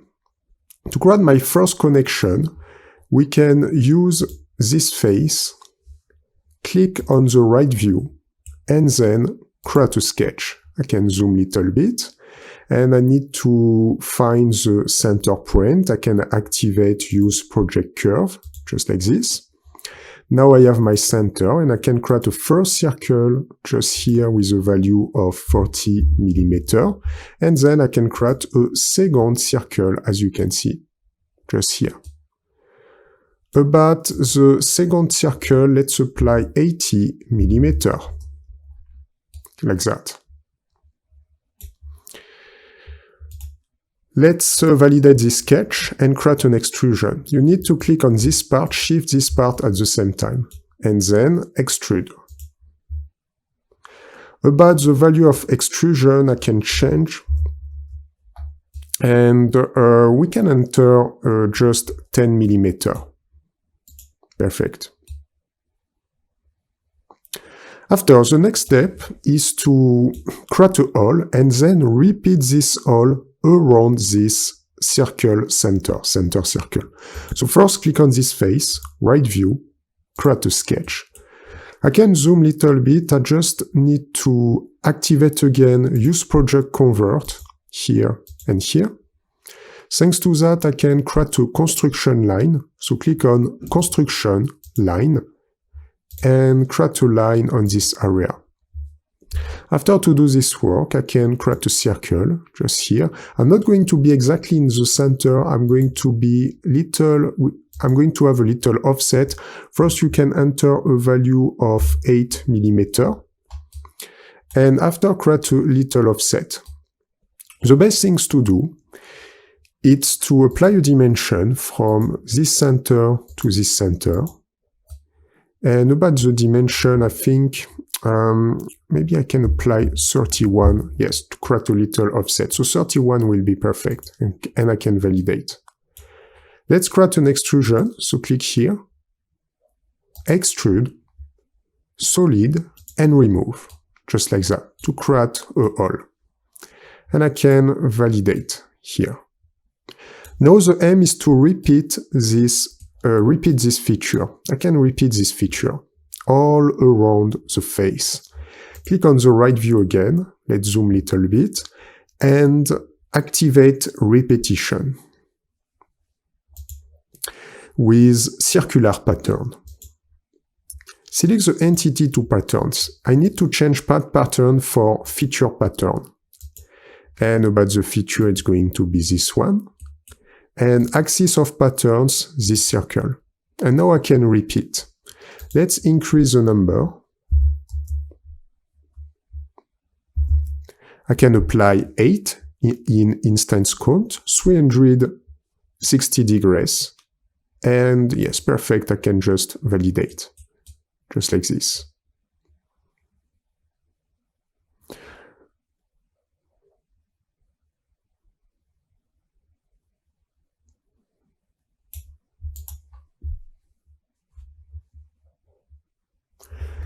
And I made something little wrong. But it's perfect. I made something little wrong, but it's perfect because thanks to that, we can use one of these features, the split feature. I wanted to create a different part. So it means this element, I wanted to work with a second part. And I just have one part, it's not really good. But it's perfect because I can use my split tools and part surfaces of curve to split this part, and entity or part surfaces or, yes, curve to split, entity to split with. So here I can select the part, entity, I can select this one. And thanks to that, if I just validate, I can split exactly on this face. I can click here, and now I have my part number 1 and I have my part number 2.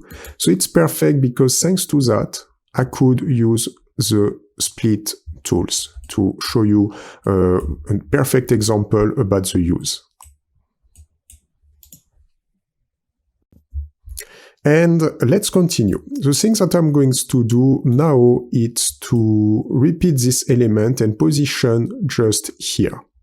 So this is why I need to have a separate part. I can click on my part number 2 and just with this part number 2, activate here, transform.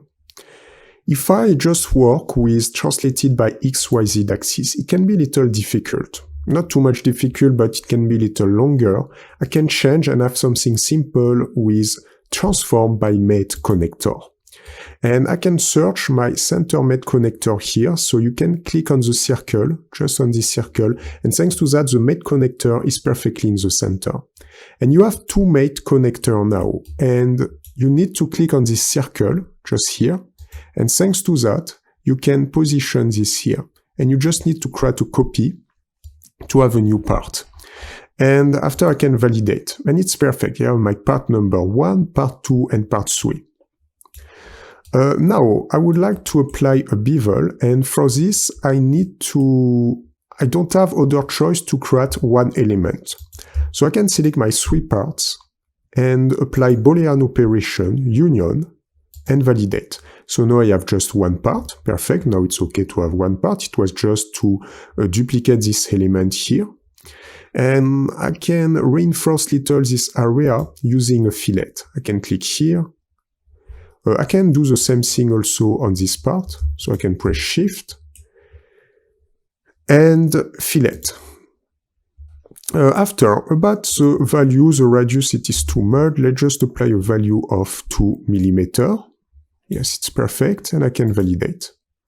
I can also click on this part, and also click on this edge with Shift. Thanks to that, I can apply the same thing. Let's work again with fillet. And I can increase the value if I need, here.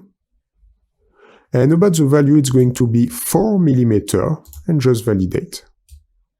Perfect. And that's it. I have finished with this modeling. The thing that I can do just to hide my different work plane, one more time, and I can go on the right and change the display for shaded without edges. Like that. About the color, you can work with different type of color with the appearance panels. And in this example, whether I can work with a gray color, I can work also with something more in with this type of color also. Can be interesting. It depends, you have multiple options in this example. For example, like this. Yes, perfect, I think. And validate. But I can come back in gray. I think it's great also. This type of gray color, and just validate.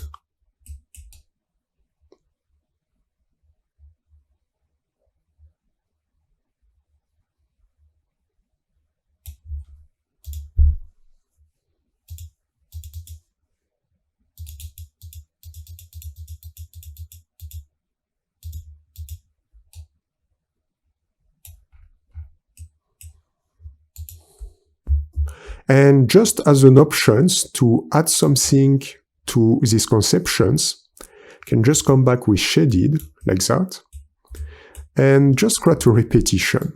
Click on linear patterns just to finish the work if you want to repeat. I can also work with these features. The aim is to see the maximum of feature in these different trainings. I can select my part patterns, this one, and click on direction. I need to recuperate now my different origins, show tops, show front, and show the right work plane. But the direction, it can be this direction, for example, first. And I can select instance count. Let's apply, why not 6, and enter a different value. I think it's definitely not enough. I can apply with 200 mm, just like that. And why not repeat on another direction? I can apply a second direction and work with, it was the right work plane. I think I can work with the front work plane. Not the front work plane, the top work plane.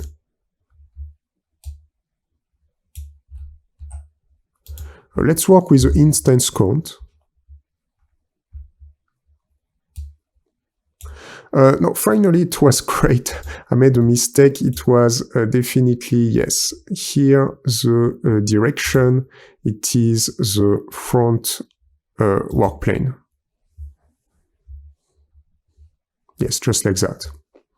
And I can work on a specific direction. Let's just apply 200 mm also. And make something like this. I can apply also 6 count.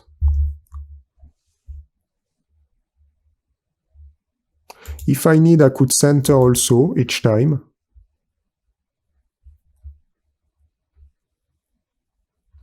Just like that.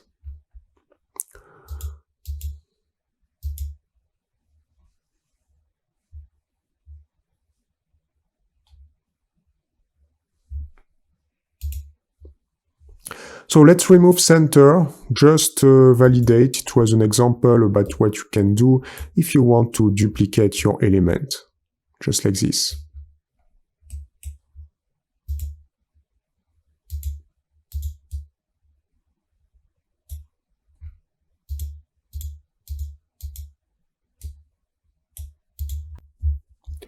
In this training, we're going to create a spoon. It is a very interesting example because we will work with different sketches, we will work also with surfaces, and it is a great example about what we can do with this software. So first things to do, let's use the top work plane, top view, and create a sketch. I need to create a construction line first, construction line, and create a construction line here to here. I can enter a value 150 millimeter. I need to center my construction line with symmetric constraint, this point, and this line. So it's going to be our base with a spoon of a dimension 150 millimeter. And now we can use the spline tool. Let's zoom a little bit, position around this area. And the aim is to snap to this point, and we can just start with a second point around this area, just like that. And then we can add few point one, maybe a second, just like this, another here, and we can almost come back with 1 point here again, and just 1 point here. After I need to make adjustment, I can press escape first, and if you try to have something perfect for the first sketch, it will be difficult. So you need to make some adjustment to the print after. I can take this print, Be careful, you need to change this to have little outside. Yes, just like that. And I can make some adjustment here also. I can zoom out. Here I can reduce little bit and drag and move little this print. Yes, perfect. Now I can take this print, and here we need to go little bit more out. Yes, just like that. Here I can change little bit the view, and I can extend little bit this part. I can zoom. The aim is to try to have a nice curve around this area. I think it's not bad. After, depending of what you want to do, you can make some little adjustment at your idea about the number of points. There is not only one way to create a spoon. I think like this, definitely it's nice. After to do this work, I can repeat this process on the left using symmetric.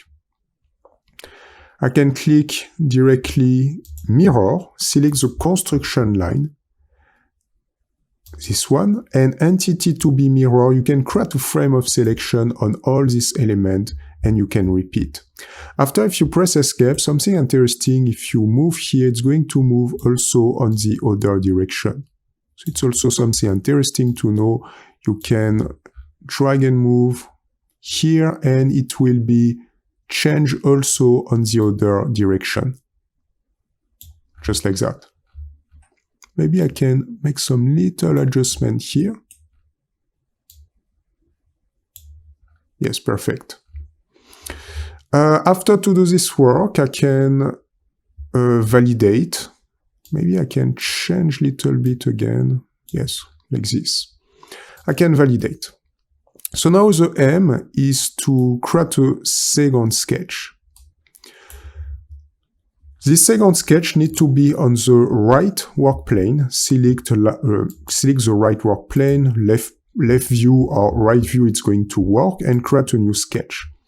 I need to use my spline tool again, and you need to snap here first, and create a first point around this area, a second point around here, and just directly come back And you need to come back around this intersection. Here, for example, it's not really good, but I'm going to make some adjustment after. So I can go on the left view, and then I can come back here and press Escape.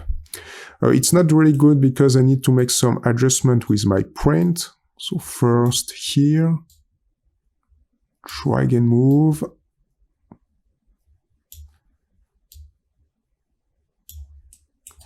And we need this to move around. You have this area. We can make some little transformation and maybe move, yes, around this area. Take a glance. Here it's going to be perfect. Like this.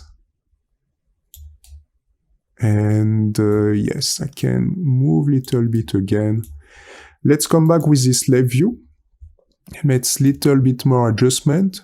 Just here. Just here. Maybe it's little too much. Like this. And here also a little bit less. Yes. So create something with this type of shape. After to do this work, you can validate. I can come back to my sketch number 2, something I don't like too much, my element here.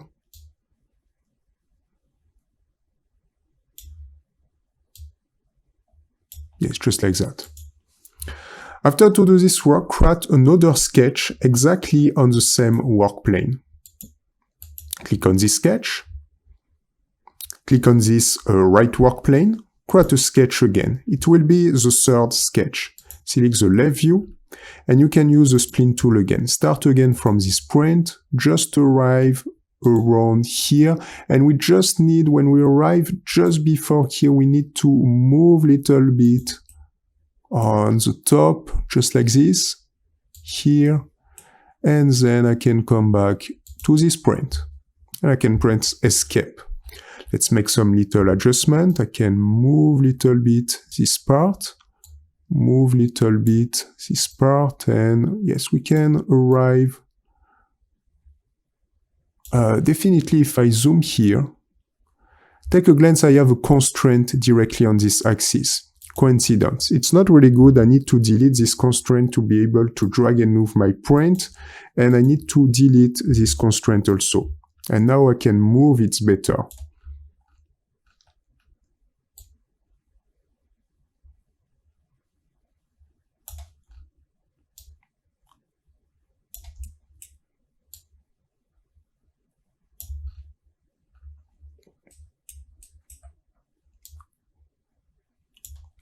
And yes, try to create something like this. You just need to be little bit on the top of the other sketches. Take a glance. This is my second sketch, and the third need to be little bit more on the top, just like that. And after I can finish this work. For this first part, you will have to create 3 sketches. So this first sketch, this second sketch, and this third sketch. If you want on the sketch number 1, you can select your construction tree and you can just delete. Validate, and I can recuperate the other sketch view, just like this.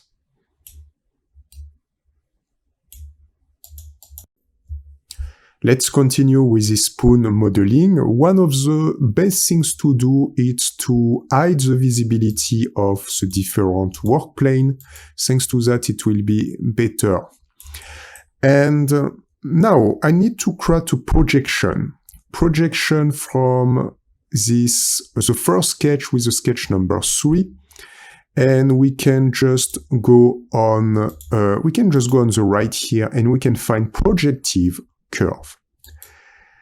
You need to select the first sketch. The first sketch will be this side with this side. So it means the 2 edges of the sketch number 1.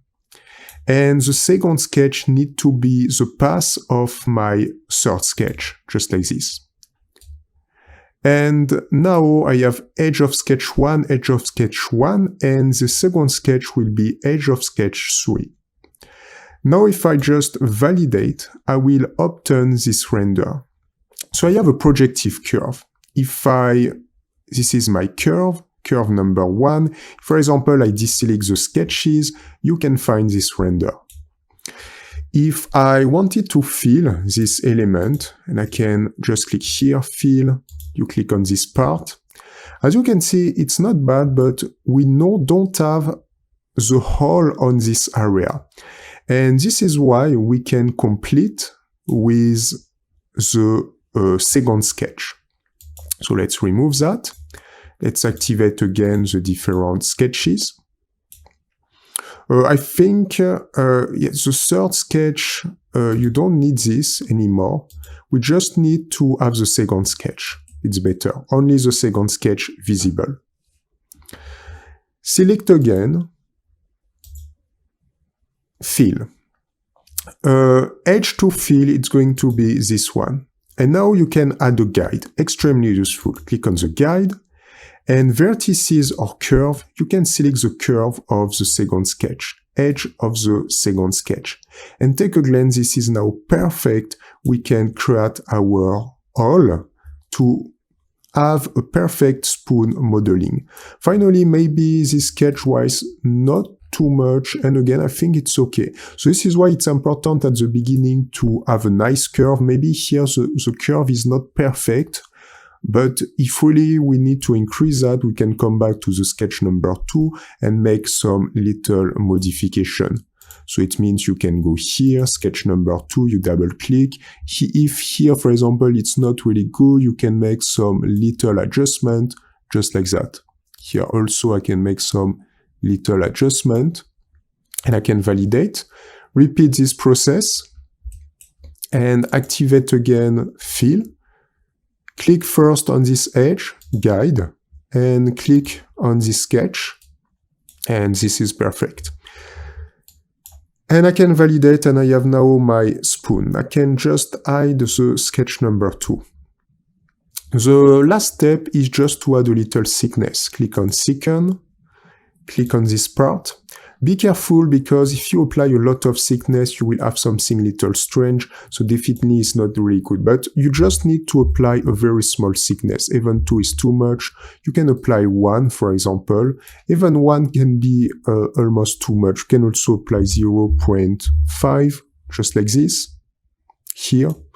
Or I think 0.5 can be more interesting. And if I just validate, I will obtain this render. Just like that.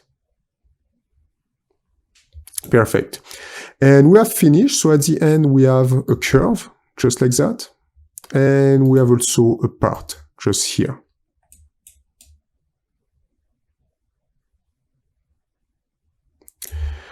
If you hide this element, you will have the curve just on this area, just here. If you click on the curve and you just press delete, it is definitely not a problem. You can just only keep your part.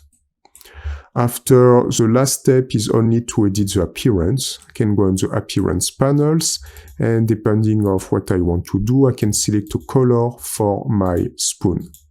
Let's apply again a clear gray color. I think this clear gray color, perfect. Or maybe this one, validate. I can go out, change the display for shaded without edges, and we have created this spoon.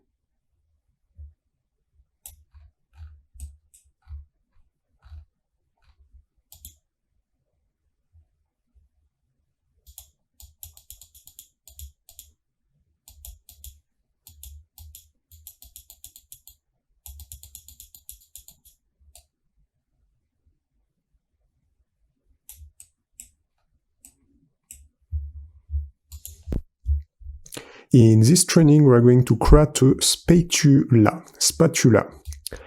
And for this, it is very interesting because we will see different features one more times. And first things to do, let's select the top work plane, top view, and then create a sketch. So first things, let's create a line just on this direction. And I need to work first with the first line here. It is the base, so you can create a line and you can enter a value. Let's work with just here 60 millimeter first. Then I need to go in the center. So apply symmetry constraint, this point, and this line.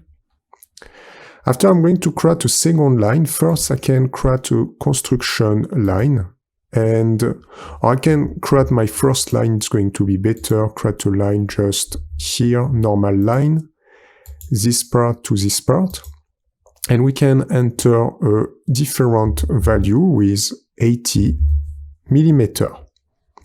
I can position also this in the center with symmetry constraint, this point, and this line. And now enter just a dimension between these two lines. Dimension tool, this line, and I can enter a specific value. And let's step 80 millimeter. Now the next step is to create a link with this line to this line, and this line to this line.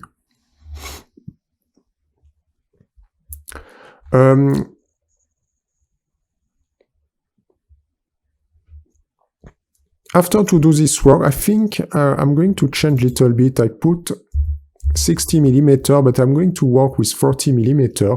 It will be definitely better for what I want to do. I can just apply a fillet then. So fillet, sketch fillet, this line to this line, and just a very small value of 2 millimeter. And I can apply also a fillet, this line to this line with 2 millimeter. And I can finish my sketch. Something interesting is I would like just to create a surface. So for this, we can use on the right one of these tools. I can apply first fill. I can select my different line here, create a frame of selection. And thanks to that, I can create a surface. Perfect. After, the next step is to use again another tool, rule surface. And I can click here and just apply an angle first. I can apply an angle with 45 degrees, like this. And I can enter also a dimension. About the dimension, it will be 20 millimeter. And I can validate. I can click on this line again and just activate one more time the same tool, rule surface. After about this rule surface, let's create a direction, work more like this. I can just come back. So about the direction, it will be just here, 135 degrees. And about the distance, it will be also 20 millimeter. And I can just validate. So now I will obtain this render. After to do this work, it's very interesting because we can work with surfaces. I can create a construction plane, select the right work plane, and create a new plane. We can work with an offset. Like this, I can use my front view. And about the offset, it will be, I can work with just 50 millimeter and validate. Now let's create a line, plane number 1, and select the right view, create a sketch, and I can just create a line. I can use my line tool, just like this. I need to recuperate an external geometry, this external geometry first. Use project, just click here, and then create a line. You can just create a small line on this area with not a lot of value. We can just apply 20 millimeter and position this in the center. Symmetric, this point, this line, perfect. So now I created a new line, as you can see on this direction. I can just trim and just remove my construction, just my external geometry, validate. And after to do this work, it is perfect because I can use the loft feature with surface and click on this line, and just create something like this. Perfect. And even about this line, I think it's little too big. I wanted to create something little smaller, so double click on the sketch, or you can remove the loft feature, double click on the sketch, and reduce little bit the line with just a value of, I think 16 will be totally enough. And I can validate. Let's repeat these features. Loft, click on surface, this line to this line, and just validate. So now the next step is to add little thickness. Thicken, click on this face, this face, this face, and this face. Just little bit. I don't need to apply a lot. Just little bit. Even though it's too much, you can just apply 1 millimeter and validate. After, the next step is to create a sketch. I can use this face and I will be able to create a sketch. And we will do this in this second part. And let's continue with the second part for this spatula. So now we need to click on this face and select the right view and create a sketch. First things to do is to create a construction line. And I can create a construction line just in the this point to this point, just like that. So I can click construction line and just create a small construction line just here. After I can find my middle point, create a second construction line, and here you can find the center, and I can just go on this area, just here. And I can just enter the same value. So take a glance, you can just snap here, then you can just snap here. And thanks to that, I can find my center. Now the next step is to create a rectangle. I can click on center point rectangle, just here. Perfect. And I can enter 2 value, just like that. So about the value, the first value will be 12, and the second value will be exactly the distance between the 2 lines. So here I have nothing to do, I can just keep this distance and just validate here. I think I created a construction element, so it's not really good, I just need to come back. It's not good, I can just remove that, and remove that. So let's do this work again, but this time with a real center point rectangle. Just like that. About the value, I need to enter 2 values. Just before 12, and it's not 12. I need to come back again.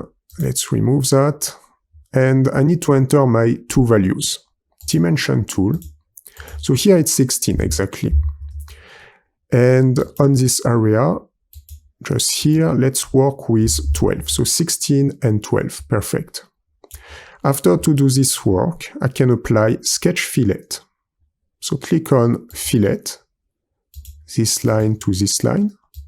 I can increase the fillet with a value of 4, and this line to this line with a value of 4, this line to this line with 4, and this line to this line with 4. Oops, validate first, and this line to this line with 4, and this line to this line with a value of 4. And then now I can finish my sketch. Let's create an extrusion. I can click on this sketch, extrude, like that. And I can enter a specific value. So about the extrusion, I can work with 120, just like this. Even 120 is maybe a little small about the ratio. I prefer to work with 140 and just validate. Let's create a small element on the top. I can click on this part, top view, and create a sketch. So sketch options here. And let's work with a rectangle. First, I can create a construction line, create a construction line around this area, just like this. Then I can enter a value, dimension tool, this line to this line. And let's work with a value of 20 millimeter, like this. And after I can create a center point rectangle, so I can find the center here and just create something on this area. I can enter two values. The first value will be 20, and the second value just 8, because I snap. And I can apply a sketch fillet also. Let's just come back on sketch, fillet, this line to this line, with a value of 2.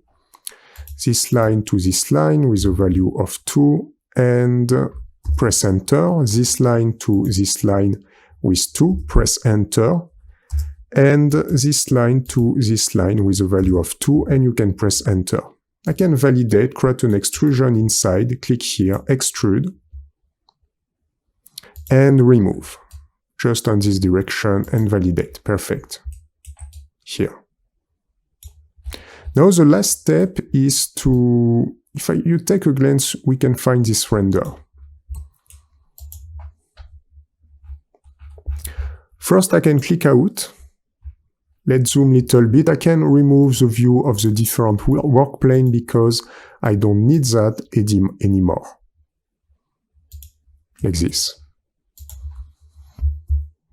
After that, we're going to make something very interesting, and I would like to create a join between this part and this part to have a better render. And for this, I will use a fill. I can use the fill options and take a glance about what you can do. I can click here, I can click here, I can click here, and I'm going to select all this type of surface, all this type of edges here and here, and I will obtain this type of render.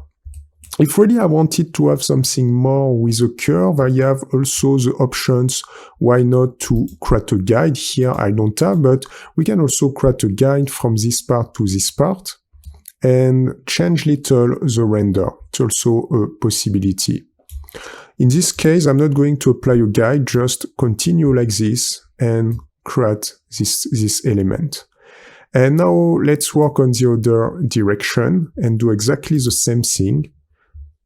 Fill options, I need to select all the different edges around. Let's zoom little bit here, here, here, here, and also just here. And I will obtain this render, and I can validate like this.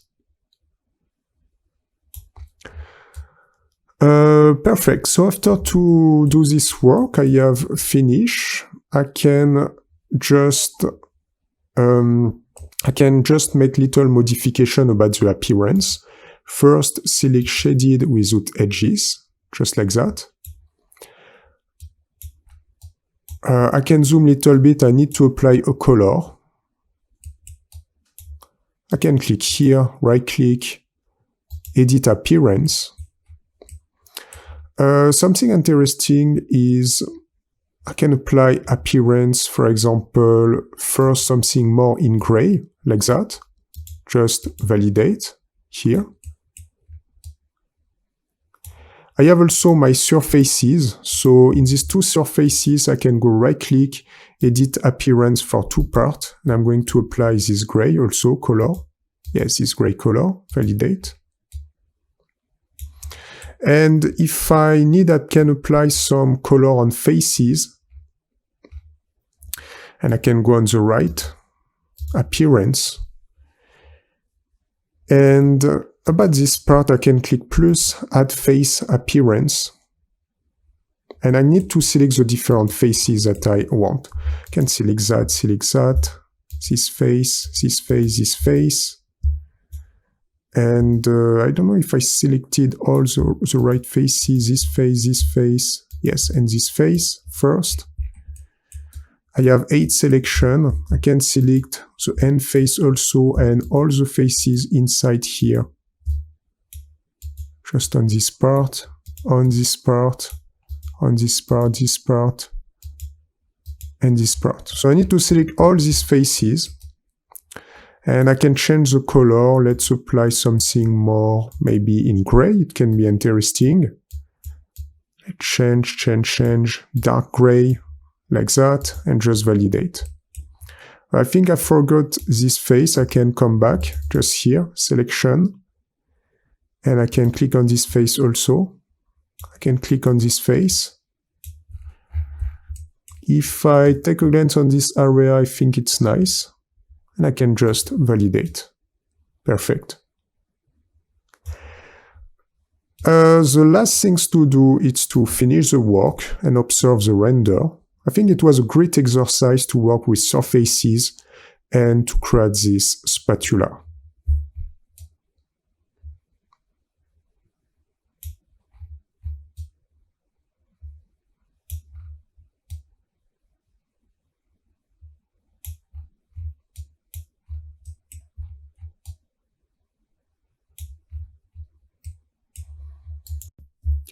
In this training, we are going to create a towel holder, towel bar.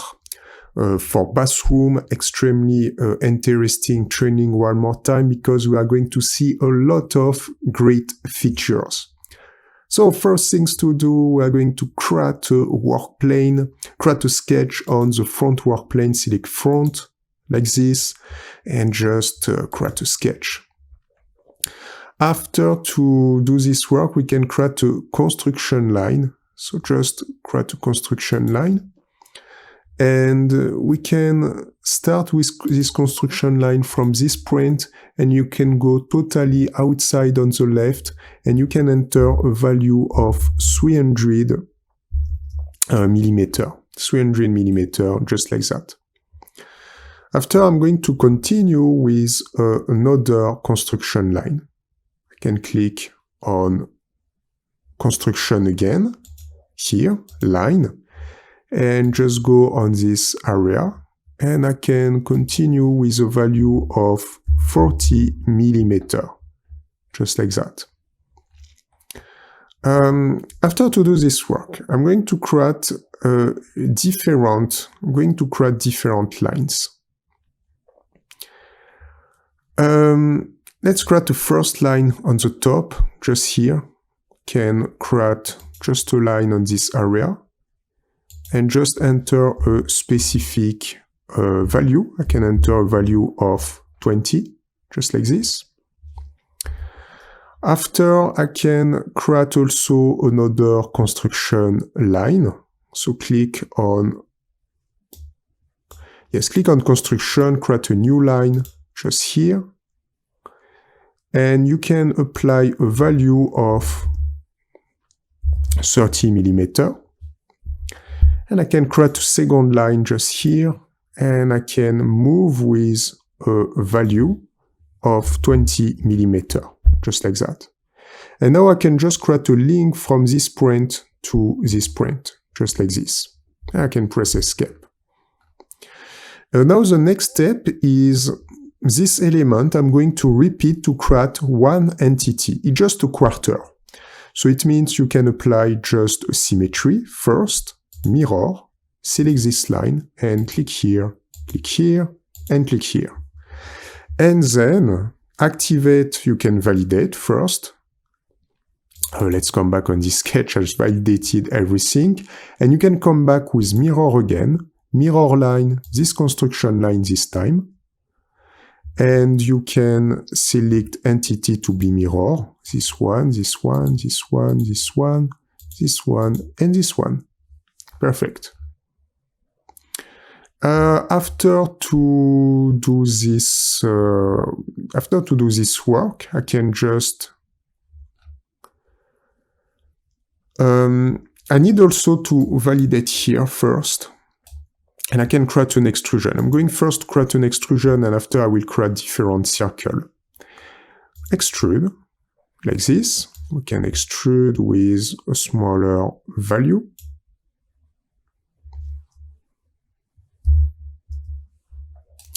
About the value of extrusion, let's apply 6 mm and just validate.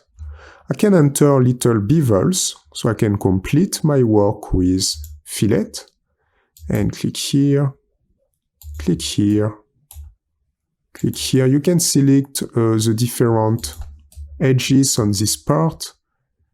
Click here, click here, click here, oops.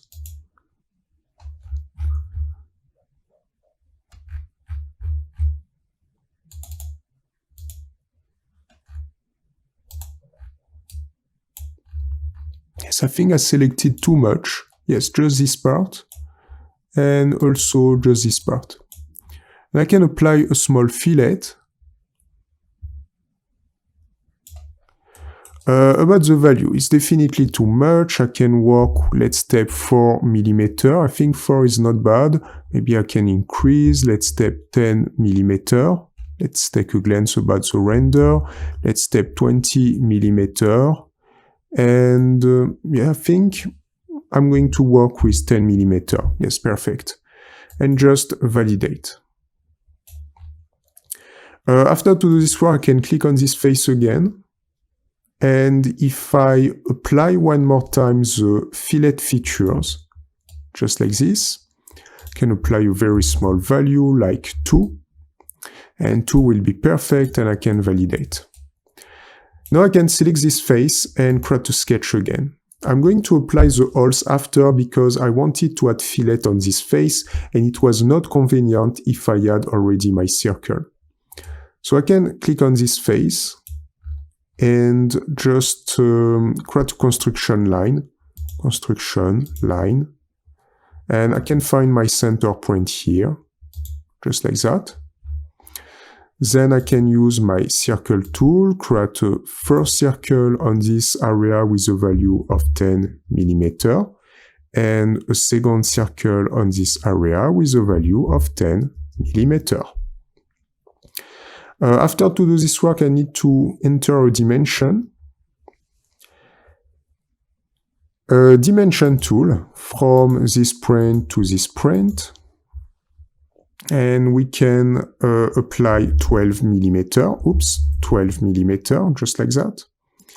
And this point to this point, just apply 12 mm also. Just like this. And after to do this work, I can validate. I think I created 2 circles in construction. It's not really good. Let's do this again. And yes, I can press delete. Let's do this again. So let's create a first circle with 10 mm. Let's create a second circle with 10 mm. Now let's activate the dimension tool. Click here. Let's work with 12 and just click on this point and click on this point and just apply 12 also. I can press escape, click on my construction line and press delete. Then I can validate my sketch. Extrusion, I can press shift, extrude, and just remove just here. Perfect. So now I have this element I'm going to duplicate totally on the right. And for this, I can use one more time the mirror features, but this time I change for parts. This is a part, it's not inside the sketch. I can select my front view, entity to mirror this one, mirror plane, this plane. And then I can validate, just like that.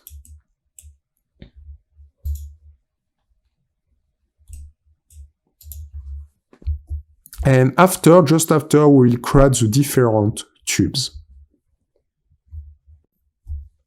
Let's continue with these towel holders. I need to create the different tubes. For this, let's first create a new sketch directly on this face. Front view, create a sketch.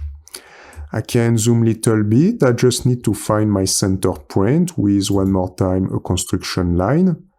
And I can create a construction line just here. I can press escape and I can create a second construction line. You can find the center point and the center point.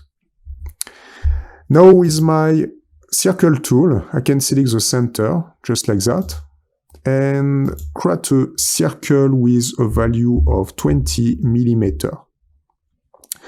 After I can press escape, just delete also my two construction line. I don't need that, it's perfect. And about the value, it's 20 millimeter. I think it's a little small. I'm going to increase a little bit. For the render, it will be better. Let's work with, yes, 24 and just validate. After, I need to create the path and after to apply the sweep feature. To create the path, click on the top view and create a sketch directly on the top work plane, sketch. So now we work on the top work plane, as you can see, and we need to apply the top view. Let's zoom a little bit here and create a first line. You can create a first line, something interesting, we can directly snap to this point. And it is perfect because we snap to the center of the circle. This is why it is extremely important to center all the different elements in all this type of example, just here. So now I can move with a value. Let's type 200 millimeters, like this. And I can continue just until the middle, like that. And after we'll apply a mirror feature. I need to create a little fillet. So click on the sketch fillet, click here, and let's apply a curve. About the curve, it will be, I think 40, yes, 40 can be, maybe 40 is not enough for what I want to do. 60, yes, it was too long. 40 will be perfect. So let's apply 40 millimeters. After, I can repeat this sketch on the right with mirror. Select a mirror line, this one. And select entities to be mirror, this line, and this line. Perfect. And now I will arrive perfectly on the other side. I can validate.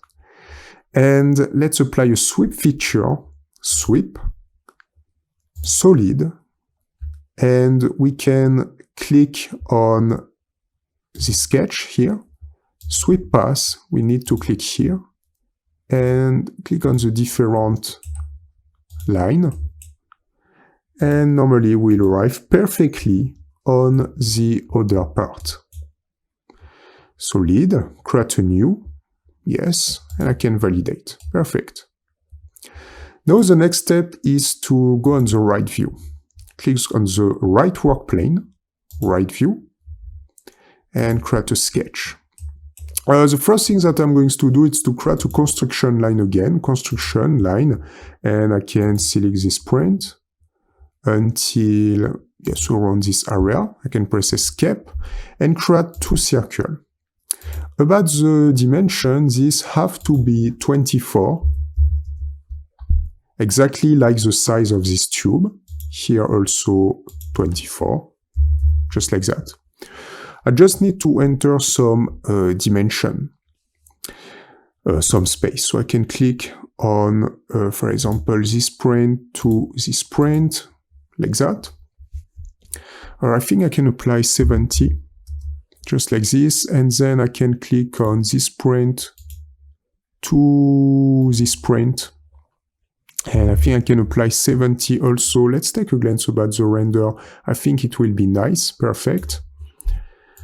So this point to this point 70, this point to this point 70, validate the sketch. You can just first, if you want, delete this construction line. Even if it's not really important, you won't have this in the final render. Validate the sketch. Select this part and select this part, create an extrusion, extrude. And you need to work with solid and symmetric. I need to click here again, click here again. So symmetric, extend. I can use my top view, it's going to be better. I can zoom a little bit and you need to enter inside like that. About the dimension, I need to enter exactly 600 millimeter. Perfect, so 300 millimeter on each side. I'm going to apply a new. I can apply add. Add it perfect. I don't need to create new. And just validate.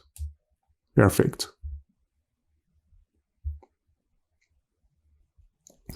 And that's it. So after, if I just want to improve a little bit, I can, why not, select the 3 different parts, just create one main element with Boolean operation and union, just like that. So now I have just one element. I can also apply a small fillet on this part and also a small fillet on this part. So I can press Shift and Shift.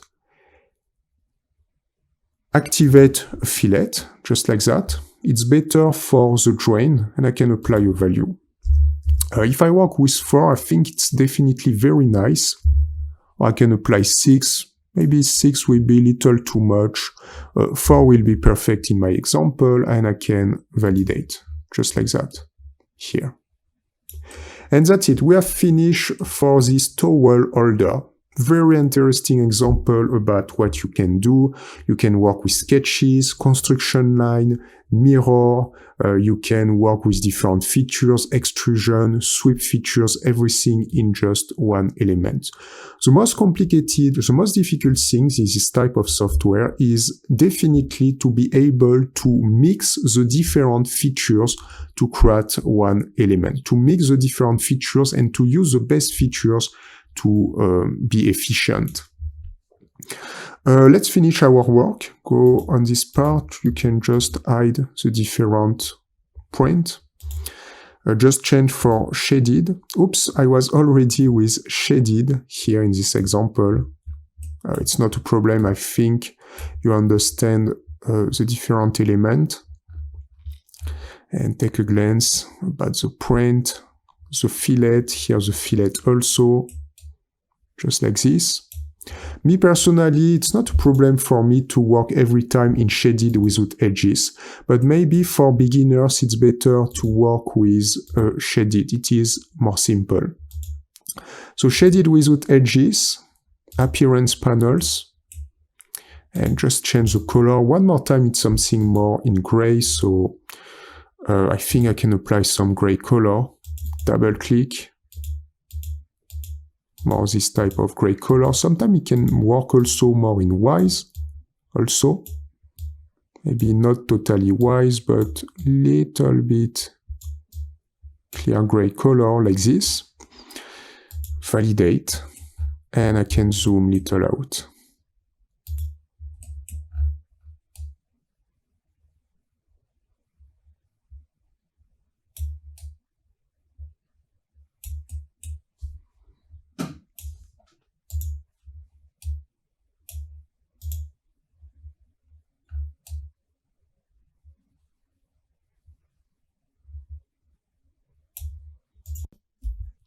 Let's create a hinge. So we are going to create a hinge, and thanks to that we can see the sketches, apply different type of extrusion. We will create an assembly also, and we will finish with the creation of a page, of a drawing. So the first things to do is to select one of these views, and we can use the top work plane here. Select the top view and just create a sketch. After to do this work, let's start with our first sketch, and I can use a corner rectangle, position just on this corner, and create my first element. We can enter 2 dimensions. I can go left click to really explain in details, press Escape, and click on the dimension tool. And here it will be 60 millimeter. Here it will be 40 millimeter, just like that. After to do this work, I would like to create different circle, but first I can apply a symmetric axis. To apply my symmetric axis, I can use a construction line click on construction, create a line, and I can create a line in the middle with a horizontal constraint. And then I can apply a position with my dimension tool. So this line to this line go on the left, and the middle will be at 30 millimeters. We can create a circle, center point circle, create a first circle just here, and create a second circle around this area. I can press escape. Now this circle I can drag and move, and select one of these tools. Click on the dimension tool, this point to this line, and let's just apply a value of 10, not 10 millimeters, it's little too much. You need to first, before to enter this value, you can just press delete, enter a value for the circle. Click here.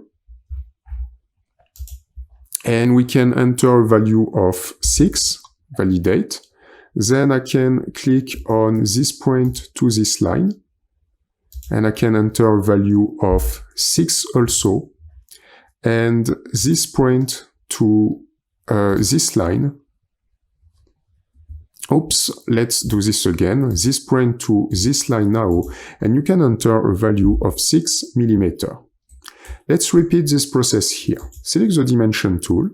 Again, first you can enter a dimension, 6 millimeters for the circle, and position this point to this line, 6 millimeters also, and then this point to this line. You can go on the top and apply 6 millimeters. Press escape. So now I have this circle with the right location, 6 millimeters, 6 millimeters, here 6 millimeters and 6 millimeters. The aim is to repeat that just on this direction. Let's create a mirror. Click on mirror, select a mirror line. This is this mirror line, the construction line, and select entities to be mirror. This circle and then this circle. Perfect. And now the next step is to apply a little fillet. And I can click on my sketch fillet.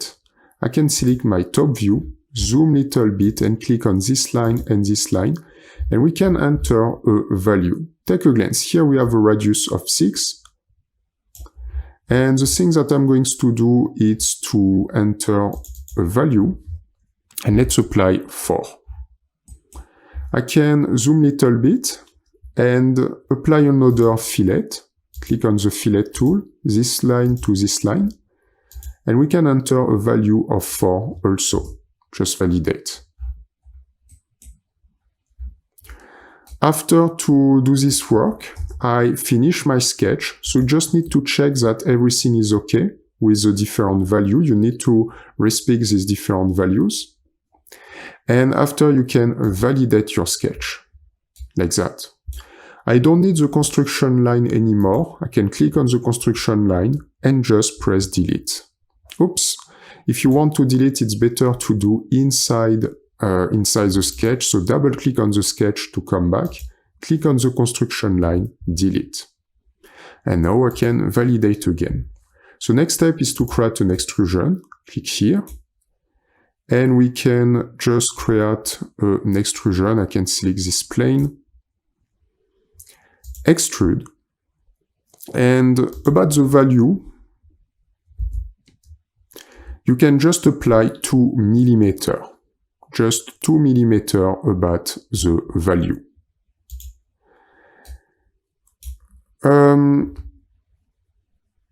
After to do this work, you have the symmetric options.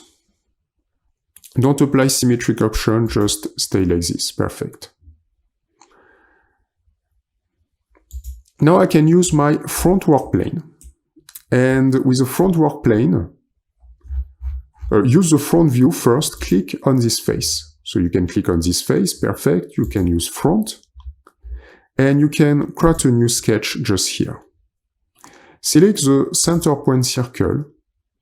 take this point and create a circle with a value of 4 mm, just like that, 4 mm. After you can validate the sketch. I have a new sketch here, and I need to create an extrusion. I can click here and shift here, extrude. We need to go in the other direction. You can apply opposite direction and enter the value of 60 mm, just like that. And then I can validate. Perfect. Now the next step is to, here for example, I think the position, I can just select my first sketch, take a glance, you can create a little offset on the position. At the beginning we choose 6, maybe we can change little the value for 8, definitely about the final render, I think it's going to be bit more interesting. I can enter my dimension tool again, you can do this after it's totally not a problem, and here you can enter 8, let little bit more space. Validate, yes, it's going to be little better about my render. Now the next step is to select the front view, click on this face, and create again a sketch. We can recuperate external geometry with use Project Convert, just here. And then you can create a circle in the middle. Let's apply a value of 2.6, like that. And we can validate the sketch, click here, and create an extrusion inside. Extrude. And you need to apply remove. So you need to remove parts, and you can move the arrow totally on the other sides. And now you can validate, and we will obtain this render. So we have created the right part.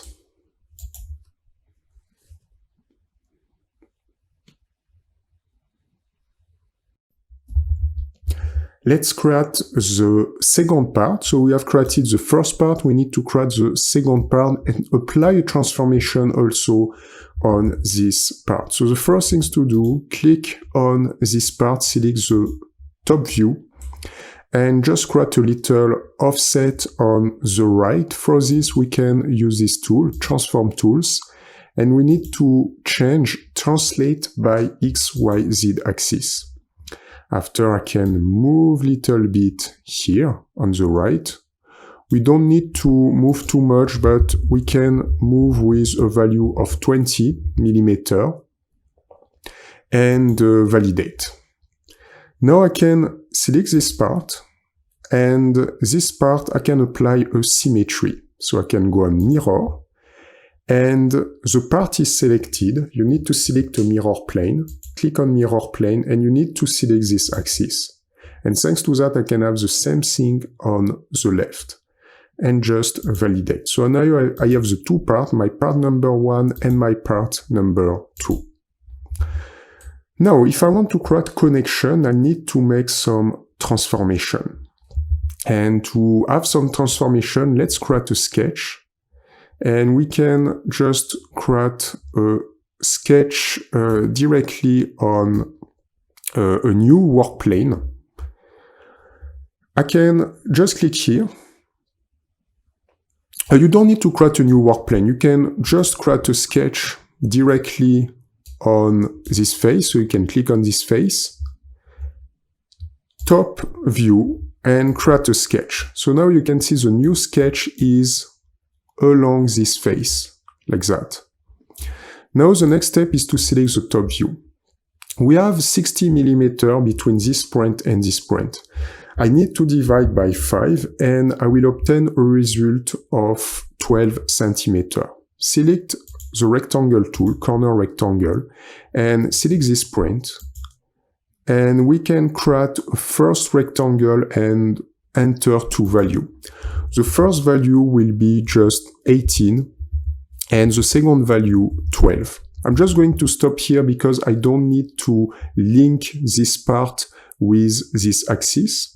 And now you can click on this point, you can go on the right, you can follow the dotted line, click here, and do exactly the same thing on this area.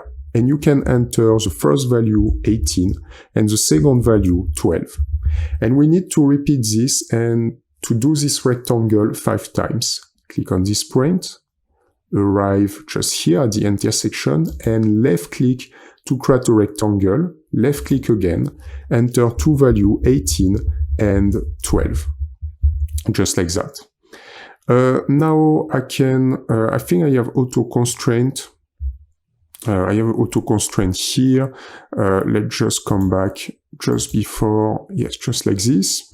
I can enter the dimension after, it is not a problem, so it means I can click here, apply 18, and I can click here and apply 12. Yes, it's better.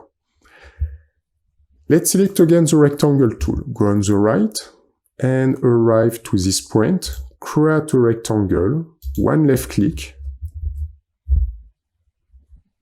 18 millimeter and 12 millimeter.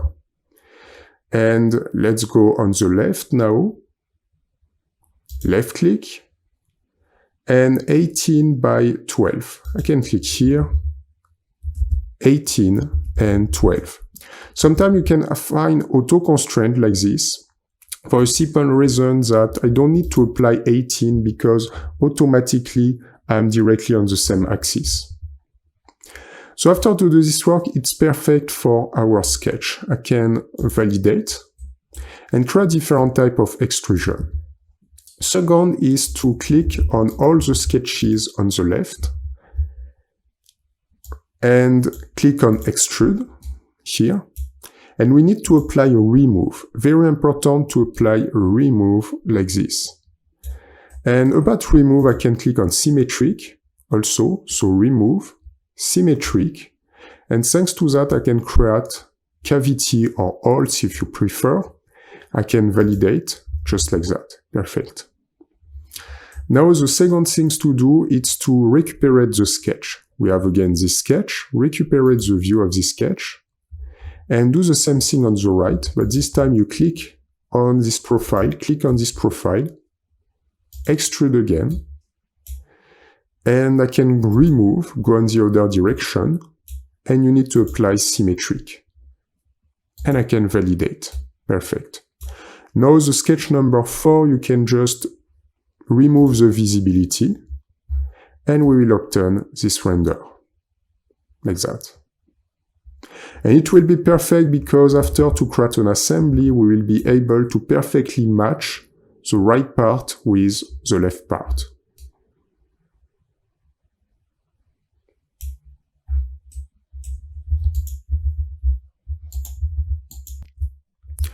Let's continue. We are going to create another element.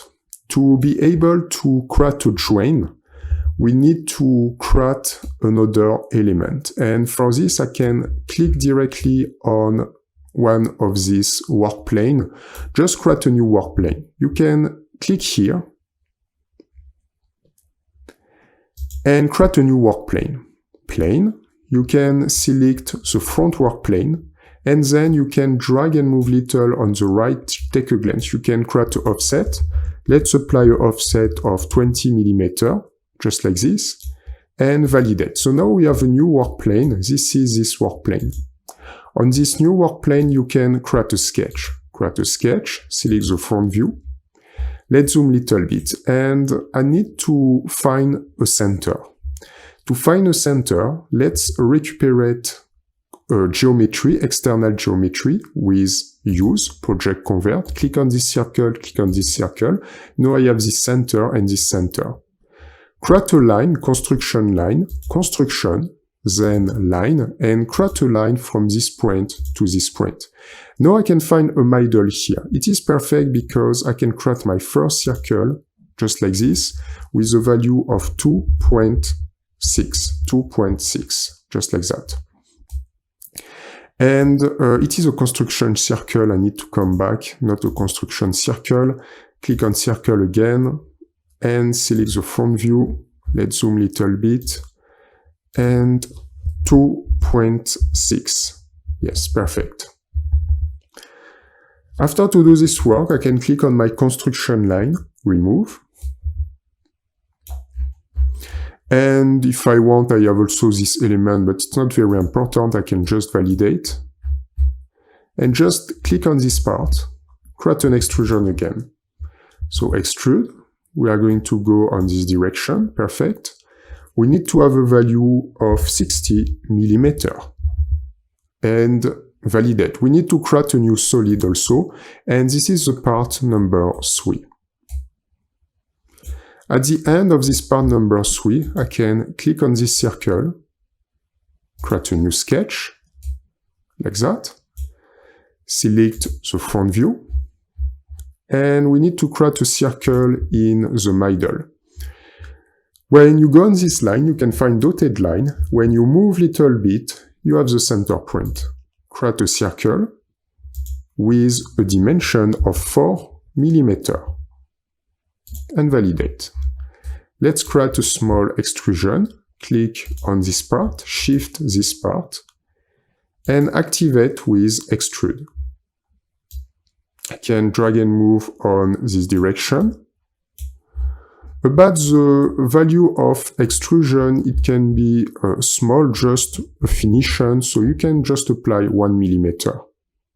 And you need to add to the part number 3. Validate. Just like that. And now I can repeat the same process on the other part. It means I can create a new construction plane.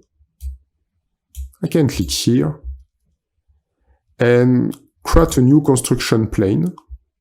This time you can go on the right and you can enter a value of 80 millimeter and validate.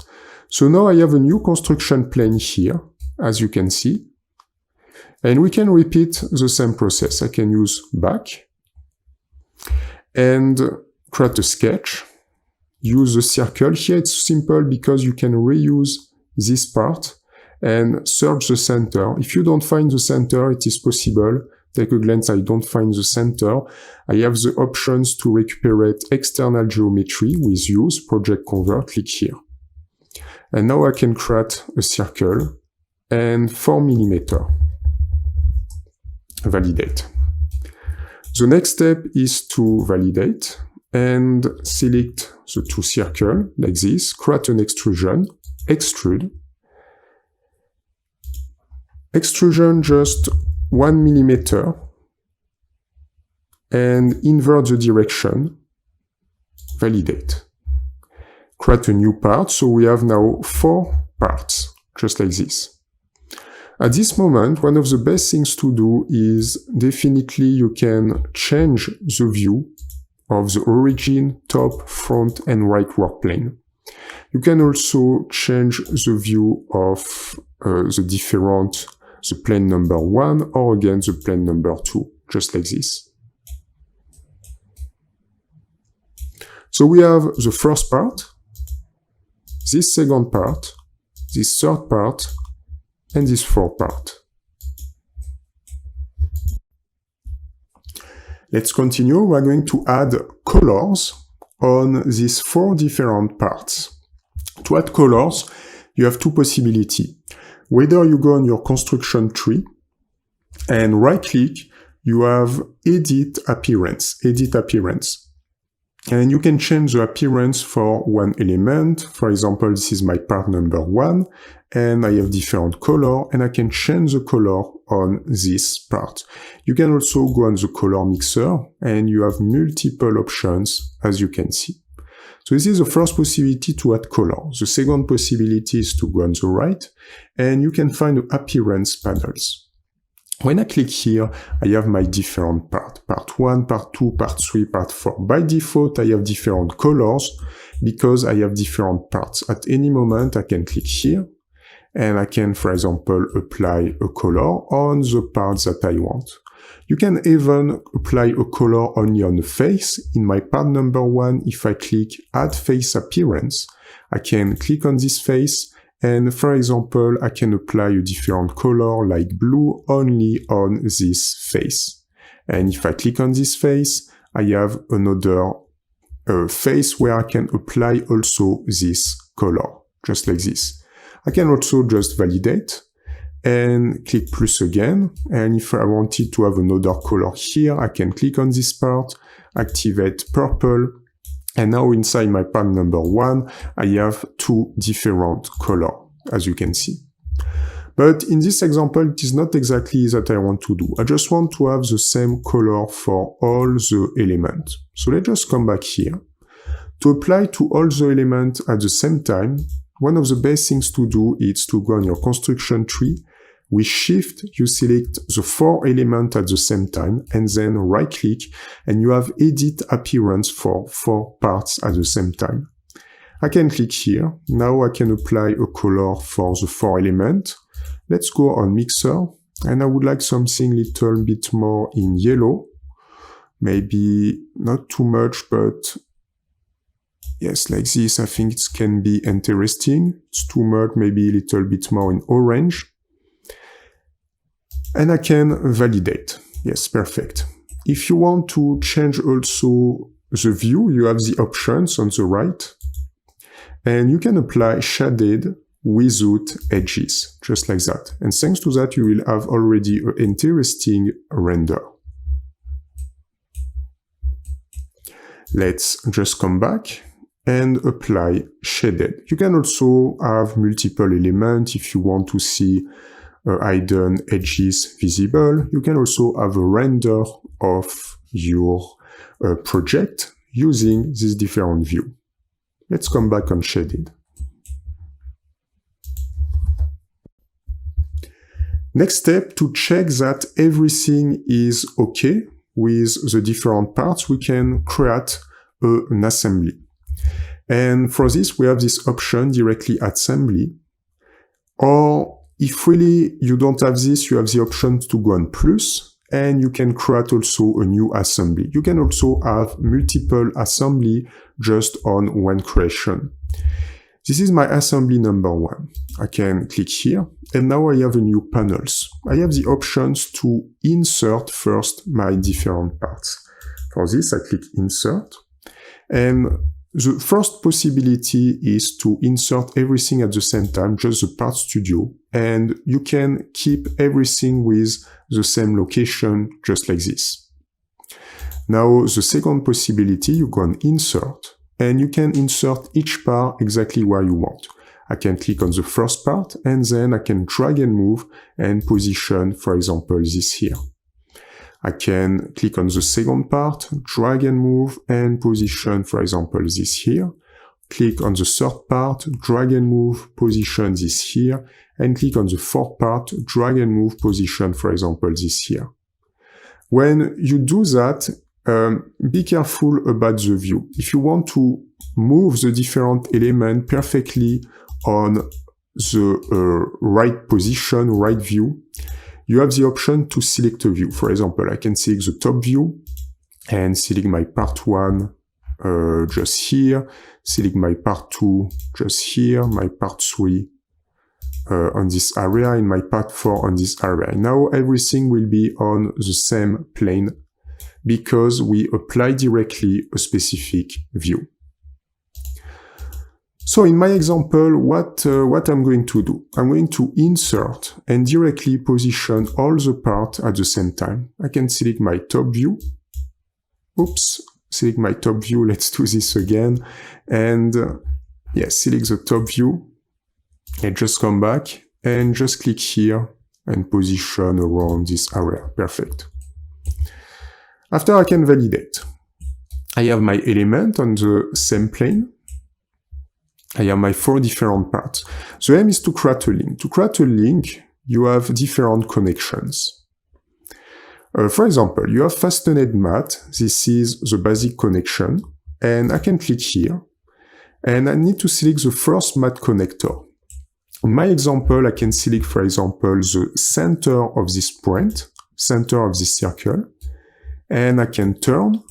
And this center needs to be in this center. So I need to select also the center here. And if I just go left click, automatically I can create a connection. Perfect. If you need, you can invert, but it's not extremely useful, and you can, for example, validate. Now I created my first connection, as you can see. This is the fastened number 1. If I just click here, I will be able to come back. So take a glance. I can click here. This is my fastened number 1, and I can activate the visibility to see where is the connection. The connection is located here, as you can see. At any moment, if you go right-click, you can rename the drain. Or if you go right-click, you can also edit and have again your panels, like this. Or if you go again right-click, you can just reset. If you click on reset, you can, here it's not going to buy ifig, but you can also delete, and in this case, you can delete the connection, just like that. Now let's just come back a little bit before. In this example, I want also to add an animation. And for this, I can use the second element, Revolute Mat. I can click here, do the same type of connector. Let's click first at this level. Then I can click at this level, just like this. Automatically, I have a connection. Perfect. Can zoom a little bit to check that's okay. And something interesting, I can create an animation. You have animate made degrees of freedom, and I can create something like this. But as you can see, it's not perfect because I need to create limits. To create my limits, I can apply limits here, and I have a value. The first is 0, and I can apply 90 degrees on the second. Now if I click here, I will have 90 degrees. If I wanted just 45, I can tap 45, just like this. And if I want more, like 180, I can tap 180, and I will have this render. I can also start with something like 30 here. In this case, directly, I have an angle. Let's work with, in my example, let's work with 0. And let's work with 90. So 0 and 90. Then I can go and animate. Yes, perfect. And I can validate. Now the next step is to click on this element. I can create a connection. You have also more connection. You have the slider mat, planar mat. If I apply, for example, slider mat, I can just click here, this print. Then I can go on this print, just like this. And in this example, if I click here, I can create this movement. One more time, you have a limit. You can create a limit of 0 here. And I can apply a limit of 60 because it is the dimension of my hinge. If I apply 60, I can perfectly enter like that. Maybe yes, 60 will be perfect. 0 to 60 millimeter. Like this. And for example, I can validate just here. And the last point will be to create a connection with just fastened mat. And I can click in the center here. And I can go directly in the center and create a connection. Here, I'm not going to have any special animation, just create a connection. And I can validate. After you have more options, you have also, for example, the slider mat. You can use also the pin slot mat. Here, it's just to show you some possibilities. At any moment, I can go on my made features, revolute number 1, slider number 1, fastened number 1. Here you can find this. For example, at any moment, I can come back to the animation, slider 1, right click, edit, and I can see my render just like that.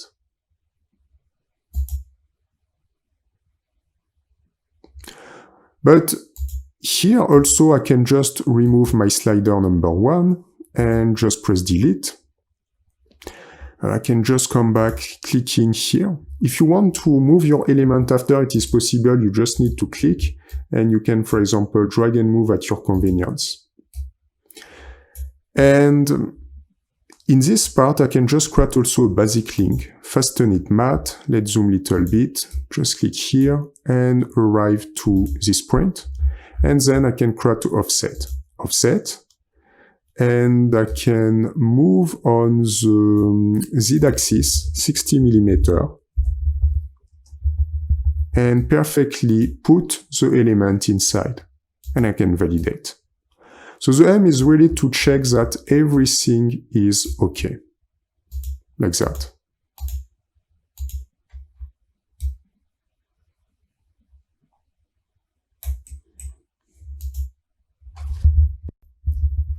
It is possible to create a drawing. If you want to make a presentation of your models, you can click here, plus, and you can find create a drawings. After to do this work, you have different type of templates that you can apply. You can also use show OnShape drawing more template. You have ANSI, ISO, and you have all these type of templates that you can use. I'm just going to use the basic template, the first, and just click create.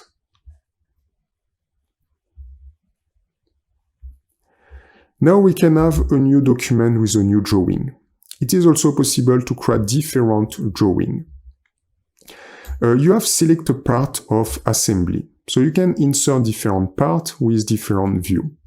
If you want, you can just remove that first, and you can go on insert here and reopen again. The aim is you can apply all the parts to Studio at the same time or just a part. You have also sketches if you need. Let's just work with part, select the part number 1. Click on the part number 1. Now you can find the view on this part.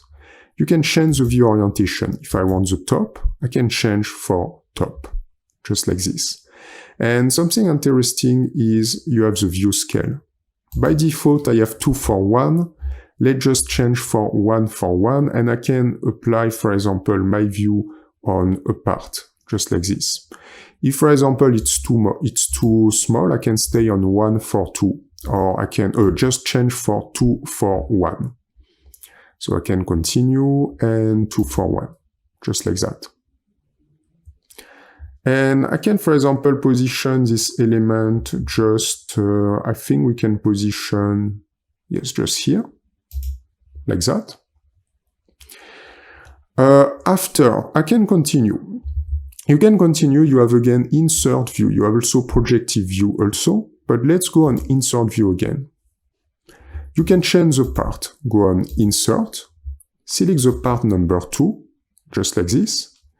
And the part number 2, I think I can select, you can select different view, you can select the right view, you can select the bottom view also at your convenience.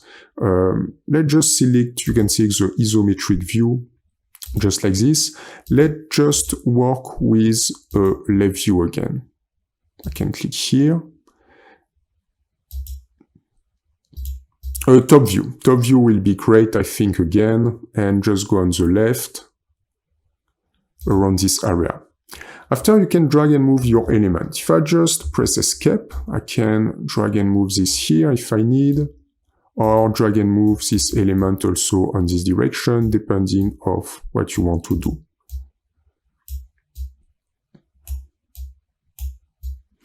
And I could continue with different part. I can go on insert view again, change insert. I can insert, for example, the part number 3. And I can select a different view. Why not the top view position like in the middle, just like this. And I can insert another view again. I can press escape first, insert. Just insert and select the part number 4.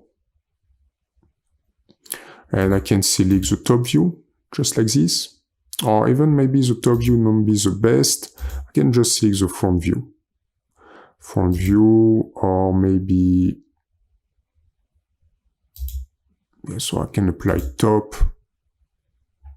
Yes, let's just work with the top view also. Everything with the top view, it will be perfect. I can position this element here and this element here. And why not to complete with another view? I have a little space. You have first multiple options. So it means you can apply a projected view. So it means you can select a part and then create, for example, a projective view like this. It can be interesting. Generally, the most simple things is to click on, for example, here, and just select the view that you want.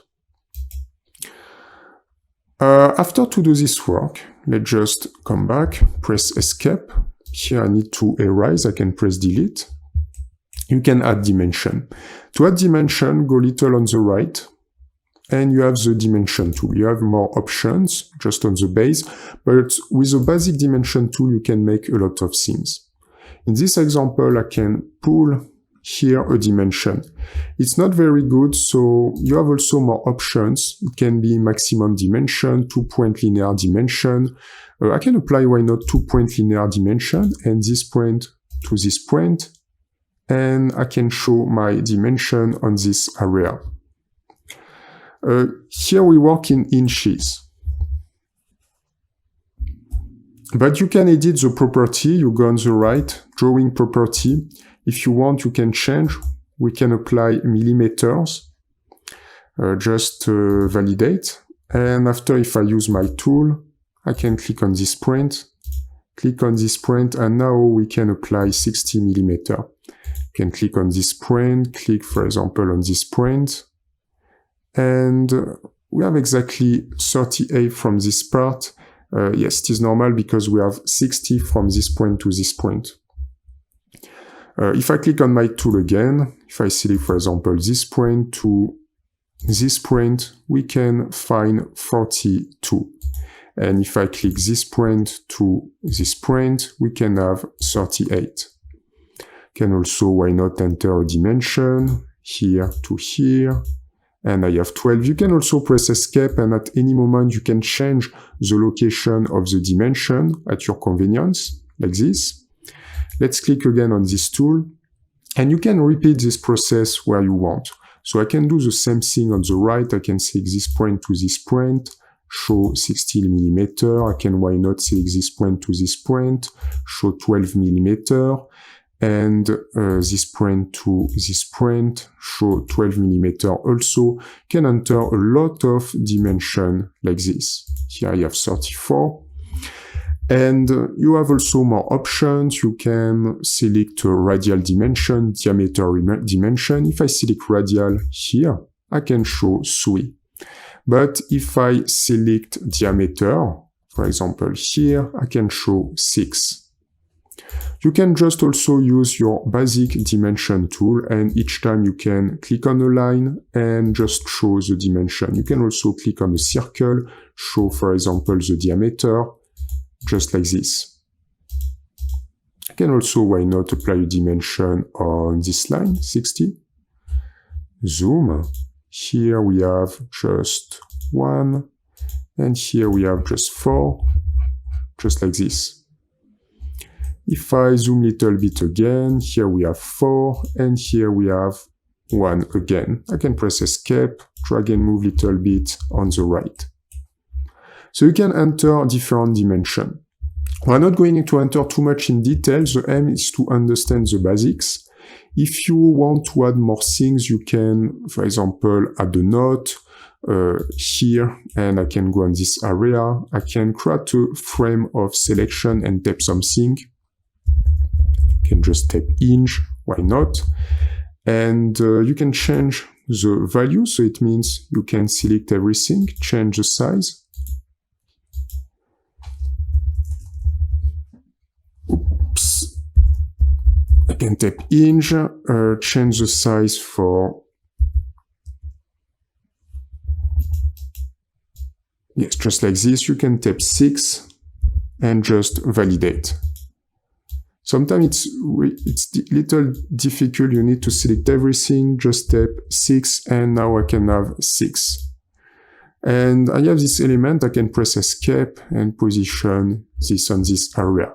You can also add different lines. For example, you can create a line in the center of 2 points. If I just click here and I click here, I can create a line in the middle. You have also more options. You can create 2-point center circle. Sometimes it can be useful. It is just like construction line that you can add to give information. And the last point is you will have the possibility to edit the element here. It is a little advanced page, but if you don't want all those things, it's pretty simple. You can just create another model of page and you can find something really simple. You can go and create drawing. And here you have different models. INSI, IS, SO, and you can find something more simple. You can also just use a custom template.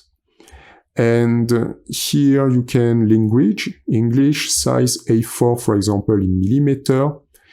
And if I go on the right, include, horizontal, vertical, include title block, do not include, star zone, vertical, do not include.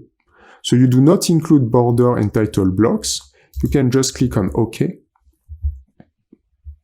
And you can create a new model of page without anything. So if you want to make something simple without anything in details, you can just create a basic model of page. Now, if I just come back here, you will have the possibility to edit these different parameters. Each time you can just double click and you can just tap what you want.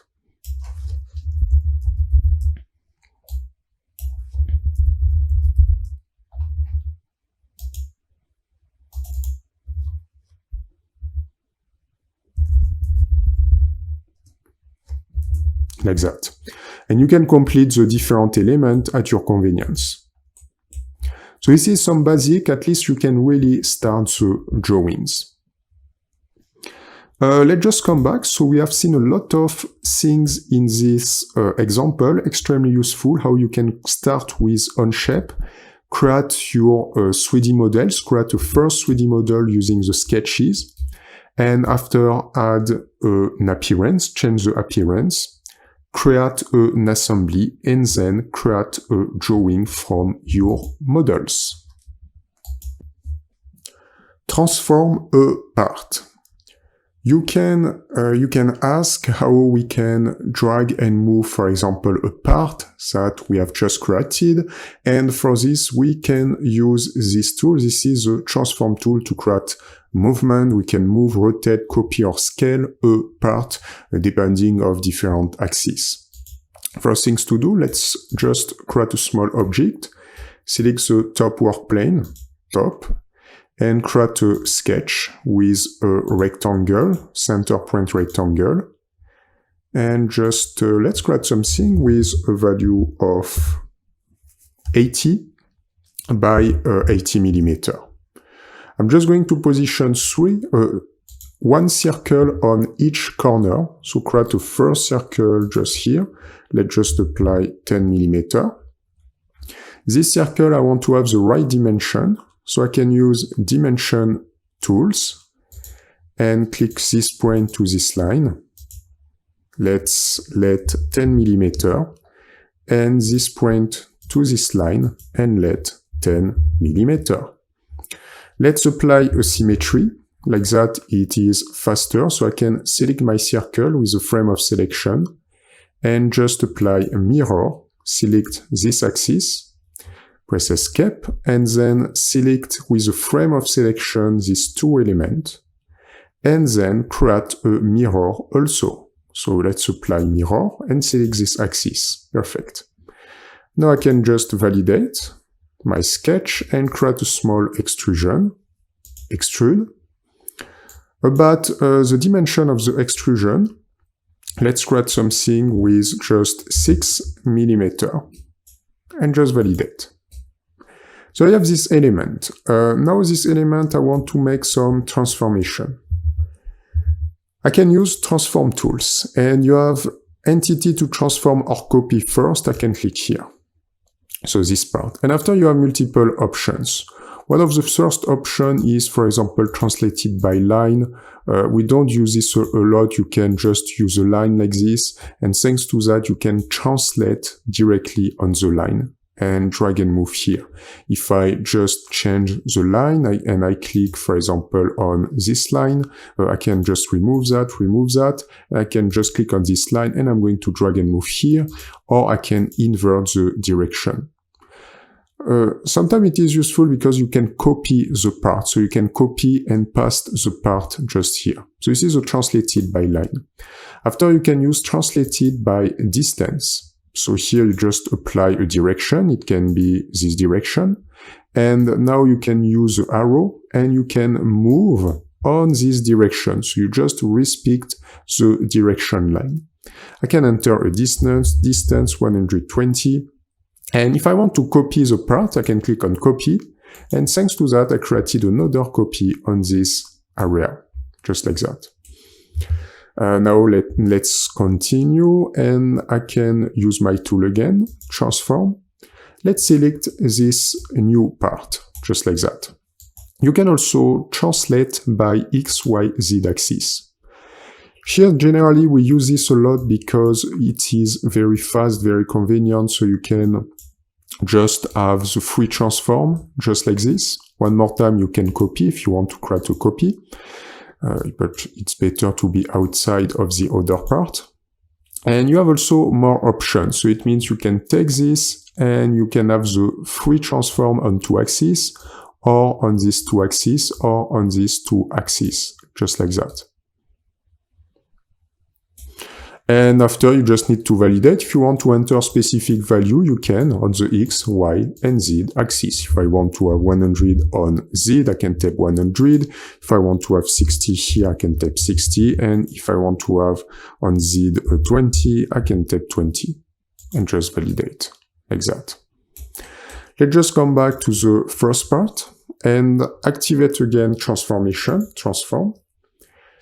Another option that you can use, transform by matte connector, and it's a little bit more specific, so it means you can click on, for example, this one, and after, if I just click here, take a glance, we can go corner to corner using a matte connector. Sometimes it can be useful if you want to have a grid position. I'm going to show you again. I can go in this direction, select, for example, the center, just here. And I can go around this area, select the center. And in this example, I'm going to go until this part. Maybe it's not the best. Transform by matte connector. Let's see another example. I can click here, and I can click here. But because this element is in the middle, I'm going to have a symmetry. But if I invert, here you can invert, just like that. So you are going to use your axis, just here. And you can also reorient the axis, just like that. So this is a matte connector. It is little difficult sometimes to position the different element. If I just come back here, this is the element at the intersection of the different axes. But if now I start from this part and I can click here and I go, for example, on this part, let's select the first matte connector just here. Let's select to matte connector. I can apply just here and take a glance. I can link this part. But if you do the opposite, it will use a different plane and you will have more something with a symmetry. Okay, now let's continue. You can create rotation. So here, let's select again this part, create a rotation. The aim is to select the axis of rotation. So you can select one of those things. I can select that. And you can enter an entity. I can select this entity. Then the axis. And then you can create a rotation like this, depending of the points that you choose. I can validate. If I want to create another type of rotation, I can use my transform tool, change for rotate, click on this entity, and select the axis. Let's change for another axis, this axis. And now you can enter the value, or you can just pull on a direction. I can apply 90 degrees. You can also invert if you need, or you can also create a part. For example, I can create a new part like this and create an intersection here. Now let's just come back with few steps before to create the rotation. You can also scale your element. Let's just come back. Transformation, just change for... So first you can find copy in place. Copy in place, you just click here on your element and you can just create a copy exactly in the same position. So this is the part 1, copy in place, and take a glance, I have now a new part exactly on the same position. So now I have a new part, and if I just change the position, I can use translate by distance, click here, and go on the left. As you can see, we add a new part, just like that. And the last possibility is to scale. So click here, change for scale, select one more time the entity, let's click again on the part number 1, and you can scale uniformly or not. If you scale uniformly, you need to select a point or mat connector, just here. So it means it can be the center, and after you can just select the part number 1, select scale, and you can enter the ratio. If I tap 2, I can scale from my center point with a value of 2. So I can just multiple by 2 the size of my element. One more time, you can create a copy if you want. If you don't want, you just multiply by 2. Let's see a second example. Just click again on this tool. Just click here. And if I change my scale options, if I change the point or mat connector, I can select this time, for example, this point. And I can reduce the size with 0.5, like that. And take a glance now, the transformation point is located here. So we have this transformation point, like that. So you can change the transformation point. It can be in the center, but it can be on the corner, where you want. Let's come back on transformation, select scale again. And you can scale non-uniformly. So it means I can select one more time point or mat connector, first entity, this one.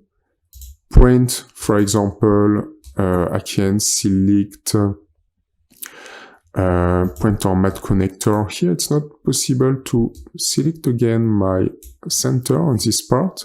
So let's select this part, vertex, remove scale uniformly, and you can change and work on the different axes. So it means on this axis I can tap 1.2, like this. But on this axis I can reduce 0.6, and I can definitely change the ratio just like that. It's not very interesting in my example because I will lose the ratio of this circle. But in different other type of work, it will be useful to, for example, scale. But it's great because you can take an element, you can drag and move, you can scale, and you can create a new part just using this tool. Thanks for watching. Don't forget click the subscribe button and hit the bell icon. Like, comment and share. See you next time.